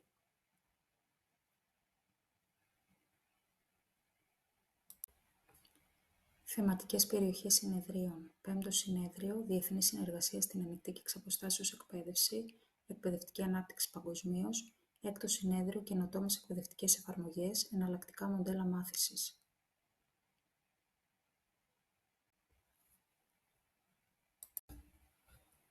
7ο, 8ο και 9ο Συνέδρια Μηχανισμοί Υποστήριξης Φοιτητών, του ΠΟΕ και Διαδίκτυο, Διάφορες Μορφές Εκπαίδευσης, MOOCs, Αειφόρος Ανάπτυξη Εκπαίδευσης, Επιμόρφωση Εκπαιδευτικών, Μεθοδολογία Αποτελεσματικότητα Αξιολόγηση Μάθησης, Ποιότητα στην Εκπαίδευση, Αξιολόγηση ως εργαλείο βελτίωσης. 10ο, 11ο και 12ο συνέδρια, καινοτομία στην εξαποστάσεως και χρήση του ΠΟΕ, εκπαιδευτικό υλικό για εξαποστάσεως, επιμόρφωση εκπαιδευτικών, ασφάλεια, προσωπικά δεδομένα, πνευματικά δικαιώματα, ανοιχτή πρόσβαση και μάθηση, ευάλωτες κοινωνικές ομάδες και εξαποστάσεως εκπαίδευση, ειδική αγωγή, ποιότητα και αξιολόγηση, στρατηγικές και πολιτικές στην εξαποστάσεως. Η συμβολή των συνεδρίων του Ελληνικού Δικτύου της Ανοικτής και Εξαποστάσεως Εκπαίδευσης είναι πολυδιάστατη. Βοηθούν στην ακαδημαϊκή έρευνα στο πλαίσιο της εξαποστάσεως εκπαίδευσης, συμβάλλουν στη διάχυση ερευνητικών αποτελεσμάτων στους εκπαιδευτικούς, αποτελούν χώρους επιμόρφωσης των εκπαιδευτικών, προωθούν νέες μεθόδους μάθησης, εξαποστάσεως και μεικτή. Επίσης, προωθούν καινοτόμες εκπαιδευτικές εφαρμογές, εκπαιδευτικά παιχνίδια, διαδραστικά συστήματα, αναδεικνύουν νέες μορφές εκπαιδευτικού υλικού, όπως e-learning, m-learning, ενισχύουν τη συμμετοχή ευάλωτων κοινωνικών ομάδων, άτομα απομακρυσμένων περιοχών, άτομα με αναπηρία, ενισχύουν τη συνεργασία ερευνητών εκπαιδευτικών φοιτητών με αποτέλεσμα τη δημιουργία μιας κοινότητας πρακτικής. Το Ελληνικό Δίκτυο Ανοικτής και Εξαποστάσεως Εκπαίδευσης, ΕΔΑΕ, ιδρύθηκε το 2002 και έχει ως βασική του αποστολή την ενίσχυση και διάδοση της εξαποστάσεως εκπαίδευσης στην Ελλάδα. Κάθε 2 χρόνια, μέσα από τα συνεδριά του, αναδεικνύει ζητήματα που σχετίζονται με την τεχνολογία, την παιδαγωγική και τις κοινωνικές προεκτάσεις της ΕΞΑΕ, προωθώντας τον διάλογο και την καινοτομία. Οι θεματικές που έχουν ασχοληθεί διαχρονικά τα συνέδρια του ΕΔΑΕ είναι τα ψηφιακά εργαλεία, η αξιολόγηση εκπαιδευομένων και εκπαιδευτικών, η ενεργετική συμμετοχή και αλληλεπίδραση των εκπαιδευομένων με τους εκπαιδευτές και το εκπαιδευτικό υλικό, η μάθηση μέσω κινητών συσκευών, η διασφάλιση της ποιότητας και η πιστοποίηση αυτής. Ακόμα έχουν ασχοληθεί με τη σύνδεση της ανοιχτότητας και της εκπαίδευσης, τη σημασία της ανατροφοδότησης και των ομαδικών συμβουλευτικών συναντήσεων και των τηλεδιασκέψεων στην ΕΞΑΕ. Οι νέες τάσεις που έχουν εμφανιστεί στα συνέδρια του ΕΔΑΕ αφορούν τα μέσα κοινωνικής δικτύωσης, την μεικτή μάθηση, την αναστραμμένη τάξη, την ψηφιακή αφήγηση και την αξιοποίηση των data analytics. Η συμβολή των συνεδρίων στην καθιέρωση και εξάπλωση της εξαποστάσεως εκπαίδευσης έχει να κάνει με την ανάδειξη νέων θεμάτων για περαιτέρω μελέτη, την ενίσχυση του διαλόγου, την ενίσχυση της σύνδεσης μεταξύ θεωρίας και πράξης και τέλος την ανάδειξη νέων επιστημόνων μέσα από αυτά. Σε μια κριτική προσέγγιση που θα μπορούσαμε να κάνουμε για τα συνέδρια του ΕΔΑΕ, θα λέγαμε ότι δίνεται έμφαση στη θεωρία και λιγότερο σε πρακτικές εφαρμογές των θεωριών αυτών, την περιορισμένη συμμετοχή των επαγγελματιών της αγοράς, καθώς και ότι πρέπει να αναδεικνύονται περισσότερο κοινωνικά θέματα όπως κοινωνικές ανισότητες και αδυναμία πρόσβασης. Στο πλαίσιο των ενδεικτικών προτάσεων για τα μελλοντικά συνέδρια του ΕΔΑΕ, θα προτείναμε την ενίσχυση θεωρίες με παραδείγματα και δραστηριότητες που προσομοιώνουν πραγματικές καταστάσεις και δεν μένουν πια στη θεωρία. Την δημιουργία θεματικών για την προσβασιμότητα και την τεχνολογική εξέλιξη, την δημιουργία μηχανισμών για ανατροφοδότηση και αξιολόγηση των συνεδρίων και έμφαση στην ανάπτυξη των ψηφιακών εργαλείων. Το επόμενο συνέδριο του ΕΔΑΕ θα πραγματοποιηθεί στην Πάτρα από τις 5 έως τις 7 Δεκέμβρη του 2025 και φιλοδοξεί να συνεχίσει την επιτυχημένη πορεία των διοργανώσεων του, εστιάζοντας τις προκλήσεις και τις ευκαιρίες της σύγχρονης εξαποστάσεως εκπαίδευσης. Μέσα από τη συλλογική συμμετοχή εκπαιδευτικών, ερευνητών και φορέων, η ΕΞΑΕ μπορεί να εξελιχθεί σε μια μαθησιακή διαδικασία πιο ανοιχτή, πιο ποιοτική και πιο δημιουργική από ποτέ. Τα συνέδρια του Ελληνικού Δικτύου Ανοικτής και Εξαποστάσεως Εκπαίδευσης διοργανώνονται σε σταθερή βάση. Έχουν εξελιχθεί σε έναν σημαντικό θεσμό που προάγει το διάλογο, τη συνεργασία και την ανταλλαγή εμπειριών ανάμεσα σε ερευνητές, εκπαιδευτικούς, φοιτητές και γενικότερα με φορείς που ασχολούνται με την εξαποστάσεως εκπαίδευση. Κάθε συνέδριο φωτίζει νέες προσεγγίσεις και φέρνει γενικότερα στο προσκήνιο τα ζητήματα που απασχολούν το χώρο της εξαποστάσεως εκπαίδευσης. Με βάση λοιπόν τη μελέτη των θεματικών ενωτήτων των συνεδρίων όλα αυτά τα χρόνια, μπορούμε να κάνουμε μία ομαδοποίηση σε 6 βασικές κατηγορίες. Η πρώτη από αυτές τις κατηγορίες αφορά τις τεχνολογίες πληροφορίας και επικοινωνιών και το διαδίκτυο. Σε αυτή την ενότητα εντάσσονται θέματα όπως, για παράδειγμα, η χρήση των τεχνολογιών πληροφορίας και επικοινωνιών στην εκπαιδευτική διαδικασία, η δημιουργία και αξιοποίηση εκπαιδευτικού υλικού, τα νέα ψηφιακά μέσα όπως το e-learning, το mobile learning, το digital learning και η online εκπαίδευση. Παράλληλα, αναδεικνύεται η σημασία των μαζικών ανοιχτών διαδικτυακών μαθημάτων, αλλά και η δημιουργική αξιοποίηση εργαλείων, όπως για παράδειγμα οι εκπαιδευτικές ταινίες μικρού μήκους. Μία δεύτερη κατηγορία αφορά τις μεθοδολογίες μάθησης και τις διδακτικές πρακτικές. Εδώ εξετάζονται ζητήματα που σχετίζονται με τις σύγχρονες παιδαγωγικές πρακτικές, τις καινοτόμες μεθόδους διδασκαλίας, τη διαβίω μάθηση και τα μεικτά μοντέλα εκπαίδευσης. Παρουσιάζονται επίσης μελέτες που εστιάζουν στην ψυχολογία της εξαποστάσεως εκπαίδευσης, δίνοντας έμφαση στις ανάγκες και τις συμπεριφορές των εκπαιδευομένων. Προχωρώντας στην τρίτη κατηγορία, αυτή αφορά την αξιολόγηση και την ποιότητα στην εκπαίδευση. Ένα σημαντικό κεφάλαιο λοιπόν αφορά την αξιολόγηση και αυτό σημαίνει αξιολόγηση τόσο των μαθησιακών αποτελεσμάτων όσο και γενικότερα της εκπαιδευτικής διαδικασίας. Ουσιαστικά εξετάζεται ο ρόλος της αξιολόγησης ως εργαλείο ανάπτυξης και βελτίωσης, αλλά και γενικότερα οι μηχανισμοί διασφάλισης της ποιότητας στην εξαποστάσεως εκπαίδευση, που είναι καθοριστική για τη διατήρηση της αξιοπιστίας αλλά και της αποτελεσματικότητας των προγραμμάτων. Προχωρώντας στην τέταρτη κατηγορία, αυτή αφορά την εκπαιδευτική έρευνα και την ανάπτυξη. Στα συνέδρια αυτά προβάλλονται εκτενώς η ερευνητική δραστηριότητα στον χώρο της εξαποστάσεως εκπαίδευσης. Παρουσιάζονται δηλαδή ερευνητικά έργα, αποτελέσματα μελετών, καλές πρακτικές και προτάσεις που στηρίζονται σε δεδομένα. Και επιπλέον τίθενται ζητήματα που σχετίζονται με την αειφόρο ανάπτυξη στην εκπαίδευση. Προχωρώντας σε θέματα που αφορούν την ανοιχτή εκπαίδευση και γενικότερα την κοινωνική της διάσταση, εδώ δίνεται έμφαση στην έννοια της ανοιχτής πρόσβασης στη γνώση και γενικότερα στην ισότιμη συμμετοχή όλων.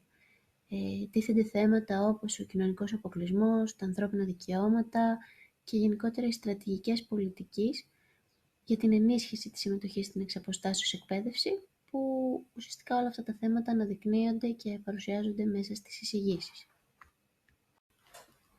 Στην έκτη και τελευταία κατηγορία που έχουμε δημιουργήσει, μελετάται η υποστήριξη των φοιτητών και των εκπαιδευτικών. Στα συνέδρια αναδεικνύεται γενικότερα η σημασία της υποστήριξης των φοιτητών, είτε αυτή αφορά την καθοδήγηση είτε την τεχνική υποστήριξη. Επιπλέον εξετάζεται η ανάγκη συνεχούς επιμόρφωσης των εκπαιδευτικών, αλλά και γενικότερα η οργάνωση, η διοίκηση και η διαχείριση των προγραμμάτων εξαποστάσεως εκπαίδευσης, που ουσιαστικά αυτό αφορά το κομμάτι του Ιδρύματος. Κλείνοντας, μπορούμε να πούμε ότι τα συνέδρια του δικτύου δεν περιορίζονται απλώς στην παρουσίαση θεωριών, έχουν συμβάλει ουσιαστικά στην πρόοδο της εξαποστάσεως εκπαίδευσης, ενθαρρύνοντας τον πειραματισμό, την επιστημονική τεκμηρίωση και γενικότερα τη διάδοση καλών πρακτικών. Μέσα από τη συνεχή ανατροφοδότηση, αναδεικνύουν τις ανάγκες και τις προοπτικές του πεδίου της εξαποστάσεως εκπαίδευσης και βοηθούν ώστε αυτή να εδραιωθεί ως ισότιμη και ποιοτική επιλογή μάθησης για όλους.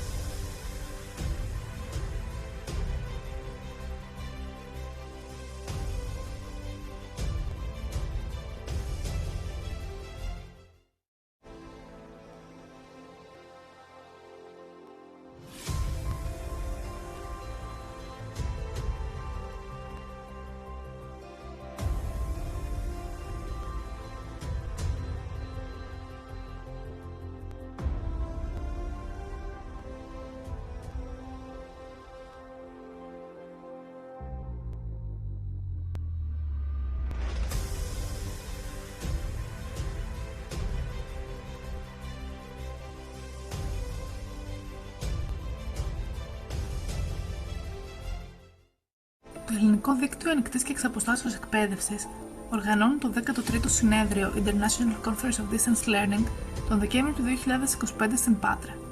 Στις μέρες μας, η εξαποστάσεως εκπαίδευση αναδεικνύεται ως αναγκαιότητα και το Ελληνικό Δίκτυο Ανοικτής και Εξαποστάσεως Εκπαίδευσης αποτελεί διαχρονικά θεσμό με καθοριστική συμβολή μέσα από τα συνέδριά του. Από τις πρώτες κιόλας οργανώσεις, η ανοιχτή εκπαίδευση αναδείχθηκε ως μια απάντηση στις κοινωνικές ανισότητες. Σταδιακά, το ενδιαφέρον στράφηκε στη δύναμη της συνεργασίας, με έμφαση στη διασύνδεση φορέων, εκπαιδευτικών και μαθητών. Από το 2013 και μετά, η καινοτομία, από αφηρημένη έννοια, άρχισε να εφαρμόζεται στην πράξη. Τεχνολογικά εργαλεία ενσωματώθηκαν στην καθημερινότητα της εξαποστάσεως εκπαίδευσης, δίνοντας νέα πνοή στη μαθησιακή εμπειρία. Ακολούθησε το 2017 μια περίοδος αναζήτησης νέων μορφών μάθησης, προσαρμοσμένων στις απαιτήσεις της ψηφιακής εποχής. Η ανοιχτή και εξαποστάσεως εκπαίδευση άρχισε να αντιμετωπίζεται ως βασικό μέσο για την ενίσχυση δεξιοτήτων του 21ου αιώνα, ενώ παράλληλα αναπτύχθηκαν μορφές συμμετοχικής διαμόρφωσης της εκπαιδευτικής πολιτικής, μέσα από διαλόγους, συνεργασίες και κοινές πρακτικές. Η πανδημία ανέδειξε με ένταση τη δυναμική της εξαποστάσεως εκπαίδευσης ως εργαλείο ανθεκτικότητας, γεγονός που αποτυπώθηκε στο Συνέδριο του 2019. Πλέον, η εξαποστάσεως και η συμβατική εκπαίδευση συνυπάρχουν σε ένα ευρύτερο οικοσύστημα που επενδύει στην τεχνολογία όχι σε αυτό το σκοπό, αλλά ως μέσο για συμμετοχική, προσαρμοστική και ποιοτική μάθηση. Το επόμενο βήμα αυτής της πορείας είναι ήδη μπροστά μας. Το 13ο Διεθνές Συνέδριο του 2025, με άξονες τις δεξιότητες του 21ου αιώνα και την πρόκληση της τεχνητής νοημοσύνης, θα πραγματοποιηθεί 5 με 10 Δεκεμβρίου στην Πάτρα. Τα συνέδρια του δικτύου καλύπτουν ένα ευρύ φάσμα θεματικών. Στο επίκεντρο των σύγχρονων συνεδρίων βρίσκονται οι εκπαιδευτικές πολιτικές και ο ψηφιακός μετασχηματισμός, με έμφαση στην ηγεσία, τη στρατηγική και τη μετάβαση των εκπαιδευτικών οργανισμών στη νέα ψηφιακή πραγματικότητα. Η καινοτομία γίνεται πράξη μέσα από τεχνολογίες όπως η τεχνητή νοημοσύνη και η επαυξημένη εικονική πραγματικότητα, βελτιώνοντας τόσο το υλικό όσο και τις μεθόδους αξιολόγησης. Η διαβίου μάθηση αναδεικνύεται ως απαραίτητο εργαλείο για την ενδυνάμωση των δεξιοτήτων του 21ου αιώνα, μέσα από στοχευμένη κατάρτιση και συνεχή επιμόρφωση. Η συμπερίληψη και η προσβασιμότητα αποκτούν ουσιαστικό ρόλο, εξασφαλίζοντας μια ισότιμη συμμετοχή για όλους, με σεβασμό στις διαφορετικές ανάγκες, στα ηθικά ζητήματα και στα πνευματικά δικαιώματα. Και τέλος, οι διεθνείς εμπειρίες και η εκπαίδευση στη βιωσιμότητα ανοίγουν δρόμους για μια πιο ανοιχτή, δημιουργική και ανθρώπινη προσέγγιση στη μάθηση. Η σημασία αυτών των συνεδρίων είναι αναμφισβήτητη. Ενισχύουν τον επιστημονικό διάλογο, καθώς φέρνουν κοντά θεωρία και πράξη μέσα από τη συνάντηση ερευνητών, εκπαιδευτικών και φορέων. Επίσης, αναδεικνύουν καλές πρακτικές στην εξαποστάσεως εκπαίδευση, δεδομένου ότι μέσα από τα συνέδρια αυτά προβάλλονται τεκμηριωμένα παραδείγματα ποιοτικής και προσβάσιμης εκπαίδευσης. Τέλος, προωθούν συνεργασίες και καινοτομία, με το να δημιουργούν δίκτυα και να αναδεικνύουν εργαλεία και τεχνολογικές λύσεις για την εκπαιδευτική πράξη. Και όσο συνεχίζουμε να μαθαίνουμε ο ένας από τον άλλον, χτίζουμε μια εκπαίδευση που ανταποκρίνεται στις προκλήσεις του σήμερα και του αύριο.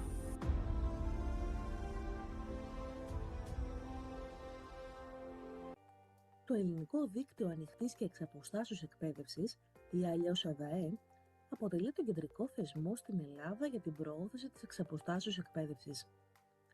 Από το 2001 μέχρι σήμερα έχει διοργανώσει σειρά συνεδρίων που συγκροτούν ένα σταθερό πεδίο επιστημονικού διαλόγου, ανταλλαγής καλών πρακτικών και ανάδειξης ερευνητικών προσεγγίσεων στον τομέα της εξαποστάσεως εκπαίδευσης. Το πρώτο διεθνές συνέδριο του ΕΔΑΕ πραγματοποιήθηκε το 2001. Έκτοτε έχουν διοργανωθεί τουλάχιστον 10 συνέδρια, με συστηματική παρουσία σχεδόν κάθε 2 χρόνια. Τα συνέδρια αυτά αντικατοπτρίζουν τις εξελίξεις στην εξαποστάσεως εκπαίδευση, από την έμφαση στις τεχνολογίες προς τις παιδαγωγικές και κοινωνικές προσεγγίσεις. Αποτελούν ένα ζωντανό θεσμό που εξελίσσεται μαζί με τις ανάγκες του εκπαιδευτικού πεδίου. Κατά την πρώτη περίοδο, από το 2001 έως το 2009, τα συνέδρια επικεντρώνονταν στις τεχνολογικές δυνατότητες της εξαποστάσεως εκπαίδευσης. Από το 2011 έως το 2015 υπήρξε σαφή στροφή προς τις παιδαγωγικές προσεγγίσεις. Μεταξύ του 2017 και του 2021 παρατηρούμε ενίσχυση της ευελιξίας και της προσαρμοστικότητας, κυρίως λόγω των έκτακτων συνθηκών της πανδημίας. Το πιο πρόσφατο συνέδριο, το 2023, εστιάζει σε θέματα τεχνητής νοημοσύνης, βιωσιμότητας και ανάπτυξης δεξιοτήτων του 21ου αιώνα. Κοινός στόχος όλων των συνεδρίων είναι η προώθηση της ποιότητας στην εξαποστάσεως εκπαίδευση μέσα από τον επιστημονικό λόγο και την ανταλλαγή εμπειριών. Οι βασικές θεματικές που αναδύονται διαχρονικά είναι η καινοτομία στην εξαποστάσεως μάθηση, η αξιοποίηση των τεχνολογιών πληροφορίας και επικοινωνιών, η διασφάλιση ποιότητας, η παιδαγωγική διάσταση, η επαγγελματική ανάπτυξη και η ισότητα στην πρόσβαση. Τα συνέδρια του ΕΔΕ δεν είναι απλώς γεγονότα. Αποτελούν ενεργό εργαλείο οικοδόμησης κουλτούρας εξαποστάσεως εκπαίδευσης στην Ελλάδα. Συντελούν στην επιστημονική τεκμηρίωση της εξαποστάσεως μάθησης, στην προβολή και ανταλλαγή καινοτόμων πρακτικών, στην ενίσχυση της επαγγελματικής ανάπτυξης των διδασκόντων, στη δημιουργία αποθετηρίων γνώσης που επηρεάζουν τον εκπαιδευτικό σχεδιασμό. Παρά τη σημαντική συμβολή των συνεδρίων του ΕΔΑΕ στην προώθηση της εξαποστάσεως εκπαίδευσης, αναδεικνύονται και ορισμένες διαρκείς προκλήσεις. Η συχνή επανάληψη θεματικών και προσώπων στις εισηγήσεις ενδέχεται να περιορίζει τη δυνατότητα ανάδειξης νέων φωνών και θεματικών ρευμάτων. Από την άλλη, η περιορισμένη εκπροσώπηση ευάλωτων ή μη προνομιούχων ομάδων, τόσο ως συμμετέχοντες όσο και ως εισηγητές, αποτελεί πρόκληση για την επιδίωξη μιας πιο συμπεριληπτικής εξαποστάσεως εκπαίδευσης. Συχνά παρατηρείται μια τεχνοκεντρική προσέγγιση, όπου η έμφαση δίνεται στην τεχνολογία εις βάρος της κοινωνικοπαιδαγωγικής ανάλυσης και των πραγματικών εμπειριών μάθησης.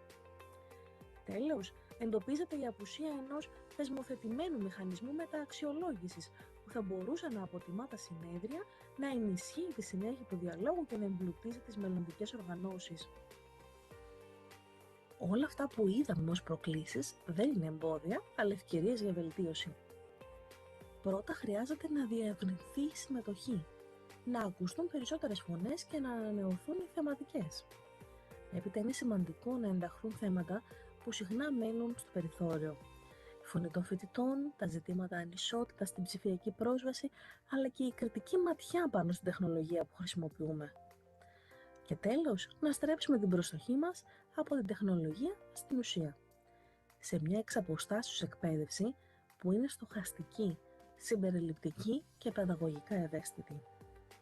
Καθώς ολοκληρώνεται αυτή η διαδρομή, νιώθουμε πως τα συνέδρια του ΕΔΕ δεν είναι απλώς επιστημονικές διοργανώσεις.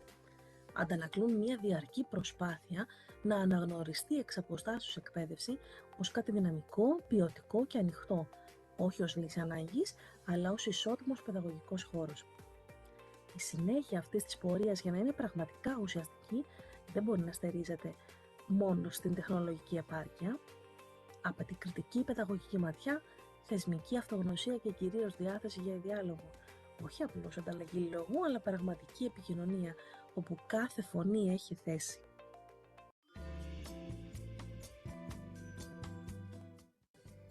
Το ελληνικό δίκτυο ανοικτής και εξαποστάσεως εκπαίδευσης ιδρύθηκε το 2002. Είναι επιστημονική εταιρεία μη κερδοσκοπικού χαρακτήρα.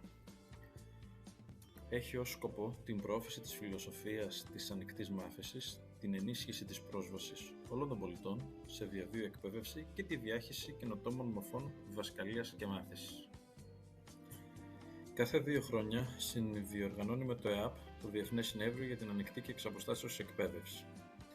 Το συνέδριο συγκεντρώνει επιστήμονες, εκπαιδευτικούς ερευνητές και επαγγελματίες του χώρου της ανοιχτής εξαποστάσεως εκπαίδευσης από την Ελλάδα και από το εξωτερικό, παρέχοντας ένα βήμα ανταλλαγής καλών πρακτικών, ερευνητικών τάσεων και καινοτόμων ιδεών. Ο ρόλος του είναι καθοριστικός για την ανάδειξη της ποιότητας στην εξαποστάσεως εκπαίδευση, καθώς τα συνέδρια λειτουργούν ως δείκτες των θεωρητικών και πρακτικών εξελίξεων στο πεδίο.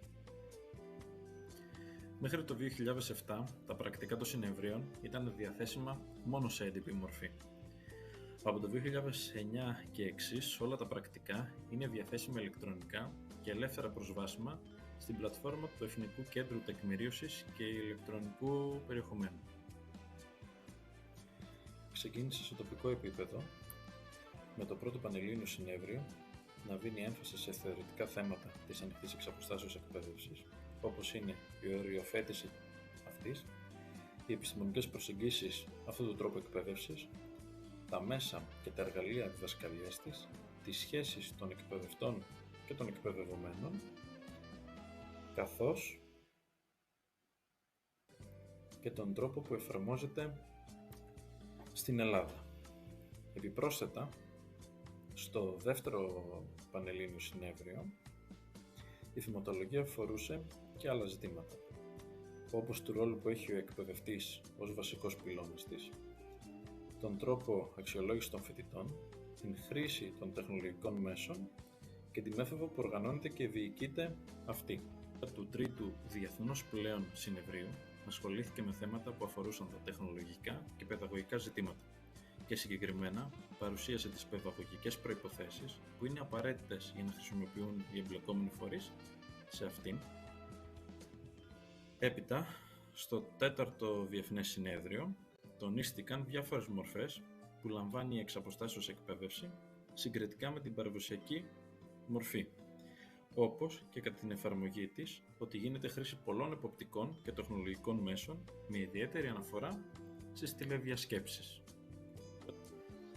Έτσι φτάνουμε στο πέμπτο συνέδριο, το οποίο εστιάζει στην παγκόσμια συνεργασία και στην εκπαιδευτική ανάπτυξη μέσω της εξαποστάσεως εκπαίδευσης, με το οποίο ταυτόχρονα ξεκινάνε πλέον τα πρακτικά των συνεδρίων να αποκτούν ψηφιακή μορφή διαθέσιμη σε όλους μέσω του ΕΚΟΤΟΥ. Το επόμενο συνέδριο έχει τίτλο «Εναλλακτικές μορφές εκπαίδευσης», το οποίο εμφανίζει στο προσκήνιο τις εναλλακτικές μορφές εκπαίδευσης, εξετάζοντας νέα παιδαγωγικά σχήματα και τη διασύνδεση με τη διαβίου μάθηση. Έτσι φτάνουμε στο συνέδριο του 2013, όπου κεντρικός ομιλητής είναι ο Άλαν Τάιτ. Στο συνέδριο παρουσιάζεται πλούτος σε ενότητες για την διδακτική, τα μεικτά μοντέλα, την αξιολόγηση, τις σύγχρονες τεχνολογίες και την ανοιχτή πρόσβαση.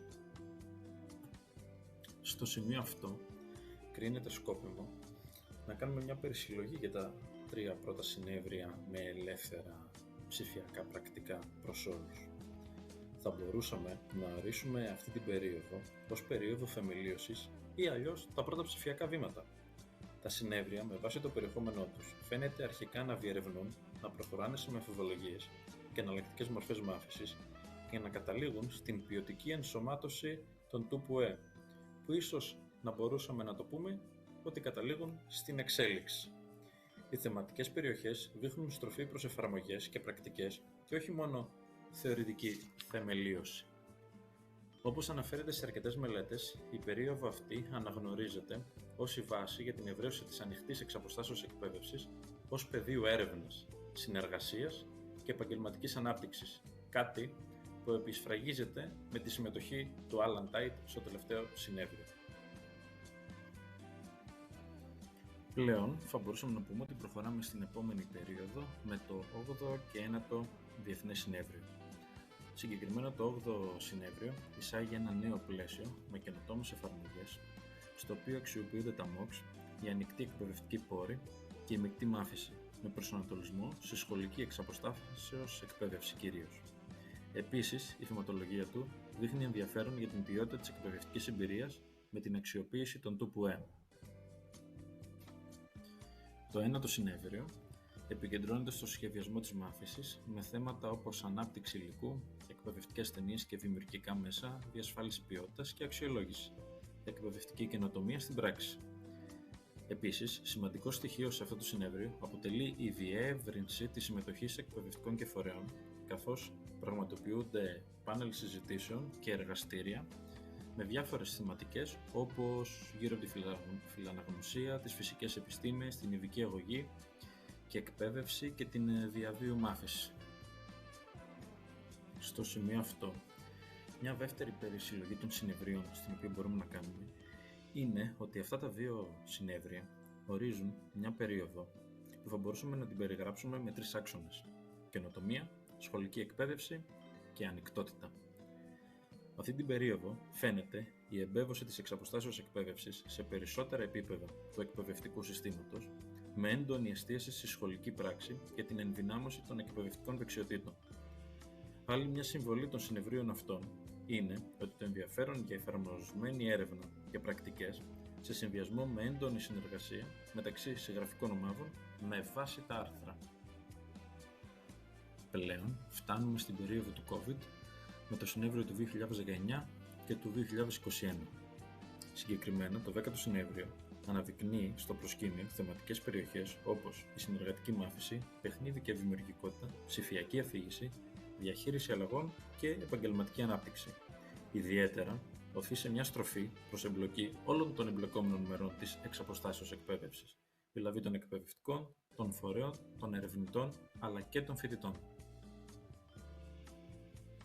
Το 11ο συνέδριο οργανώνεται σε ένα νέο εκπαιδευτικό, αλλά θα λέγαμε και κοινωνικό πλαίσιο, καθώς υλοποιείται επί COVID, εξ ολοκλήρου διαδικτυακά. Επομένως, υποστήριξε σε πρακτικό επίπεδο τη μετάβαση σε ολοκληρωτική εξαποστάσεως εκπαίδευση.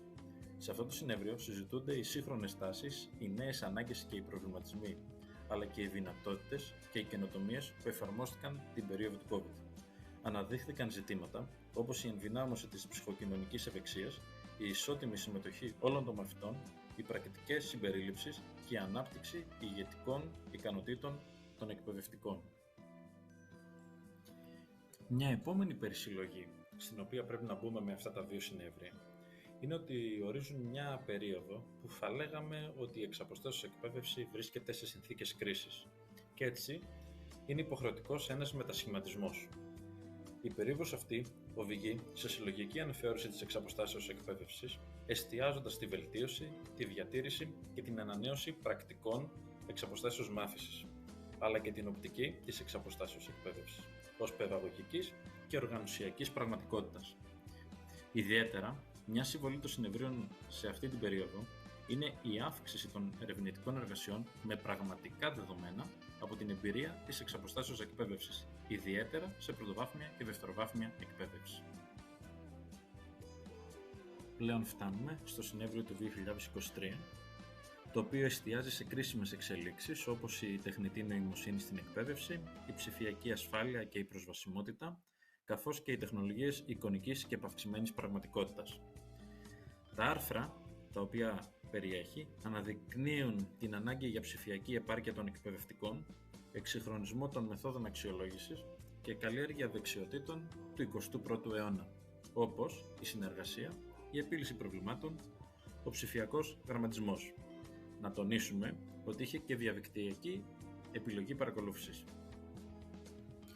Με όλα αυτά, φτάσαμε στην επικείμενη διοργάνωση που επικεντρώνεται σε 3 άξονες, θα λέγαμε. Στην ποιοτική διάσταση της αξιολόγησης, τη σύνδεση της εξαποστάσεως εκπαίδευση με τις πρακτικές πιστοποίησης και την ανάδειξη της εκπαιδευτικής ηγεσίας.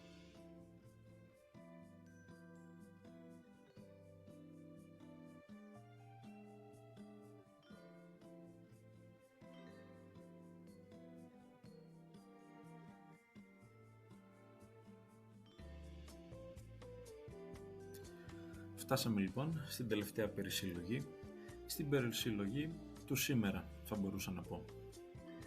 Το συνέδριο του 2023, όπως και το επερχόμενο του 2025, θα μπορούσαμε να ισχυριστούμε ότι ορίζουν μια περίοδο ψηφιακού μετασχηματισμού για το μέλλον. Ουσιαστικά σχεδιάζουν τις προοπτικές για την εξαποστάσεως εκπαίδευση στην εποχή της τεχνητής νοημοσύνης και καθιστούν το ελληνικό δίκτυο ανοιχτής εκπαίδευσης μέσω των διεθνών συνεδρίων σε σταθερό φορέα διαλόγου για τις εκπαιδευτικές μεταρρυθμίσεις στην ψηφιακή εποχή, η οποία έχει ξεκινήσει ήδη.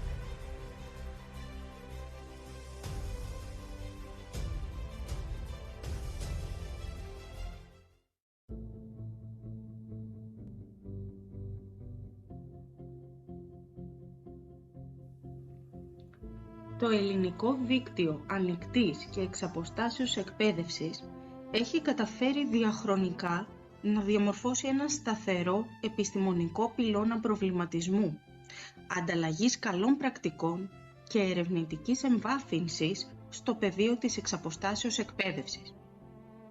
Μέσα από τα συνέδρια που διοργάνωσε από το 2009 έως σήμερα, αποτυπώνεται μια εντυπωσιακή εξέλιξη στη θεματολογία με αναφορά σε κρίσιμα ζητήματα όπως ο σχεδιασμός της μάθησης, η ψηφιακή μετάβαση, οι τεχνολογικές καινοτομίες, αλλά και οι κοινωνικές διαστάσεις της εκπαίδευσης. Από τους ίδιους τους τίτλους των συνεδρίων μπορούμε να διακρίνουμε τον προσανατολισμό της κοινότητας του δικτύου. Ο σχεδιασμός της μάθησης, οι εναλλακτικές μορφές εκπαίδευσης, η ανοιχτή συνεργασία και η καινοτομία παρουσιάζονται όχι μόνο ως παιδαγωγικές προσεγγίσεις, αλλά και ως αναγκαία απάντηση σε παγκόσμιες προκλήσεις, όπως φάνηκε ξεκάθαρα στην πανδημία του 2021. Η επισκόπηση των τίτλων των άρθρων από τα συνέδρια δείχνει έντονη έμφαση στη συνεργατική μάθηση, την κοινωνική αλληλεπίδραση και τις κοινότητες πρακτικής. Η εξαποστάσεως εκπαίδευση προσεγγίζεται ως μια διαδικασία συνολικής οικοδόμησης της γνώσης που υπερβαίνει την παραδοσιακή δασκαλοκεντρική μετάδοση και εστιάζει στον ενεργό ρόλο του εκπαιδευόμενου. Παράλληλα, επισημαίνεται ο καθοριστικός ρόλος των εκπαιδευτών, όχι μόνο ως μεταδότες γνώσης, αλλά και ως υποστηρικτικοί καθοδηγητές που δημιουργούν μαθησιακά περιβάλλοντα ενθάρρυνσης και ενδυνάμωσης. Η αυτορύθμιση της μάθησης και η ανάπτυξη μεταγνωστικών και ψηφιακών δεξιοτήτων εμφανίζονται ως βασικά στοιχεία ενός μαθησιακού μοντέλου που προωθεί την αυτονομία και την προσωπική ευθύνη των φοιτητών. Ιδιαίτερη σημασία έχει η παρουσία άρθρων που αγγίζουν ζητήματα συμπερίληψης. Αναφορές σε ομάδες όπως οι κρατούμενοι, τα άτομα με αναπηρία ή οι γυναίκες σε ευάλωτα κοινωνικά περιβάλλοντα φωτίζουν τη δυναμική της εξαποστάσεως εκπαίδευσης ως μέσο πρόσβασης, ισότητας και κοινωνικής δικαιοσύνης. Ωστόσο, τα θέματα αυτά παραμένουν αριθμητικά υποεκπροσωπούμενα, γεγονός που αναδεικνύει την ανάγκη για εντονότερη ερευνητική εστίαση και εμπειρική τεκμηρίωση στον τομέα της εκπαιδευτικής συμπερίληψης. Τελικά, η συμβολή των συνεδρίων του ΕΔΑΕ είναι πολύπλευρη. Δεν πρόκειται απλώς για τόπους παρουσίασης ερευνών, αλλά για κόμβους συγκρότησης της ταυτότητας της εξαποστάσεως εκπαίδευσης τόσο στην Ελλάδα όσο και διεθνώς. Μέσα από την επιστημονική τεκμηρίωση, τον αναστοχασμό και τον διάλογο, τα συνέδρια αυτά ενισχύουν τη θεωρητική και πρακτική εδραίωση ενός πεδίου που παραμένει ρευστό αλλά βαθιά σύγχρονο.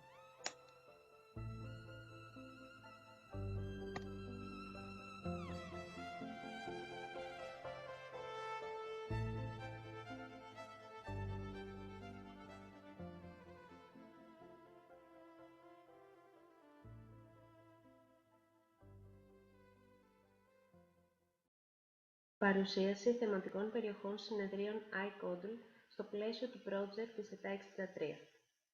Η παρούσα εργασία επικεντρώνεται στη διαχρονική μελέτη των θεματικών περιοχών που διατρέχουν τα συνέδρια iCodl.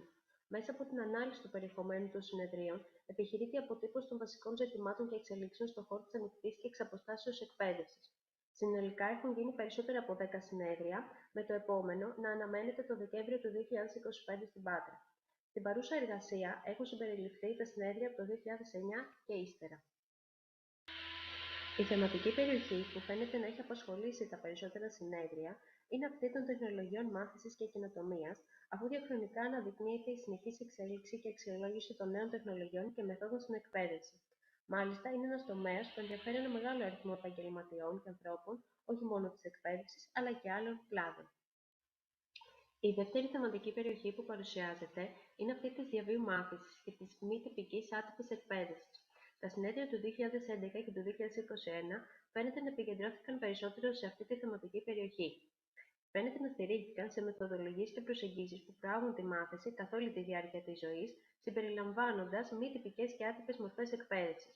Ίσως να ήταν θεμιτό να δοθεί και σε επόμενα συνέδρια μεγαλύτερη βαρύτητα σε αυτές τις μορφές εκπαίδευσης, δεδομένου ότι πολλοί κόσμος δείχνει ενδιαφέρον και προτίμηση σε κλάδους εκτός της πανεπιστημιακής εκπαίδευσης ή για να μπορέσει να πάρει κάποια πιστοποίηση ενισχύοντας τις ήδη υπάρχουσες γνώσεις και εμπειρίες. Στα συνέδρια του 2013, 2017 και 2019, οι τεχνικές μεθοδολογιών και σχεδιασμού μάθησης φαίνεται να είναι η θεματική περιοχή που κέρδιζε το ενδιαφέρον της. Είναι ένα βασικό πεδίο έκφρασης και καινοτομίας στην εκπαιδευτική τεχνολογία, αφού επικεντρώνεται στην ανάπτυξη και εφαρμογή νέων μεθόδων για ένα πιο αποτελεσματικό σχεδιασμό των εκπαιδευτικών προγραμμάτων και των μαθησιακών εμπειριών. Η εκπαιδευτική πολιτική και οι στρατηγικές στην εξαποστάσεως εκπαίδευση απασχόλησε τα συνέδρια του 2009 και του 2011, δίνοντας το έναυσμα για την προώθηση της εξαποστάσεως εκπαίδευσης και της αναβάθμισης της εκπαίδευσης γενικότερα. Μάλιστα, και στα δύο τελευταία συνέδρια, του 2021 και του 2023, δόθηκε βαρύτητα στην προώθηση της εξαποστάσεως εκπαίδευσης εξαιτίας της πανδημίας που άλλαξε άρδιν τον τομέα της εκπαίδευσης και όχι μόνο. Το τρίπτυχο της αξιολόγησης, της διασφάλισης ποιότητας και της πιστοποίησης συνέταξε τα συνέδρια του 2013 και του 2017, αφού είναι σημαντική πυλώνη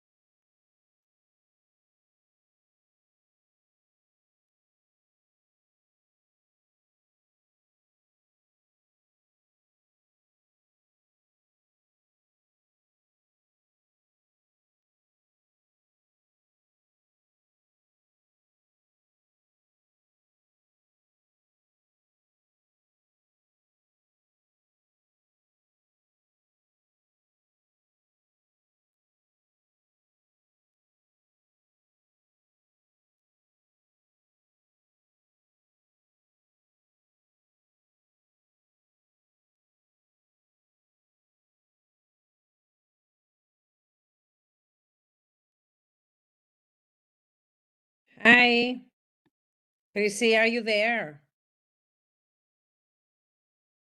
Hello. Yes. Maria? Yes. Yes. We are going to start in a few seconds.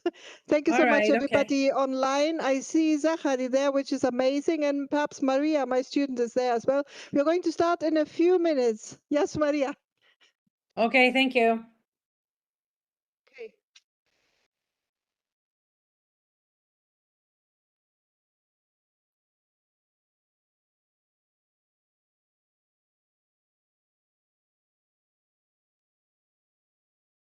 με υποτίθεται στο Προεδρείο. Okay.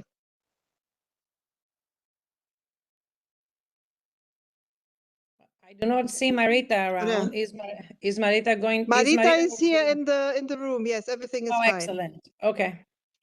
Okay, a very warm welcome, everybody, to this session. We have 5 very exciting presentations. We have some colleagues here in the room, but also online. We are going to make a start because, well, I have to tell you, we just came back from Chaya Klaus and had some wine, so we may do some singing as well. Anyway, okay, so we are going to make a start, and the first presentation is, well, I haven't introduced myself, so this is the effect of wine. It's what happens. My name is Christine Ranzi, and I'm going to chair this session with my dear colleague, Maria Avierinu, who is also online with you. I can see her on the screen, so big hello to Maria.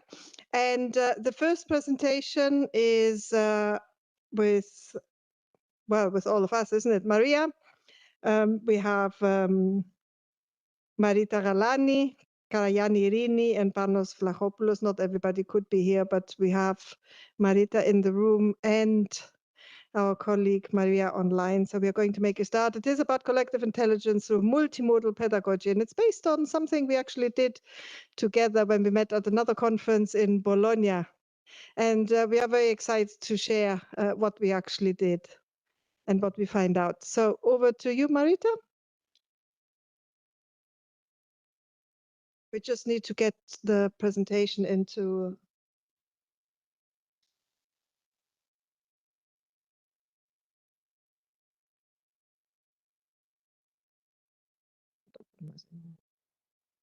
Πώς θα μπούμε εδώ.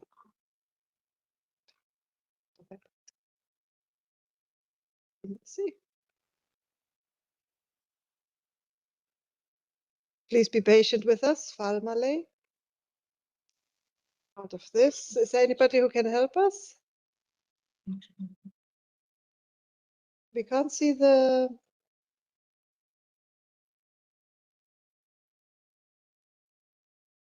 Αυτό είναι? Όχι. Okay. Δεν είναι. Αυτό, για να δούμε. 1 minute, please. Να το αφήσω? Okay, colleagues online, if you would like to introduce yourself in the chat so we use the time a bit productively, that would be amazing. So we can see the chat here in the room as well. Thank you. Okay, can I just ensure that all presenters are in the room or online? Apart from, I see Garefalia Kyriakea, who is with us, and she's going to be our guest presenter for today. Okay. Who else do we have in the room or online?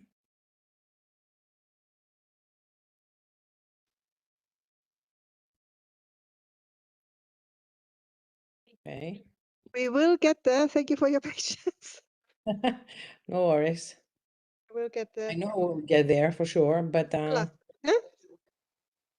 we have to wait. Okay, that's fine.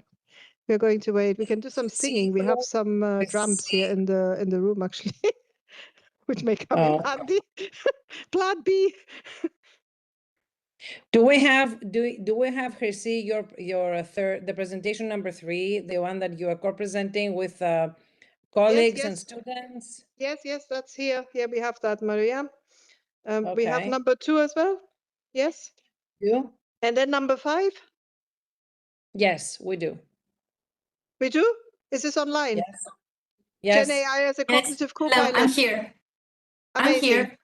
Thank you. Okay, we are all here. We are going to make a start. It's just the WebEx we have problems with at the moment, but we will get there. So this means that each presenter or each session will have about 12, 13 minutes, okay? So that then they'll be able to at least receive 1 question and be done by 6 o'clock.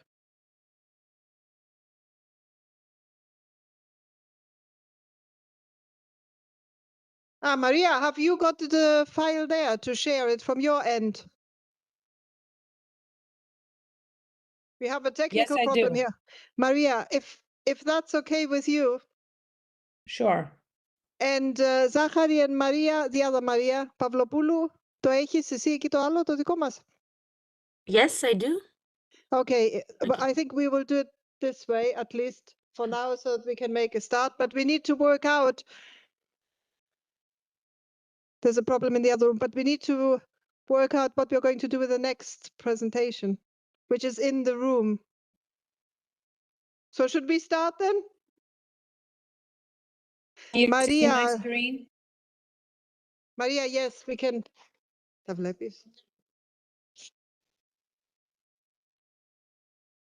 Can you see my screen? Can everybody see my screen? But I don't know what's happening in the room. Εγώ θα το...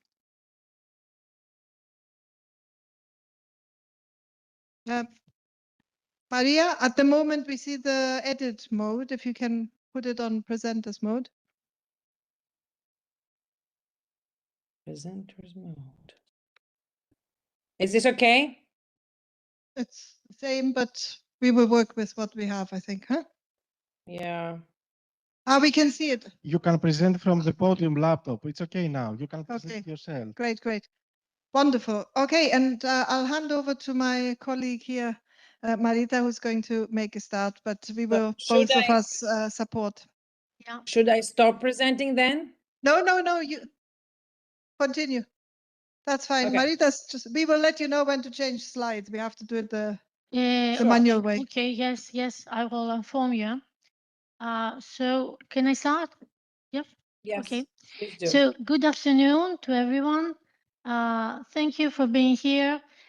It's a great pleasure for me too to be with you.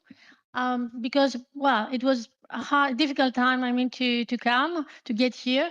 But really, I would like very much to be with you and to meet again some colleagues very precious to me, whom I respect, I admire, I appreciate, I could say I love.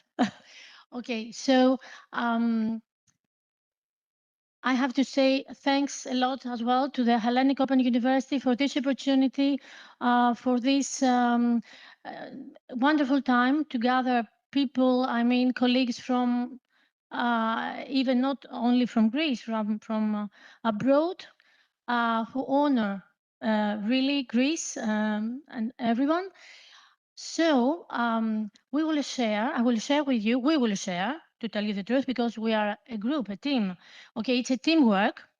So my colleagues, okay, yeah, it's an honor.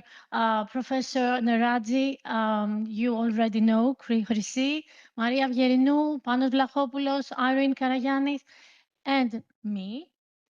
Okay, so we will share with you a very authentic and original work. It's a project inspired during the Eden Conference 2025 in Bologna.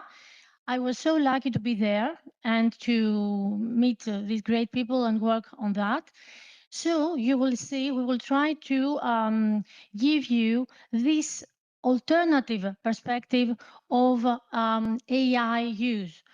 Because I think, yeah, we could change the slide, Maria, if you can, please. Maybe what we could add here also is that the project brought us together because we all presented and were at the same conference in Bologna. We found each other and we wanted to collaboratively and collectively reflect on our experience and what we learned from that in a creative and critical way. Yeah, exactly that. And what it is really, I think, very original and very new is that, okay, of course, generative AI has been integrated more or less in higher education, and it brought a lot of stress, I think, a lot of anxiety. Okay, excitement, but also uncertainty somehow.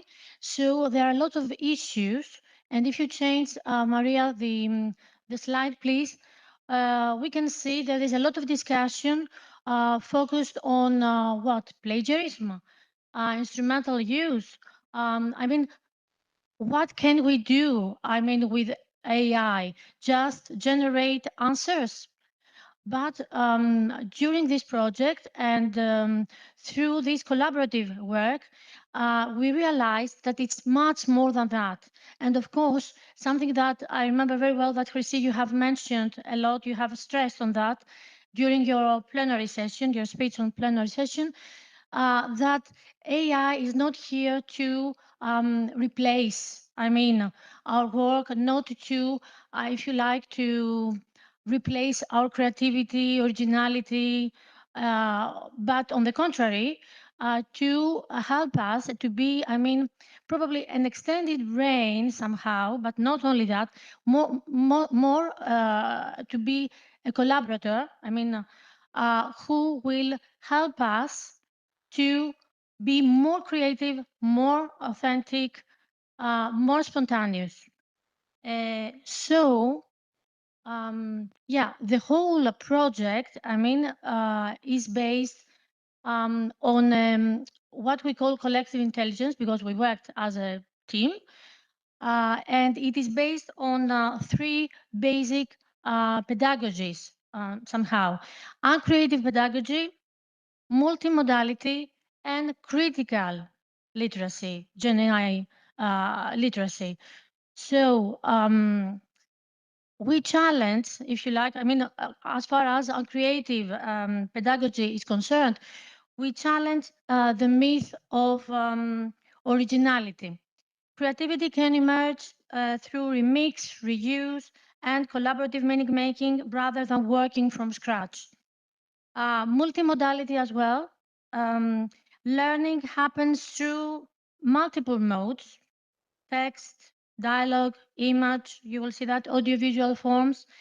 AI helps us combine these modes and support deeper critical reflection. And critical Gen AI literacy, that means that learners should not only use AI, but also understand how it works, its social implications, and the power structures embedded within it. So the project called People, Places, and Pasta, of course, that reminds me of wonderful time in Bologna. During the conference and after the conference, maybe you know, it's like in ancient Greece. The best things happen when we eat and drink. Okay, so that's why I think it was so successful, the whole idea. So I would like to tell you that we created finally something that we could call a toolkit. I mean, this toolkit is composed by 4 artifacts somehow. So it's a pedagogical recipe. Yes, thank you, Maria. A pedagogical recipe. That means that we approached AI in a playful yet intentional way, using the metaphor of cooking to rethink pedagogical practice. Okay, I think that's great. We'll let Maria maybe add something if she would like, because Maria is doing a lot of work on multimedia also, and she's an editor for the Visual Literacy Journal. Maria, would you like to add something about the Thank you, 4 things? Chrissy. Thank Outputs? you. Thank Thank you.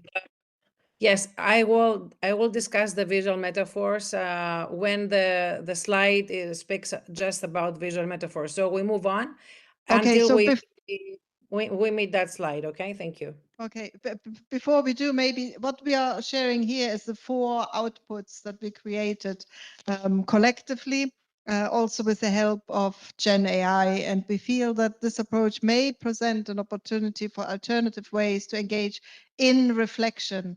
So for potentially in teacher education, staff development, but also with students. And the idea is that this is not a reflection that happens on our own, where we close in and don't share. So this is open sharing from the from the start of the process, which is can be quite liberating, but also quite scary for some people, for some educators who feel that, okay, I don't really want to share that whatever I experienced wasn't that positive. But I think we need to overcome this hurdle. and connect with our colleagues, because we can learn a lot through that process. Yeah, Okay, Maria. yeah, and I would like to add something on that, that we were people, for example, okay, I mean, educators coming from different backgrounds, somehow from different countries, because, okay, even you are Greek, but you work in a British pedagogical environment. I mean, okay, it's a different context, more or less. So people from different backgrounds, from with different pedagogy sometimes, okay, but we work together, and it came up something so original and authentic and so creative. And okay, the pedagogical recipe is one tool. Another tool was the Socratic dialogue.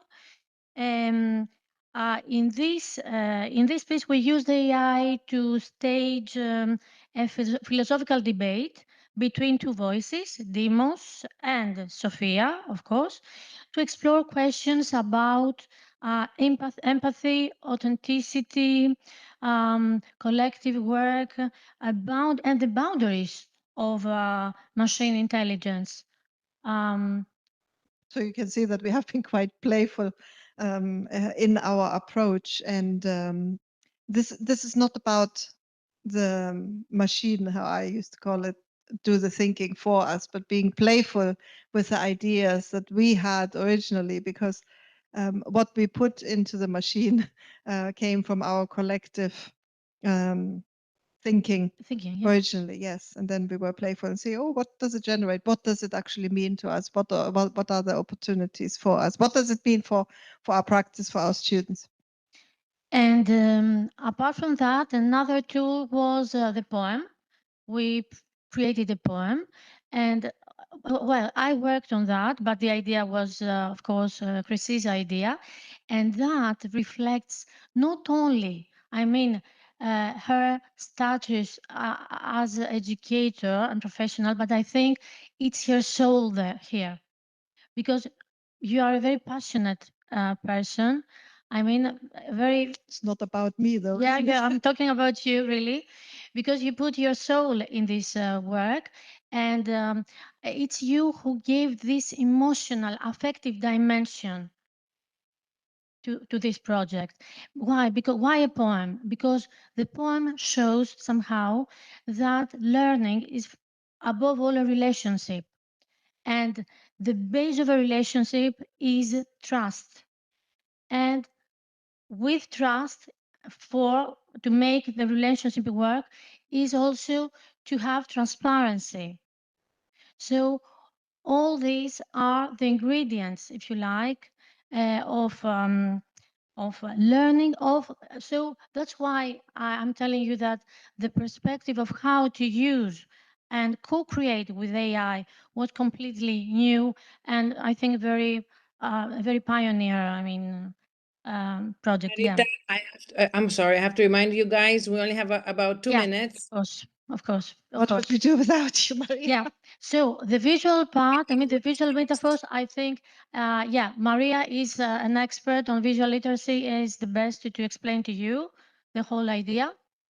Okay, so we had those slides here for people to see in more depth the different tools that we have used, okay? And that's a nice excerpt from the poem, Learning is a Relationship, Trust is Infrastructure, Transparency is Non-Negotiable. So now with respect to the visual metaphors, real quick, what I'm going to say is that this is, of course, another tool that we use for the project. And we explore how those metaphors can act as powerful mediators of meaning in online distance education, in the development also of critical Gen AI literacy. And these metaphors allowed us to externalize tensions, hopes, and uncertainties around Gen AI.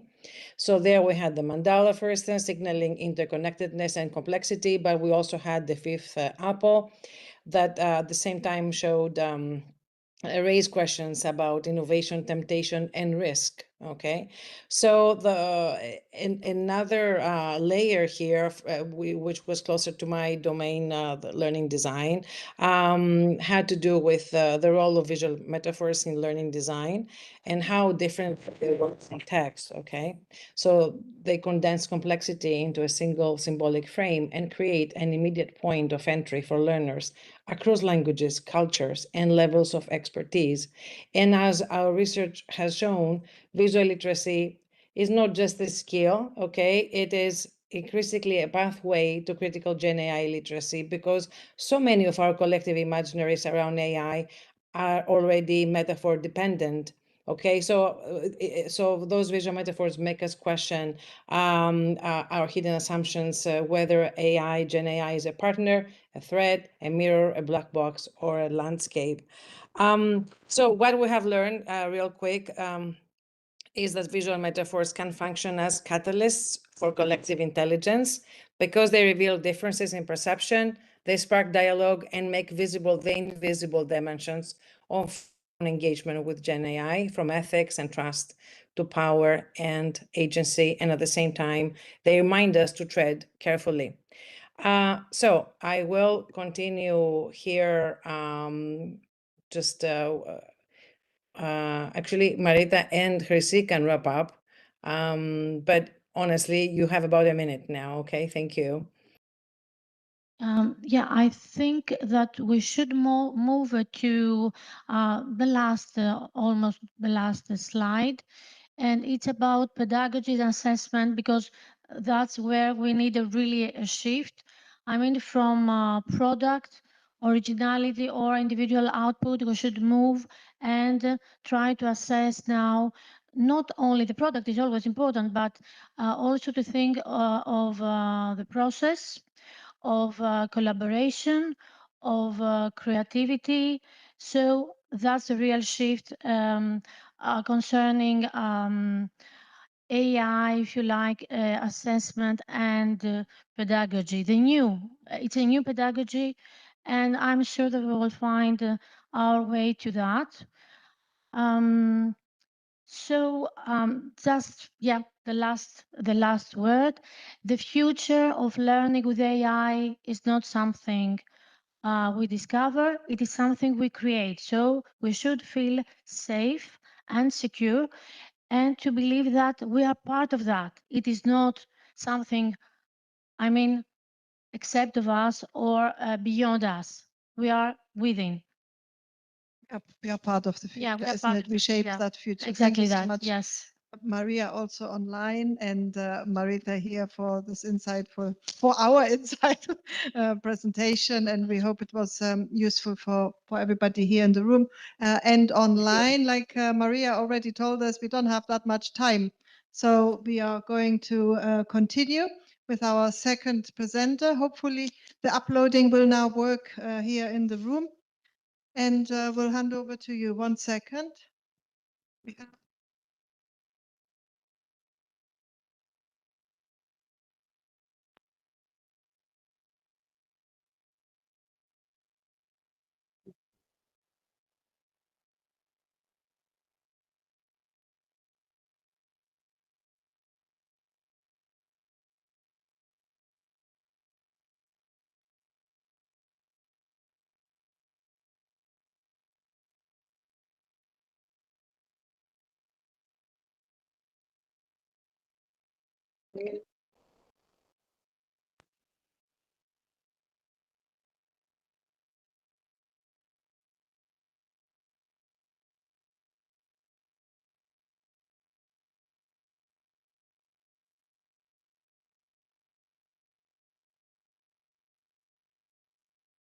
So we are going to move in a few seconds to the second presentation, which is when clicks reveal student frustration, a sensor-free analytics approach with adaptive thresholds by Tony.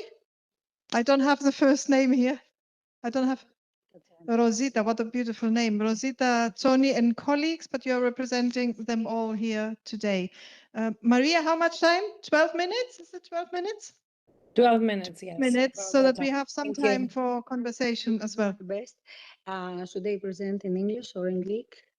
In English or in Greek? In English? In English, please. English, okay. Okay. So we will talk about frustration in online learning environments. Now, distance learning is a distinct educational field that mainly, among others, aims to overcome, we leave them there, mainly aims to overcome the challenges created by the physical distance between students and their tutors or their peers. Now, many factors can trigger frustration and negative emotions during learning. In the literature, both older and more recent, it is often mentioned that students in distance learning environments report feelings of loneliness and frustration more frequently than traditional learning settings. Whether we are talking about fully online courses, blended learning, or even traditional learning settings, such feelings sometimes overwhelm students. Now, students' feelings, emotions play a very crucial role in the learning process, and frustration in particular is associated with several negative outcomes, such as difficulty of keeping up with coursework, reduced satisfaction, lower academic achievements, and even a higher risk of dropping out. Now, the emotion of frustration is a problematic cognitive affective state that is often described as a state of being stuck. But how can we evaluate someone's emotions? When we are in person, this is very easy to do because there are many signs that can help us understand if they are feeling frustrated, facial expressions, body movements, even tiny little clues that sometimes we pick up unconsciously. This makes it very easy for us to do. But in a distance, however, we try to gather all these clues, all these hints without physical presence. That's not a very easy task. Now, there is an obvious trade-off here. On the one hand, we want to gather as much information, to collect as much data as possible in order to improve learning. On the other hand, we risk crossing personal data boundaries. Many studies has explored these issues, and knowledge is constantly updating as we have in our hands new technological tools. Now, one of the first and most straightforward approach is self-reported feelings. Students are simply asked how to describe their feelings in different moments of their learning process. However, this method has several limitations. One of the most important is that people often don't tell the truth, especially when they are asked to fill in questionnaires, which is a very well-known bias called social desirability bias. A second, more reliable solution involves the use of sensors, either on their own or combined with self-report data. Sensors can collect eye movement, body temperature, heart rate, and and a lot of other information and a lot of other data. And these studies tend to be more accurate, but they also have notable drawbacks, higher costs, very high complexity, technical complexity, and significant privacy concerns. A less costly solution and a privacy-friendly solution is to use implicit data that may seem to be less useful, but if we combine them the right way, we can have useful information. For example, we can use click rate.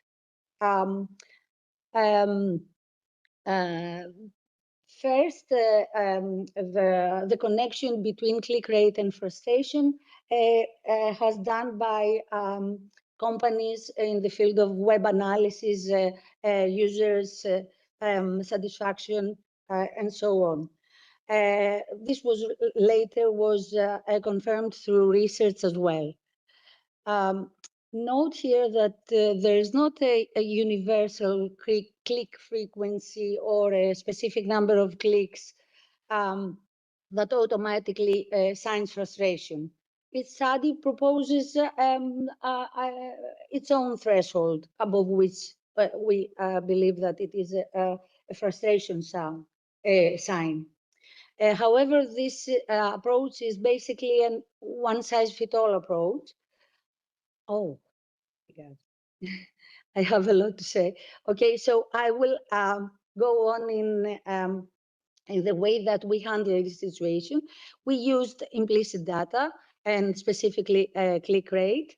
And also we used an adaptive threshold. That means that we adjusted the threshold to each individual. And now, this is the data sample. We had 175 students of a postgraduate course of the Hellenic Open University during the academic years 22-23.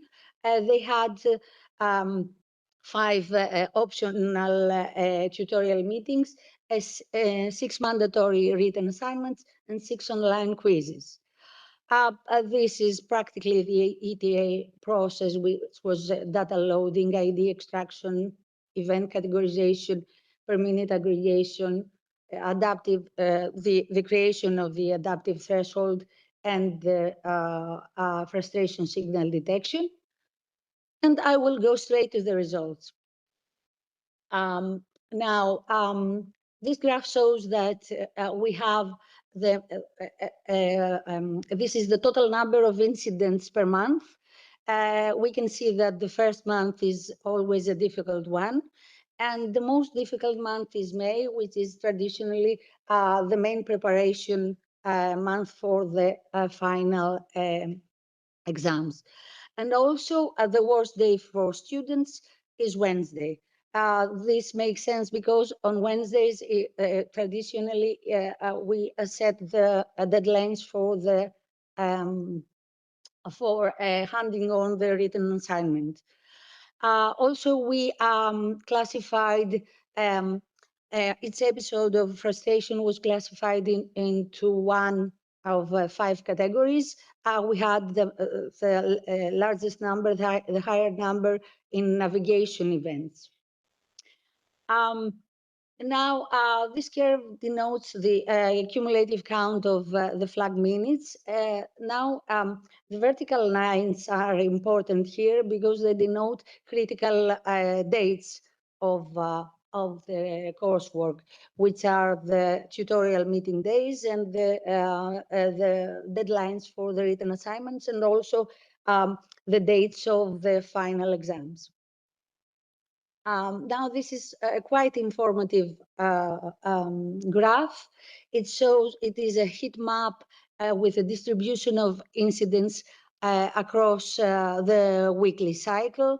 And here we can see that we have a lot of frustration signs at just at the end of the due date of the final of the written assignments. This means that students are very frustrated during the night and very close to the end of the deadline of the written assignment as it was expected. Now, this is the daily sign counts. As we can see, we have a perfect alignment of the spikes with the due dates of the written assignments. And here is category-wise signals. So we can see that at the end of the course, we have spikes on events concerning navigation. And also we have a lot of events in the forum community. That means that students find a way of expressing their negative emotions while using the forum. What we've done here is that we computed the spike days, which are days that we had notably higher frustration signals than other days. So here also we have a perfect alignment with the dates that they had to hand on assignments. And this graph denotes the incidence count around important dates, which shows us that the most stressful event is the final exam, and the second most stressful was the fourth written assignment and the fourth quiz. So the conclusion of all this is, as it is already known, learning environments have to be both academically supportive and emotionally responsive. This log file based approach provides scalability, lowers implementation barriers, and better address privacy concerns.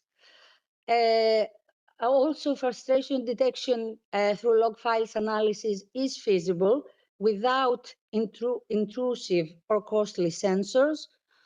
And of course, by detecting frustration, provide us the opportunity to make timely intervention that reduce disengagement and dropout.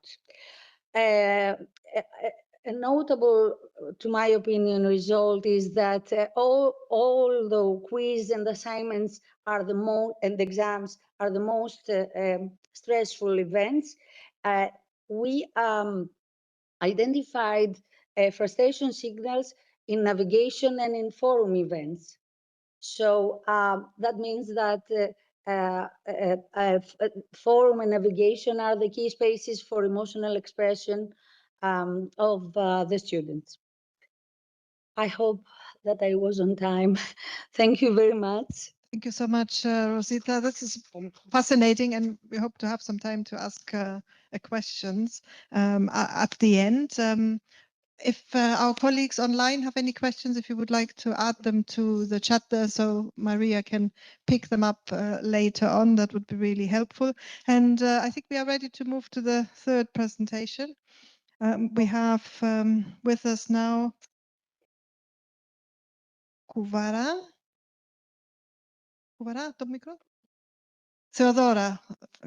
Theodora, and the presentation is, the title is Classroom Ready AI in the Humanities and Ethics by Design e-course and the STEAM Digital Lab for Teacher Professional Development. We're just waiting for the presentation to load, and we are going to be ready in a tiny bit. Thank you for your patience. This insert.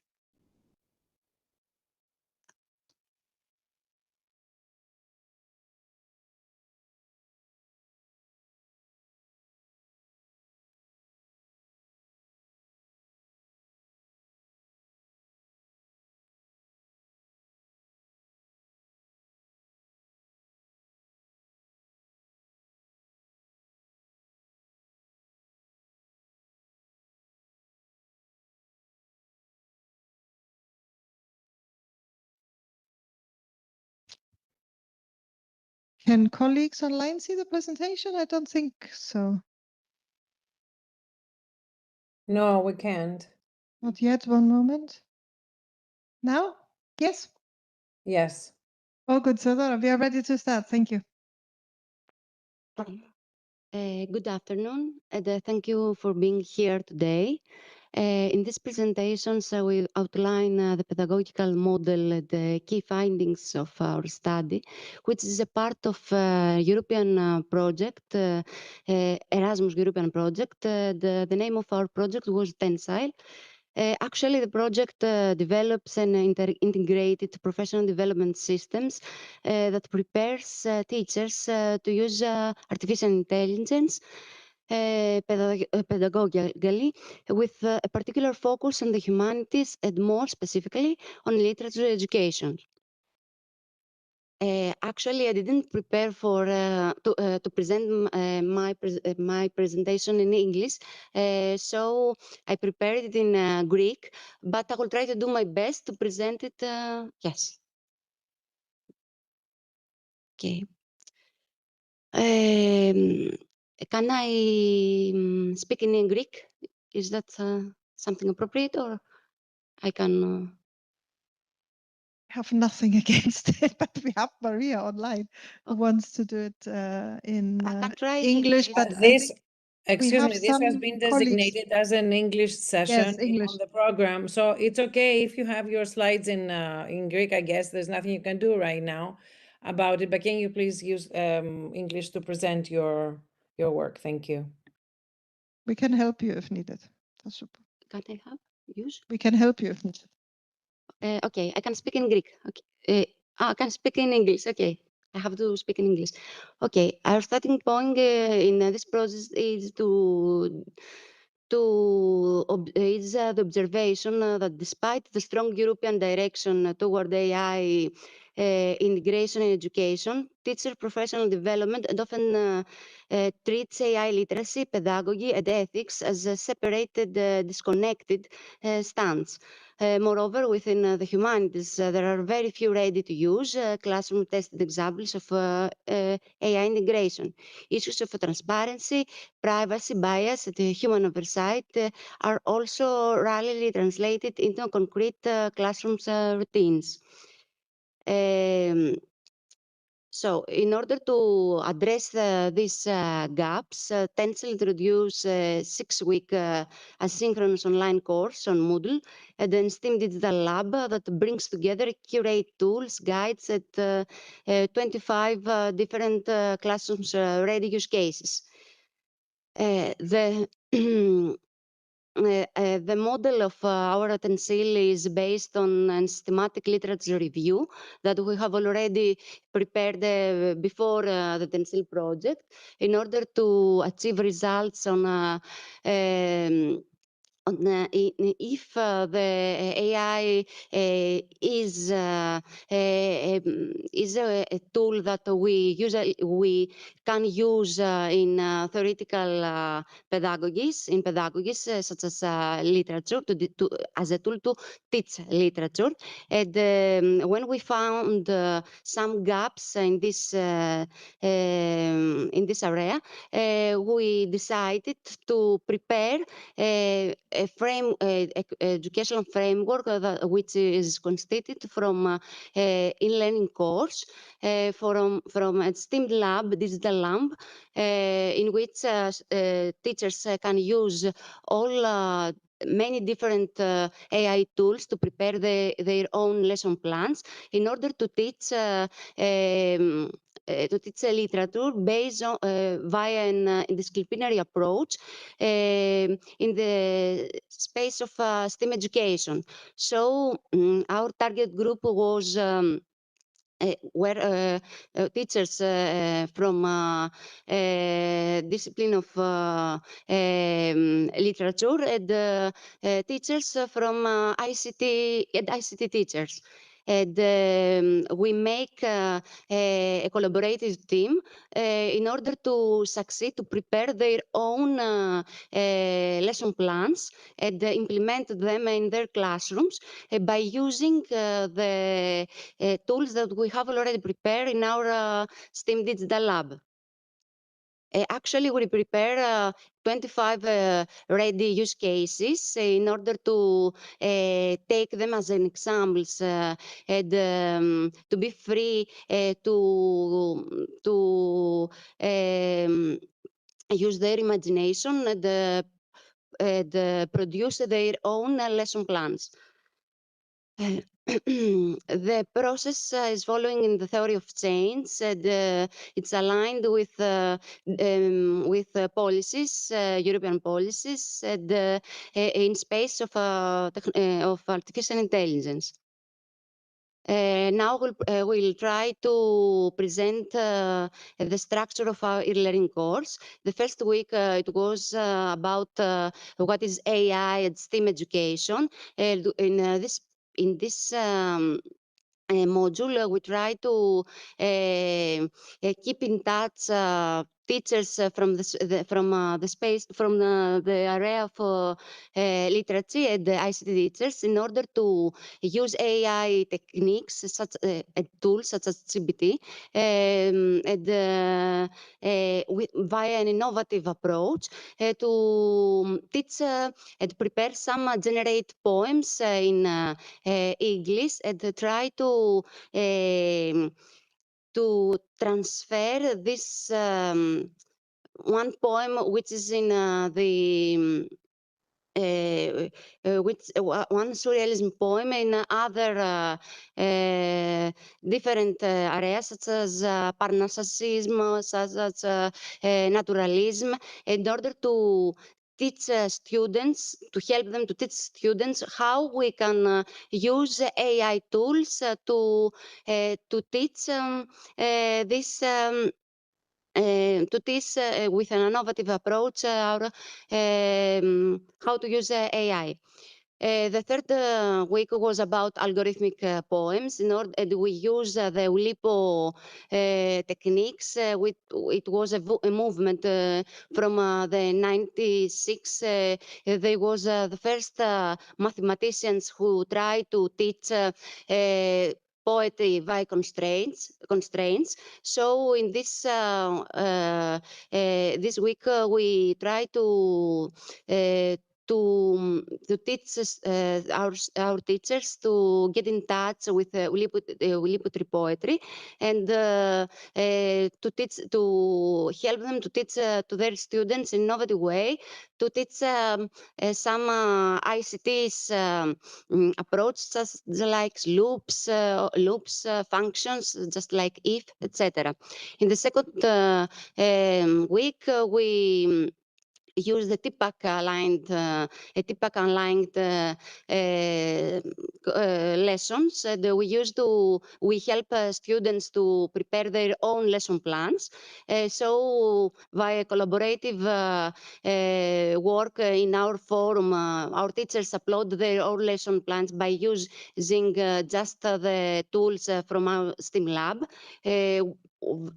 by a unique way. In the five week, they upload innovative lesson prototype lesson plan use cases. For example, literacy support chatbots by using some tools from STEAM Lab, just like machine learning for kids or teachable machines. And in the last week, we help them to understand how they can use how they can assess these results, and that in this week we insert some themes about the ethics and how they it's very important to teach help students to use AIs ethically. Okay, now it's about the lab, so I will proceed with the second said. In this, as you can see, I have some examples, but I will proceed. You can see all this. You can see them in my journal. So let's proceed with some results. In this project, we are trying to help educators to understand how networks, neural networks works in order to teach students disciplinary by designs, models in which their students can use machine learning for kids and other platforms to recognize different ways to use AI tools. And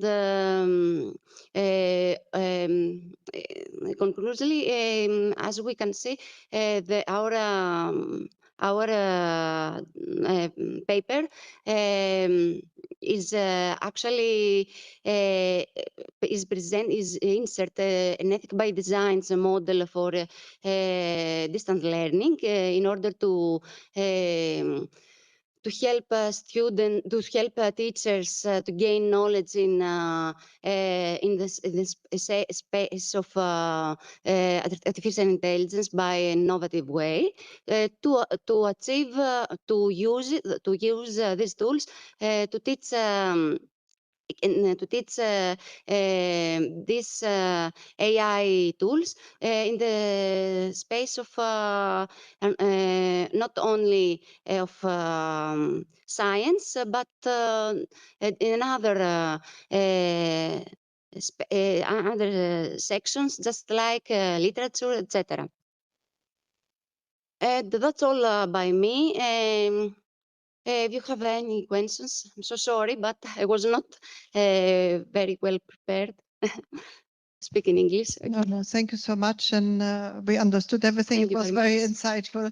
A big round of applause. Thank you, Theodora. Thank you. Great. Okay, so we are going to have questions at the end for all the presentations, if that's okay. And we are going to hand over to our next presentation. If Maria, you can share online, that may be easier, perhaps. And the next presentation is a project I've been involved in with my students, Maria and our PGR, our doctoral student, Zachary, who are both there. Are you both online? Yes, Chrissy, I'm here. Yes, wonderful. And first of all, I have to say that it's amazing. We have amazing students at the University of Leeds. We are all very proud of them, how they engage, not just in learning, but also in curriculum design. And I was very lucky, and I am very lucky to work with Maria and Zachary and Alexandra, who unfortunately couldn't be with us today. But we are going to share with you how together we have reimagined a postgraduate module using problem-based learning and how we have normalized the use of AI in that module. Maria, and here we are. Okay, so here we have everybody. Maria, would you like to introduce yourself briefly? Yes, of course. Good afternoon, everyone. My name is Maria Pavlopoulou. I'm Greek. I'm a Greek teacher. I'm a teacher of Greek and an MA student in digital education at the University of Leeds. I'm Chris's student, and I'm more than happy to be here with you, at least online. Wonderful. Thank you so much, Maria. And Zachary? Zachary has a beautiful name, isn't it? Zachary in Greek. And I've told him what it means. Yes. And then Tsai at the end as well, isn't it? Zachary, please. Hello, everyone. I'm Zachary. I'm a Doctor of Education candidate in language education. I'm originally from Malaysia, and my research interest is technology enhanced language learning. Thank you very much. Thank you so much. And Alexandra, you see her here smiling on the screen. She's again on the MA in digital education as well. Okay, we can move on. Great. So first of all, we would like to look at the context of the module, what the module is about. And Zachary, we'll hand over to you. Right. So first and foremost, I will explain the context of the module. So basically, this is a newly reimagined module involving a module leader, a teaching assistant, and a students as consultants. The module is a highly participatory and collaborative where postgraduate students of MA Education program at the School of Education, University of Leeds will explore discourses and debates around technology and its roles in different contexts. So I would like to highlight that this particular module encourages students to make sense of their own experiences, whether teaching in primary school, secondary school, higher education, and many others, to explore real challenges and opportunities directly connected to their practice so that they will be able to get the most out of the learning experience. And I would also say that this particular module also brings a window to the world because it means that the students will be able to explore and experiment with different digital tools, including generative AI, which enables human-AI interaction. And at the same time, we also aim to involve students critically with the literature, with their peers, and also those outside of the module. And we will explain this further later when we talk about the module companion. Next slide. Right. Next slide. And I'll also be talking about the student perceptions on AI. So as you can see from the slide here, according to Jane's 2025, students are beginning to use AI in various collaborative ways. Some of them mention that AI are used to be in teamwork, and also in a few cases, it was even built into their assignment to treat AI as a kind of team member. So basically, they generally saw AI as a positive experiences. But what stood out is that students often use AI as a critical friend, meaning to say that AI is used as something that could give them feedback to help them to identify gaps or suggest additional activities. So from here, we can understand that AI isn't just a tool for generating answers, but it's something that we interact to support us with our thinking and helps us to see things that we might have missed. So this shows that student perceptions on AI are moving beyond novelty. They are starting to see AI as part of their learning processes, especially in collaborative settings. Next slide. Right. So in this module, we place a strong emphasis on staff-student collaboration, as you can see from this particular slide.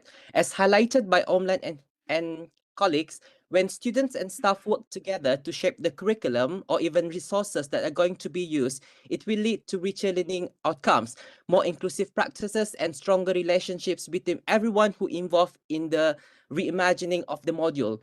So I would like to highlight 3 key points from this literature. The first one is positioning, where co-creation can sometimes feel very challenging because students and staff may enter with different roles or expectations. But when we work through collaboration, these positions can shift. Co-creation helps us to rethink our roles and work together more openly. The second one, the voices. So when we work as co-designers, so we actually encourage our students to share their experiences and perspective. We tell them that your voices matter, and bringing those voices into the process strengthens the design of the module. And finally, agency.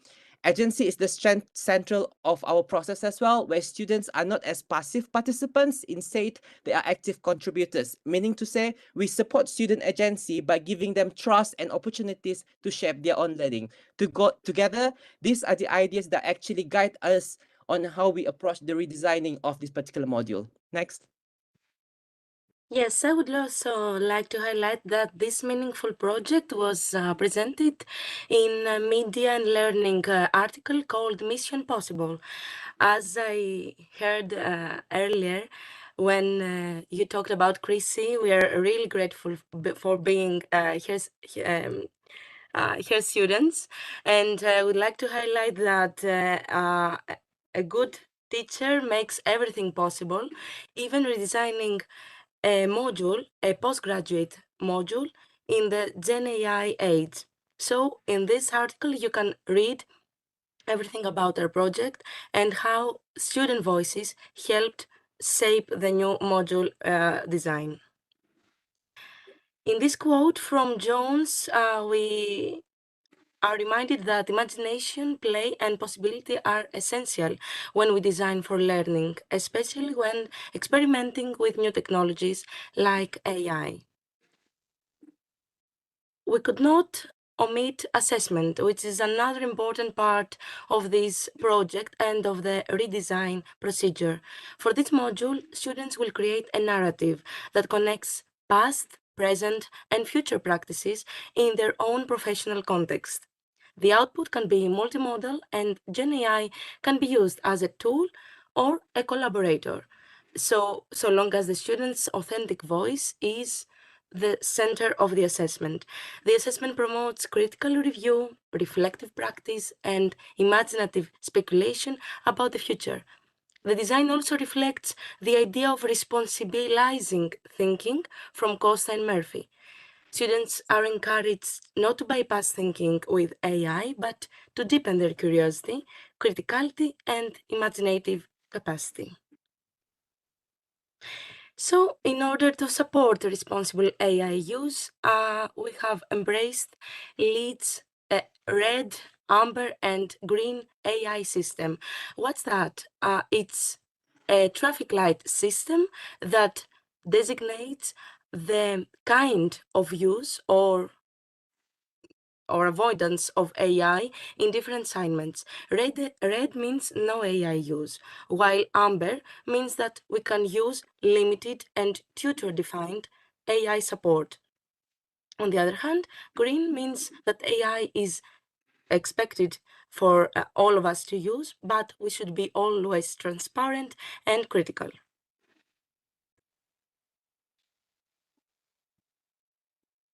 Oh, this is me. I think we have limited time, so we are going to move fairly fast because we have one more presentation. So this is just a navigation plan.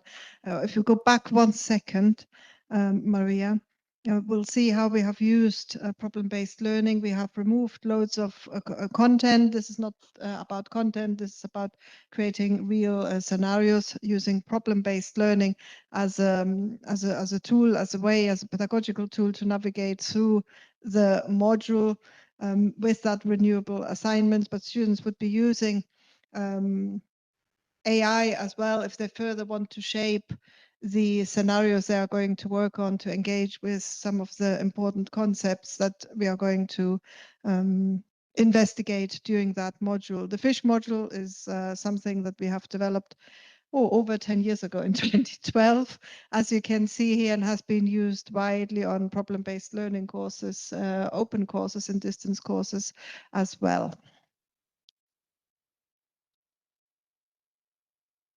So here we see just how the learning is scaffolded, how the seminars will take place, how learning is framed, what's happening before and after the seminars, but also some of the resources that some of the students you see here with us today already have created for the module, and everything actually sits in an open book that can be used and downloaded by anybody, not just the students who are on the module. Maria. Zachary?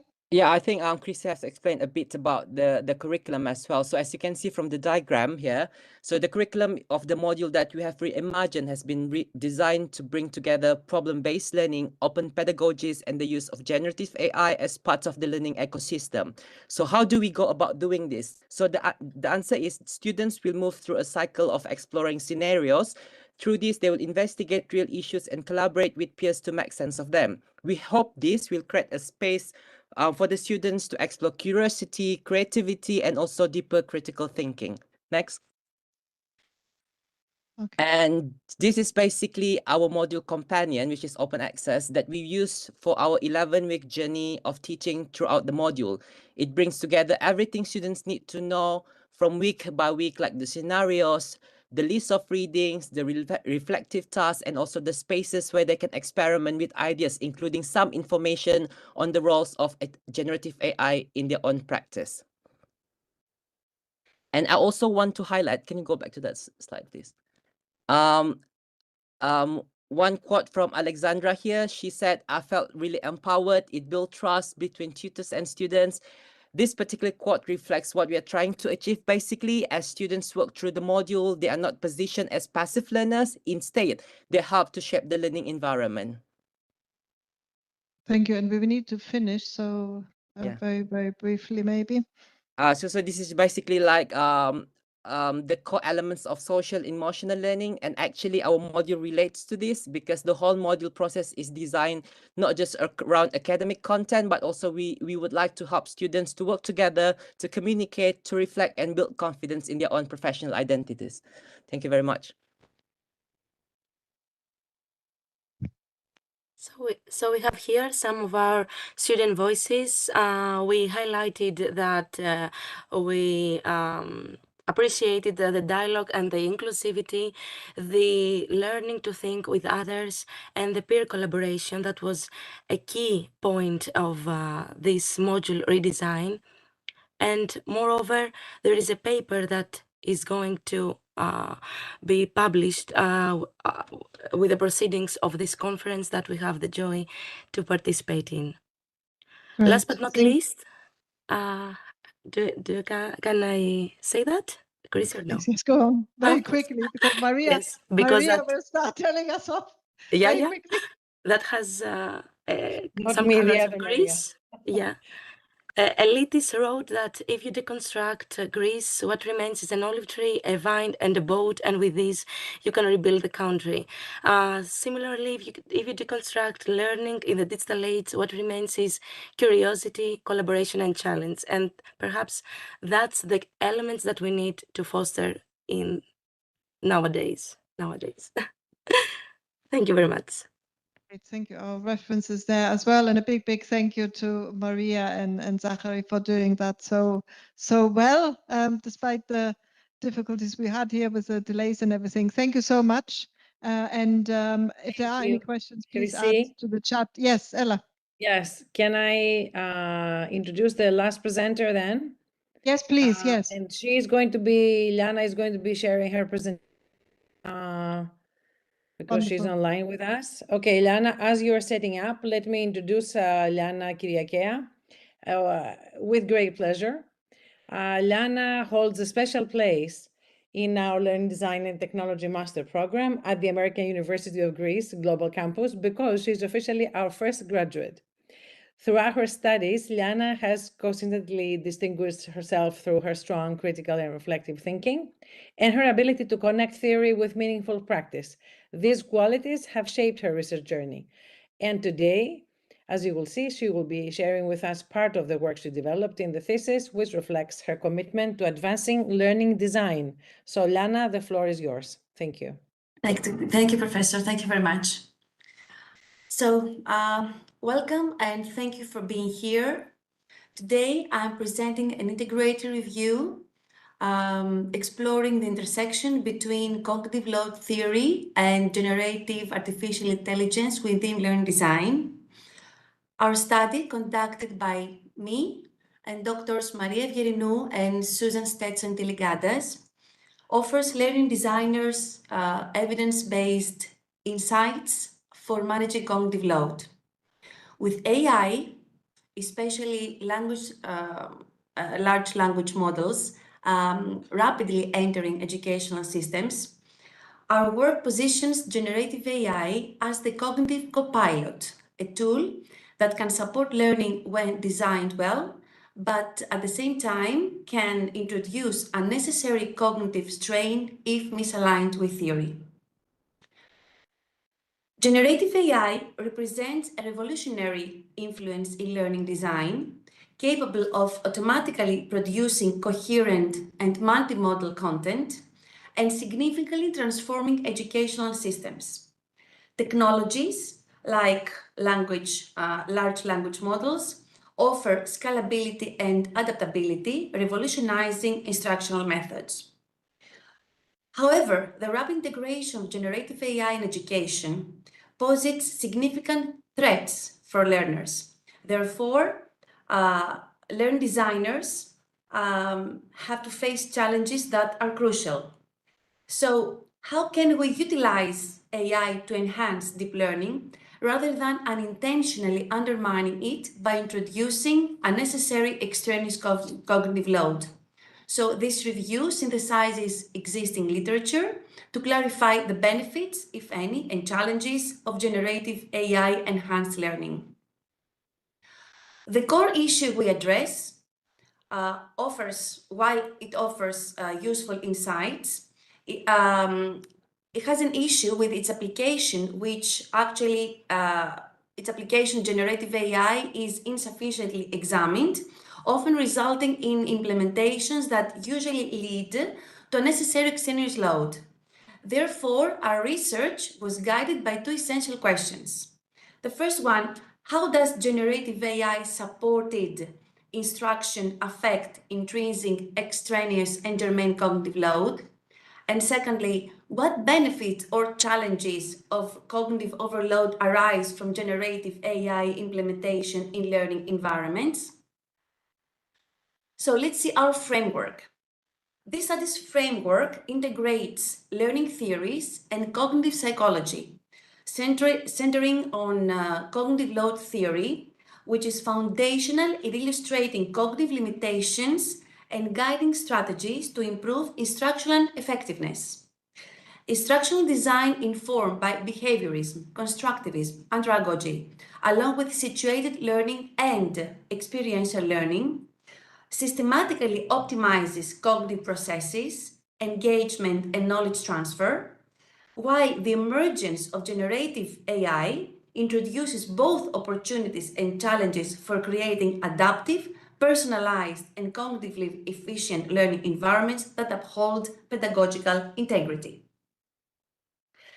Cognitive load theory identifies three types of cognitive load. Intrinsic load entails the inherent complexity of material, which is demonstrated and determined by the number of interacting elements necessitating these simultaneous processings. Extraneous load denotes the mental strain arising from the manner of presentation, usually confusing layouts or unnecessary content. And finally, germane load, that is the load that encompasses the cognitive resources dedicated to deep processing, specifically schema formation and automation. Therefore, effective learning designer aims to manage intrinsic load, minimize extraneous load, and maximize germane load.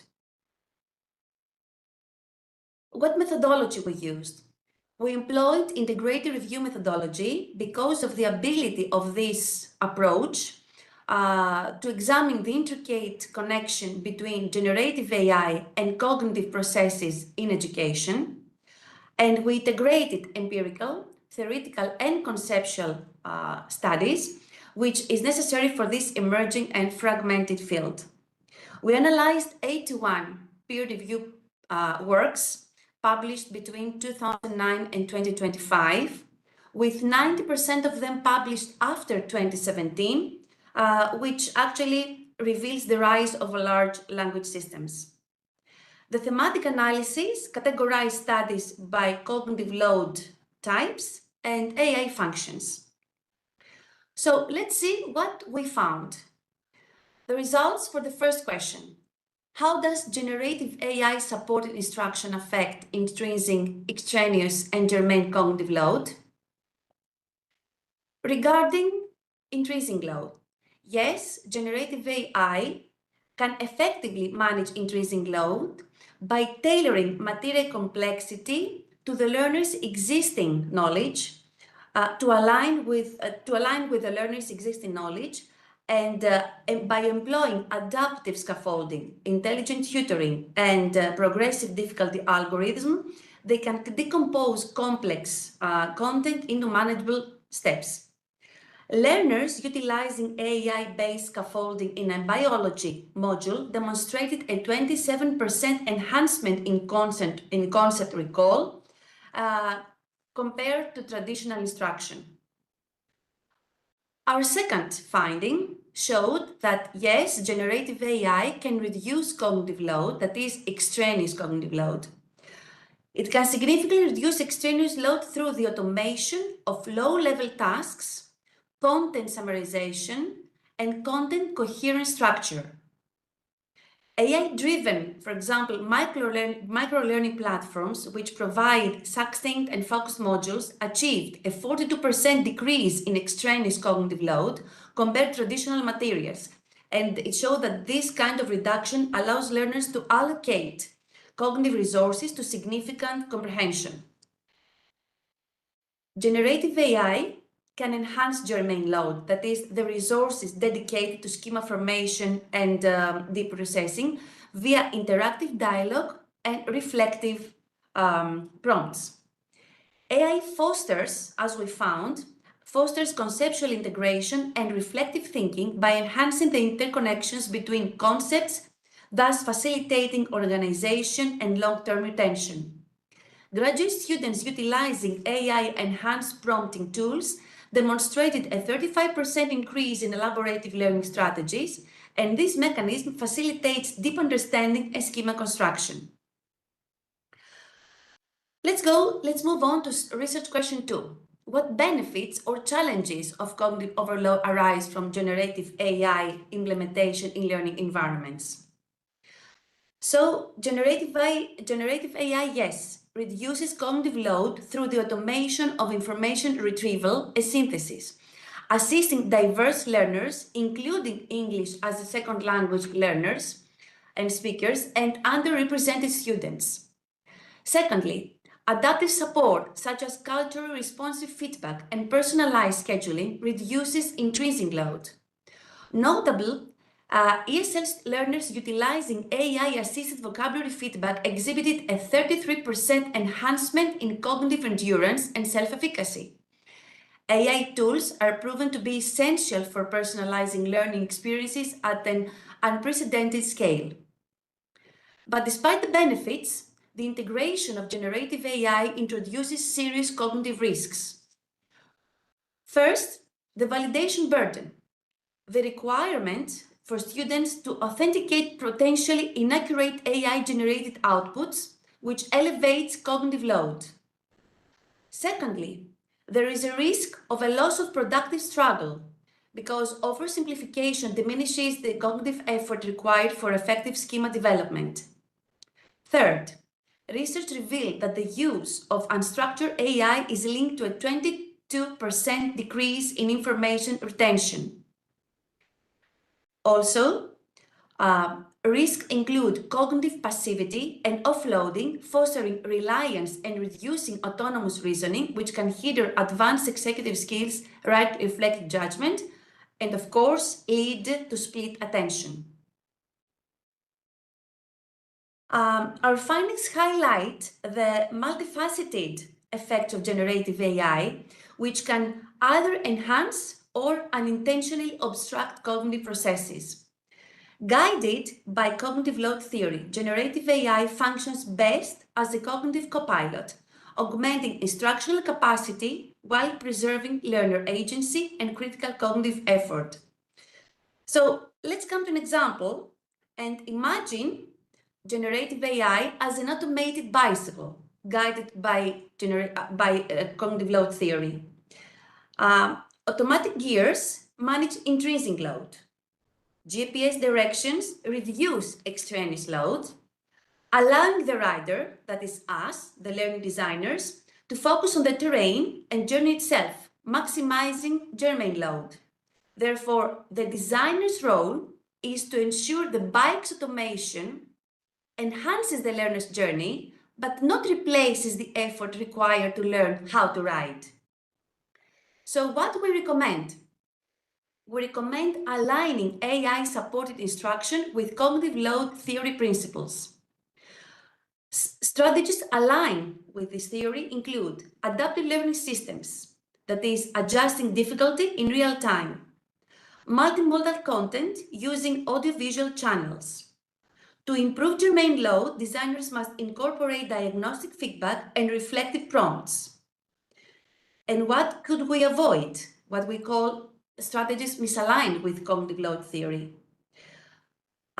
This includes information overload, avoiding dense content without chunking, oversimplification and poor interface design which elevate extraneous load, A systematic theory-based design methodology is crucial to mitigate cognitive risks. So, what to take away with us from this study? The key insight is that cognitive load theory remains essential for quality distance education in the AI era. Generative AI is transforming learning, enable adaptable materials and open educational resources. And finally, learning designers must use it to manage cognitive load without eliminating the productive struggle crucial for deep learning, ensuring digital instruction stays engaging, high quality, and cognitively sustainable. Thank you for your attention.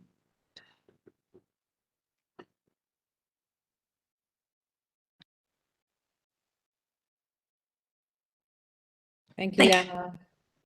Thank you so much. I We see have the now- floor is yours. Okay. Yeah, Lana, can you stop sharing, please? So now we can accept yes. questions from Amazing. everybody Yes. online and and from Thank the you room. so much. Thank you. Thank you, Maria. Thank you, everybody, for presenting and sharing your work with us here today.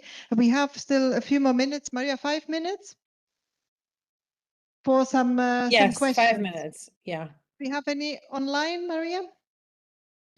I don't see any question at this point. Okay, I have one. If you have a look, I have one for Rosita, if that's okay. You told us that the problem seemed to be on Wednesdays and linked to the assessment that created anxiety. What strategies have you used to eliminate that phenomenon, if you like, and improve the situation for the students? Thank you very much. This is brand new research, so it's not yet addressed by the institution. But I think that the most interesting part was that although the assessments caused the frustration to the students, there in events concerning the submission or the quiz was more frustrated free than the navigation, which is a very simple task, or the forum participation. So that gave us a clue that is there that we have to search for frustration and not in the actions of the quiz or the forum or the assignment.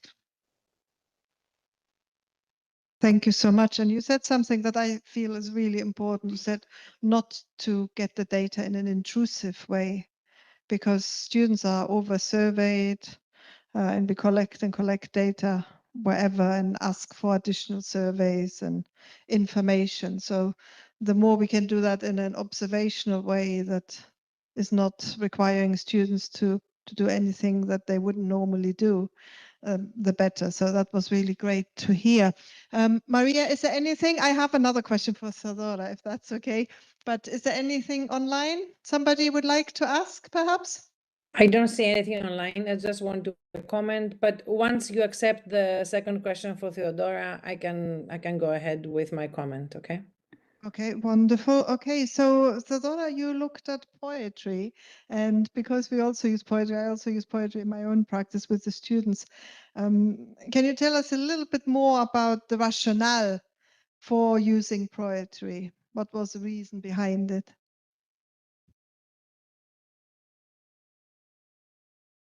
I think that the AI can. I think that the AI can use via an innovative way, and we have to introduce them not only in science but in other sectors of education, such as humanities.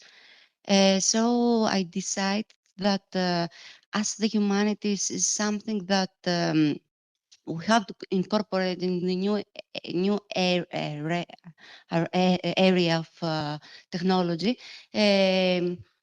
I try to find an innovative way to help teachers to provide their knowledge by using AI, and try to teach with another way. So I think it's very important in our in these days to expand our teaching strategies, because it's a new era. It's a new era for us.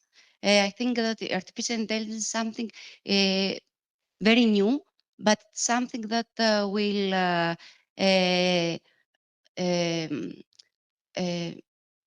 form again the educational process. Yes, reform the educational process. So we try to do our best to facilitate teachers to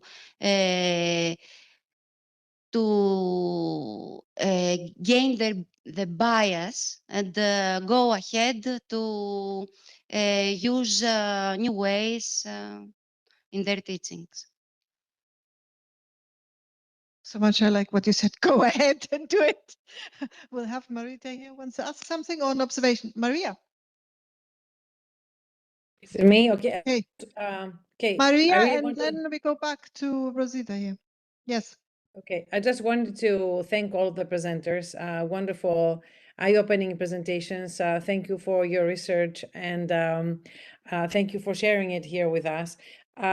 One minor thing that I will just extract and focus upon from Liana's presentation that obviously I know very well because I was the supervisor. Something for people to retain in their own practices when they leave this conference and they go back to their teaching or their learning design experiences. So it is important for us to remember that that we need to ensure that AI supports instead of replacing learner effort and agency. Okay, so this means that our decisions must preserve productive struggle, and at the same time we need to prevent cognitive overload. So as an example here is when students, for instance, use ChatGPT in early to draft early ideas for a project, and then we need to require them to annotate the output. Okay, so for instance, we can ask them, what did AI help you see, or what did they need to improve themselves? So this ensures that AI scaffolds thinking rather than doing the thinking for them. Okay, this is to me a very important takeaway from Liana's presentation, and I'll just stop here so you can move to the next question. Thank you. Thank you for this observation, Maria. Really important. Not do the thinking for us. Yes, exactly. Back to Rosita. Thank you very much. I wanted to ask about the last presentation about cognitive load. So I was wondering about neuroscientists are saying that the structure of the brain is changing of the new students. I can see my children who are 14 years old. They are thinking in a different way. They are processing all the new information in a different way. And I was wondering if you found in the literature something that addresses this new data that we have about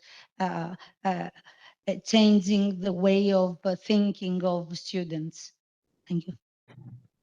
Thank you for your question. I can't guarantee whether it was something that a piece of information I encountered during this research study, but the fact is that I think that currently learners' attention span ranges.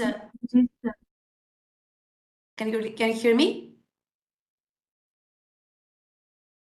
Can you hear me? Yes, Liana. All good. Yes. All good. Yeah.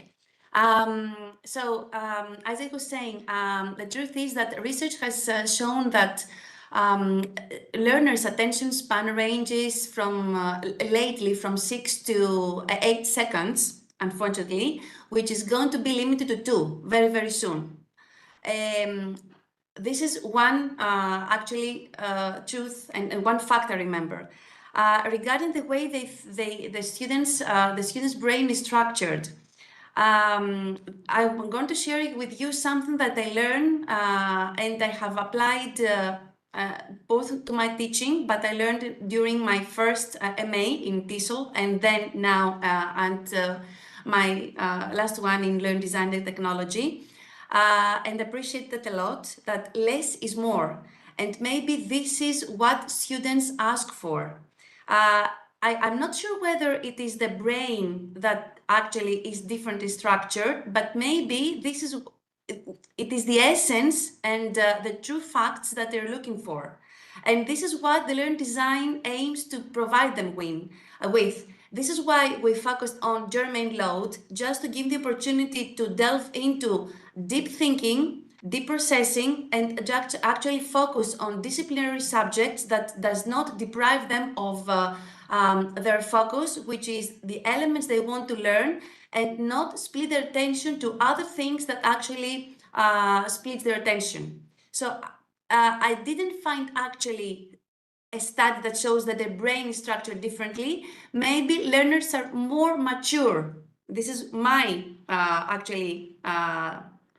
the conclusion I come up with, that actually learners want to learn to delve into the essence of the things and not get distracted by information that is useless and not useful. I'm not sure whether I helped.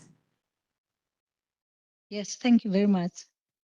Okay, thank you, Refalia. And what you said about less is more, isn't it? That's a really valuable lesson, I think, for all of us, because we put so much into a module, into a program, but actually less is more. So instead of thinking about what can I add on top of what I'm doing already, it's important to think about what should I stop doing now and what can I stop doing that is not really useful. I think we have one more question in the room, if that's okay with everybody. Thank you. Marita. Thank you. So I would like to ask Zachary and Maria, I mean Prestige students, of course, to congratulate you and your supervisor on this very interesting work. And since you now, I mean, you are designers. Have you really realized that you are real designers? I mean, and designing a module is not something easy, it's something really new and very creative. How did you find this cooperation? I mean, and the whole teamwork with your supervisor and you? Maria? Honestly, I don't think we feel like designers. Honestly. Yeah. Always honestly. Always honestly.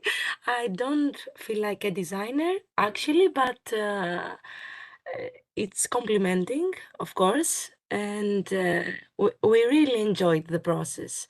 As I told Chrissy sometime, I would really like to take the course again now with its new format. And I think that this is the proof that we as kind of designers are content with the result of what we have created right now. And we are really grateful to Chrissy for inviting us to help and give our insights in this project. Yeah, for me, to be honest, I also think that I didn't realize I was a designer at the beginning because I saw myself more as a participant who was giving feedback or contributing ideas to Chris's and also Maria and also Alexandra. But as we moved through the process, I started notice that the choices we made, the scenarios that we shaped, also the conversation that we had among us, actually it feels like this is how we want the learning to be, and actually these are our decisions together. So when that particular thing clicked, I felt a real sense of empowerment, I would say. So it made me realize that I wasn't just learning from the module, but I was helping to shape it. That feeling also came with responsibility because my decision, others' decisions affecting others' experiences too. So there was a mix of excitement, a bit of nervousness, and also a sense of pride, I would say. Yeah, that's all from me. Great. Thank you so much, Maria and Zachary as well. And as you know, it has been and is a pleasure to work with both of you. And Alexandra, we have reached the end of the session. We would like to thank Maria and I collectively, everybody who presented their important work. And we are looking forward, if you have included your work in the proceedings, to read more about it and learn about it as well. Thank you everybody in the room who has joined us here in Patra. I think it has stopped raining now. And well, it is at least dark now here. And everybody who joined us online as well. We wish you a very good rest of the day. You may want to stay with us. We are not done. This conference here is going on for a bit longer this evening, but also tomorrow. Thank you so much for joining us. Bye-bye. Thank you. Bye. Take care.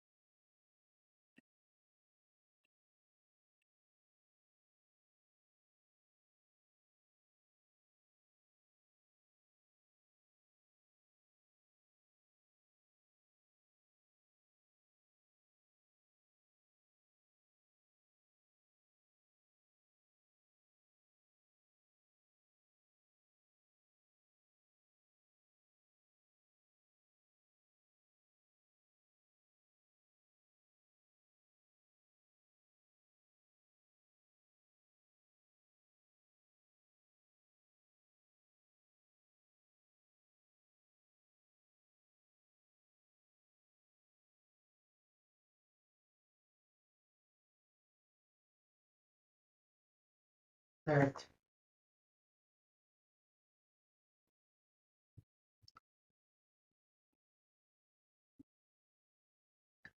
I mean, I can't read this.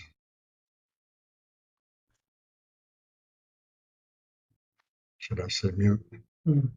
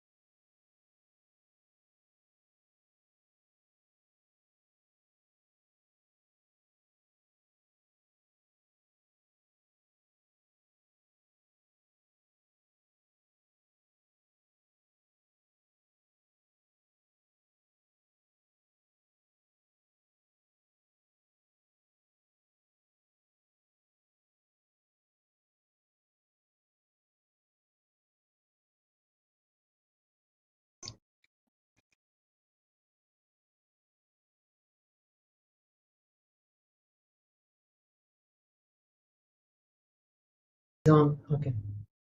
Okay.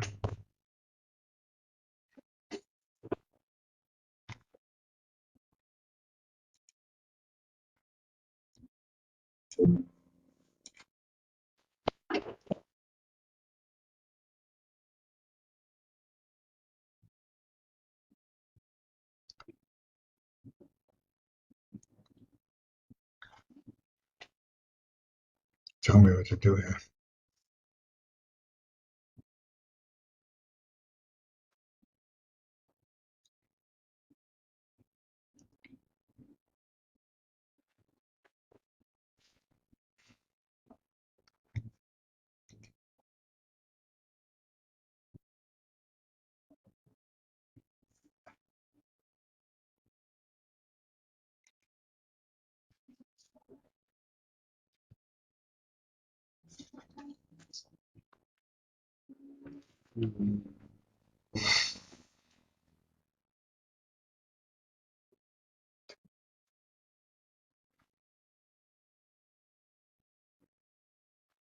Should they call her or just wait? I would call. Text it I here. would call her. First of all, Ah, she's writing to me. She's writing to me, babe. Wait. I can see she's typing. She's typing.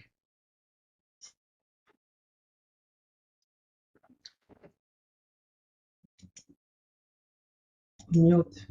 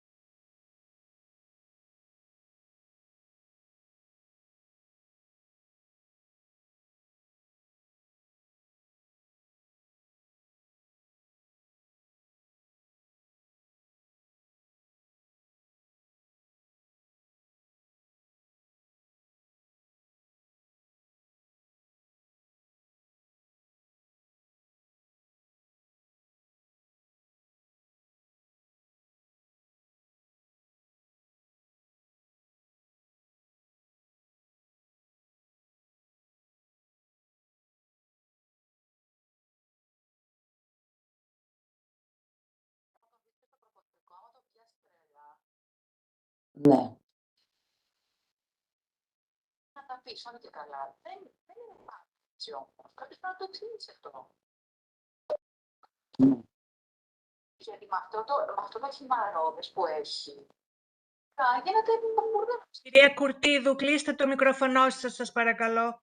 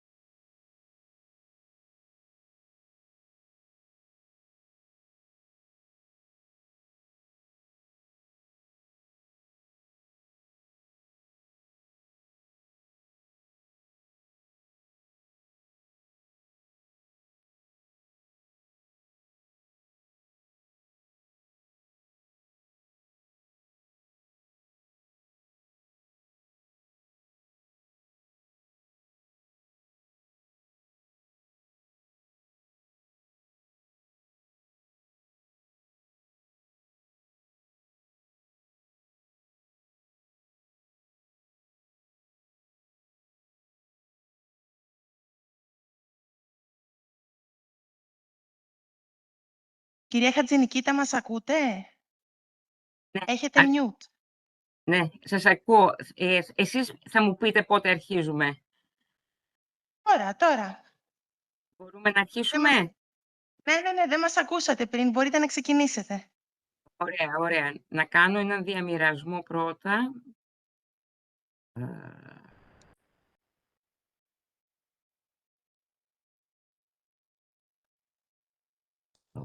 Όχι. Συγγνώμη.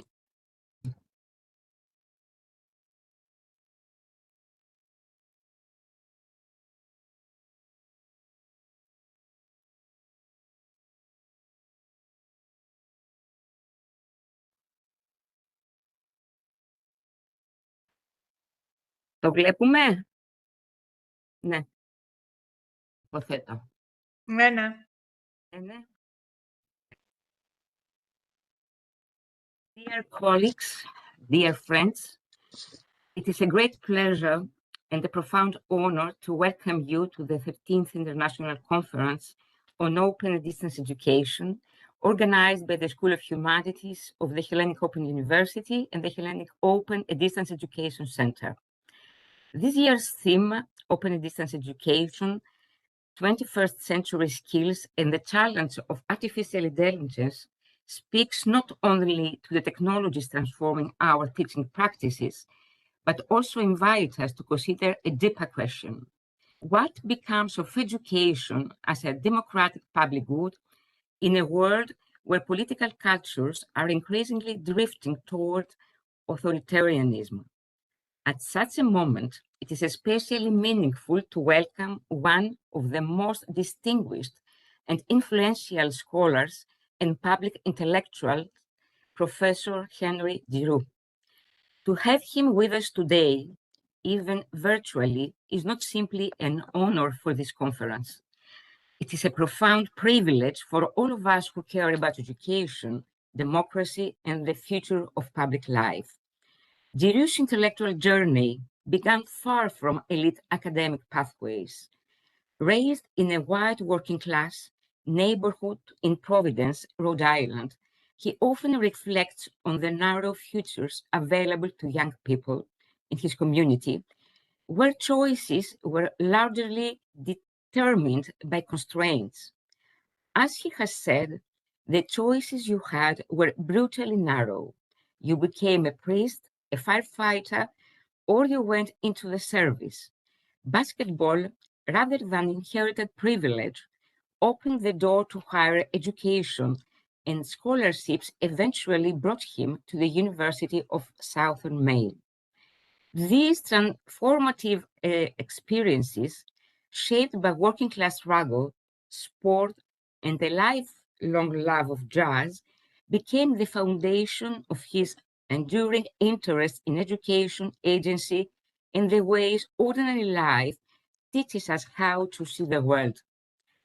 As a boy shining shoes outside Providence's legendary celebrity club, where extraordinary jazz performances existed alongside routine police violence, Giroux encountered what he would later describe as the pedagogical force of culture, the recognition that culture can produce joy and terror, solidarity and fear. Revisited through memory work, these early encounters helped shape his understanding of how identities are formed, how repression becomes normalized, and how moments of crossing boundaries can open ethical and imaginative possibilities. During his university years studying history, Giroux lived through the political upheavals of the 1960s, immersing him in Marx, Stone, and radical criticism. He came to see that education is never neutral. It is a contested terrain where power, ideology, and resistance meet. After completing a master's degree at Appalachian State, he spent 7 years teaching in public high school. Παρακαλώ το μικρόφωνο. He often describes these years as formative and demanding, but essential for understanding the lived realities of educational work. A chance meeting with the historian Ted Fenton led him to doctoral study at Carnegie Mellon University, where he completed his doctorate in the late 1970s. His university career then took him from Boston University to Miami University of Ohio, Pennsylvania State University, and finally to McMaster University in Canada. At Boston University, his groundbreaking book Theory and Resistance in Education helped redefine the field by arguing that education is not simply a mechanism of social reproduction, but a site of democratic struggle. Despite a unanimous tenure vote, the university's conservative president, John Silber, intervened to block his appointment. This early act of political retaliation became one of many moments when Giroux's insistence on critical inquiry challenged the institutions around him.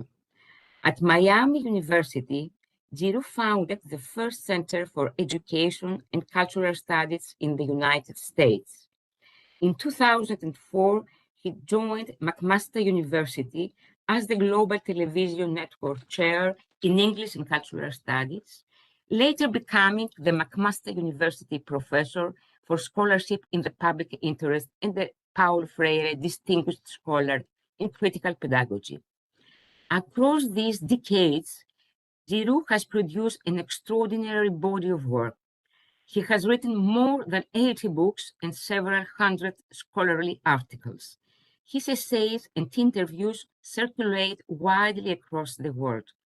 He has been recognized as one of the top 50 educational thinkers of the modern era, selected by the Toronto Star as one of the 12 Canadians changing the way we think, and awarded numerous honorary doctorates on several continents. His work has been translated into more than 20 languages, enabling conversations that extend far beyond national borders. Thematically, his work moves across 5 major domains. interlinked terrains, it's reshaping how we think about education, culture, and democracy. First, Giroux is widely recognized as one of the founding architects of critical pedagogy, a field he helped shape from its inception, and he was the first to coin the term. In this tradition, he not only extends, but deepens the legacy of Paulo Freire, John Dewey, and Dubois. He insists that education must teach students how to govern, not simply to be governed, and that for education to matter, it must be meaningful, critical, and transformative.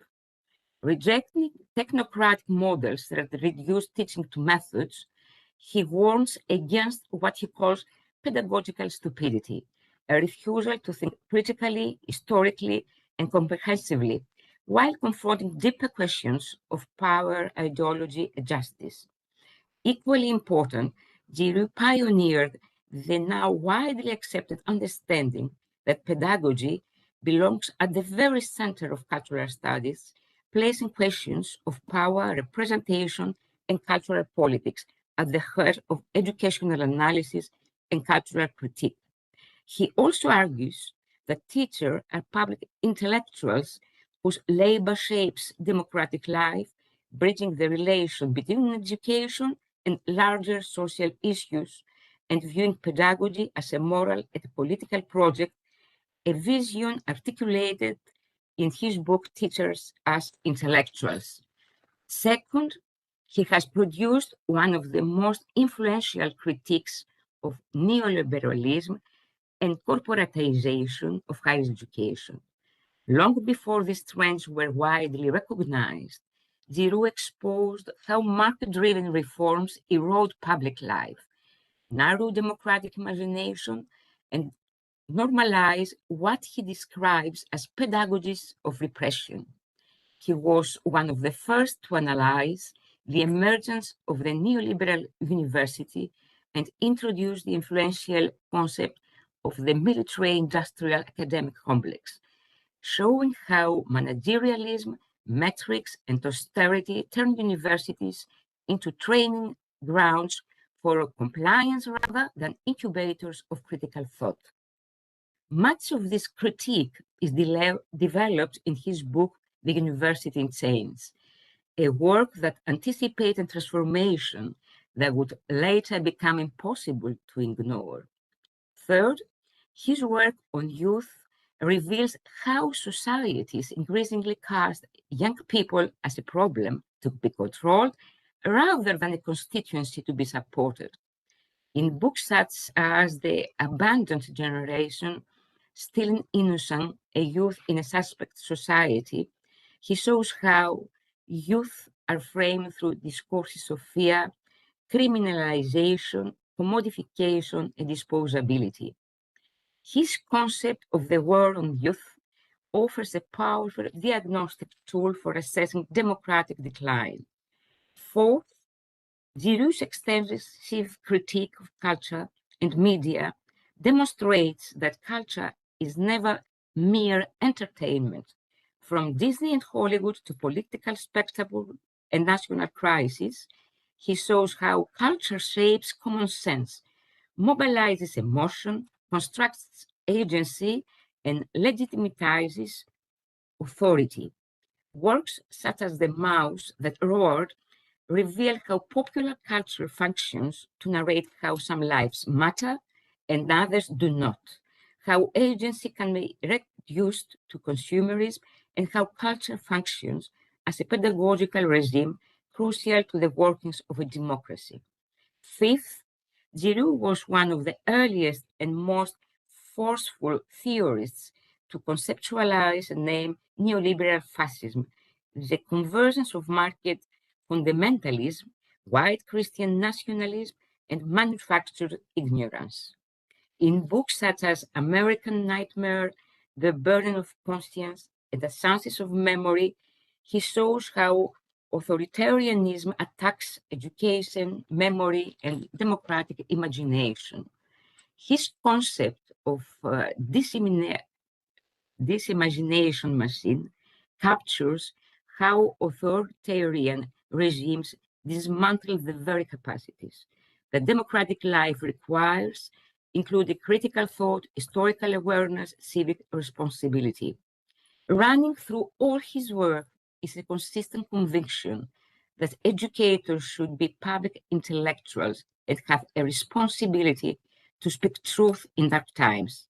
As he writes, the task of the intellectual in a time of tyranny is to hold power accountable and help people understand what counts as the truth. At McMaster University, he founded the Public Intellectuals Project, where he has mentored students for over a decade, helping them write critically and courageously for a broader public. For Giroux, teaching has always extended beyond the classroom into civic life and into the shared struggle for a more just and democratic world. Taken together, his work offers one of the most sustained arguments of our time, the argument that education is the place where democracy is either diminished or renewed. For a conference concerned with open and distance education, new literacies and the challenges of AI, Giroux provides a vital vocabulary for understanding education as a battleground where democracy, memory, culture, and the future itself are at stake. It is an exceptional honor for us, truly, to have him with us today. Please join me in welcoming Professor Henry Giroux. I would like to ask Professor Giroux to take the floor. Vasa, thank you very, very much. Your introduction is better than my speech. So I will do everything I can to live up to the introduction. Thank you again. That was really quite wonderful. Before I begin, let me underscore the urgency that shapes my remarks today.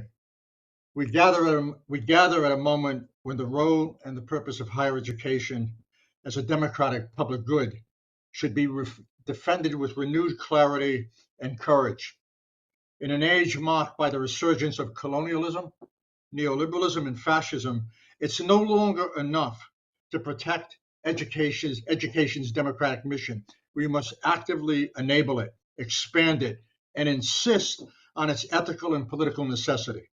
There can be no democracy without an informed public, and no justice without a language and pedagogy capable of naming injustice, resisting it, and transforming it.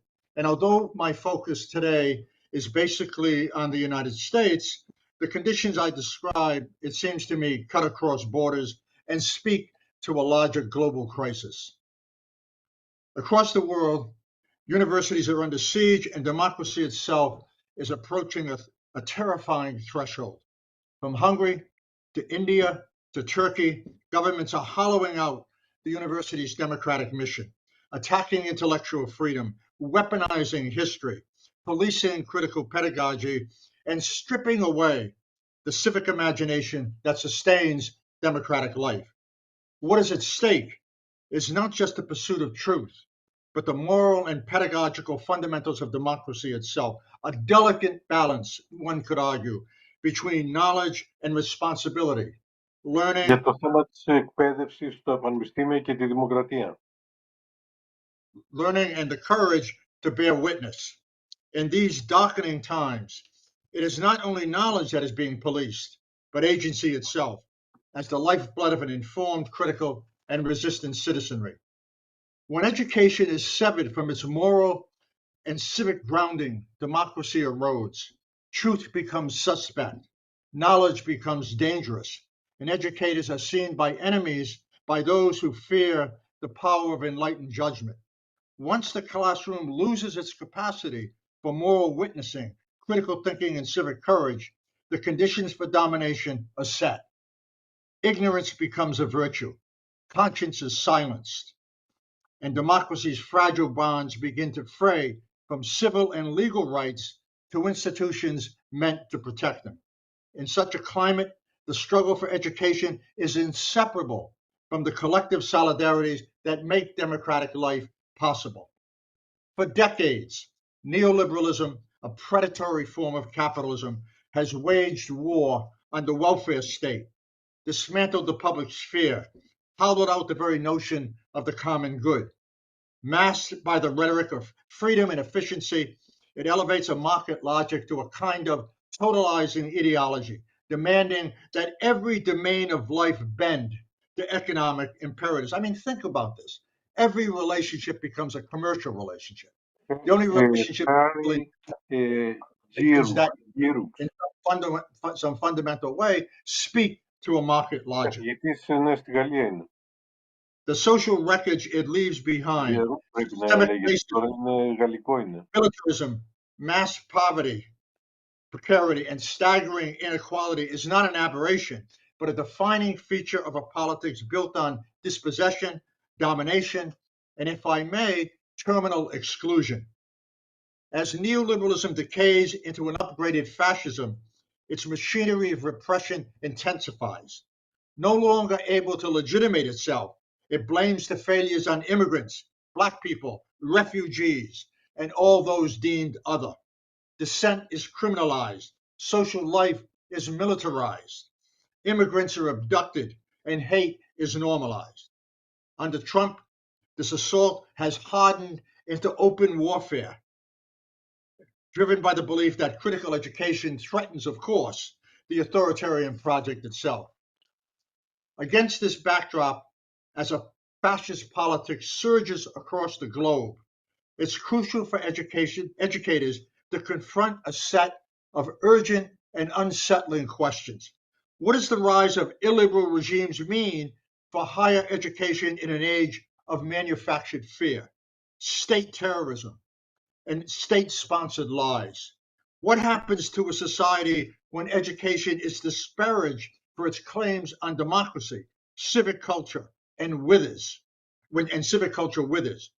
and academics are told to look away? What happens when educators are pressured into refusing to speak the unspeakable? In Trump's America and countries around the world drifting towards fascism, silence has become a form of complicity and inaction, a profound moral failure. The university cannot retreat into neutrality when the stakes are this high. Its task is to defend the public imagination, nurture democratic agency, and refuse the tyranny that seeks to extinguish both. Donald Trump's return to the presidency in 2025 marks not only a political crisis, but a profound tragedy for democracy. Under Trump, we face a terrifying new era of state terrorism, evident by the erosion of due process, mass abductions, vicious attacks on higher education, and an increasing presence of the police state. America is at war with itself at the same time as it threatens war in Venezuela. Under Trump's rule, racism and hatred have moved from the margins of society to the center of power. ICE operates as the modern Gestapo, patrolling American cities with the explicit aim of terrorizing immigrants and people of color. State violence has become a public spectacle. Disinformation has supplanted truth, and the democratic bonds of shared responsibility have withered into a corrosive politics of shared fear. Trump is unhinged in his global embrace of white supremacy, a malignant worldview that saturates every policy he advances and every cruelty he authorizes. His white nationalist rhetoric has grown so extreme that he publicly indulges in a fascist delirium of racial cleansing, declaring Somali immigrants are garbage, insisting that they contribute nothing, and claiming that they come from a country that stinks and we don't want them in our country. Such racist invective not only legitimates cruelty and a politics of disposability as a form of governance, it also expresses the deeper logic driving his assault on higher education. Under Trump's regime, institutions dedicated to critical inquiry, dangerous memories, academic freedom, equality, justice, and pluralist imaginaries are intolerable precisely because they threaten the racist hierarchies and exclusionary nationalism at the core of his authoritarian project. This subversive power of history is precisely why education has become a target for right-wing forces seeking to erase or sanitize uncomfortable truth. This is not abstract. It shapes policy. Efforts to ban books, whitewash episodes like slavery, or censor accurate descriptions of systemic racism exemplify this dangerous trend. Donald Trump has openly stated, quote, that he would punish schools that teach students in accurate U.S. history, including about slavery and racism in this country. Across the United States, an aggressive campaign is underway to erase history and transform schools and universities into instruments of ideological control, if not indoctrination.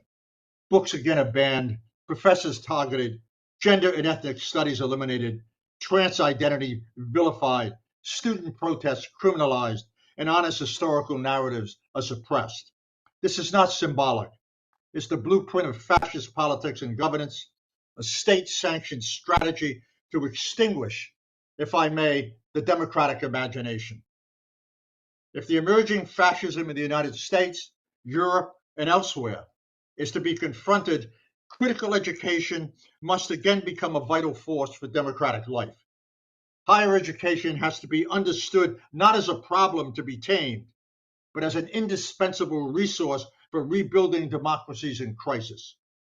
This begins with reclaiming a language capable of exposing lies, dismantling systems of oppression, and illuminating the corrupt relations of power that shape everyday life. Hannah Arendt understood that language reveals the hidden, crystallized elements that make authoritarianism possible. The language of critical pedagogy, rooted in historical memory, justice, and ethical imagination, offers a power arsenal for truth-telling, resistance, and the refusal of untruths. Under such circumstances, one crucial goal of critical pedagogy is to cultivate historical awareness, equipping students to use history as a vital lesson for understanding the present.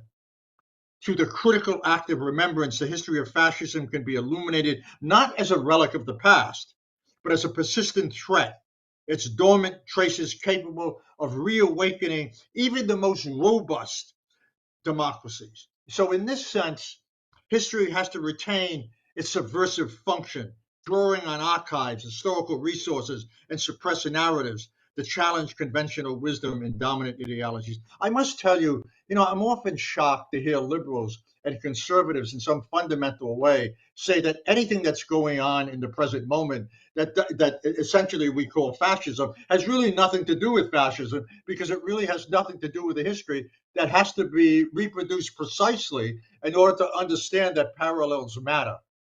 That isn't a reading of history, that's a denial of history, because it seems to suggest that history is a relic that basically is confined to the past, and if it doesn't reproduce itself in an exact form, it doesn't matter. That's nonsense. It seems to me that under such circumstances, one goal of critical pedagogy is to cultivate a kind of a historical awareness.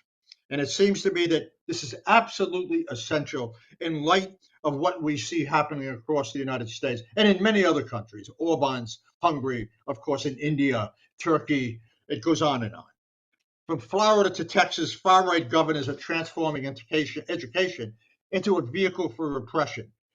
Teachers are threatened with criminal charges for acknowledging gender diversity or reproductive rights. That's a real crime.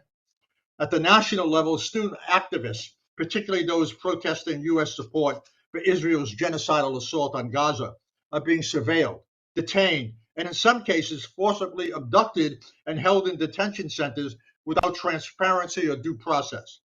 These actions mark a dangerous escalation in what I call the use of state terrorism to crush dissent and stifle free speech. This is not just an authoritarian form of governance. I mean, let's use language to name it for what it is. This is state terrorism. And until we name it as such, we can't really understand how the policies are working in ways that reproduce the horrors that we've often seen in the past. Under Trump, the assault on higher education has taken on the character of political extortion. Universities are threatened with funding cuts, targeted investigations, and public humiliation unless they align themselves with the regime's ideological demands. Faced with this mafia-like pressure, many institutions capitulate shamelessly. Some pay large financial ransoms to keep research programs afloat, submit to monitored or pre-approved syllabuses, push faculty into self-censorship, and watch as entire fields from gender studies to critical scholarship are eliminated. This is really a pedagogy unburdened by a complicated thought. Academic freedom becomes a privilege dispensed by administrators rather than a right guaranteed, it's grounded, it seems to me, in democratic life. And universities shrink into obedient service providers, enablers of authoritarianism, rather than spaces of critique and possibility. The result is a culture of fear in which marginalized students and critical scholars endure the deepest betrayals, their histories and identities recast as political liabilities. This is a university remade by coercion, subject to racial cleansing, and drained of its civic responsibility and stripped of its public purpose. This is a neo-fascism on steroids, a punitive vision of the university that disfigures every democratic ideal. The current fight against the growing fascist politics across the globe is more than a struggle over power. It's a struggle to reclaim historical memory. Any struggle of a democratic society will not take place if the lessons from our dark past cannot be learned and transformed into constructive resolutions and solutions for struggling for and creating, please forgive me, a post-capitalist society. This narrowing of citizenship is not unique to the US. It is especially evident at a moment when every notion of who counts as a citizen, whether in the United States, India, Hungary, maybe even Greece, has grown increasingly narrow, reshaped by religious zealotry and visions of white supremacy. In Hungary, Viktor Orban has made this logic explicit, declaring that the central aim of his, are you ready, illiberal democracy is to eliminate what he calls mixed races. One of the challenges facing the current generation of educators, students, and others is the need to address the question of what education should accomplish in a society at an historical moment when it is slipping into the dark ages of fascism. What work do educators have to do?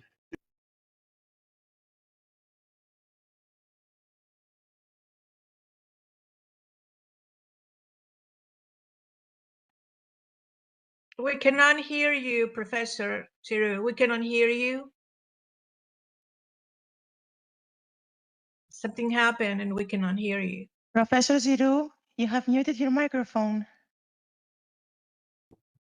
Oh, I'm sorry. Okay, here we go. Can you hear me now? Maybe it's better not to hear me. No, I'm kidding. Go ahead. Okay. When language in higher education reclaim what language must higher education reclaim to redefine its mission, to help faculty and students imagine futures beyond the present, to see themselves as agents rather than victims or clients, and take responsibility for shaping democratic public life. In an age marked by the abandonment of egalitarian and democratic impulses, what will it take to educate young people and the broader public to challenge repressive forms of authority and hold power accountable? In part, this suggests developing educational policies and practices that not only inspire and motivate people, but are capable of challenging the growing number of anti-democratic tendencies under the global tyranny of what I have often called gangster capitalism. Such a vision suggests resurrecting a democratic project that provides the basis for imagining a life beyond a social order immersed in massive inequality, endless assaults on the environment, and elevates war and militarization to the highest and most sanctified national ideals. In this view, Education becomes something more than an obsession with accountability schemes, market values, imagination-crushing methodologies, or the crude empiricism of a data-driven society. Rather than function as an instrument of pedagogical terrorism, it should open a space for thinking, acting, and imagining otherwise. I can't tell you for somebody who's been in education for 40 years, how tired it is to listen to educators spouting a kind of crude instrumentalism that actually obliterates any sense of democratic mission, any sense of a goal beyond the regressive kind of endless arguments over how do we make Zoom better? But what does team mean at a time when we can enlist more people? I mean, it's a kind of stupidity that baffles the mind. And of course, it emerges in the 1980s with neoliberalism. In light of the current assaults on education, what might it mean for educators to take seriously the notion that democracy should be a way of thinking about education, one that thrives on connecting equity to excellence and learning to modes of agency that embrace a demand for social and economic justice along with the common good. Any meaningful vision of education should have the power to provoke a critical shift in consciousness, a shift that helps us see the world through a lens that confronts the savage realities of geopolitical issues, including genocidal violence, mass poverty, the destruction of the planet, and the threat of nuclear war, among other issues. Global capitalism thrives on staggering inequalities, settler colonialism, and the twisted anti-democratic ideologies that uphold it. A true shift in consciousness is not possible without pedagogical interventions that speak directly to people in ways that resonate with their lives, their struggles, and their experiences. Education has to help individuals recognize themselves in the issues at hand, understanding how their personal suffering or private troubles are not an isolated event, but part of a broad systemic crisis. In other words, how do we translate private issues into larger systemic considerations? Because in my mind, the ability not to do that is a form of massive depoliticization. It prevents people from understanding comprehensively larger systems, and in the long run, what it does is it leads them to believe that all problems are individual problems, and morality and responsibility for the world in which we live is an utterly private affair, a matter of character. It seems to me, in addition, activism, debate, and critical engagement should in some fundamental way be central to not only how the vulnerable understand themselves, but how they understand their histories, their memories, and their very presence in the world.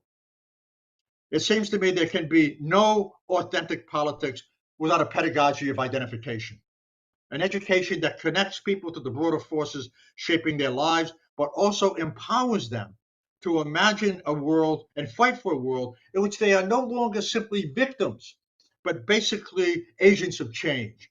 Without this, we risk perpetuating a politics that is disconnected from the lived realities of those basically that it seeks to empower. Let me give you an example. The poet Jody Graham emphasizes the importance of engaging people through experiences that in some way resonate deeply with their everyday lives. She states, it takes a visceral connection to experience itself to permit us to even undergo an experience. For language and appeals to truly matter, they must be anchored in the tangible realities for struggles that shape people's existence. Only then can communication penetrate consciousness, forging connections between the body, the mind, and others beyond the poison solidarities that sustain hatred, war, and consumerist obsessions. I must tell you, very early in my career, my vocation, not my career, I understood something, and that is you have to make something meaningful to make it critical, to make it transformative. That's not a small issue, a small personal story. My father, a working class guy, worked in a factory in Providence, Rhode Island, mixing chemicals that eventually killed him. And one day, SDS came to his factory. And he came home. SDS was the Students for Democratic Society, and they were trying to organize the workers. And he came home and he said to me, "Hey Henry, who is this guy Mousy something?" I said, "Oh, Dad, that's the former leader of China, Mao Zedong." He said, "Why are they coming to talk to me about Mao Zedong? We're being poisoned here. Why don't they talk to me about the chemicals in the plant? Why don't they in some way address?" He says, "I don't even understand what these guys are talking about, men and women." I mean, not a small matter, right? When teaching loses this visceral, grounded quality, pedagogy risks numbing the mind and the body, a condition easily reinforced by a broader culture dominated by screens, visual spectacles, disconnections, and reductive oversimplifications. To resist this drift into a culture of immediacy and regressive distraction, which is never removed from the experiences that students bring to the classroom, educators must reclaim their role as public intellectuals, embracing their responsibilities as both critical teachers and active citizens in ways that spark dialogue and mobilize action. This means speaking to a wider public about urgent issues, developing a language that links everyday troubles, as I've said, to the systemic forces that produce them, and advancing a politics committed to economic and social justice.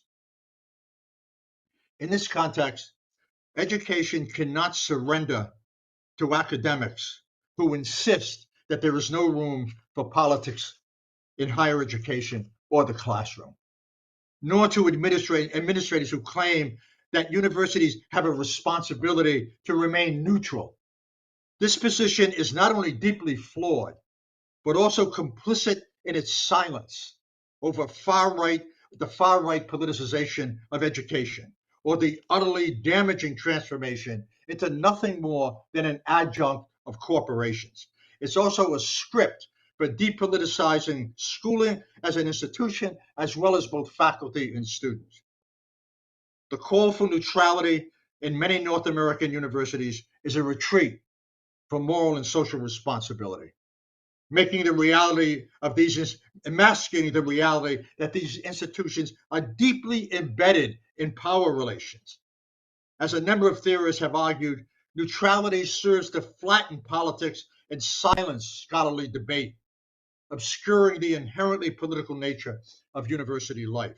From decisions about enrollment and research funding to event policies and poster placements, to say the least, every administrative choice reflects a political stance. Neutrality, far from apolitical, is a tool that silences dissent and, are you ready, shields power from accountability. It's essential for educators to recognize that learning unfolds across a multitude of sites, circulating not only through formal institutions, but through the wider currents of everyday life. As Shea Howell warns, this truth carries immense weight in a moment when controlling public culture is absolutely essential to the consolidation of fascist power. And following Raymond Williams, we are reminded that education must do more than transmit knowledge. It must be woven into the very fabric of social transformation, for learning must be a crucial part of the process of social change. Today, the most influential forms of education operate beyond schools and universities. In an era defined by new technologies, concentrated power, and ubiquitous social media, culture itself has become a dominant pedagogical force, shaping how people see, feel, and imagine the political world. Under these circumstances, it seems to me, democracy is not simply overthrown by military coups. It's eroded from within, hollowed out by the ghost of past tyrannies, revived through symbols, digital spectacles, and relentless machineries of propaganda. In this landscape, power speaks through images laced with bigotry, saturated with cruelty, and driven by the logics of exclusion and ethnic cleansing. Culture no longer reflects the past, it erases it, functioning as a pedagogical regime that Ngugi wa Thiong'o argues colonizes the mind. We inhabit, to use my term, a world of disimagination machines. Increasingly, right-wing narcoticizing apparatuses designed to sever people from the material conditions that rob them of their rights, their agency, and their hope. These cultural technologies strip the vulnerable not only of their futures, but of their histories, their memories, and their very presence in the world. In the era of digital media, platforms like Fox News, Elon Musk's X, and corporate giants such as Facebook, Netflix, and Google have become powerful teaching propaganda machines, amplifying far-right values and a predatory ethos of gangster capitalism. What we confront is not simply a political failure, it's an educational crisis. Fascism today does not announce itself solely through lawless decrees or armed repressions or boots in the streets. It's also a pedagogical project, normalized through cultural apparatuses that shape memory, desire, and the boundaries of the imaginable. Fascism colonizes memory, determining what needs to be remembered, what needs to be forgotten, what needs to be mourned, and what needs to be celebrated. It wraps itself in spectacles of cruelty, in language steeped in hate and terminal exclusion. It operates through laws, of course, lawless laws, the malignant laws that it now claims are laws, but also through habits, images, and the daily language games that dull moral sensibility. Trump's most fervent acolytes, I can't even say their names, sorry. Elon Musk, good Lord, Steve Bannon, and others perform Nazi salutes as if rehearsing the dark future they are resolved to summon. Stephen Miller flames Hitlerian rhetoric under the banner of patriotism, insisting that America is for Americans and Americans only, quoted directly from Mein Kampf. Germany is only for Germans and Germans only. Trump resurrects the symbols and logic of the Confederacy, embracing monuments to genocide as emblems of national pride. Here, the future of fascism is not hidden. It is staged, broadcast, and normalized. Not surprising, but no less shocking, is the Trump administration recently to reclassify the swastika. Can you imagine? A symbol of fascism and white supremacy, no longer recognizing the swastika as a hate symbol. Instead, are you ready? It is deemed as potentially divisive. Good Lord. Alongside nooses and the Confederate flag. This is really quite subtle. It is yet another indication of the administration's dangerous normalization of racial hatred and division. I don't know if you know about this, but you know that he just gave a speech talking about your part of the world, the European crisis, in which he says it faces a civilizational crisis. And he defines that crisis as too many non-Europeans basically coming into Europe, who will basically replace white people and redefine the very notion of European citizenship. Oh, he's so smart. The history of violence has returned, now draped in AI-guided bombs, ethnic cleansing, and white supremacists who revel in racial purification while dismantling every vestige of democracy, human rights, and democratic life. What we are witnessing is not only the death of democracy, but the erosion of moral and civic consciousness itself. Education, at its best, is never mere job training, nor should it serve as an indoctrinating machine for white Christian nationalism and its narrow vision of who belongs. True education cultivates empowered spaces, if I may, of grace, rigor, and it seems to me engagement where students think rigorously and speak freely, where their experiences, aspirations, and dreams can be voiced without fear in the midst of intellectual differences. It is a courageous and protective site in which students learn to act with agency and critical judgment, and where their voices are heard, valued, and are you ready, challenged. In such spaces, education becomes a bridge, linking school to society, self to the other, theory to practice, urging students to confront urgent social and political realities of their time, while embracing the practice of promise, I would think, of a radical democratic order. Furthermore, education should help students cultivate a deeper commitment to justice, equality, and freedom. Critical pedagogy, if I may, is a rupturing practice that must refuse to equate capitalism with democracy, making it clear that one cannot discuss fascism without discussing capitalism. To be truly transformative, any viable critical pedagogy should be inherently anti-capitalist, reviving the discourse of radical democracy and creating new political platformations beyond the conventional liberal and conservative paradigm. Neoliberal capitalism strips education of its utopian possibilities and suggests that capitalism and democracy are indistinguishable, that to imagine anything beyond its rule is to invite disaster. In an age of resurgent fascism, education must do more than defend reason and critical judgment. It needs to mobilize organized collective resistance to the fascist threat we all face. Critical pedagogy in this context is not a naive ideal, but a radical necessity, a defiant force that urges us to envision possibilities beyond the suffocating confined to the present. It requires confronting the forces that seek to extinguish the radical imagination before it can inspire broader change. This struggle, though daunting, demands relentless energy and unyielding conviction from educators and the public alike. Effective resistance to the rise of fascist politics in the United States and beyond cannot occur without making education central to political struggle. And I don't mean just schooling, I mean education in general. This begins with by recognizing that the transformation of consciousness and the transformation of institutions are deeply interrelated. We need to take seriously Pierre Bourdieu's warning that the most insidious forms of domination are not only economic, they're also intellectual and pedagogical, rooted in belief and persuasion. This insight calls on academics to recognize that the current battle against emerging fascism and white nationalism has to recognize that in some relatively important way, this is also a battle for ideas, something the right has always understood and the left has vaguely understood.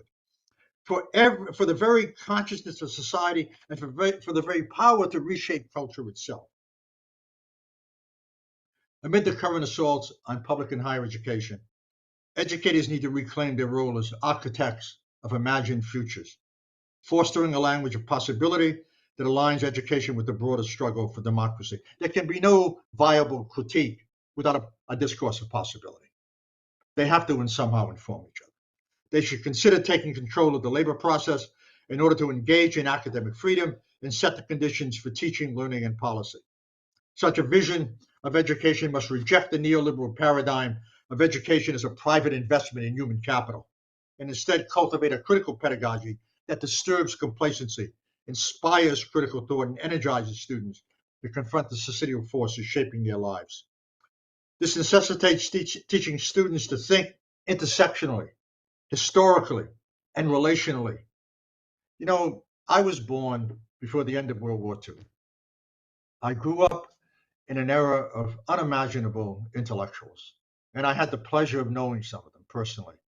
Zygmunt Bauman, Stanley Aronowitz, Ellen Willis,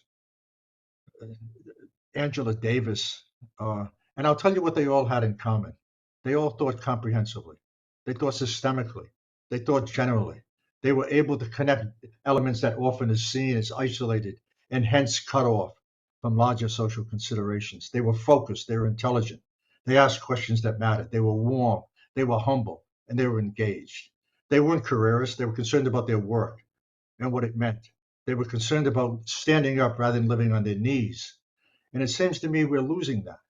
We're losing that at a moment when moral consciousness dies, when fascism becomes normalized, and everyday life is overpowered by a pedagogy and a regime of terror that basically isolates us and makes us believe that the only forms of community left are those of communities of hate, diatribes against refugees, immigrants, and so forth and so on. Let me finish by saying this. At stake is the courage to confront the world we want to build, the world we owe to future generations. The great novelist and critic James Baldwin understood this with unmatched clarity, that a society's fate is sealed the moment it abandons its responsibility to those who have not yet arrived, to youth, to young people, to the children that we have to think about in terms of the future that will eventually come into being. And nothing personal, he warned that when we break faith with one another, we forfeit the very possibility of a shared world. Today, that warning is no longer a metaphor, it's the condition of our times. As authoritarianism weapons ignorance, as cruelty becomes a governing principle, and as whole populations are written out of the category of the human, the struggle for the future falls in part, not completely, of course, on the shoulders of educators and cultural workers. Our task is nothing less than to disrupt the pedagogy of fascism, to nurture forms of critical memory that cannot be erased, solidarities that cannot be bought off, imaginations that refuse to be colonized. In these dark times, hope may be wounded, but it's not lost. Resistance to the promise of collective struggle endure, but power is never absolute, and domination cannot extinguish the will to fight back. The global rise of fascism cast a long shadow, marked by state violence, silenced dissent, and an assault on critical thought. Yet, history is not a closed book. It's a call to action, a space for possibility. Now, more than ever, we need to think boldly, act courageously, and forge the democratic futures that justice demands and humanity deserves. Thank you.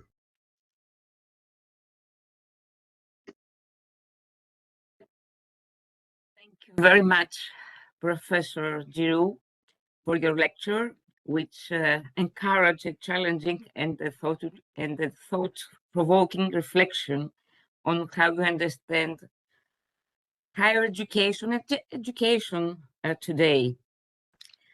At this time, you have the opportunity to pose a limited number of questions to Professor Giroux. As I am participating remotely, I would like to request that Nora coordinate the questions for Professor Giroux. With that in mind, I would like to take the opportunity to pose the first question.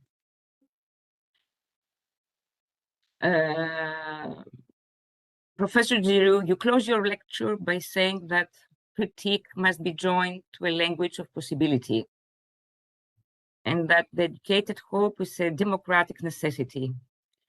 How do you understand educated hope not as an optimism, but as a political responsibility?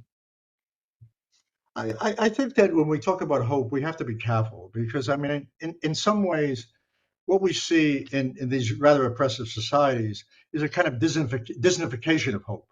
You know, hope becomes something mythical that we don't articulate in terms of both the struggles that we face and what the future might look like outside of how the present is being defined. So then we talk about educated hope, it means we have to understand the historical, political, economic, and social forces that close down the possibility for imagining otherwise. Because when you can't imagine otherwise, you can't think otherwise, and you can't act otherwise.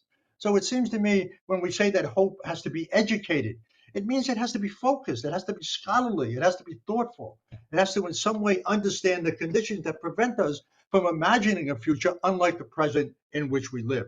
It's a hope that takes seriously the obstacles that we face, that would imagine a different world that does not in some way reproduce the present.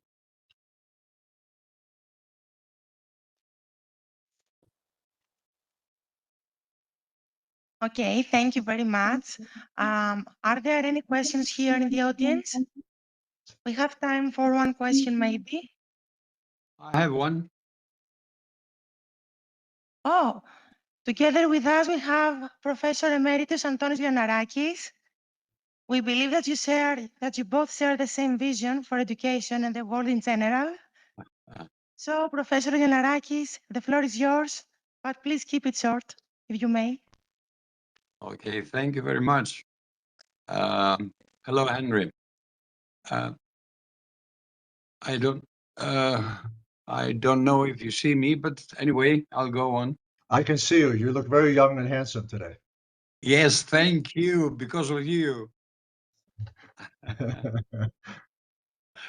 Well, I like the example that you mentioned before about the intellectual world of Europe And especially I would add the fact that Europe in the whole is a very conservative area. Yeah. Although many Americans think that it's the land of freedom, the land of open thought, the land of the future. I don't know if it's the land of the future, but it's very conservative as a whole, even the countries or the whole European Union. And one very good example you can read, if you see that before the Second World War, the Germans, the Americans moved to Europe, especially to Germany, for a number of reasons. After the war, it happened exactly the opposite. Then the new intellectuals moved back to America, and moved back to America because there was a movement, a Nazi movement, still strong in Europe, and now it's unfortunately it's developing slowly in every country in Europe. Yeah. And this is an issue which we should give it attention, a lot of attention. My question is the following. The fascist movement, either before the war or especially nowadays, it's a whole system. What is your statement about the system, the political system, which works with people, with ideas, with mechanisms, with enterprises, with a war industry, etc., etc. How could you describe it in Europe and in America? Or maybe we know more about America than Europe in this case. Would you have a statement about it? Yeah, I do. I mean, one of the things that I've been working with consistently is this concept of neoliberal fascism. And what I've tried to explain is that neoliberalism or gangster capitalism in its advanced stages has lost its legitimacy. You know, the promises about social mobility, the promises about equality, the promises about addressing important social issues, the promises of individuals rising up from their bootstraps, all that bullshit. You know, it's no longer legitimate. It doesn't hold. They can't legitimate. Neoliberalism can't legitimate itself anymore. And so what it's done is it's turned to fascism. So instead of trying to legitimate itself, it now says it's blacks, it's immigrants, it's refugees. They're the problem. And in a society in which they have destroyed almost any sense of community and most elements of solidarity and most institutions that provide the basis for that solidarity, the longing for community, the sense of alienation is so overwhelming at this moment in history. I mean, I'm often taken by Leo Lowenstein's argument, you know, where he says that loneliness is the scourge of capitalism, right? Because it breaks down solidarities, and the communities that it offers are the communities of hate, they're communities of bigotry. You know, they're communities that so narrow the concept of humanity that it turns it into a plague. Community becomes a plague. And I think we're seeing this in the United States. We're seeing this, of course, in Europe. I mean, you know, people often ask me, when you say it's fascism, what do you mean it's fascism? Well, I'll tell you what it means. I say take the central element of fascism hidden by the Germans in terms of the worst consequences, the camps, right? I mean, whether you want to talk about Gambin's notion of the camp being the central motif of civilization now, but it's not hidden anymore. I mean, now it's white supremacy. This is white nationalism on steroids. That's fascism. It only leads to one place.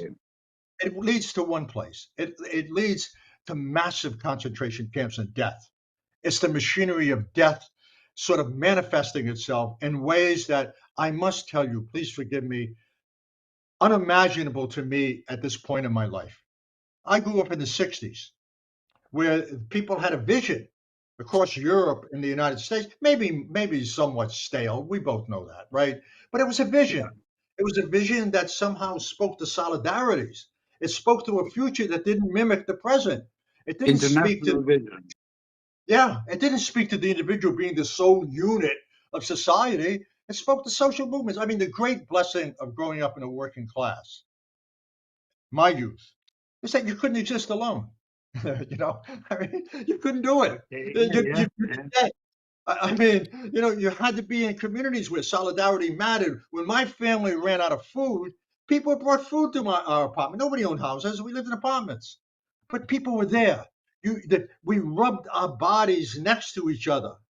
You know, bodies mattered. Passions mattered. We touched each other.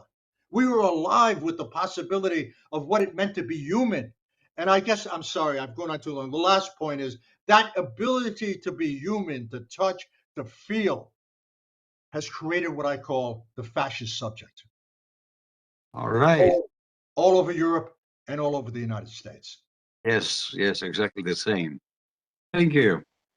Mr. Ingidis, please.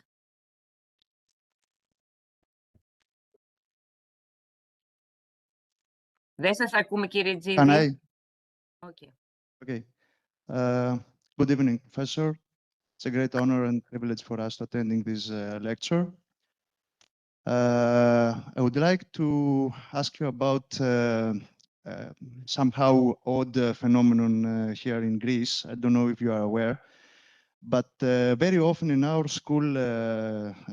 schools, even 13 or 14 years old students are acting like that. They are locking us out.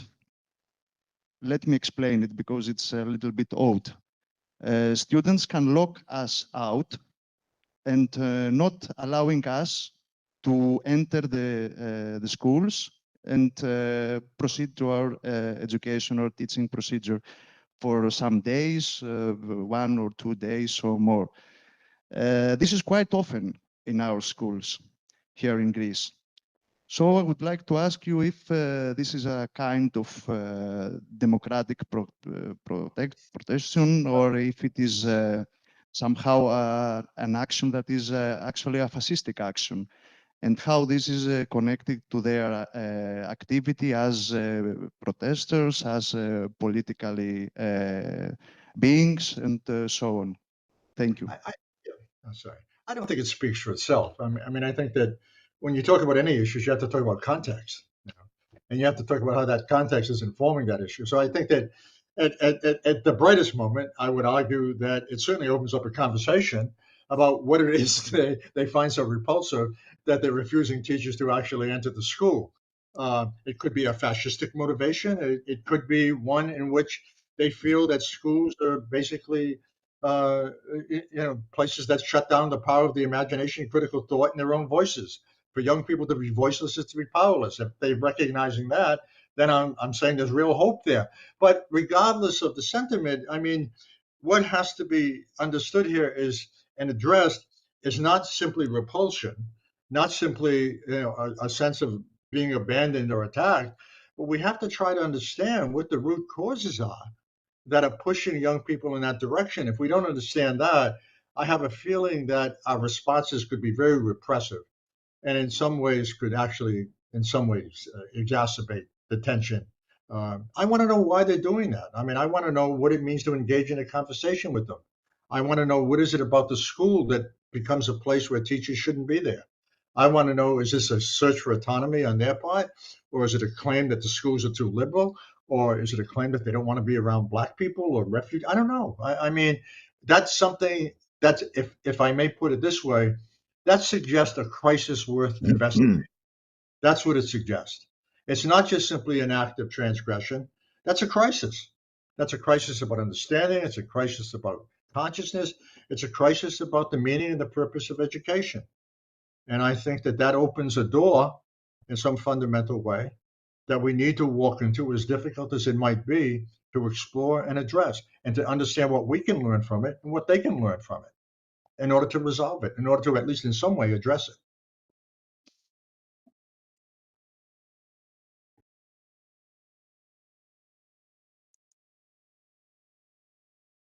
I hope that helps.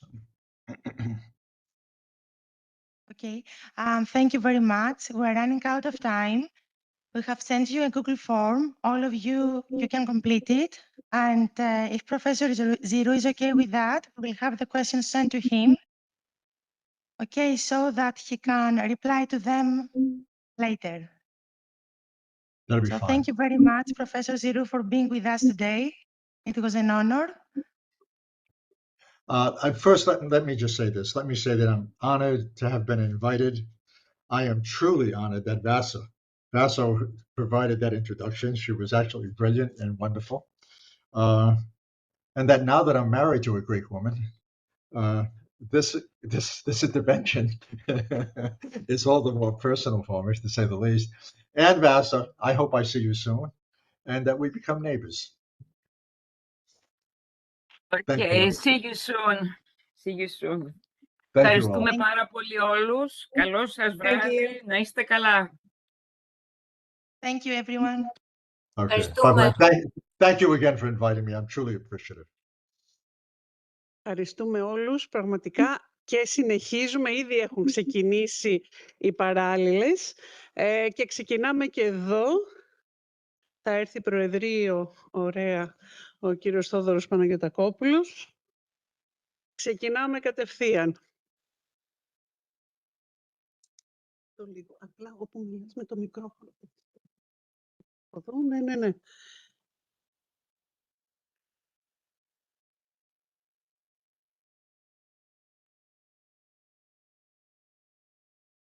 Iba, hello. Okay, you are here. Yes, Welcome. hello. Okay. I would like to welcome Professor Iba Ossianilson, which will give us a presentation entitled Leadership and Learning in the Age of AI, Fostering Inclusive, Ethical and Human-Centered Transformation. First, a few words about Professor Ossianilson. She's a recognized national and international researcher, expert and consultant, especially in the field of quality in open, flexible and distance learning. Since the early stages of open educational resources back in 2002, Dr. Ossianilson has worked on various national and international projects in the field of open, flexible and distance learning, including open educational resources. Digital transformation is also among her areas of expertise, with particular focus on active citizenship, digitalization, green sustainability, and equity and inclusion. Her work is closely related to the Sustainable Development Goals, lifelong learning, and the new social contract highlighted by both UNESCO and the OECD. She is currently a professor at the Kaunas Technical University, a vice president for the Swedish Association for E-Competence, and she's a member of the executive committee both in the International Council for Open and Distance Education as well as in the European Distance and E-Learning Network. So, Professor Ossianilson, the floor is yours. Thank you so much, and thank you so much for the introduction. First of all, how we will do with the slides? Yes. Will you share them for me? Or?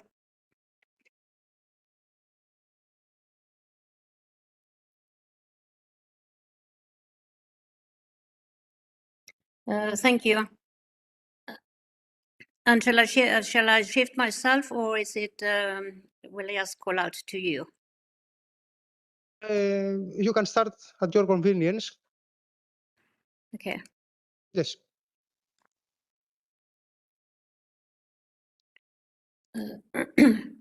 So thank you again so much for the introduction, and thank you so much for the kind invitation. I'm so honored and pleased to be here together with you.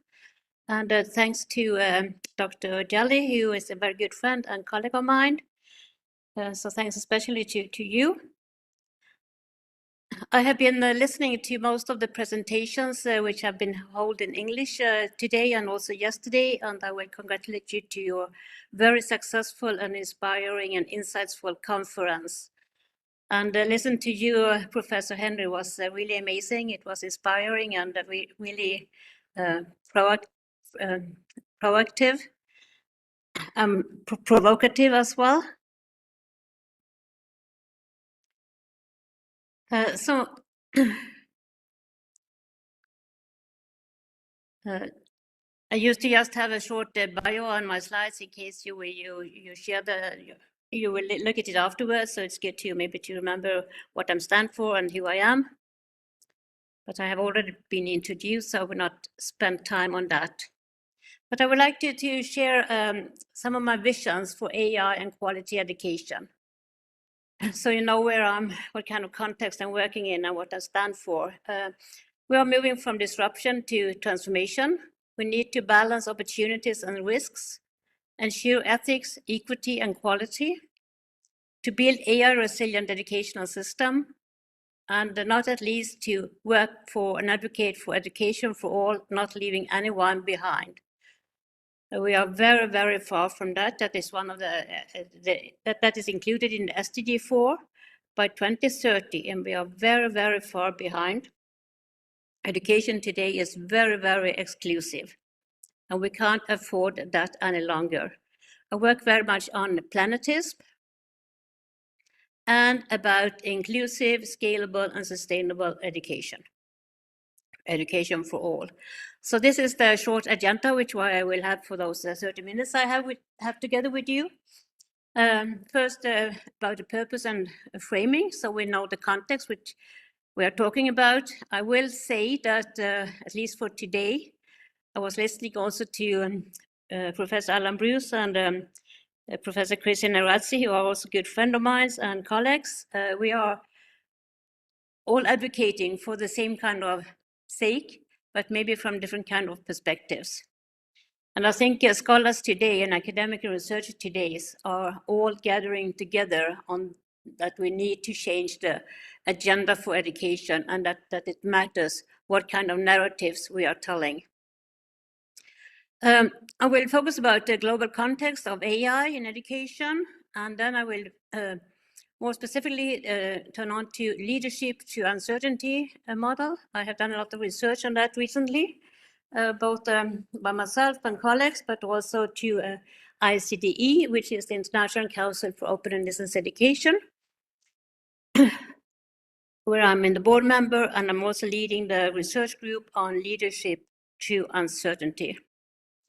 So we'll talk about what we have done in that research about culture of care, culture of curiosity, and culture of challenges. And then about globalization and open education, including OER, and some future directions and conclusions and call for actions. So first of all, what is education about? I think that has been discussed for the whole day today. First of all, education is a human right.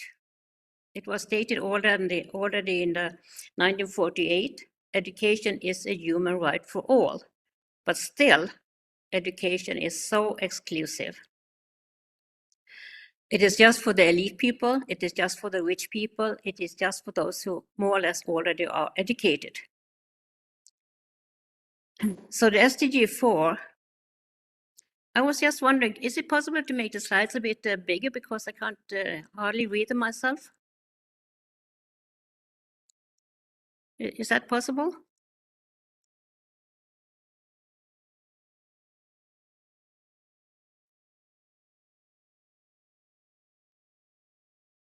Λεωνίδα, είναι δυνατόν να μεγαλώσουμε λίγο τα slides? Just a minute, Iba, to check it. Thank you.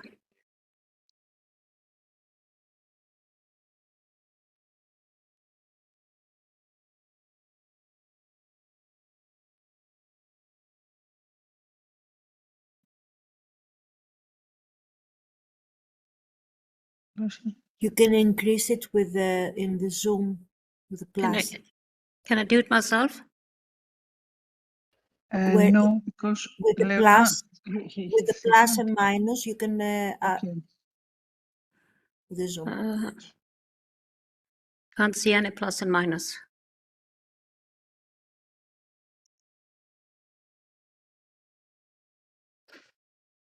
Sorry for this interruption. Yes, it's okay. Much better now. Well, not so much for me, but That is a bit better, but then I can't see the full screen. Well, we can try. So education is a human right, and that was stated already in 1948.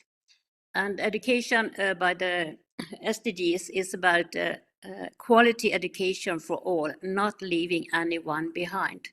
I will repeat it, not leaving anyone behind. What does that really mean? Democracy. Education is about democracy. We heard Professor Henry talk a lot about democracy and the need, value of democracy and education and democracy. So I will not repeat so much about that. But we tend to forget about that goal. Education is about lifelong learning throughout the lifespan and a lifetime of learning. I think in most countries, lifelong learning is very much on the focus for the moment. But I will argue that still higher education, at least, don't have lifelong learning on their agenda. They have the bachelor program, the master program, the PhD program. They are not situated for lifelong learners coming in and out in the system. And that is obsolete. Education today is about preparing learners not only to know, but to understand and to create and adapt and act responsible. And most of all, to be an active citizen in a global world and to work with globalization, see the full picture of the global and international arena, but also act locally. And what is the best for themselves, for the individuals, but also for the planet. We need to also to think on education, looking at the global situation, the planet. We can't afford to just have those elite universities any longer. So education is very much about preparing learners not only to know, but to understand, adjust, create, adapt, and to be responsible. And in the spirit of education for all, it must remain inclusive, equitable, be human-centered, bridge divides rather than deepening the divides, and empowers every individual to contribute to a sustainable, just, and human future.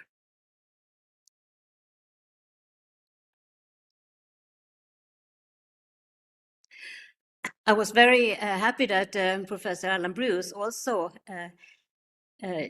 talked about this, the new source which is out from OECD about education for human flourishing, a new vision for educational system.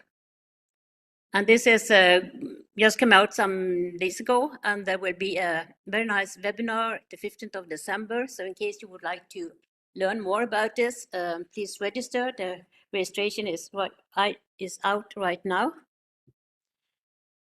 So this conceptual framework is very much about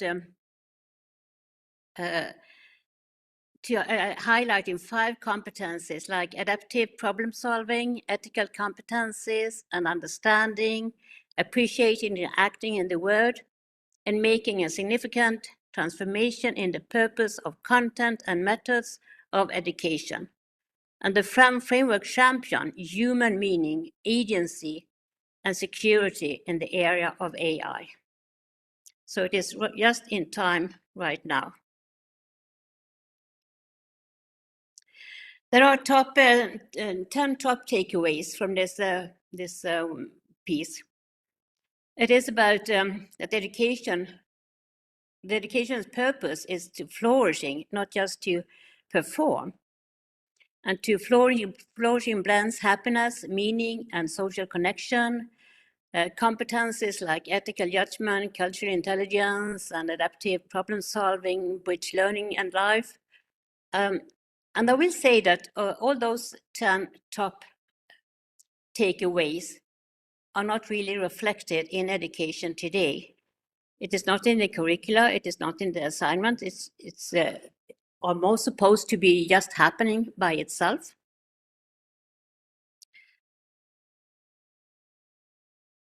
And I think this is really right in time, and it is really aligned very well what many of us are advocating for today. It is about well-being, about cultural competences, about ethical practice, purposes, and especially in faith-based schools where community remains at the heart of learning.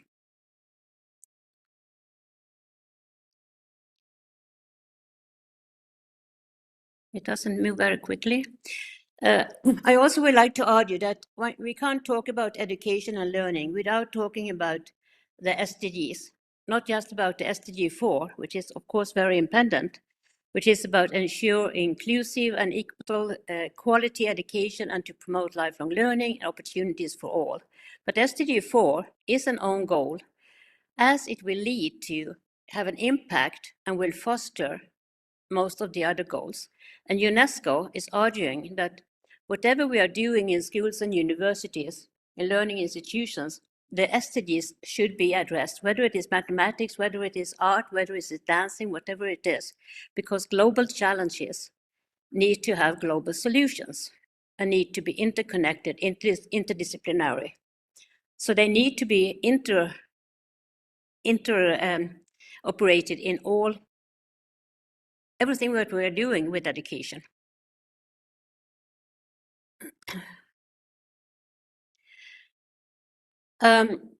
Education today is very exclusive. I've already said that several times.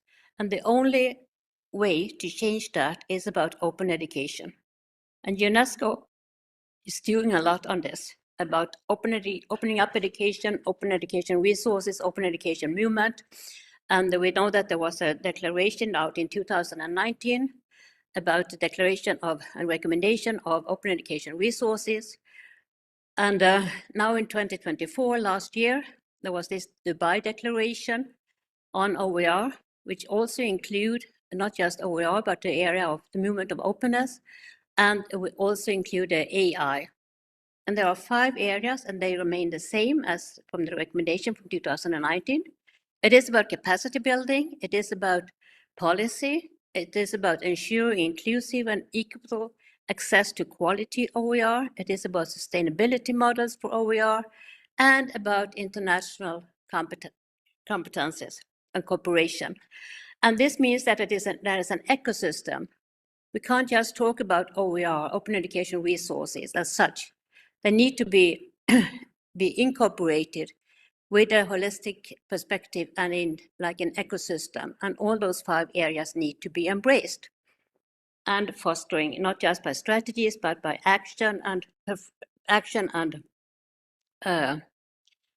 awareness raising, but also about implementation. We have spent a lot of time for awareness raising when it comes to OER. It is time for implementation. It is time for not just talk the talk, but to walk the talk.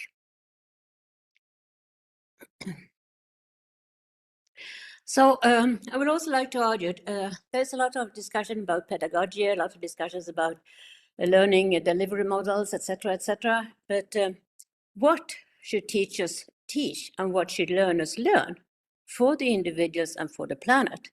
This is very, very important.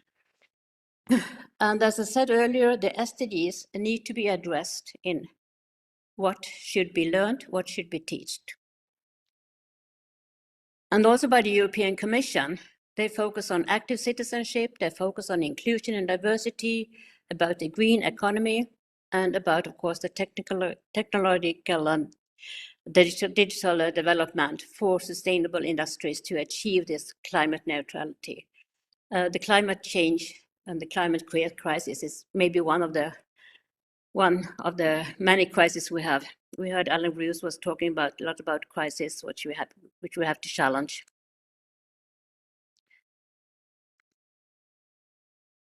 It's not moving very fast. So in short, future education, which actually started yesterday. We can't just put forward the future of education all the time, because then we will never reach it. The future of education started yesterday. And that needs to be aligned with the EU's and the global strategies we have, both from UNESCO, OECD, and in this case, the European Commission. And it's very much about well-being for the individuals and for the planet.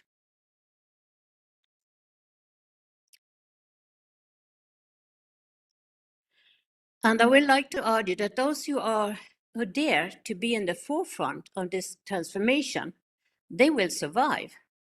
Others will be obsolete. Young people today, students today, they have a freedom to choose. They can select. They know what they want. And they would like to have the best for their future, for their planet, for their lives.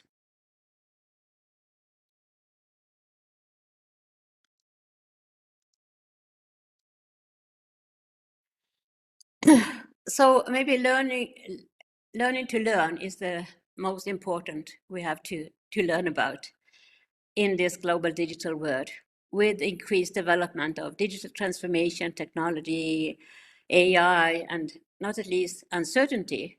And uncertainty is actually the only thing we know that we will face. So learning to learn.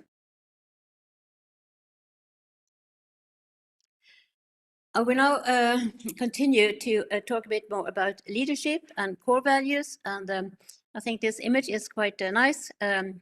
Management is about efficiency, and climbing the ladder of success, but leadership determines whether the ladder is leaning against the right wall.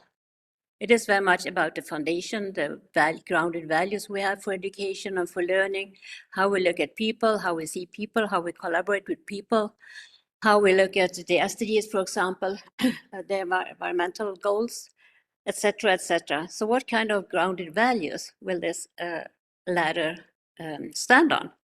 And that is really much about leadership, to pave the way and to make it possible for everyone, because everyone is a leader in this transition process on their different kind of levels where they are.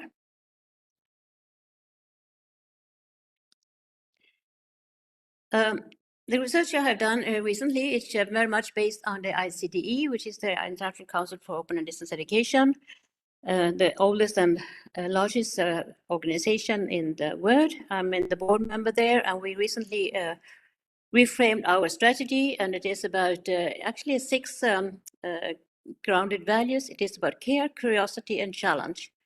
It is about inclusion, scalable, and sustainability. Inclusion, scalability, and sustainability means very much opening up education, but it's rephrased in another way, because open education is quite very well understood. I think Alan Bruce also talked about that, but inclusion, scalability, and sustainability is the only way to reach the SDGs. Education for all. And for leadership, we have to do that with care, curiosity, and challenges.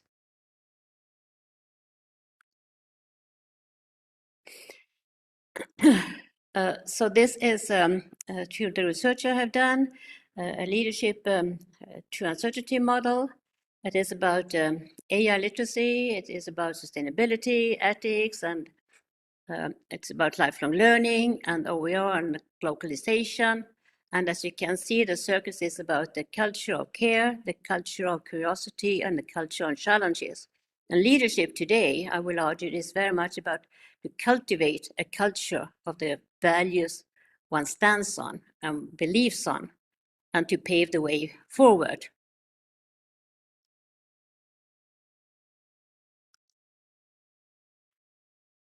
So by that, humanity, we have heard that many times already today.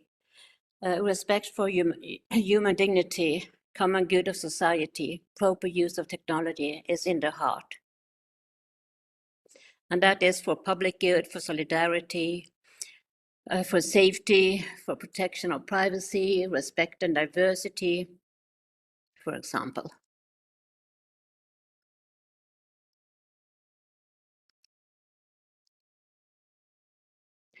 I will now continue to another piece of research which we have done to ICD again, and the special network for innovation and technology network.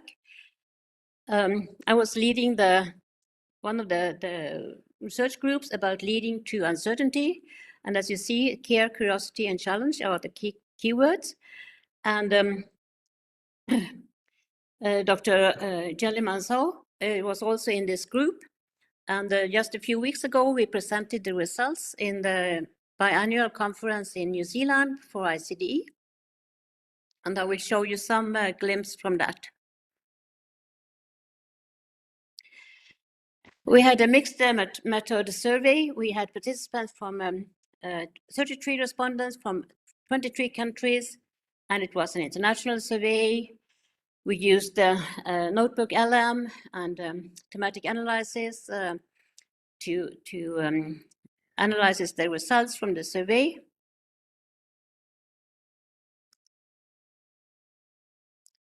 I don't know if you can see it. I can't see it hardly myself. But we asked some questions about leadership. I will say also that Christian Nairasi was initially in this group as well. But as you can see, maybe in this table, the question we asked, what was important for their leadership style, was very much about self-awareness, about emotional intelligence, about integrity, about innovation, about professional networks. So very much about those, maybe so sometimes it's called some kind of tacit knowledge or tacit skills. But it was quite interesting because leadership today have changed focus. It is not about management. It is really about leaders that you can see everyone within the group, within the organization, to be the best of the best they can be. Because if you're motivated, if you're seen, if you're recognized, if your voices are heard, then you're also more committed, dedicated to take part in the organization's development and to the work you're doing. And then we asked to select 3 strategies that they believe were most critical for addressing both immediate challenges and long-term challenges. And it was about enhancing creativity, for example, building a culture of trust, making fair and ethical decisions, and about balancing short and long-term goals. Then we asked them to choose one of the areas they think leaders should focus on most to ensure immediately success and long-term sustainability. So the one which is most answers here is about empowering teams and individuals. So it is very much about building communities, building on people's trust, have people who are committed, people to can see what's in it for me, very much about the human side of leadership, empathy.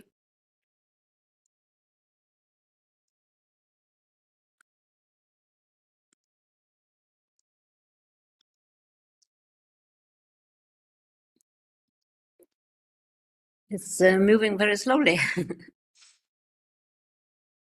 Or not moving, not moving at all. So from this research, 5 key themes emerged about AI transformation and digital opportunities, about people-centered values-driven leadership, about proactive shaping of change, challenges beyond technology, and the power of collaboration and shared leadership. And maybe I would like to stress the second one about people-centered values and about shared leadership. Everyone is a leader in one or another sense.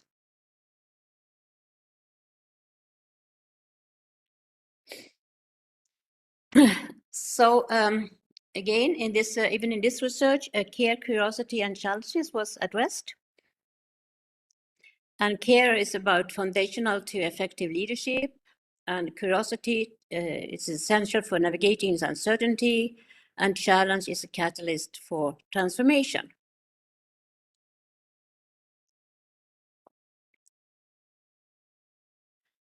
So with care, one can build trust and well-being, and that is the call to action for transformative leadership.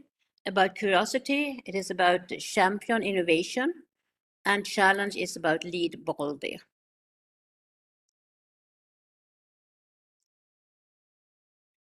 So I asked ChatGPT about, you know, the sentence we have already from Dewey: we can't prepare learners for tomorrow with the tools and mindsets of yesterday. And I asked ChatGPT if there were some other kind of expressions, and this was what came up. And I think the last one is quite nice. In the age of AI, we can't educate with industrial age models and expect digital age readiness.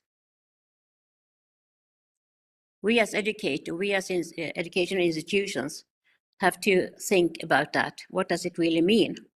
What we quite often do is that we take in all those kind of new things into the old system, into the old building, and then the same, and think that we are innovative, think that we have done something new, but actually not, as it is just maybe replacing something which we already are doing. It is not a systemic change.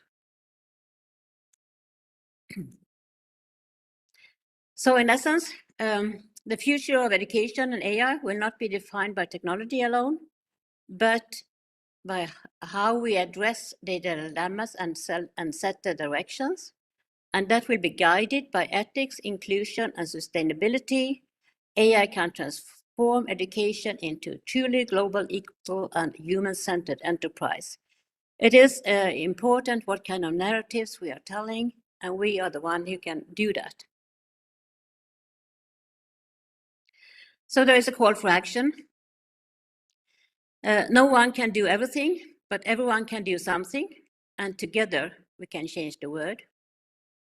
And second, everyone would like to have changes, but no one would like to change themselves. So I think we have to be a bit self-critical as well. What kind of values are we having as foundations for this systemic change?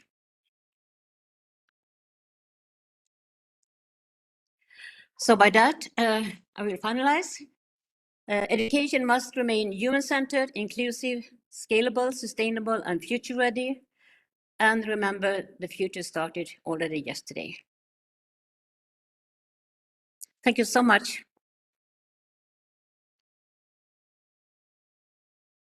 Thank you very much, Professor Åsa-Nilsson, for this very interesting presentation. At this point, I would like to ask the audience if there is any question.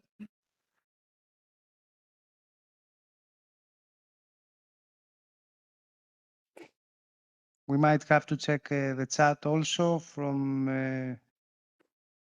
Okay, we have a question.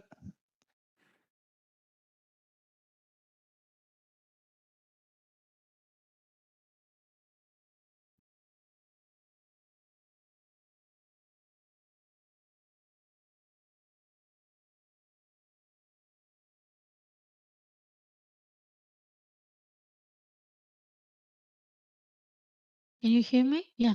Yes, I think, yeah, you do. First of all, congratulations for your insightful presentation. Yeah, it was very interesting, really. And I would like to ask you, you were talking about proactive shape of change, if I remember well. Would you, well, I will need some more clarification. Could you specify, I mean, how do you think of that? How do you suggest to go on? I think it is crucial. Thank you so much for your reflection, and thanks you for your comment. Yes, I think my own reflection on this is that we really need to really be critical about our core values. What are the core values in our educational settings? As an organization, as a teacher, and really reflect, what does that mean? Oh, sometimes we also have to go back to the basic which I started with. Education is a human right. Education is about democracy. Education is about lifelong learning. But still, in education and in the courses, in the curricula, in the assessment, we are focusing on mathematics, chemistry, art, whatever kind of subject it is, and not those core values, as it is to be an active citizen in a global world. And that means that we have to rethink a lot. And that is what I think is to be a bit proactive, to really be critical for ourselves, because we are the ones who can change. We are the ones who can talk about the narratives. And what we are telling, if we can't, express that ourselves, how can someone else understand it? Yes, That was thank the you. reason, Thank you. for example, why we changed the strategy for ICD to be more proactive. Earlier we talked about, open education, distance education, more about delivery mode, but that is just the delivering. It is not about the core values. The core values is about inclusion, it is about sustainability, it is about scalability. And that is easy to understand, because that brings a lot of things we have to change, and we need to change. So you were talking about a change of mindset. Yes. And to come back to the core, because we have lost ourselves somehow. We focus only on, I don't know, knowledge, technology, and we have forgotten all about the core. As you said, values like democracy, being real, authentic, inclusive, solidarity. So, yeah. For example, many years ago, there was a Swede, he was a Swede actually, Börje Holmberg, who was one of the pioneers in open education and distance education. And he already, in the 70s, talked about the empathy of learning. And now suddenly everyone is talking about empathy, but we have forgotten it a bit. That is just one example. We have sometimes need to go back to the roots. Yeah, I completely understand. Thank you very much for reminding us. Thank you.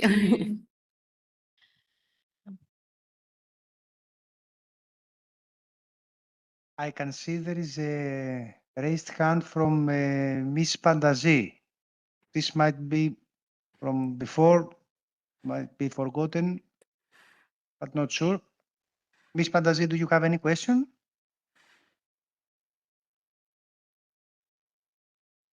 No, I guess no.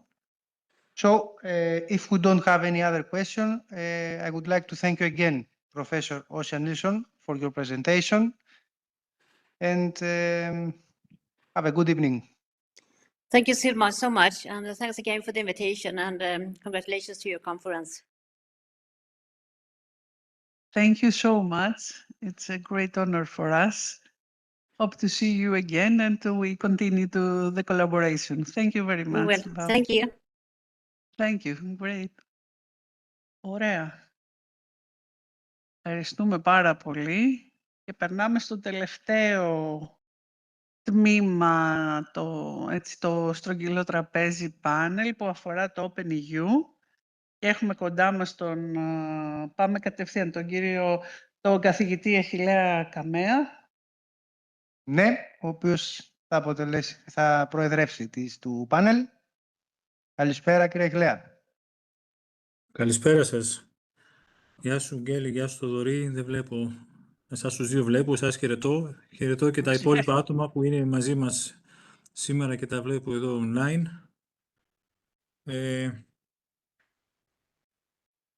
Λοιπόν, ξεκινάω Γκέλη ή θες να πεις κάτι εσύ? Ναι, όχι, ξεκινάμε. Έχουμε το ωραία. χρόνο για να υπάρχει και συζήτηση. Ωραία, ήρθε και η Ειρήνη. Να πούμε και χρόνια πολλά στην Ειρήνη για τα γενέθλιά της. Πολλά Ειρήνη, έρχεται και η τούρτα διαδικτυακά.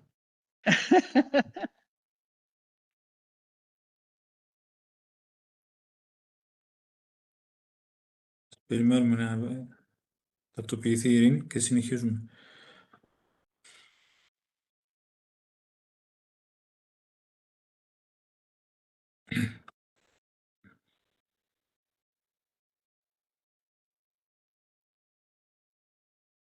Πάμε. Ναι, μπορούμε να ξεκινήσουμε. Μπορούμε λοιπόν.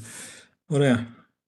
Λοιπόν, καλησπέρα. Το OpenEU, όπως θα σας δείξω με την παρουσίαση που έχω ετοιμάσει, θα δείτε με την παρουσίαση που έχω ετοιμάσει, είναι μια από τις 65 συμμαχίες ευρωπαϊκών πανεπιστημίων ή αλλιώς European University Alliances, που χρηματοδοτείται από την Ευρωπαϊκή Επιτροπή στο πλαίσιο του προγράμματος Erasmus+.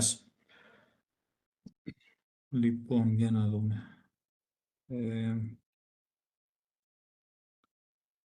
Υποθέτω ότι βλέπετε την παρουσίαση, αλλά δεν ξέρω αν τη βλέπετε τη βλέπετε σε full screen, άρα είμαστε OK από αυτό. Ναι, σε μια χαρά, μια presentation mode χαρά. δηλαδή, μια χαρά. Εγώ λέγομαι Αχιλλέας Καμέας, είμαι καθηγητής στη Σχολή Θετικών Επιστημών και Τεχνολογίας του Ελληνικού Ανοικτού Πανεπιστημίου και είμαι ο Institutional Coordinator του Ελληνικού Ανοικτού Πανεπιστημίου σε αυτή την κοινοπραξία. Και θα παρουσιάσω θα κάνω μια επισκόπηση του OpenEU και στη συνέχεια θα πάρουν το λόγο 3 συνεργάτηδες που εργάζονται στο έργο αυτό, υποστηρίζουν τη συμμετοχή του ΕΑΠ σε αυτό το πάρα πολύ σημαντικό έργο, για να σας μιλήσουν σε σχέση με τις δραστηριότητες που υλοποιούν στα αντίστοιχα πακέτα εργασίας. Λοιπόν, όπως έλεγα και στην εισαγωγή μου, το OpenEU είναι μια από τις 65 συμμαχίες ευρωπαϊκών πανεπιστημίων που χρηματοδοτήθηκαν έως τώρα. Είναι ένα από τα 16 ελληνικά ανοιχτά πανεπιστήμια που συμμετέχουν σε τέτοιες συμμαχίες. Κάθε πανεπιστήμιο επιτρέπεται να συμμετέχει σε μία μόνο συμμαχία. Το πρόγραμμα European University Alliances είναι ένα εξαιρετικά σημαντικό πρόγραμμα για την Ευρωπαϊκή Ένωση. Χρηματοδοτείται αδρά με πάρα πολλά χρήματα. Ο πρώτος κύκλος για κάθε συμμαχία διαρκεί 4 έτη και μετά υπάρχουν διετής ανανεώσεις.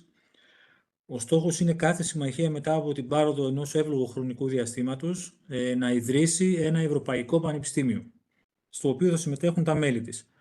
Η δικιά μας λοιπόν συμμαχία που λέγεται OpenEU, δηλαδή Open European University, είναι μία από τις 2 ή 3 συμμαχίες που βασίζονται στη μεθοδολογία εκπαίδευσης και όχι στο θέμα. Οι άλλες συμμαχίες είναι περισσότερο θεματικές. Κάποια ασχολείται με την κλιματική αλλαγή, κάποια ασχολείται με τη μικροηλεκτρονική κλπ.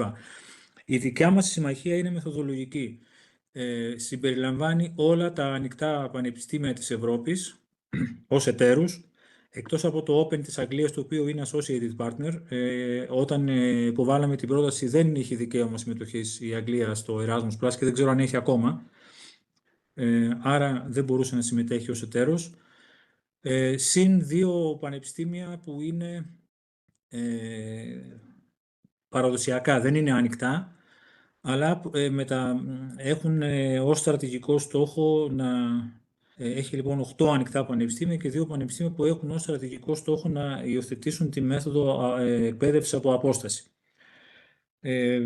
Και έχει και ένα σωρό associated partners, κάποιοι από τους οποίους δεν είναι πανεπιστήμια, είναι ευρωπαϊκά δίκτυα, άλλοι είναι φορείς της αγοράς κλπ.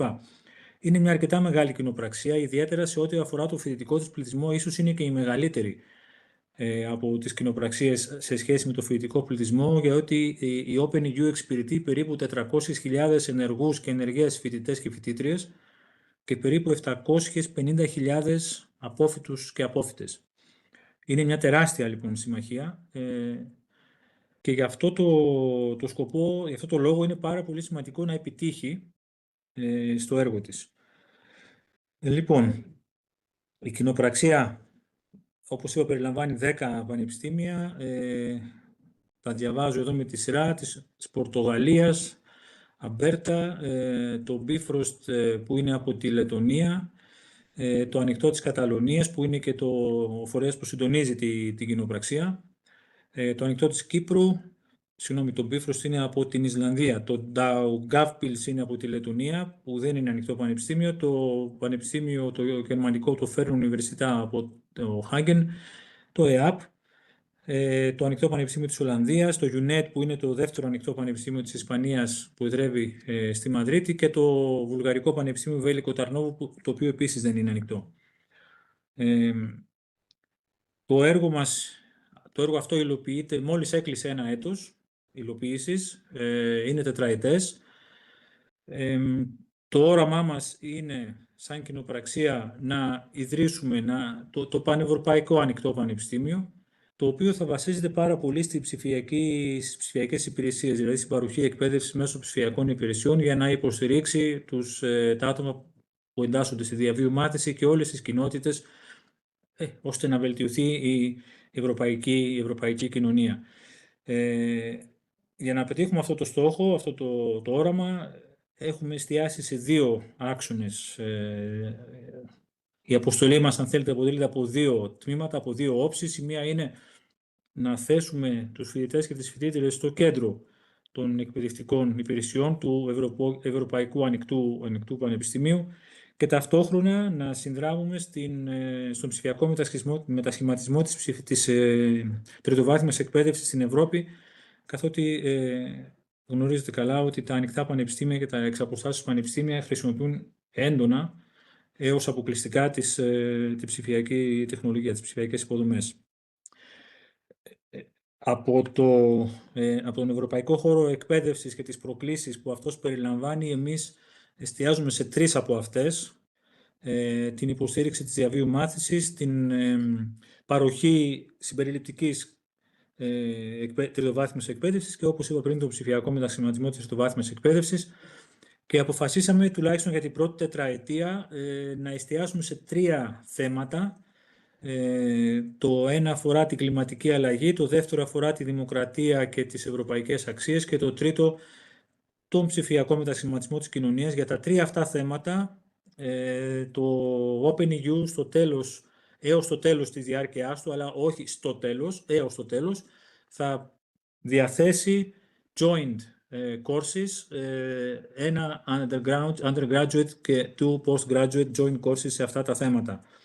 Νομίζω το πρώτο θα διατεθεί από το επόμενο έτος και τα άλλα στην πορεία. Το ΕΑΠ δεν συμμετέχει σε αυτά τα courses, σε κανένα από αυτά ως εταίρος, αλλά δεν συμμετέχει στη διάθεσή τους, αλλά προφανώς μπορεί να αποστείλει φοιτητές και φοιτήτριες οι οποίοι θα ενδιαφέρονται να τα παρακολουθήσουν. Λοιπόν, τι παρέχει το OpenEU και γιατί είναι σημαντικό ως κίνηση, ως έργο, αλλά και γιατί είναι σημαντικό για την ευρωπαϊκή κοινωνία. Καταρχάς, εστιάζει στη διαβίου μάθηση και στην απασχολησιμότητα, κάτι που αποτελεί στόχο και σκοπό όλων των ιδρυτικών μελών της Συμμαχίας, δηλαδή στην παροχή ανοιχτών, ευέλικτων και συνεχιζόμενων μονοπατιών μάθησης, στην παροχή καθοδήγησης σε φοιτητές και φοιτήτριες σε σχέση με την αγορά εργασίας της Ευρώπης και βέβαια στην στενή συνεργασία με μη ακαδημαϊκούς εταίρους. Ήδη το ΕΑΠ έχει κάνει κάποια βήματα προς αυτό, θα ακούσετε στη συνέχεια.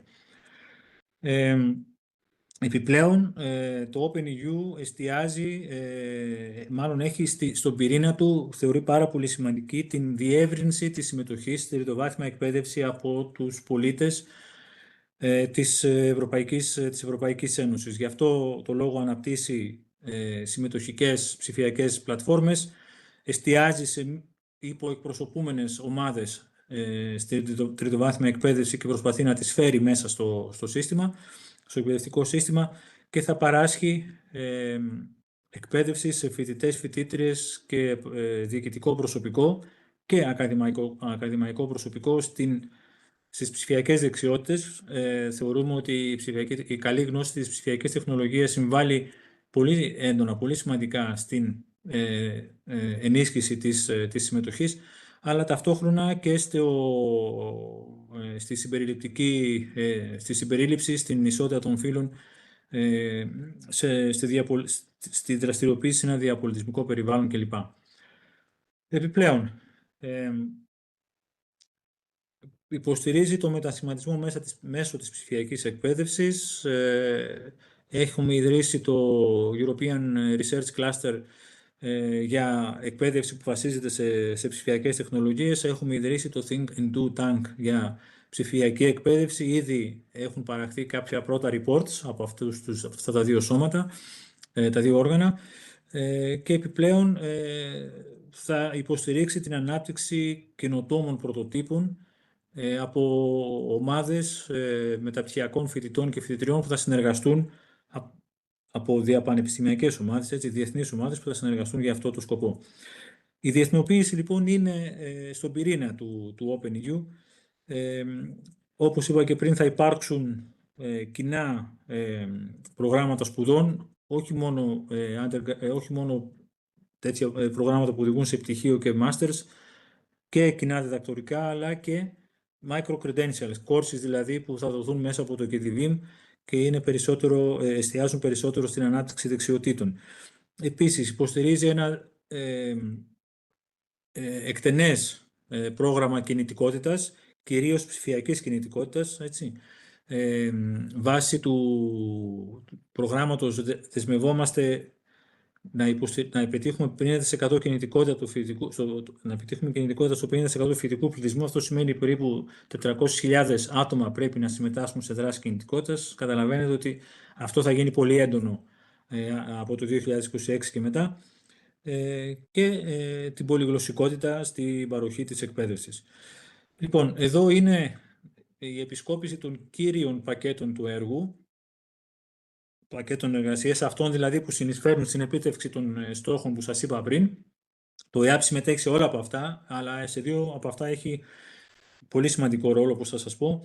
Το πακέτο 2 ασχολείται με τη διαβίου μάθηση, θα φτιάξει ένα σύστημα καθοδήγησης, τέλος πάντων, που θα συνδέει την επαγγελματική αποκατάσταση με τη διαβίου μάθηση και προγράμματα κατάρτισης, τα micro-credentials που έλεγα πριν.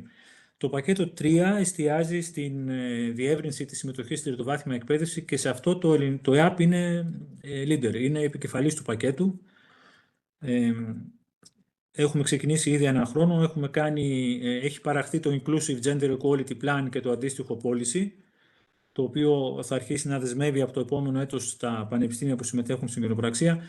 Έχουμε ξεκινήσει μια έρευνα σχετικά με τις ανάγκες των φοιτητών και φοιτητριών που έρχονται από 4 υποεκπροσωπούμενες ομάδες, ώστε να τις εντάξουμε, να τις λάβουμε υπόψη στο σχεδιασμό των προγραμμάτων σπουδών, και στην πορεία θα γίνουν και διάφορες εκπαιδεύσεις, θα παραχθούν εργαλεία κλπ. Θα ακούσετε περισσότερο γι' αυτό σήμερα στη συνέχεια, οπότε εγώ δεν επεκτείνουμε περισσότερο εδώ. Το πακέτο 4 που υποστηρίζει την κοινή έρευνα στη ψηφιακή εκπαίδευση και στο οποίο το ΕΑΠ είναι co-leader, πολύ σημαντικός ρόλος και εδώ, και στο πλαίσιο αυτού του πακέτου μάλιστα διοργανώσαμε το πρώτο φόρουμ για PhD students της κοινοπραξίας που έλαβε χώρα στην Αθήνα πριν από ένα μήνα περίπου. Θα ακούσετε περισσότερα γι' αυτό στη συνέχεια σήμερα. Ο στόχος, είπαμε, είναι να αναδειχθεί εδώ πέρα, να υποστηριχθεί η δημιουργία μιας ευρωπαϊκής PhD student community, η οποία θα προχωρεί και σε κοινές ερευνητικές δράσεις. Και το πακέτο 5, το οποίο υποστηρίζει τα υπόλοιπα στο πνεύμα της ανάπτυξης ικανοτήτων και δεξιοτήτων. Στο πλαίσιο αυτού του πακέτου έχει ιδρυθεί το Think and Do Tank που σας είπα πριν, και σχεδιάζονται δράσεις κατάρτισης και εκπαίδευσης που θα λάβουν χώρα από το πρώτο τρίμηνο μάλλον του 2026. Και υπάρχουν και τα υποστηρικτικά πακέτα, το πακέτο διαχείρισης, το πακέτο για mobilities και joint programs, το πακέτο για τη δημιουργία κοινοτήτων. Ήδη έχει φτιαχτεί το Student Council, στο οποίο το ΕΑΠ συμμετέχει με 2 άτομα, ένα φοιτητή και μία φοιτήτρια, και προβλέπεται διεύρυνση της συμμετοχής. Ήδη έχουν φτιαχτεί ομάδες εργασίας σχετικά με τα θεματικά αντικείμενα που σας είπα πριν, το ΕΑΠ συμμετέχει σε αυτά. Και τέλος πάντων, και υπάρχει και η κοινότητα πρακτικής για το πακέτο 3 με εκπροσώπους από τις υποεκπροσωπούμενες ομάδες, και υπάρχει και το πακέτο 8, το οποίο έχει να κάνει με dissemination, και στο οποίο μάλιστα εντάσσεται αυτή η δράση σήμερα και το ΕΑΠ έχει πάλι σημαντική συμμετοχή.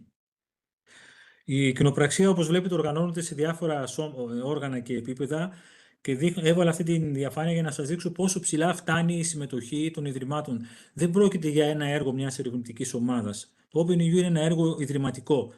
Είναι το έργο που θα μετασχηματίσει το ΕΑΠ από ένα φορέα εθνικό σε ένα φορέα με διεθνή ευρωπαϊκή εμβέλεια, και πρέπει το ΕΑΠ να εργαστεί, όλη η κοινότητα του ΕΑΠ να εργαστεί για να βρει το ρόλο της, να βρει τη θέση της μέσα στο φορέα που θα ιδρυθεί στο τέλος της τετραετίας. Το OpenEU θα οδηγήσει στην ίδρυση ενός φορέα στο τέλος του. Έτσι, στο φορέα αυτό το ΕΑΠ θα είναι μέτοχος. Πρέπει όμως να βρει και το ρόλο του εκεί.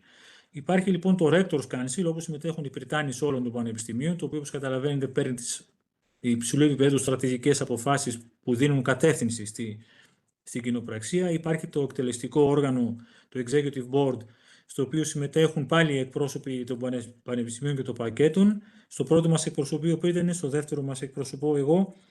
Από εκεί και πέρα υπάρχουν τα πακέτα, τα boards για κάθε πακέτο εργασίας, αλλά πάνω από αυτά υπάρχουν 3 mission boards, το Education Mission Board, το Research και Innovation Mission Board και το Community Mission Board, τα οποία εργάζονται στο να συνδυάσουν, να συγκεράσουν, να συγχρονίσουν, να συνεκμεταλλευτούν τα αποτελέσματα των πακέτων εργασίας. Βλέπετε πόσο βαθιά είναι η δομή και πόσο σημαντικό είναι να λειτουργεί καλά. Και υπάρχει Advisory Board από stakeholders, υπάρχει Advisory Board από experts, υπάρχει το Student Council που σας είπα πριν, και όλα αυτά, και οι κοινότητες πρακτικής, και όλα αυτά συνθέτουν την κοινότητα, την πανευρωπαϊκή κοινότητα του OpenEU. Και μέσα σε κάθε πανεπιστήμιο υπάρχει ο Institutional Coordinator ή Institutional Coordinator. Για το ΕΑΠ σας μιλάω, εγώ έχω αυτό το ρόλο, και τα άτομα που συγκροτούν την ομάδα. Αυτή τη στιγμή η ομάδα του ΕΑΠ περιλαμβάνει περίπου 20 άτομα και συνεχώς διευρύνεται, συνεχώς έχουμε εκδήλωση ενδιαφέροντος για καινούργιες συμμετοχές και αυτό μας χαροποιεί ιδιαίτερα. Τέλος, κλείνοντας, να πω ότι στη βάση όλου αυτού του εγχειρήματος, ή να το πω αλλιώς, το εγχείρημα αυτό δεν πρόκειται να πετύχει αν δεν πετύχει η ψηφιακή υποδομή που σχεδιάζουμε και αναπτύσσουμε σαν κοινοπραξία. Ήδη έχει αναπτυχθεί η Joint Participatory Platform που βλέπετε εδώ, από αυτές τις τρεις, και το website προφανώς, η οποία επιτρέπει την συνεργασία στην υλοποίηση του έργου, και σε λίγο θα δοθεί και η Joint Learning Platform, η οποία θα είναι ένα επίπεδο πάνω από τις πλατφόρμες που έχει το κάθε ίδρυμα, ώστε να επιτρέψει τη συμμετοχή φοιτητών και φοιτητριών στα Joint Degrees που θα δοθούν, τις κινητικότητες και όλα αυτά. Και εδώ βλέπετε τον λογότυπο του ΕΑΠ, και εδώ το ΕΑΠ είναι testbed για αυτές τις πλατφόρμες. Σημαντικός λοιπόν και εδώ ο ρόλος μας.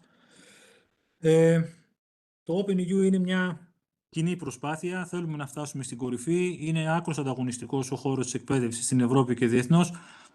Είμαστε ένα ξεχωριστό ευρωπαϊκό πανεπιστήμιο. Θα γίνουμε μάλλον ένα ξεχωριστό ευρωπαϊκό πανεπιστήμιο.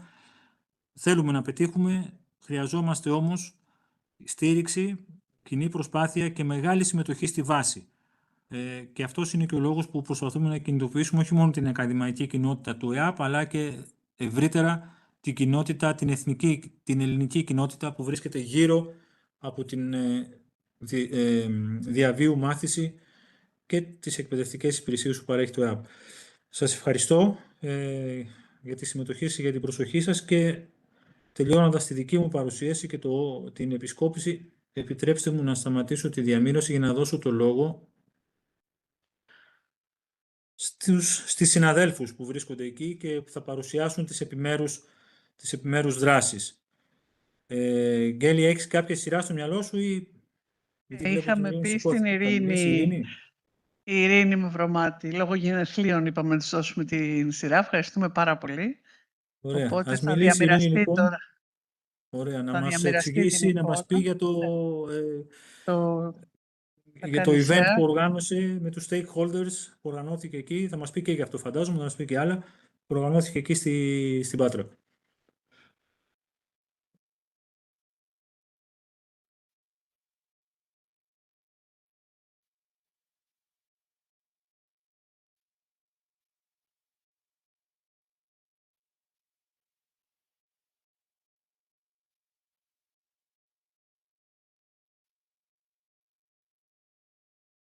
Ακούτε την Ειρήνη?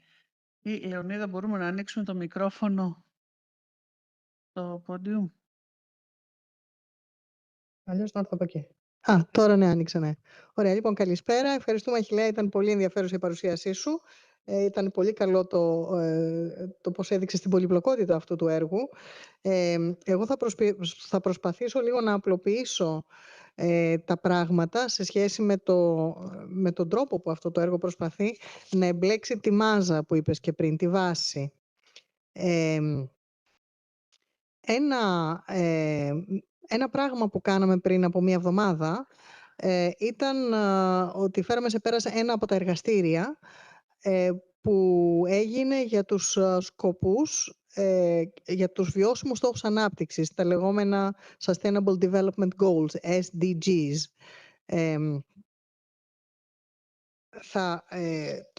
Θα προχωρήσω λίγο παραπέρα. Το εργαστήριο αυτό έγινε στις 28 Εντεκάτου, το τέλος ακριβώς του Νοεμβρίου. Αυτά τα εργαστήρια συνέβησαν σε όλα τα partner universities. Ένα από αυτά είμαστε εμείς. Ο στόχος αυτού του εργαστηρίου ήταν να εντοπίσουμε και να ιεραρχήσουμε την πιο κρίσιμη πρόκληση που σχετίζεται με κάποιους από τους στόχους βιώσιμης ανάπτυξης. Είχαμε πάρει 5 στόχους. Στη δική μας περιοχή, regional, έτσι, στην περιφέρειά μας, με αυτό εννοούμε την Ελλάδα βέβαια εμείς συνολικά. Να καταγράψουμε τα ειδικότερα εμπόδια και τους εμπλεκόμενους φορείς σε κάθε στόχο και να προτείνουμε συγκεκριμένες πρωτοβουλίες που το πανεπιστήμιο, το ανοιχτό πανεπιστήμιο, θα μπορούσε να συμβάλλει για να βελτιωθούν. Να πούμε εδώ ότι αυτή η εργασία ήταν bottom-up, δηλαδή μαζέψαμε ανθρώπους από τις διάφορες τοπικές κοινότητες στις οποίες το ΕΑΠ συνδιαλέγεται, είτε δημοτική αρχή, είτε ανθρώπους από διάφορα business backgrounds, αρκετούς βέβαια από academic background, και αυτοί δημιούργησαν τη βάση από την οποία προέκυψαν οι ιδέες οργανωμένα, ώστε να πάνε πιο ψηλά σε κάποιες πιο συγκεκριμένες κατευθυντήριες γραμμές. Οπότε ήταν bottom-up η προσέγγιση. 85 participants περίπου, 83 participants είχαμε στο εργαστήριο αυτό. Κάποιοι βέβαια ήταν οι moderators. Αυτό το εργαστήριο ήταν ένα μεγάλο εργαστήριο που συνέβη σε πολύ σύντομο χρόνο, σε 4 ώρες, και διαιρέθηκε σε 5 υποτμήματα. Κάθε τμήμα συζήτησε δομημένα για έναν από τους Sustainable Development Goals, έναν από τους στόχους βιώσιμης ανάπτυξης. Θα σας πω λίγο τους στόχους. Ο ένας στόχος που συζητήθηκε ήταν ο στόχος 4, η ποιοτική εκπαίδευση. Ο στόχος αυτός έχει να κάνει με το να έχουμε ισότιμη ποιοτική εκπαίδευση χωρίς αποκλεισμούς και την προώθηση της διαβίου μάθησης για όλους και όλες. Η πρόκληση όμως εδώ είναι ότι το ψηφιακό χάσμα, που σημαίνει η άνηση πρόσβαση σε υποδομές, η άνηση πρόσβαση σε εξοπλισμό, οι ψηφιακές δεξιότητες που είναι διαφορετικές σε διαφορετικές ομάδες ανθρώπων, αυτό σημαίνει ότι έχουμε μεγάλα κενά στο πώς μπορούμε να προσεγγίσουμε το σκοπό μας. Ενδεικτικοί δείκτες μέτρησης είναι το ποσοστό που έχουν το ποσοστό ανθρώπων συγκεκριμένης ηλικίας με βασικές δεξιότητες ή με πιο advanced δεξιότητες σε τεχνολογία πληροφορίας, ανατύπω δεξιότητας, ή το ποσοστό μαθητών ή φοιτητών με αξιόπιστη πρόσβαση σε δίκτυο ή σε ψηφιακές συσκευές για μάθηση. Είναι προκλήσεις που όλοι τις ξέρουμε, είναι αρκετά καλά δομημένες. Δεύτερος στόχος που συζητήσαμε σε αυτό το εργαστήριο, ο δεύτερος στόχος ήταν σχετικός με τη βιομηχανία, την καινοτομία και τις υποδομές. Πώς μπορούν δηλαδή να ενισχυθούν οι υποδομές, η βιομηχανική ανάπτυξη με βιώσιμο τρόπο, η καινοτομία και ο ψηφιακός μετασχηματισμός, τον οποίο τον είδαμε και στην προηγούμενη παρουσίαση του Αχιλλέα σαν ένα key point. Η πρόκληση εδώ είναι η ωριμότητα που υπάρχει στην δική μας κοινωνία, την ελληνική προκειμένου, η ψηφιακή ωριμότητα των επιχειρήσεων και των δημόσιων φορέων. Πάλι οι δείκτες μέτρησης είναι τα ποσοστά. Έτσι. Ποσοστό πληθυσμού με σύνδεση υψηλής ταχύτητας, ποσοστό επιχειρήσεων που χρησιμοποιούν ψηφιακές τεχνολογίες για να λειτουργήσουν. άλλος στόχος. Ο στόχος 13 ήταν ένας άλλος στόχος που συζητήθηκε στην μία από τις 5 ομάδες αυτές, στις οποίες χωρίσαμε τα 80 άτομα. Η δράση για το κλίμα, λοιπόν, έχει σκοπό συγκεκριμένα μέτρα που μπορούμε να πάρουμε για την αντιμετώπιση των επιπτώσεων της κλιματικής αλλαγής και την αντιμετώπιση και της ίδιας της κλιματικής αλλαγής. Βέβαια, ο κόσμος πηγαίνει λίγο σε μια αντίθετη κατεύθυνση από αυτό. Και αυτό είναι και μία από τις προκλήσεις τελικά. Η ενδεικτική πρόκληση που καταγράφουμε εδώ, βέβαια, είναι η αύξηση της συχνότητας των ακραίων καιρικών φαινομένων. Τώρα είχαμε μια καταιγίδα, όπως είδατε χθες, που μας μπλόκαρε όλη την πρωτεύουσα, όλη την Αθήνα. Και απέδειξε ότι δεν είμαστε και ανθεκτικοί στις υποδομές. Έκλεισε ο δρόμος από την Αθήνα προς την Πάτρα. Έτσι. Η ανθεκτικότητα, λοιπόν, των υποδομών είναι ανεπαρκής. Αυτές είναι κάποιες από τις προκλήσεις ενδεικτικά. Υπάρχουν διάφοροι δείκτες μέτρησης, ποσοστό ενέργειας από ανανεώσιμες πηγές, ποσοστό δήμων με εγκεκριμένα σχέδια προσαρμογής στην κλιματική αλλαγή, εκπομπές διοξιδίου του άνθρακα, υπάρχουν διάφοροι δείκτες. Ένας ακόμα στόχος που συζητήθηκε σε άλλη υποομάδα, είπαμε είναι 5 υποομάδες, ήταν ο 16, ο στόχος 16, ειρήνη, δικαιοσύνη, ισχυροί θεσμοί. Να προωθηθούν κοινωνίες χωρίς αποκλεισμούς, ειρηνικές κοινωνίες, αυτό και αν είναι πρόκληση στην εποχή μας, η πρόσβαση στη δικαιοσύνη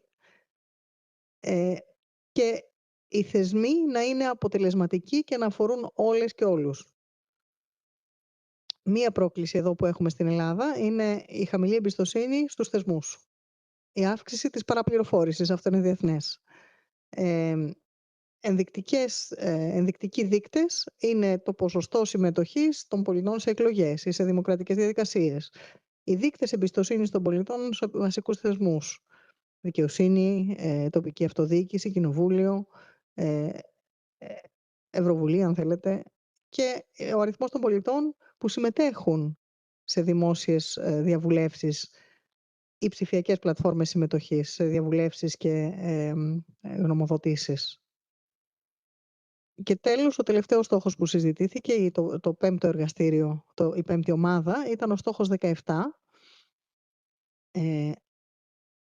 που αφορούσε τη συνεργασία των φορέων για να επιτευχθούν οι υπόλοιποι στόχοι. Πώς δηλαδή θα μπορούσαν να ενισχυθούν οι συμπράξεις σε εθνικό επίπεδο, σε διεθνές επίπεδο, αλλά και σε τοπικό επίπεδο, σε επίπεδο περιφέρειας, σε επίπεδο πόλης, για την επίτευξη των στόχων της βιώσιμης ανάπτυξης. Στην Ελλάδα παρατηρούμε μια κατακαιρματισμένη συνεργασία, μια έλλειψη συντονισμού μεταξύ διαφόρων φορέων, πολιτικών φορέων, πολιτιστικών φορέων, πανεπιστημίων, επιχειρήσεων, κοινωνικών φορέων. Υπάρχει ένας κατακαιρματισμός και δεν υπάρχει συνέργεια. Κάποιοι δείκτες που θα μπορούσαμε να μετρήσουμε την βελτίωση αυτού του στόχου είναι ο αριθμός των ενεργών συμπράξεων, μνημόνια συνεργασίας, κοινά έργα, κοινά δίκτυα ανάμεσα στους διάφορους φορείς, είτε είναι ΜΚΟ και ακαδημαϊκοί φορείς, δημόσιοι φορείς, οργανισμοί, επιχειρήσεις, πολιτιστικοί φορείς, αλλά και το ποσοστό ερευνητικών έργων ή εκπαιδευτικών έργων που υλοποιούνται σε περισσότερες από μία χώρους από εταίρους και με συμμετοχή διαφόρων εμπλεκομένων. Σε αυτούς τους στόχους βιώσιμης ανάπτυξης, το πλαίσιο συμβουλής του Ευρωπαϊκού Πανεπιστημίου, του Ευρωπαϊκού Ανοικτού Πανεπιστημίου, θα μπορούσε να είναι στη διδασκαλία, στην έρευνα, στη δημιουργία κοινότητας και στη διακυβέρνηση. Ακούσαμε πολλά για τη δημιουργία κοινότητας στις προηγούμενες ομιλίες, στις Keynote ομιλίες. Στις παράλληλες συνεδρίες ακούμε πολλά για την έρευνα. Ακούμε πολλά για τη διδασκαλία. Για τη διακυβέρνηση ίσως αυτό το συνέδριο δεν ακούμε τόσα, έτσι, αλλά υπάρχουν αυτά τα ζητήματα τα οποία είναι οι άξονες που θα μπορούσαν να συμβάλλουν από την πλευρά των πανεπιστημίων και του Ευρωπαϊκού Ανοικτού Πανεπιστημίου. Η δομή της συζήτησης σε αυτό το workshop ήταν με βάση κάποιες ερωτήσεις στα 5 breakout rooms που δημιουργήθηκαν ανά στόχο. Η πρώτη ερώτηση ήταν ποια είναι η βασική, η κυριότερη προτεραιότητα ως πρόκληση, ποια είναι η βασική πρόκληση που αντιμετωπίζουμε εμείς σαν Ελλάδα, εμείς σαν περιφερειακή δομή Θυμίζω ότι πήγε αυτή η ιστορία bottom-up, η συζήτηση πήγε bottom-up, οπότε οι συμμετέχοντες αποφάσισαν ποια είναι η πιο βασική πρόκληση, ψήφισαν για το ποιο είναι η πιο σημαντική πρόκληση που θα έπρεπε να συζητήσουμε σαν προτεραιότητα και στη συνέχεια πώς μπορούν τα πανεπιστήμια, οι φορείς, σε συνεργασία μεταξύ τους, τα πανεπιστήμια σε συνεργασία με την κυβέρνηση, τις επιχειρήσεις, τις ΜΚΟ, να συνεργαστούν για την επίλυση αυτών των προβλημάτων που προκύπτουν. Οι συμμετέχοντες συνέβαλαν με προτάσεις στη συζήτηση, επισήμαναν τα θετικά σημεία και έκαναν ένα brainstorming για βελτιώσεις, προσδιορισμός του τι θα μπορούσε η ανώτατη εκπαίδευση να κάνει με σαφήνεια για να βοηθήσει σε σχέση με αυτούς τους στόχους. Στη συνέχεια έγινε στο τέλος μια ιεράρχηση των προτάσεων με βάση ένα matrix από την πιο εφαρμόσιμη έως την πιο επίγουσα. Και ποια θα έχει βέβαια το μεγαλύτερο αντίκτυπο, οπότε όταν είναι πιο επίγουσα και με μεγαλύτερο αντίκτυπο βλέπουμε τη σημασία της, μπορούμε έτσι να αποφασίσουμε τι θέλουμε από αυτές τις προτάσεις να προτεραιοποιήσουμε. Αυτό ήταν λοιπόν το workshop που οργανώσαμε την προηγούμενη εβδομάδα. Θεωρώ ότι ήταν πολύ πετυχημένο. Αυτού του είδους τα workshops με την αντίστοιχη μορφή, την αντίστοιχη δομή, συμβαίνουν σε όλες τις χώρες που συμμετέχουν. Τα πανεπιστήμια σε κάθε χώρα τρέχουν το αντίστοιχο workshop στην χώρα με την τοπική κοινότητα, με τις τοπικές αρχές, με τους ανθρώπους bottom-up πάλι. Οπότε αυτή τη στιγμή πολλά τέτοια workshops αυτή την εποχή τρέχουν στην Ευρώπη για να πάει bottom-up η πληροφορία του τι πρέπει να έχουμε σαν προτεραιότητα, τι ιδέες έχουμε σαν λύσεις. Αυτό δίνει μια εικόνα με την τελευταία διαφάνεια που έδειξε ο Αχιλλέας, πώς μπορούμε από τους πολλούς να πάρουμε input και να πάμε σιγά σιγά σε κάτι πιο στοχευμένο. Αυτά είχα να πω. Ευχαριστώ πάρα πολύ.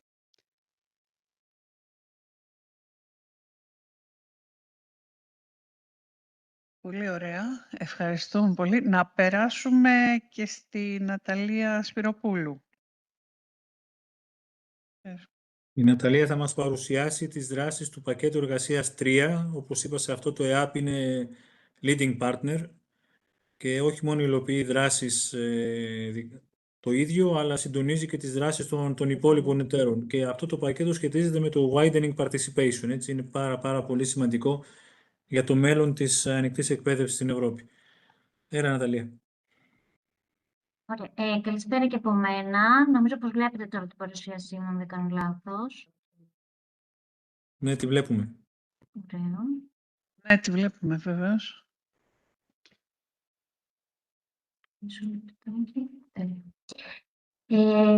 Ωραία. Το πακέτο 3, όπως ανέφερε και ο Ναταλία, πριν κύριος... ξεκινήσεις να πούμε ότι είσαι μεταδιδάκτορας του ΕΑΠ. Έτσι, έχεις κάνει το διδακτορικό στο ΕΑΠ και τώρα είσαι μεταδιδάκτορας στο ΕΑΠ. Ωραία. Σας ακούμε τώρα. Ναι. Να αναφέρουμε λοιπόν στο πακέτο το 3, ποιος είναι ο γενικός τους στόχος, που έχει ουσιαστικά την συνδημιουργία και υλοποίηση βιώσιμων ψηφιακά ενισχυμένων διαδικασιών για την ενίσχυση τόσο της πρόσβασης στο να εισαχθούν αλλά και να επιτύχουν συγκεκριμένες ομάδες φοιτητών και φοιτητριών που υπάρχονται σε υποεκπροσωπούμενες ομάδες που θα δούμε στη συνέχεια, στην ανώτατη εκπαίδευση. Οπότε, ο κύριος στόχος χωρίζεται σε 3 διαφορετικούς υποστόχους, αν μπορούμε να πούμε, όπου ο πρώτος αφορά τον σχεδιασμό και την υλοποίηση ενός σχεδίου ισότητας των φύλων. Είναι το πλάνο το οποίο ανέφερε ο κ. Καμέας στην αρχική του παρουσίαση, που θα δούμε στη συνέχεια. Ο δεύτερος στόχος αφορά επικεντρώνεται στην διευκόλυνση της συμμετοχής των υποεκπροσωπούμενων ομάδων με την δημιουργία και την συνδημιουργία διαφορετικών πόρων εκπαίδευσης, καθοδήγησης και κατάρτισης. Και ο τρίτος στόχος αφορά την εκπαίδευση και την επιμόρφωση του προσωπικού, τόσο του διοικητικού όσο και του ακαδημαϊκού, σε θέματα ισότητας φύλου αλλά και γενικότερης συμπερίληψης. Οι 4 ομάδες στις οποίες επικεντρώνεται το συγκεκριμένο πακέτο εργασίας είναι αυτές που βλέπουμε εδώ, είναι γυναίκες στις επιστήμες STEM και STEAM. Στοχεύουμε δηλαδή στην αύξηση της συμμετοχής των γυναικών σε τομείς όπως είναι η τεχνολογία, μηχανική, μαθηματικά, επιστήμες. Στη συνέχεια έχουμε μετανάστες και πρόσφυγες. Ο στόχος είναι να διευκολύνουν την πρόσβαση σε εκπαίδευση για άτομα που αντιμετωπίζουν γλωσσικά και πολιτισμικά εμπόδια. Στη συνέχεια έχουμε τα άτομα με αναπηρίες, οπότε θέλουμε να εξασφαλίσουμε προσβάσιμες ψηφιακές λύσεις και υποστηρικτικές τεχνολογίες. Και τέλος, η 4η κατηγορία που επικεντρώνεται το συγκεκριμένο πακέτο εργασίας είναι οι κάτοικοι από αγροτικές ή απομακρυσμένες περιοχές, όπου θέλουμε να αντιμετωπίσουμε ζητήματα συνδεσιμότητας και γεωγραφικής απομόνωσης. Το πακέτο εργασίας αυτό έχει διάρκεια 48 μήνες, όσο διαρκεί και το συνολικό έργο της Συμμαχίας OpenEU, και το Ελληνικό Ανοιχτό Πανεπιστήμιο, όπως αναφέραμε, είναι υπεύθυνος του πακέτου αυτού. Σε αυτό το πακέτο συμμετέχουν όλοι οι υπόλοιποι εταίροι της Συμμαχίας OpenEU. Βλέποντας λίγο τώρα αναλυτικά κάθε υποστόχο, ο πρώτος κύριος στόχος, όπως είπαμε, αφορά τον συνσχεδιασμό και την υλοποίηση ενός σχεδίου ισότητας των φύλων σε επίπεδο συμμαχίας, που θέλει ουσιαστικά να δεσμεύσει το OpenEU έτσι ώστε να διασφαλίσει την ισότητα, την ποικιλομορφία και την συμπερίληψη. Αυτός ο στόχος ουσιαστικά περιλαμβάνει 2 διαφορετικές δράσεις.